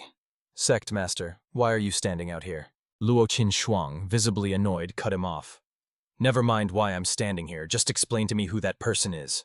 The Golden Wheel Emperor stood there, sporting a completely new look, and dressed in the humble garb of a menial worker. Yi Feng smiled brightly. Oh, him? Speaking of him, Master, you really ought to praise me for this one. Luo Qinshuang looked at him in disbelief. Praise you? For what? Yi Feng explained. Look, we have disciples, executives, and elders, but haven't you felt the lack of a sect servant? Luo Qinshuang was speechless. With the elders already so idle, why would they need a servant? We can't add more people, she argued. The sect is full, and besides, the minimum requirement for a servant should be the tribulation crossing realm. The Golden Wheel was shocked. Since when was that the minimum standard for a mere servant? Yi Feng shook his head. Master, you're thinking too small. As the only servant of the sect, this Golden Wheel is a powerhouse ready to ascend at any moment. That's the standard our Star Soul sect should maintain. Luo Qinshuang was dumbfounded. Aren't you worried about pressuring the other elders? Seizing the chance to make a good impression, the Golden Wheel thought, this kid is clearly terrified of this woman. I need to present myself perfectly when she asks for my identity. However, before he could speak, Luo Qinshuang pointed at him. Tell me, how much did it cost to abduct him? Confused, the Golden Wheel stammered. What? Do you people often abduct? He then thought bitterly. I actually wish I had been abducted. Unfortunately, the truth is I was captured and dragged back down from the upper realm, wanting to ensure a smooth future. The Golden Wheel tried to explain himself to the sect leader. I wasn't abducted. The reason I joined the sect as a servant is... But before he could finish, Luo Qinshuang had already turned and walked away, completely uninterested. It's fine. No need to explain. All the elders are weird anyway. If you want to be a servant, so be it. Yi Feng yawned, feeling the fatigue set in. I'm so sleepy. Elder Xiao, let the Golden Wheel stand guard for you tonight. I'll arrange his duties tomorrow. I'm going to rest. Xiao Chen and the Golden Wheel were left alone. Golden Wheel Emperor, you probably never imagined being enslaved by me, Xiao Chen mused. Panicked, the Emperor pleaded, That's all in the past. I'll give you whatever you want. However, Xiao Chen was unexpectedly grateful. Don't worry, I won't be too harsh. If it weren't for you, I wouldn't have met young Master Yi. A truly great opportunity. Do your job well, and maybe I'll free you after a few hundred years. The Golden Wheel immediately knelt in gratitude. Thank you, Elder Xiao. He then followed Xiao Chen to his courtyard, but stopped short upon seeing the opulent golden decor, realizing the entire house was built from the rare Golden Soul Holy Spirit tree. The Golden Wheel couldn't help but feel completely overwhelmed. Damn! You're audacious enough to use a 9,000-year-old Holy Spirit tree just to build a house? What was my disciple even fighting for back then? Meanwhile, back in the Heaven Fire realm at the Dark Flame Sect, Li Fei had returned, only to find sect leader Sun Tianyu and great ancestral elder Wang Qingxian glaring at him fiercely. You dare to return with such arrogance? Do you require another lesson? Sun Tianyu was determined to put Li Fei in his place once and for all. But just as he prepared to strike, Li Fei calmly stated, I have advanced my death sword intent to the Sword Heart realm. In an instant, great ancestral elder Wang Qingxian intervened, delivering a sharp slap to stop Sun Tianyu. He bellowed, With me here, you won't lay a finger on him. How dare you harm such a talented sword cultivator? Sun Tianyu felt aggrieved but dared not retort. Then, Wang Qingxian witnessed something shocking as Li Fei produced a massive pile of golden silkworm star-shining stones, asking, Li Fei, where did you acquire so many treasures? Li Fei replied with a smile. Master, great ancestral elder, what do you think about using these rare stones to build a simple thatched hut? Both men were left completely speechless by his extravagance. They began to glare daggers at Li Fei, causing him to panic and shout, Master, elder, I have broken through to the Sword Heart realm. Despite the revelation, Li Fei was promptly beaten within an inch of his life by the two elders. The next day, Yi Feng's prodigal spending quota refreshed, providing him with mind-calming incense, an item he deemed useless. He immediately summoned the great ancestral elder and elder Bai gang. Both men rushed over with great eagerness. Yi Feng privately asked, System, does gifting these 500 incense sticks to the great ancestral elder, who lives like a beggar, count as wasteful behavior? The system confirmed. Yes, since his mindset is truly that of a beggar, gifting him the mind-calming incense qualifies as wasteful behavior. Thus, the great ancestral elder, fully embracing his beggar persona, received the reward, while Elder Bai Gang was left infuriated by his own slowness. Witnessing this, Yi Feng was left speechless, feeling that the morals of the entire situation were somewhat skewed. Unable to receive anything from Yi Feng, Bai Gang decided to try his luck with Xiao Chen instead. However, he encountered a stranger and asked, Who are you? The man introduced himself. I am Golden Wheel. I joined the sect last night as a servant. Bai Gang didn't find this odd, remarking, A servant? Correct. A sect without a single servant would indeed be shameful. What is your cultivation level? Golden Wheel replied with pride, stating that he was at a stage where he could ascend at any moment. It was unclear if Bai Gang simply hadn't processed the information, or if his mindset had truly shifted. To him, Golden Wheel was just another cultivator. Since Yi Feng didn't value raw strength alone, Bai Gang found the situation surprisingly reassuring. Golden Wheel felt frustrated and belittled by the lack of respect. Despite his prestigious status, he couldn't even boast about it while stuck doing menial chores. While sweeping the floors of the sect's grand hall, he stumbled upon some shockingly familiar techniques inscribed on the walls. They were the Boundless Mystic Spirit Array and the Boundless Mystic Purification Technique. These were the exact same methods practiced by Luo Qingshu. Golden Wheel realized the sect leader's identity was extraordinary. These arts belonged to the holy master of the boundless sanctuary. Could she be a reincarnated holy maiden? Suddenly, Yifeng entered, making Golden Wheel nervous. Yifeng announced he was taking junior brother Wu Feng out for training, though Wu Feng seemed less than thrilled about visiting his grandfather. Yifeng insisted, explaining that since he convinced Wu Feng to switch to the path of cooking, he owed the boy's grandfather an explanation. Luo Qingshu, annoyed at the interruption to her cultivation, granted permission but added a warning. The number of people who leave must equal the number who return. No new members. Yifeng quickly agreed, promising to only take Little Blood along, though his assurance didn't sound particularly convincing. Later they borrowed Elder Xiao Chen's flying spiritual artifact and set a course for Heavenly Elixir City. Yifeng's true motivation was a system task requiring him to join an alchemy competition. Just participating would net him 1 million points, an opportunity he couldn't pass up. Thus, Yifeng and his companions, including Little Blood, rapidly approached Heavenly Elixir City. Yifeng couldn't help but marvel at the incredible speed of a 9th-grade spiritual artifact. Before long, they arrived above the city, where the towering Heavenly Elixir Pavilion stood prominently in the center. Upon landing, Yifeng instructed Wu Feng to visit his grandfather first, as he had other business to attend to. He planned to head straight to the Heavenly Elixir Pavilion with Little Blood to register for the alchemy competition. However, Yifeng soon hit a roadblock. To enter the alchemy competition, he first had to clear a preliminary assessment. The enthusiastic examiner, Qing Hai, eagerly invited Yifeng to participate, leaving the young man bewildered as he thought, I don't have a clue how to refine elixirs, so how am I supposed to pass? Qing Hai tried to reassure him, saying, Don't be nervous. Just refine as you normally would and show me your skills. You may begin. At that precise moment, the system triggered a new task. If the host used the system-provided spiritual grass for the assessment, he would be rewarded with 500,000 squandering points. Yifeng was surprised by the system's generosity, viewing the task as free points. Since the system was practically begging him to refine, he decided to give it a shot. He turned to the examiner and said, Please wait a moment, Elder Qing. I need to use my own furnace for this. Smiling at his companion, Yifeng said, Little Blood, please bring out my furnace. Little Blood immediately produced the legendary Heavenly Tier furnace. This caused Qing Hai to wonder if Yifeng was the disciple of some supreme alchemist, especially considering Little Blood's ability to withstand 2 Heavenly Tao Thunder tribulations. Meanwhile, Little Blood patted the furnace sympathetically and whispered, Just endure it for a little while. Qing Hai was baffled. Was she talking to the artifact? And why was such a precious treasure covered in scratches? Suddenly, Little Blood pleaded with Yifeng. Master, can we please not use it? Whenever you refine with it, I feel like it gets so dirty. Yifeng pulled her away and replied, Little Blood, I know you like wielding this furnace, but I don't have a spare. She countered. But Master, what about the 9 dragons burning sky cauldron? Yifeng scoffed. That's for barbecuing, not alchemy. Now go, don't disturb my assessment. Thus, Little Blood was reluctantly separated from her beloved weapon of choice. Qing Hai, overhearing their conversation, was utterly baffled by this odd duo. Were they really treating a Heavenly Tier furnace like a toy?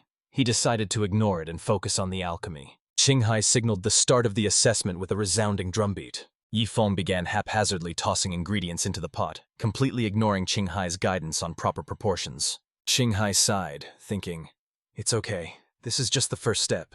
Surely the second step will be. Yifeng continued dumping materials non-stop, excitedly commenting on the weird green flames. Qing Hai, feeling overwhelmed, cried out, Stop adding more! But it was too late. Within 3 seconds, the furnace exploded violently. Despite the failure, Yifeng was thrilled to earn his 500,000 squandering points. To his delight, he realized the task could be repeated indefinitely until Qing Hai declared the assessment over. Yifeng grinned at Examiner Chen and said, I was just a bit nervous back there. I failed, but I'd like to try again. Qing Hai decided to give him another chance, but advised, Please refine properly this time. Your furnace and spirit grass are rare treasures. Don't blow them up. However, Yifeng immediately started tossing herbs into the pot with reckless abandon once more. Qing Hai was at a total loss for words, thinking, what a wasteful spender this guy is. As predicted, the furnace exploded again in a spectacular display of failure. Looking slightly sheepish, Yifeng pleaded, I'm sure I can succeed. Please, let me try just one more time. Qing Hai was so exasperated he nearly cried. No need. Your exquisite alchemy skills are acknowledged. Let's just wait for the competition tomorrow, he yelled, desperate to end the fiasco. Yifeng was disappointed, hoping to farm more points, but Qing Hai had already fled. Still, with just 2 attempts, he'd managed to rack up 1,000,000 wasteful spending points. Shoshui held the furnace sympathetically and lamented, "Poor little furnace, you've really suffered today." Meanwhile, at an inn, Wu Fan was showing off his heavenly tier furnace to his grandfather, Leng Jilong, who was shocked to see water sloshing inside it. Wu Fan calmly explained, "Oh, I guess I didn't empty it properly. I was using it as a water tank earlier." Leng Jilong was stunned. "You used a heavenly tier furnace as a water tank? Where did you get the audacity?" Wu Fan shook his head. "Grandpa, calm down. It's a gift for you." Upon hearing that the legendary treasure was actually a gift for him, Leng Jilong's anger vanished instantly. His mood shifted dramatically. "Wu Fan, you may be arrogant, but your filial piety remains. I once coveted this furnace 200 years ago when it belonged to that old immortal Xiao Chen." Wu Fan was surprised. "Grandpa, the Xiao Chen you're talking about, is he a soul cultivator?" Leng Jilong started. "How do you know that?"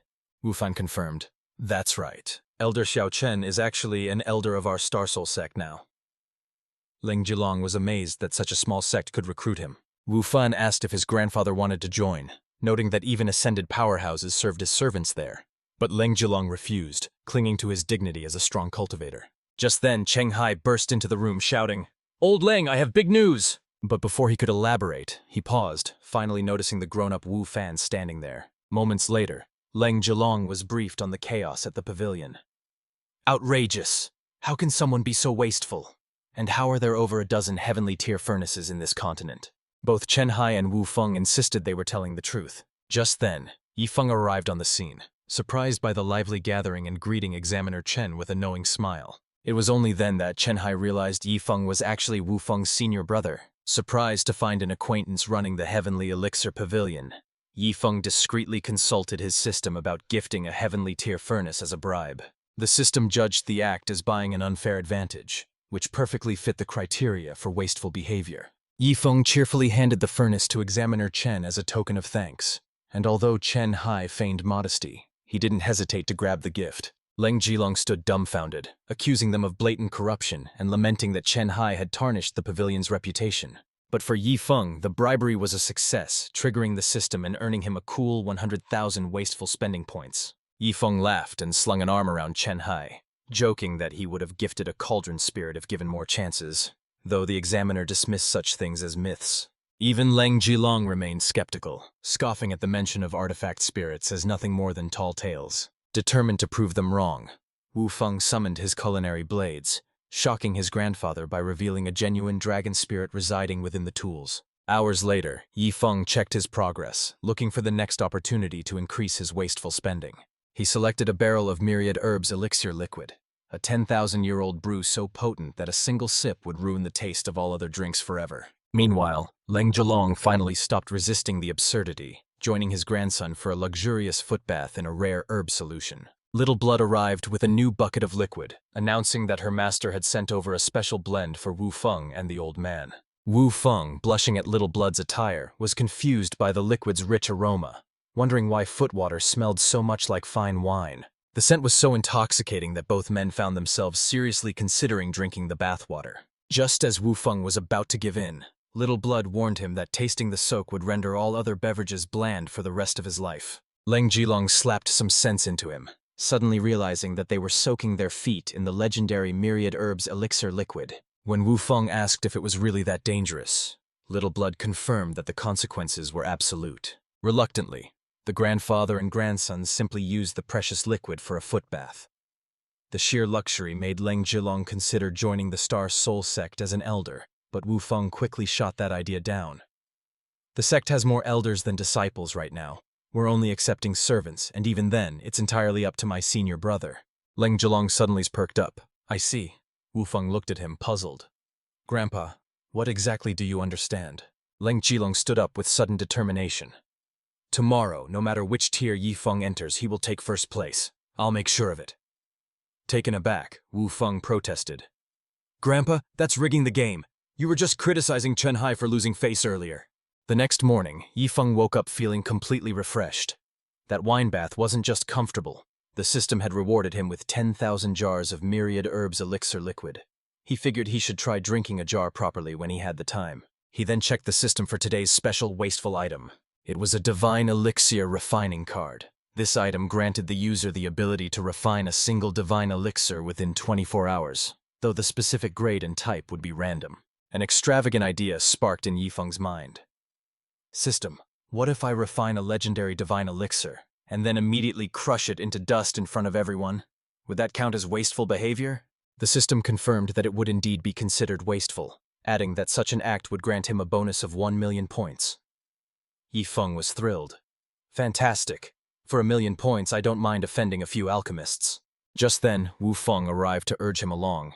Senior brother, it's time for the alchemy competition. Grandpa has already reserved a spot for you in every single tier of the contest. Without wasting another moment, Wu Feng hurriedly escorted Yifeng to the competition venue. They soon arrived at the central square of Heavenly Elixir City, where the atmosphere was already buzzing with electric excitement. Yifeng didn't hesitate. He immediately retrieved the divine elixir refining card and activated it. The card successfully generated the recipe for a tribulation-breaking pill. Reading the description, Yifeng realized this pill allowed a cultivator to completely ignore a heavenly Tao thunder tribulation. If someone who had already survived 8 tribulations consumed it, they could ascend directly to the next realm. Yifeng was utterly astounded. An elixir capable of defying the heavens themselves, he thought. If I fed these to the Sect members, ascension would become as easy as child's play. System, can this 10-pattern tribulation-breaking pill be mass-produced in the elixir jar? The system responded affirmatively, though it warned that the success rate for mass production would be incredibly low. That's fine, as long as it's possible. As the card's knowledge infused into his mind, Yifeng instantly mastered the complex techniques and fire control needed, as if he had refined this divine pill countless times before. With confidence, Yifeng headed straight toward the 9th grade alchemist competition area. Surprisingly, the turnout was sparse. There were only 3 other 9th grade alchemists present. He recalled hearing the stats on the way over.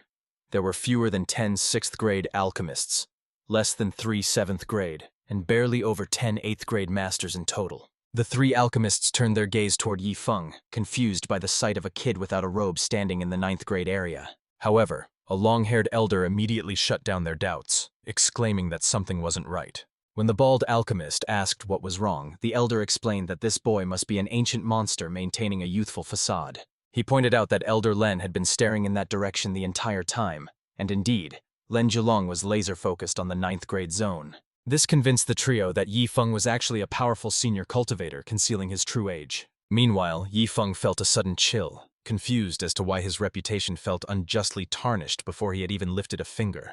Just then, Qinghai rang the bell to signal the start of the match, giving the contestants the time it takes for 3 incense sticks to burn. Yifeng, uninterested in the pageantry, decided to speedrun the process so he could go back to sleep.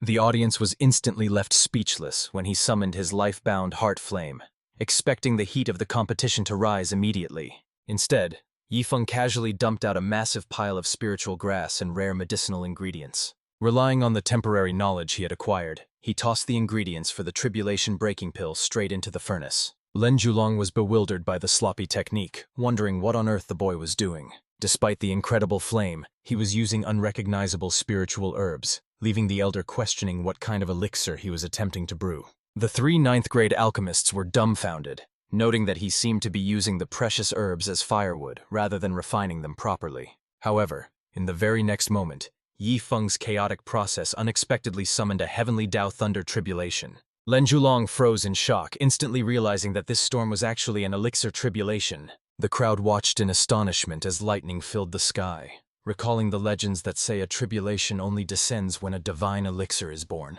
Qinghai was moved to tears, overwhelmed by the honor of witnessing the birth of a divine elixir, a feat no alchemist had achieved in thousands of years. As Yifeng intensified the fire, a crisp sound rang out from the furnace, revealing a round, lustrous divine elixir sitting within. Len Julong gasped, his eyes widening as he recognized the legendary 10-pattern pill. The crowd was left in a state of confusion, wondering why the heavenly thunder hadn't struck yet. The suspense was agonizing as they waited to see if the divine elixir was truly finished. Yifeng was equally baffled, knowing he had followed every step perfectly, yet the mandatory elixir tribulation refused to descend. Little Blood noticed something peculiar about the tribulation clouds, and suggested that Yifeng step away from the pill to test a theory. It turned out the heavenly Tao thunderclouds were actually terrified of Yifeng, having been violently dispersed by his subordinates in the past, and dared not strike while he was close. Yifeng was left speechless, finding the cowardly caution of the heavenly Tao completely ridiculous. But sure enough, the moment he put some distance between himself and the pill, the tribulation finally summoned the courage to strike. After undergoing the intense baptism of the heavenly Tao Thunder Tribulation, the divine elixir was finally complete and perfected. The onlookers were moved to tears, feeling that witnessing the birth of such a legendary pill was worth dying for. Qinghai loudly proclaimed that Yi Feng was no mere wastrel, but a literal god in the hearts of all alchemists. However, Wu Feng felt a sense of dread, knowing his senior brother was likely about to perform another shocking act of prodigal wastefulness. By this point, the entire crowd was ready to worship Yi Feng as the undisputed god of elixirs. But right then, Yi Feng decided to execute the extravagant plan he had been plotting all along. Without warning, he tossed the priceless divine elixir onto the dirty ground. The crowd was baffled, unable to comprehend why he would discard such a treasure, but their confusion turned to horror as he raised his foot. With absolute resolve, Yi Feng positioned his boot directly over the pill. Ignoring the desperate screams of the crowd begging him to stop, he stomped down without hesitation, shattering the priceless treasure with a sickening crack. Just like that, the legendary divine elixir was reduced to dust beneath Yi Feng's heel. This act completed his prodigal task, instantly rewarding him with a massive 2 million extravagance points. Meanwhile, the 3 enraged 9th-rank alchemists behind him were ready to kill Yi Feng for destroying such a divine treasure. But Yi Feng remained unfazed, complaining that the crowd's outrage was too weak and the destruction wasn't grand enough, leaving even the system speechless at his audacity. Suddenly, Lin Zhilong broke the silence, lecturing the crowd that true alchemy requires destruction before creation, and that obsession with the pill is merely a shackle. He claimed that witnessing the pill's destruction enlightened him to the supreme path of alchemy, leaving Yi Feng dumbfounded since he was actually just trying to waste resources. To everyone's shock, the elder knelt before Yi Feng to thank him for the lesson, causing Yi Feng to marvel at how his reckless wastefulness was being misinterpreted as profound wisdom. But when Yi Feng actually took a closer look at the old man, he realized that Lin Zhilong hadn't just had an epiphany. The man was literally on the verge of ascension. Even Lin Zhilong was surprised by the sudden breakthrough, quickly instructing Qinghai to tell his old peers that he was heading to the higher realm ahead of them. Qinghai was heartbroken to see him go so suddenly, but he tearfully accepted the instruction. Lin Zhilong then turned to his weeping grandson, Wu Feng, assuring him that this was a joyous ascension, not death, and advising him to stick close to the extraordinary Yi Feng. Yi Feng watched with genuine curiosity as the mystical process of ascension began to unfold before his eyes. A magnificent stairway to heaven materialized from the sky, accompanied by the thunderous cheers of the crowd. With a dignified air, Lin Zhilong stepped onto the path and began his journey upward. Before he left, Yi Feng tossed him a storage ring, warning him to only use the items inside during a life-or-death crisis. Lin Zhilong glanced inside to find the precious 100-herb liquid, offering a final grateful bow to young Master Yi. And with that, the legendary alchemist ascended the stairway, vanishing into the higher realm. Back on the ground, Wu Feng quickly recovered from his grief and began sniffing the crushed remnants of the divine pill, wondering if they held any power. He wasn't the only one. The entire crowd suddenly realized that even the dust of a divine pill was a priceless treasure. They noticed some powder stuck to Yi Feng's shoe and looked at him with crazed, hungry eyes, sending a terrified chill down his spine. Sensing the danger, Yi Feng didn't hesitate for a second, grabbing Little Blood and fleeing the scene immediately. This is the sheer generosity of a prodigal tycoon. The life-bound heart flame is a treasure that most alchemists couldn't obtain even after a lifetime of effort. Yet Yi Feng casually gifted it to a great demon who was utterly clueless about the ways of alchemy. Afterward, Yi Feng returned to his guest room, finally managing to escape the pestering of those obsessed alchemists. Suddenly he received a telepathic message from his top disciple, Hua Yuemen. Yi Feng immediately replied, "I'm here. What's wrong?" "Ever since I obtained the impurity-free spirit body, the sect elders have been grilling me about its origin. I don't know how to explain it to them." As soon as she finished speaking, the system triggered a new task: go on a spending spree in the 10,000 Flowers Valley to improve his disciple's life, with a chance to win a heavenly Dao token. Yi Feng had no choice but to accept, especially since he had been coveting that heavenly Dao token for a long time. He told her to wait and let him handle the elders personally. Hua Yueman agreed, but added a condition. "Master, please don't suddenly teleport here again." She clearly didn't want a repeat of him seeing her naked. Having made up his mind, Yi Feng decided to bring Wu Feng and Little Blood along for the trip. While having breakfast, Yi Feng examined his latest extravagant purchase, the deep blue abyssal flame. He wondered if this was the same fire used for the divine pill he refined yesterday. The deep blue abyssal flame is a life-bound heart flame that grows stronger alongside its wielder. At its pinnacle, it can perfectly refine herbs of any grade. Suddenly, Yifeng turned his gaze to Little Blood. He realized that aside from the heavenly tier furnace cauldron, he hadn't really given the mantis any rewards since it joined him. Feeling Yifeng's intense stare, Little Blood got anxious. "Master, don't look at me like that." Yifeng smirked. "Even the dog is striving to be the #1 sword dog. As a fellow demon, you need to step up your game." Hearing this, Little Blood lit up with excitement. "So, Master, are you going to give me great demon fairy blood or some powerful weapon?" Yifeng simply shook his head. "Neither. I have prepared this powerful life-bound heart flame for you. From now on, you will follow old Sia, learn alchemy, and strive to become the world's first alchemy mantis." Resigned to her fate, Little Blood sighed. "I never expected Master to finally do this to me. Such is fate. Just give me the flame." Wu Feng applauded from the side. A true great demon knows when resistance is futile. Without further delay, Yifeng transferred the life-bound heart flame directly into Little Blood. Afterward, with tears in her eyes, Little Blood caressed the heavenly tier furnace cauldron. "If I had known I'd become an alchemist, I wouldn't have smashed things with this cauldron. These scratches break my heart now." Seeing this, Yifeng decided to up the ante. "Fine, I'll give you the 9 Dragons Burning Sky Cauldron for alchemy. You can keep using that heavenly tier furnace as a weapon."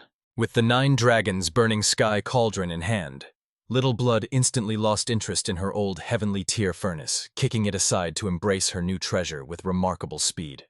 "Little Blood, I also have this purple thunder mysterious flame. I might as well give it to you," Yifeng offered. Clinging to the 9 Dragons Cauldron, she replied happily, "An alchemist only needs 1 heart flame. Another one is useless." "I know it's useless. That's why I'm giving it to you," Yifeng insisted. Sensing something amiss, Little Blood immediately protested. "Please, no, Master! Life-bound heart flames will repel each other!" Ignoring her pleas, Yifeng forcibly fused the purple thunder mysterious flame into Little Blood anyway. Wu Feng watched in shock, suddenly realizing the pseudo-life-bound flame his grandfather spent 200 years condensing was worthless by comparison. It was a good thing the old man had already ascended. By this time, Yifeng and his group had arrived at the entrance of the 10,000 Flowers Valley. Yifeng marveled at the scenery, thinking it looked like a hidden paradise. However, Little Blood wore a gloomy expression and muttered, "This is no paradise." Surprised, Yifeng asked what was wrong. Wu Feng explained, "Don't be deceived by appearances. This place once poisoned a great ascended master to death." This revelation made Yifeng view the valley with newfound respect. Upon arriving at the main gate, they found Hua Yuman had already been waiting for them for quite some time. Wu Feng and Little Blood were confused, wondering when Yifeng had taken a disciple. All Wu Feng knew was that this woman radiated an aura far stronger than his own. Yifeng strolled over leisurely and asked, "Senior disciple, doesn't the valley have a protective formation?" Hua Yuman replied confidently, "Of course. With our 10,000-year heritage, our formation is strong enough to withstand even an ascended master." "But what if a whole group of ascended masters attacked? Would you be afraid then?" Yifeng pressed. Hua Yuman was momentarily dumbfounded. "Master, that's unrealistic. The valley doesn't have that many enemies. A group of ascended masters attacking at once is just nonsense." However, this was just Yifeng's excuse to squander wealth. "Since the valley can't withstand a group of ascended masters, we clearly need to upgrade the formation system." The system confirmed the expense, rewarding Yifeng with 100,000 prodigal points, the 10,000 Flowers Poison Spirit Array Super Enhanced Edition, and a Heavenly Tao token. Satisfied, Yifeng mused that he should upgrade the Heavenly Secrets Pavilion next. Without hesitation, he handed the enhanced formation manual over to Hua Yuman. "By the way, senior disciple, have you spent all the resources I gave you before?" Yifeng asked. Hua Yuman hesitated, her face flushing slightly. She admitted sheepishly, "Master, I still can't bring myself to squander them. Those items are simply too precious." Yifeng was so frustrated he was speechless. This senior disciple was even more troublesome than his second one. He really needed to guide Hua Yuman onto the righteous path of squandering. He mentally queried, "System, if I temporarily withhold the formation manual, does that count as a failure in squandering? Will my rewards be revoked?" The system, however, arrogantly refused to back down, stating that retracting rewards would cause it to lose face. As long as Yifeng proposed improvements, the payout was valid, and how he used it was none of the system's business. Since that's the case, Yifeng decided, "Senior disciple, take me to meet your ancestral elders immediately." Moments later, the group arrived at the majestic 10,000 Flowers Hall. One of the elders immediately confronted Yifeng, asking, "So you are Huayun Men's master?" Yifeng looked at them, genuinely surprised by what he saw. The three elders before him were incredibly short.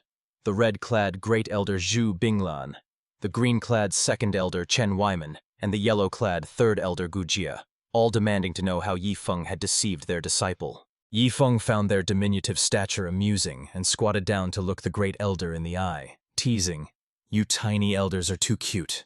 I came here to question you, yet you don't even realize your own mistakes." The Great Elder looked puzzled and shot back, "What exactly have we done wrong?" Instead of answering, Yifeng ordered Huayun Men to bring out 100 stalks of ghost bewitching grass. The Second Elder was shocked by the mention of such a treasure, gasping, "What? Huayun Men actually possesses ghost bewitching grass?" Huayun Men obediently presented the precious herbs, while Yifeng slowly asked, "Do the three ancestral elders realize their mistake now?" But the Great Elder remained stubborn, insisting, "We have done nothing wrong. Even as Huayun Men's master, you have no right to question us." Unfazed, Yifeng commanded, "Junior brother Wu Feng, chop these 100 stalks of ghost bewitching grass into pieces." Without hesitation, Wu Feng immediately produced a divine artifact kitchen knife. With skills honed over countless battles, he rapidly minced the precious herbs into useless scraps. The elders were left speechless, stammering, "What is the meaning of this?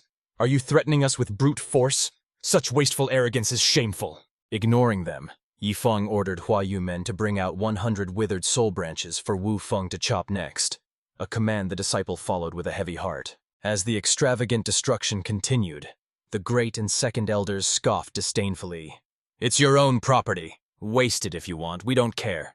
However, the Third Elder suddenly realized something and whispered, "Is it possible that these items were originally intended as gifts for Huayun Men?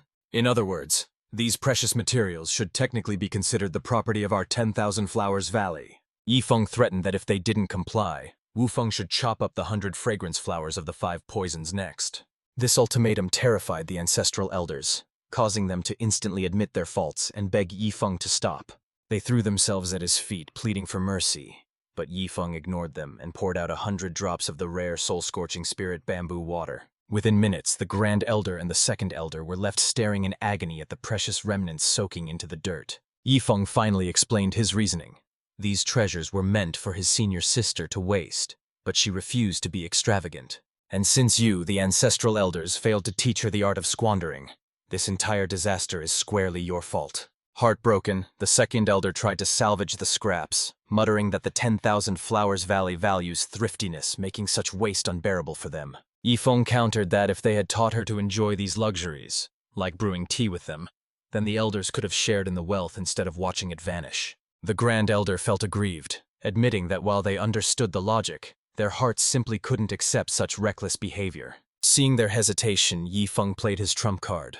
The super-enhanced manual of the 10,000 Flowers Poison Spirit Array, a treasure capable of stopping ascended beings. The Grand Elder panicked, screaming for him to stop and swearing that he believed in the manual's authenticity. But Yifeng was merciless. He signaled Wu Feng to proceed, leaving the Grand Elder to watch in horror as his junior brother went to work. With practiced precision, Wu Feng's blade descended, shredding the priceless manual into confetti. The First and Second Elders stood frozen in shock, mourning the absolute waste of such a heavenly gift. Only the Third Elder managed to maintain a facade of calm, though he was clearly in pain. Yifeng surveyed their garden and scoffed at the scarcity of toxic plants, to which the Elder helplessly explained that many species were now extinct. Unimpressed, Yifeng complained to the system that his senior sister's cultivation of the 10,000 poisons body was stalling due to a lack of resources. The system responded instantly, granting him 100,000 prodigal points, 2 heavenly Tao tokens, and 100 doses of rare toxic spiritual grass. Yifeng immediately tossed out 50 of those herbs and ordered Wu Feng to chop them up, causing the Grand Elder to wail that the scarcity of materials wasn't their fault. Weeping, the Second Elder begged to know what they needed to do to stop the destruction, but Yifeng simply smirked, looking for the next thing to destroy. Yifeng then pointed a finger at the Third Ancestral Elder, demanding his full attention. "First, tear down every dwelling in the 10,000 Flowers Valley. They are built with common toxic plants and are utterly useless. Next, uproot the majority of the herbs here." The Second Elder was devastated, lamenting how hard they had worked to grow them. Within just 2 hours, the entire valley was dismantled and stripped bare, leaving only a few lonely pillars standing. Yifeng earned 1.8 million prodigal points and 9 heavenly Dao tokens, planning to collect 18 total to treat the Star Soul Sect to a day out. Before leaving, Yifeng warned the elders to cure his disciples' frugality, to which the second elder quickly agreed, begging him never to return. With business concluded, Yifeng gathered Wufeng and the others, deciding it was time to head back to the sect. However, he suddenly realized he hadn't checked today's prodigal system reward yet. Upon opening the menu, he found a painting imbued with the merciless sword path, radiating a powerful and cold intent. Yifeng pondered what to do with the artwork before deciding to find a nearby town to rest in, hoping inspiration would strike later. After stuffing himself with crystal shrimp and questionable intestine sashimi, Yifeng noticed a stare and snapped, "What are you looking at?" The indifferent young man, Bai Lei, coldly replied, "I'm looking at you. What's it to you?" Yifeng's temper instantly flared up. "You're asking for a beating, aren't you?" Unexpectedly, Bai Lei unfurled a scroll. He had sensed Yifeng's death sword intent and wanted to sell him a painting containing that very same power. Yifeng was speechless to find out the guy was just a salesman, but he realized this was a perfect opportunity to squander money. Bai Lei suddenly dropped the act and grinned. "Brother, interested? Just say the word." Yifeng nodded. "Of course, but I need to check the goods first." Bai Lei gestured toward a nearby restaurant. "Let's head inside and talk business." Meanwhile, an agitated, middle-aged man was rushing toward the town, screaming, "That wayward disciple of mine is stealing my paintings again! If he dares to sell it cheaply this time, I'm going to skin him alive." Back at the restaurant, Yifeng confirmed the painting contained authentic death sword intent. "It's excellent. I'll take it. Name your price." However, Bai Lei simply stated that the cost of a single meal would suffice. Intent on squandering his wealth, Yifeng protested, refusing to pay such a low price for a masterpiece, and demanding to know who Bai Lei thought he was dealing with, leaving the artist completely stunned. Not wanting to explain further, Yifeng dropped his signature line. "I'm so poor that all I have left is money. Name a market price and I'll pay you 10 times that amount." Unexpectedly, Bai Lei refused the offer, looking at him like he was insane, asking if he was sick, and abruptly deciding he wouldn't sell the painting at all. At that moment, Little Blood stepped forward, physically forcing Bai Lei back into his seat with an overwhelming display of strength. Terrified, Bai Lei immediately dropped his arrogance and offered the painting for free, confessing that he had stolen it from his master in a desperate attempt to get expelled, though the old man was frustratingly tolerant of his theft. Hearing this, Yifeng decided to trade his own artwork instead of cash, confident that his painting, imbued with actual sword principles, was far more valuable than one containing mere sword intent. Bai Lei opened Yifeng's scroll and saw nothing special, bluntly asking why it was so ugly and assuming this rich guy had absolutely no artistic talent or appreciation. Just then, Bai Lei's master burst into the room, screaming at his ungrateful disciple and demanding to know where his painting was. However, the moment he laid eyes on Yifeng, he paused in surprise. The next second, he began thrashing Bai Lei, furious that the boy had traded away a masterpiece of death sword intent that took 7 days to create, though Bai Lei cried out that he had exchanged it for art rather than wine this time. Watching the unfortunate beating, Yifeng mused that he was supposed to be the real prodigal here, and wondered how this kid was managing to steal his title. After disciplining Bai Lei, the master turned to Yifeng with a smile, suggesting that since his foolish disciple knew nothing, they should perhaps reverse the trade for something more suitable. However, Yifeng had no intention of returning the item, stating that the transaction was final before smirking and beginning to tear the painting apart right in front of the master. He quickly reduced it to shreds, leaving the master dismayed that one of his favorite works was destroyed by someone even more wasteful than his own disciple. Yifeng actually enjoyed these words, taking the accusation of being a squanderer as the highest form of compliment. Bai Lei then suggested that his master take a look at the painting they received in exchange, hinting that it might hold some value. As Bai Lei unfurled the scroll depicting the merciless sword path, the atmosphere instantly changed. A powerful, overwhelming essence burst forth from the canvas. This left Bai Lei's master completely stunned, as he realized he was looking at the true sword principle of the merciless sword path. Following Yifeng's lead, Bailey grabbed the merciless sword path painting and shredded it right in front of his master. His master exploded with rage, demanding an explanation, but Bailey shot back without hesitation, claiming he was just destroying a piece of trash. Meanwhile, Yifeng completed his prodigal task, earning a massive reward of 10,000 artistic path enlightenment fragments. Watching the master and disciple bicker, Yifeng was left speechless. If they were better at being wasteful than him, he couldn't just stand by and watch. He turned to Bailey and asked a simple question. "Do you know the title people have given me? They call me the strongest prodigal son. No one dares to outspend me to my face, Yet you just did, so I think we should continue this little game. Bailey scoffed disdainfully, bragging that he had a master who allowed him to waste precious paintings whenever he pleased, challenging Yifeng to match that luxury. He mocked the artwork further, claiming his master could paint something better than that using the mouth on his backside. Hearing this, the master kicked Bailey away, screaming that he was ruining his reputation and threatening to plug that mouth with a paintbrush once they got home. He thrashed his disciple for failing to understand the art's value, but Bailey refused to yield, insisting that since he dared to destroy what Yifeng wouldn't, he was the true prodigal. Yifeng's competitive spirit was fully ignited, and he immediately pulled out an artistic path enlightenment fragment. This sudden move startled both the master and the disciple, leaving them confused about his intentions.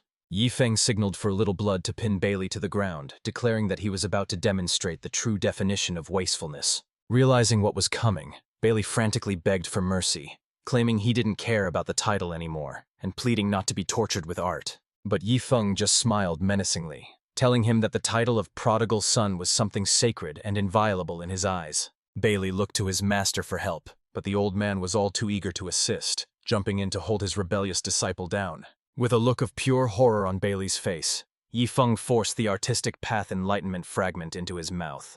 In moments, all 10,000 fragments were absorbed into Bailey's body, leaving him whimpering that his purity had been tainted by knowledge. His master scoffed, pointing out that Yifeng was the true prodigal, and since Bailey's artistic understanding now surpassed his own, he was officially expelled from the sect. Yifeng sensed the trap immediately and shouted for him to stop, refusing to take custody of the boy, which shocked the master that his plan had been seen through. Suddenly, Little Blood chimed in.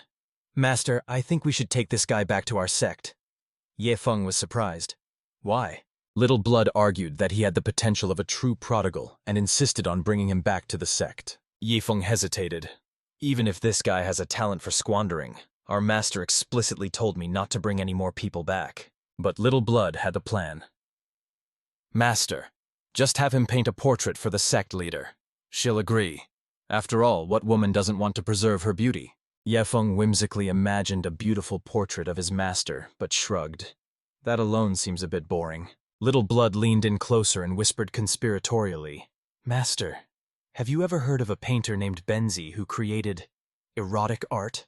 Before Yifeng could respond, Bailei's master seized the chance. "Young Master Ye, I can't handle this wayward disciple anymore. I feel only you can keep him in check." However, enticed by Little Blood's suggestion about the special art, Yifeng immediately agreed to take Bailei under his wing. Seeing this, Bailei's master didn't linger.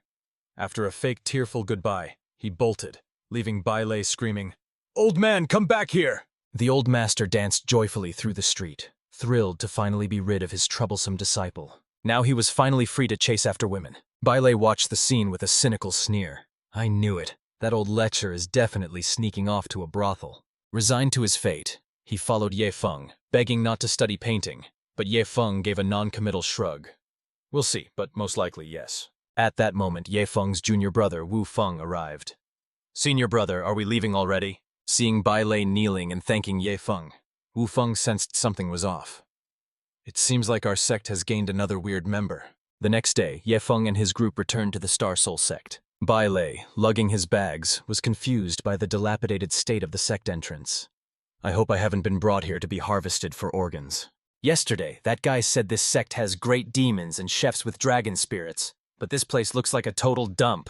Suddenly, Bailei noticed a strange figure soaring through the sky. It was Yellow Dog, a long unseen member of the sect, who had now strangely mastered the art of sword flying. Wu Feng and Little Blood weren't surprised, being used to the sect's eccentrics, but they noted Yellow Dog's rapid progress while Bai Li stood there stunned. Soon, Old Bai and Yellow Dog started sparring, with Old Bai wielding the familiar Heavenly Tier furnace cauldron, and the dog gripping a longsword in its mouth. Bai Li was even more astonished, realizing that this dog had actually mastered a dual sword mode. As Yellow Dog and Old Bai clashed in their training session, Bai Li watched in total confusion, wondering if this sect specialized in raising great demons. Yifeng clarified that they only had the Sword Dog and Little Blood so far, causing Bai Li to sigh in relief that there were only two of them. At that moment, Golden Wheel, who was sweeping the floor, respectfully greeted Yifeng, who immediately assigned him to work alongside Bai Li. Intrigued, Golden Wheel asked if Bai Li was also an Ascended Realm expert, causing Bai Li to grimace and deny it. But then he sensed something was wrong.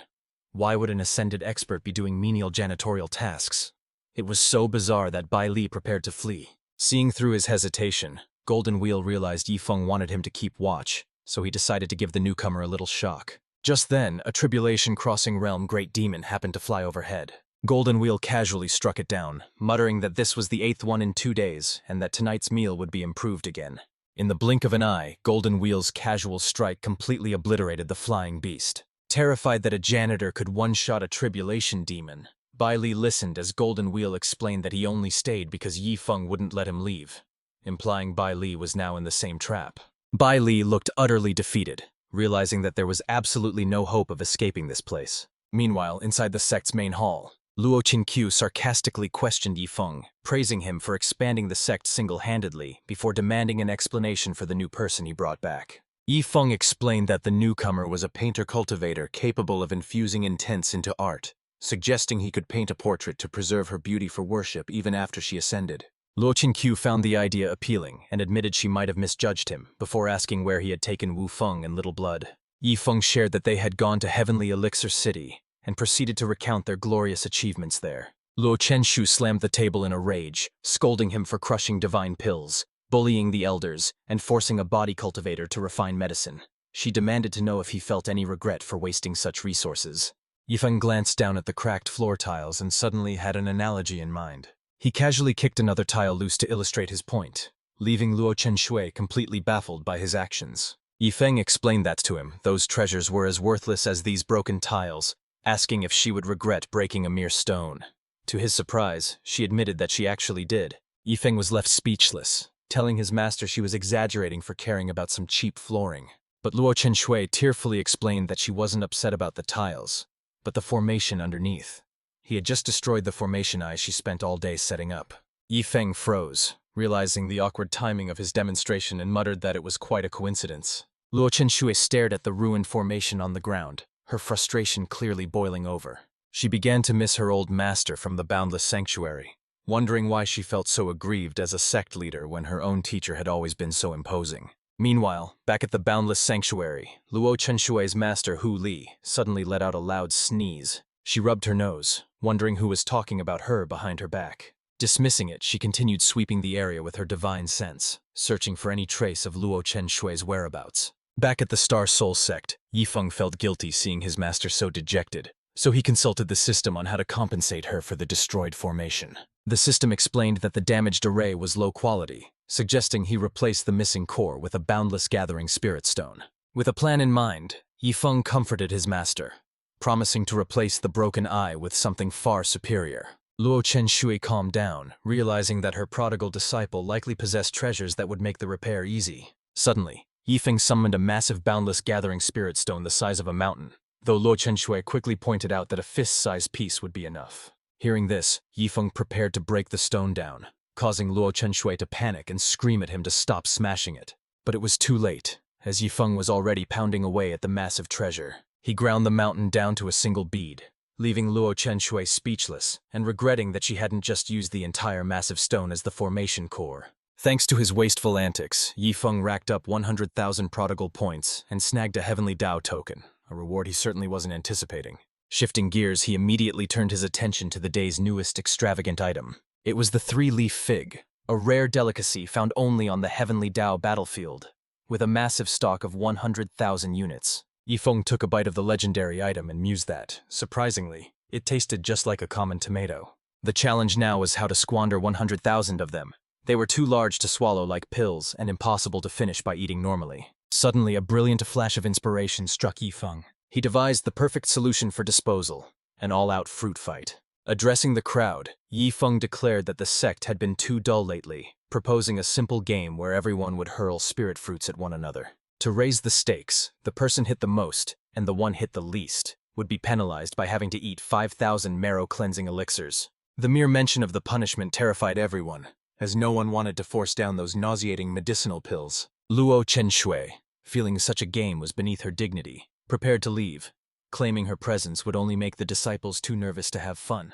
However, the moment Yifeng mentioned a 3-meter-tall gathering spirit stone as a prize, she instantly reversed course, declaring that as the sect leader, she must lead by example. She was eager to start, but asked if Yifeng was joining, to which he replied that he would sit out to serve as an impartial referee. In reality, he just wanted to avoid embarrassing himself and preferred to watch the chaos unfold from the sidelines. Just then, the continent's top sword-wielding dog looked pitifully at Yi Feng, silently begging to be excused from the madness. Yi Feng kicked the beast away, telling it that acting cute wouldn't work, and officially announced the start of the first Star Soul Sect fruit fight. The moment the words left his mouth, the great ancestral elder was smacked squarely in the face by a flying fruit. Neglected core disciples jumped into the fray, screaming that they were finally getting screen time and vowing to take down the usual spotlight hoggers. Meanwhile, two unexpected visitors arrived at the main gates of the Star Soul Sect. It was Zhang Dongfeng, the national teacher of the Red Sun Kingdom, and Crown Prince Zhao Ting, who insisted on being called Young Lord while they rested. After all, the Red Sun Kingdom oversees countless factions. If these lesser sects discovered I was the Crown Prince, they'd be paralyzed with fear. We're only staying for the night, so let's avoid causing a scene. But the moment the words left his lips, a three-leaf fig flew out from the main hall. It sailed through the air and smacked Xiaoting squarely on the forehead. Stepping inside to investigate, they were greeted by a scene of absolute chaos. The members of the Star Soul Sect were in the middle of a wild, free-for-all fruit fight. Zhang Dongfeng and Xiaoting stood frozen in the doorway, utterly baffled and at a loss for words. In the center of the bedlam, Yi Feng was actually directing the madness, shouting at his master to accept the penalty and take a hit. He then barked at Wu Feng to stop slicing the spirit fruits mid-air like he was playing Fruit Ninja, leaving the visitors watching in outraged horror at the waste. Even as the Crown Prince, Xiaoting had only eaten 3 of these in his entire life, and the national teacher couldn't take it anymore, screaming for them to stop. However, a single piercing glare from Golden Wheel instantly choked the words right out of his throat. Terrified, the old man clamped his hand over Xiaoting's mouth to prevent him from making a sound. Xiaoting was confused, asking why a powerhouse who survived the heavenly Tao tribulations was trembling, but the teacher whispered that the janitor was an ascended master whose mere glance could annihilate a soul. Yi Feng finally noticed the intruders and demanded their identity, prompting the national teacher to claim they were travelers before asking if Yi Feng realized what he was throwing. Yi Feng casually replied that he knew perfectly well they were 3-leaf figs, a top-tier treasure from the heavenly Tao battlefield, and asked if there was an issue. Frantic, the national teacher couldn't believe they were wasting such value and demanded to buy the stock, but Yi Feng remained unimpressed, asking why he should bother selling. Desperate, the old man revealed their high status as the Crown Prince and national teacher to prove their wealth. Yet Yi Feng, having no need for coin, flatly refused. The national teacher refused to give up, insisting that such exclusive treasures from the heavenly Tao battlefield shouldn't be squandered, and demanded to see the sect leader. Hearing this, Wu Feng finally realized the fruit's worth and praised his senior brother's generosity, while Du Tianyu chimed in, trying to steal the spotlight. The national teacher looked on in bewilderment, convinced the entire sect was insane for not grasping the precious nature of the resources they were destroying. It was only then, amidst his shock, that the national teacher suddenly realized the Crown Prince had vanished. Yi Feng simply pointed straight ahead. Xiaoting had already started munching on the figs. The national teacher rushed to his side. "Crown Prince, what are you doing?" Xiaoting replied, "If I can't stop them from wasting food, I might as well eat it myself." The teacher was furious. "How can you give in like this? Such a spineless attitude is unfit for a future king." Unconcerned, Xiaoting invited him to join. "Try it, it's actually quite tasty." Initially reluctant, the national teacher took a bite, then immediately started devouring the figs. Yi Feng watched the scene in disbelief. Is this really the Crown Prince and the national teacher? They're eating like starving beggars. After a while, the two of them had eaten an astonishing amount of 3-leaf figs, far more than old Bai and the others had consumed in pills earlier. Yi Feng thus easily completed his squandering task, earning 10,000 3-leaf figs. Finding them tasty, he decided to keep these for his own leisurely consumption. "As for the spoiled spirit fruits on the ground, they're all yours," he told the national teacher and the Crown Prince. The duo was overjoyed. Spoiled or not, they were still 3-leaf figs. Taking these back would surely impress everyone. Yi Feng then asked Golden Wheel about the fruit fight results. Golden Wheel reported, "The one hit the least was the little yellow dog, and the most was the sect leader." Lo Chenshu's face flushed with embarrassment. This was all Yi Feng's fault. If he hadn't ordered her to get hit, she wouldn't be in this position. Naturally, Yi Feng wouldn't let his beautiful master eat the nasty pills. He mercifully exchanged her punishment for 100 3-leaf figs. He did the same for the dog. Old Bai and the others felt aggrieved.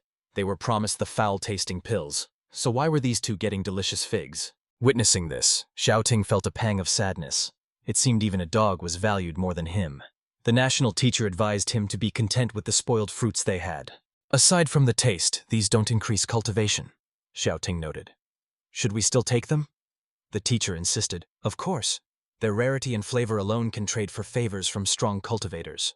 Half a day passed, and the royal duo formally met Luo Chenshu. Recognizing their waist badges, she realized their identities were genuine.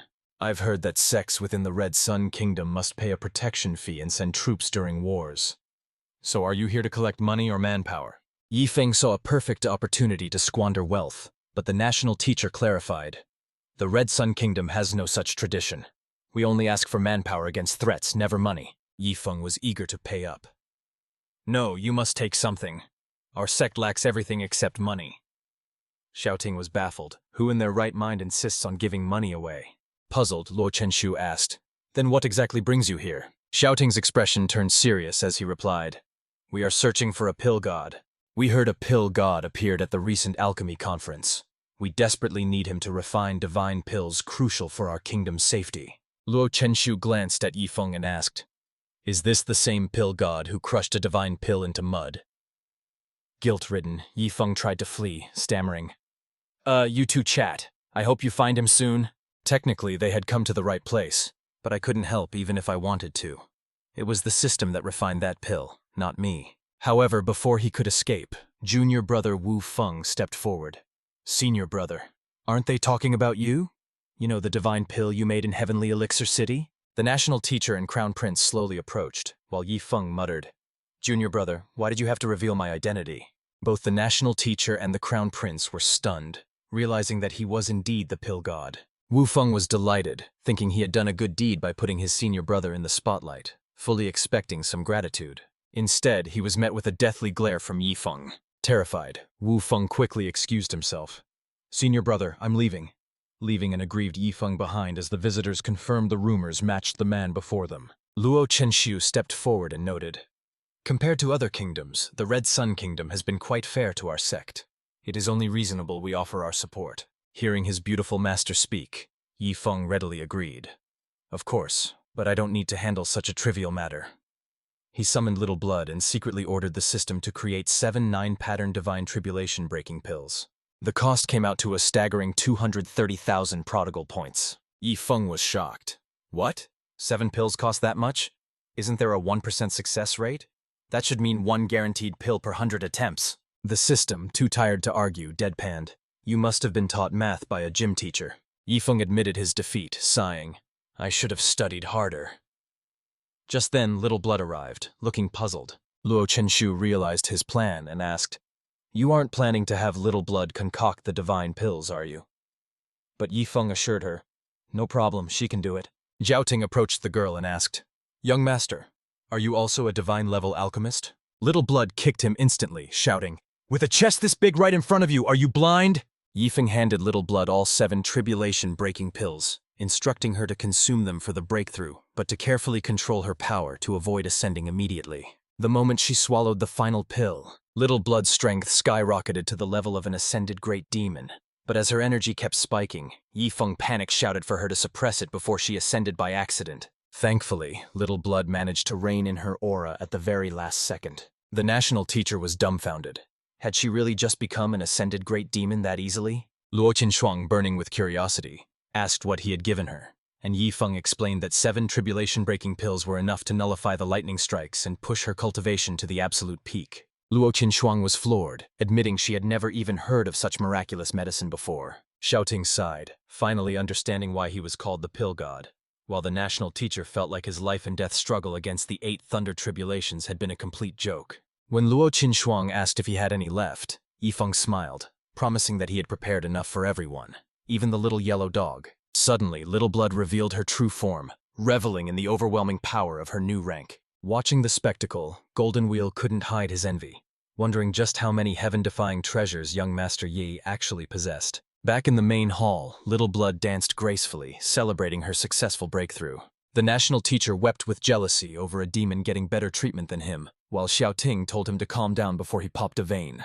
Despite the upgrade, Luo Qinshuang worried that raw power didn't equal combat skill, so she asked Yifeng to escort Little Blood to the Red Sun King City. he agreed, deciding to bring Old Bai along for the ride. Soon after, the elders watched Little Blood with green eyes, jealous that she had bypassed the deadly thunder tribulation entirely. Old Bai was just thrilled to be chosen, though Old Sia quickly humbled him, warning him not to think he was special just because he got picked once. Luokai rolled his eyes at their bickering, noting that they sounded like jealous concubines fighting in a harem. When the group was ready to leave, the national teacher summoned his unique flying spiritual artifact, which looked exactly like a floating house. Even Yifeng was impressed by the sophisticated design. As they flew off, Luo Qinshuang waved goodbye, silently praying that Yifeng wouldn't bring anyone else back. The sect was already getting way too crowded. Inside the flying artifact, the atmosphere was initially calm. Yifeng relaxed and turned to Old Bai, lecturing him. "Do you know why I brought you? You're too weak.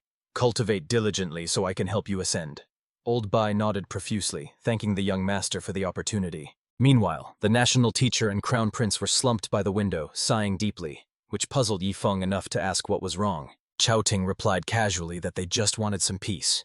But in reality, hearing about Yifeng's insane achievements over the past few months had left them feeling overwhelmed and envious. Suddenly, the entire house shook violently, startling both the national teacher and the crown prince. Yifeng quickly checked with the system to identify the source of the disturbance. It appeared a war god from a rival country was attempting to assassinate Crown Prince Zhao Ting. Yifeng found the classic assassination plot amusing, though he noted that the Red Sun Kingdom's security was laughably bad. Outside, a war god from the Thunder Martial Kingdom named Hihai laughed menacingly. He bellowed at the flying house, "Zhang Dongfeng, hand over the Crown Prince, and you can keep your life!" Recognizing the voice immediately, the national teacher identified the attacker as an enemy from the Thunder Martial Kingdom. Hihai continued to taunt them. "Zhang Dongfeng, why so silent? Hand over the boy." Unbothered, Yifeng simply instructed Little Blood to go out and deal with the nuisance. The next moment, Little Blood materialized directly in front of Hihai. She sat perched atop her heavenly tier furnace cauldron. Hihai pulled out a photo, comparing it to her. "Wait, aren't you that bloodthirsty mantis?" The photo showed Little Blood's previous terrifying form. Flustered and embarrassed, she explained, "Yes, that's me, but that was back when I was naive." Hihai burst into laughter. "Look how docile you are now holding that broken pot. Have you been turned into a meat cauldron?" Enraged, Little Blood swung her massive weapon at him. "I'll show you who's a meat cauldron." Hihai sneered with misplaced confidence. "You think you can take me? I'm about to ascend." A split second later, he was sent flying by a brutal strike from the furnace cauldron. As a body cultivator, Little Blood's close combat strength was terrifyingly effective. Panicked, Hihai tried to use his background as leverage. "Stop! My ancestor is an elder of the Heavenly Martial Sect. If you touch me, they will annihilate you." But Little Blood was unfazed by his threats. Yifeng realized this was one of the sects targeting his master in the Celestial Realm, which meant they definitely had to take this guy down. With a cold smile, he ordered Little Blood to finish off Yihai, and she accepted the command with sadistic glee. What followed was a completely one-sided massacre, ending with Yihai's brutal demise. This action triggered a revenge questline against Celestial Heights, rewarding Yifeng with a 15-day experience card, though he scoffed at the useless item since he had no plans to visit. But fate had other ideas, and his communication jade suddenly buzzed with a call from Wu Feng. Wu Feng's voice trembled with anxiety as he cried out, "Senior brother, something terrible has happened." Yifeng's expression darkened instantly as he demanded to know the situation. Back at the Star Soul Sect, the chaos had already unfolded. A teleportation portal had torn open the main hall, and Luo Qinshu, assuming it was Yifeng, had greeted the arrival casually. However, the figure emerging wasn't her disciple, but her original master from the upper realm, who had come to drag her back. Luo Qinshu was left completely stunned by the sudden intrusion. Meanwhile, Yifeng was already racing back, his mind in turmoil. He glared at the system, furious that its defense mechanisms had failed, while the system awkwardly admitted it had let its guard down regarding Luo Qinshu's master. Yifeng was seething with rage, screaming, "How the hell am I supposed to see my master now?" Abandoning his trip to the Red Sun capital, he pushed his speed to the limit, barely sparing a glance for the injured war god beside him. He simply tossed the man a storage ring filled with healing supplies to deal with his own wounds. Then, he unceremoniously kicked the war god off the flying vessel and accelerated toward the sect at full throttle. Upon crashing back into the Star Soul Sect, Yifeng roared at his subordinates, "Is everyone here dead?" He berated the Ascension-level experts for their incompetence, demanding to know how they allowed his master to be taken right from under their noses. The elders hung their heads in shame, unable to offer a single excuse for their failure. When Old Bai asked what their next move was, Yifeng declared they were going to Celestial Heights to retrieve her, and maybe have some fun while they were at it. He immediately withdrew the Celestial Heights experience card. Instantly, a magnificent staircase manifesting a path to the upper realm materialized before their eyes. The elders were left awestruck by this technique, but without wasting time on explanations, Yifeng urged everyone to climb together. Junior brother Wu Feng hesitated, fearing that those without ascension-level strength would be crushed by the pressure, a concern Chu Xiaoxiao shared. However, with a being like Yifeng, whom even the heavenly Tao feared, protecting them, such rules didn't apply. Wu Feng quickly realized that his senior brother could overcome anything, and Chu Xiaoxiao steeled her resolve to join them, desperate to reunite with her close friend, Luo Chenshuang. Suddenly, Little Blood pointed frantically toward the horizon. A golden tribulation cloud surged with power, birthing a red lightning dragon that seemed intent on blocking their ascension. Just then, one of the Divine Tycoon's guards stepped up and requested, "My lord, allow me to handle this. I have been waiting days for a chance to prove my worth." A horned girl stepped forward, trembling with excitement as she hoped to make a significant impression and finally earn a name from her master. Her joy was cut short as two other guards rushed in, vying for the spotlight and their own names, infuriating the girl who yelled, "Can't you two play fair? You're using ultimate skills for a mere tribulation." In the blink of an eye, the newcomers surged past her, absolutely desperate for the opportunity to be recognized. The poor girl was completely overshadowed, leaving her standing there in tears of frustration. The thunder tribulation was effortlessly obliterated, leaving the core disciples watching in shock, wondering if these beings had already reached the level of deities. It was no wonder Yifeng could accomplish the impossible. Even Yifeng himself was surprised, noting how hard these guards worked just for a moment in the spotlight. With the path clear, the Star Soul Sect group ascended the stairs, ready to begin their 15-day experience in the Celestial Heights. Upon finally reaching the summit, they were greeted by an ancient, majestic structure, confirming that they had truly arrived in the Celestial Heights. Yifeng observed the scenery with a subtle, satisfied smile. He turned to Golden Wheel to ask their location, and the guide explained that they had landed at the Void Sword Sect, noting that the Boundless Sanctuary lay to the east. Yifeng smirked. He hadn't expected to run into enemies so soon, but it looked like they would have to teach these fools a lesson first. The members of the Divine Tycoon's guard were still present, eagerly asking how they could assist in tormenting the enemy, as Yifeng realized he hadn't dismissed them yet. One of them, a girl, removed her hat to reveal her face and said respectfully, "Our Lord never gave the order to retreat, so we dared not depart." Golden Wheel began sweating profusely. These three possessed an aura even more terrifying than the previous golden-armored strongman, making him wonder just how many guardians young Master Yi actually had. Yifeng called Golden Wheel over to assign him a specific task, and the subordinate immediately bowed, assuring him he was ready to follow any command. "As an emperor, you must have your own forces, right?" Yifeng asked. When Golden Wheel modestly replied that he only controlled a small sect, Yifeng nodded. "That's enough. Go back, change your sect's name to Star Soul Sanctuary, and make sure all of Celestial Heights hears about it." Golden Wheel looked puzzled and asked, "Young master, may I ask why we are doing this?" "To welcome back my master," Yifeng explained. "I want everyone to know that Star Soul Sanctuary belongs to him." Golden Wheel laughed, realizing the plan. "Young Master Yi really knows how to make a statement. I'll handle it immediately." Next, Yifeng turned to the three Divine Tycoon's guards. "Perfect timing. Take Old Bai and the others to give the Void Sword Sect, the Elysian Isle of Penglai, and the Heavenly Martial Sect a severe beating.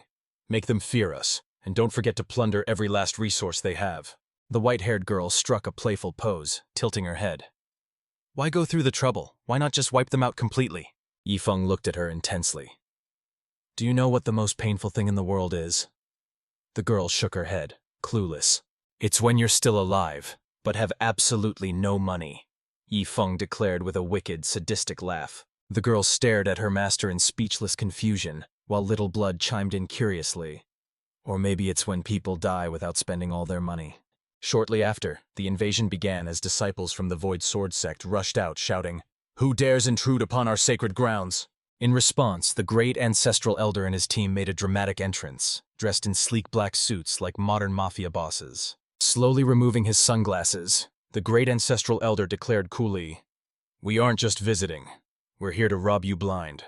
Since the intruders didn't seem to possess the strength of ascended beings, The Void Sword Sect members weren't concerned and prepared to eliminate them immediately. Suddenly, the white-haired girl intervened, blasting the attackers away with a single, devastating punch. In the ensuing chaos, the master of the Void Sword Sect met a swift and brutal end. Similarly, at the Elysian Isle of Penglai, the core disciples followed the script perfectly, literally dancing on the coffin of the sect master after he met his demise. Over at the Heavenly Martial Sect, Old Bayan and his crew were actually using the sect master's coffin as a card table. Yifeng watched the absurdity from the shadows, noting with a smirk that they seemed to be having plenty of fun.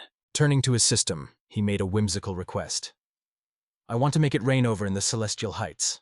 In response to the bizarre command, the system simply displayed 3 confused question marks. While Yifeng and his group wreaked havoc across the 3 sects, the scene shifts to the Boundless Sanctuary. There, Luo Chen Shui was busy grooming her master, though she couldn't help but ask if she was brought back solely for pet care duty. Her master, currently in her true beast form, grumbled that finding her in the vast lower realm was difficult, before angrily cursing the Void Sword Sect for daring to touch her disciple. Luo Chenshu advised patience regarding revenge, preferring to recover her strength first, to which her master agreed, urging her to cultivate diligently in the Celestial Heights. Transforming back into her human form, the sect master vowed that while she couldn't promise the world, she would ensure no one dared to harm Shen Shui again. With her safety secured and her master informed of the ambush, Luo Chen Shui's thoughts drifted back to the Star Soul Sect and how her friends were faring. For most cultivators, the journey from the energy sea to the tribulation stage could take a century, with many perishing under the lightning's wrath. However, with that unpredictable spendthrift Yifeng around, she knew the Star Soul Sect would eventually ascend. The only question was when. She worried about her father, her sister, and Yifeng, fearing that by the time they finally reunited, they might be strangers to one another. Tears welled in her eyes. Despite her past complaints about them hindering her cultivation, she now missed them terribly, revealing that her sharp tongue hit a soft heart. Suddenly, a sharp snapping sound broke her train of thought. Startled, Luo Chenshui looked up in surprise. She wondered what kind of commotion could be happening outside. Stepping out, she was greeted by an impossible sight, a torrential rain of immortal crystals falling from the sky. The disciples of the Boundless Sanctuary were already scrambling in a frenzy to collect the falling treasures. Luo Chenshui stood there completely baffled, having never heard of a phenomenon like a crystal rain occurring in the Celestial Heights before. Suddenly she gasped, realizing that this stunt reeked of her reckless disciples' style. A moment later, the sect master of Boundless Sanctuary arrived and asked Luo Chenshui if she had secretly arranged a marriage with someone from the Celestial Heights, which she immediately denied.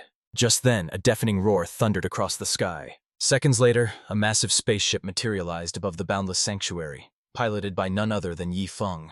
He shouted through a megaphone, announcing that Yifeng, direct disciple of the Star Soul Sanctuary, had come to propose to the holy maiden Luo Chenshui. Luo Chenshui was completely stunned by his words, her face a mask of disbelief. The Holy Lord of Boundless Sanctuary was furious, mocking the unknown sect and screaming that he could only marry her disciple in his dreams. Luo Chenshui explained that he was her disciple from the lower realm, but the Holy Lord scoffed, vowing to eat her own token if such a ridiculous claim were true. Almost immediately, Yifeng leapt down from the ship, exclaiming that he had finally come to take his master home. Realizing it really was him, the Holy Lord's face twisted in regret, having been swiftly and humiliatingly proven wrong. Utterly shamed, she had no choice but to flee the scene in embarrassment. Luo Chenshui asked how he reached the Celestial Heights and what the Star Soul Sanctuary was, to which Yifeng casually replied that arriving was easy, and he had simply established the sanctuary on the spot. Blushing furiously, she asked if he had lost his mind, pointing out that making such a grand proposal before she even agreed would only invite trouble. Yifeng turned around confidently, assuring his wife that he already knew about the Void Sword Sect, Penglai Isle, and the Heavenly Martial Sect. Surprised that he was already aware of the threat, Luo Chenshui watched as Yifeng simply pointed upwards. He signaled to Old Bai and the others, who had just returned from their looting mission. The crew happily announced that they had successfully stripped all the resources from the 3 rival sects. Luo Chenshui was moved to tears, realizing that her disciple had already taken care of her enemies for her. Seizing the moment, Yifeng dropped to one knee and presented his gift, asking her to marry him. However, instead of a ring, he held the detonation triggers for the 3 sects. If she pressed them, those rival factions would be instantly obliterated. With tears welling in her eyes, Luo Qinshuang smiled and whispered, "Thank you, Yifeng. I absolutely love this proposal." The Holy Lord of the Boundless Sanctuary was furious and roared, "I do not agree to this union." However, he was instantly silenced by the Divine Tycoon's guards, who scoffed, When our lord proposes, your consent is not required. Let the damnable Void Sword Sect, the Penglai Isle, and the Heavenly Martial Sect be destroyed, Luo Qinshuang declared as she pressed the button. In a split second, catastrophic explosions erupted, instantly annihilating all three sects. With the deed done, Luo Qinshuang gazed deeply into Yifeng's eyes and asked, "May I join you on this extravagant and reckless journey?" Yifeng nodded warmly and replied, "My wife. Nothing would make me happier." Meanwhile, in a mysterious dimension, the system avatar known as the Purple Star Lord complained, "Turning the sky dark and raining crystals over the entire realm nearly killed me." This beautiful woman, who was actually the system behind Yifeng, smiled softly and said, "Host, I wish you both true happiness." With Yifeng's proposal accepted, the saga of him and Luo Qinshuang finally reached its perfect conclusion.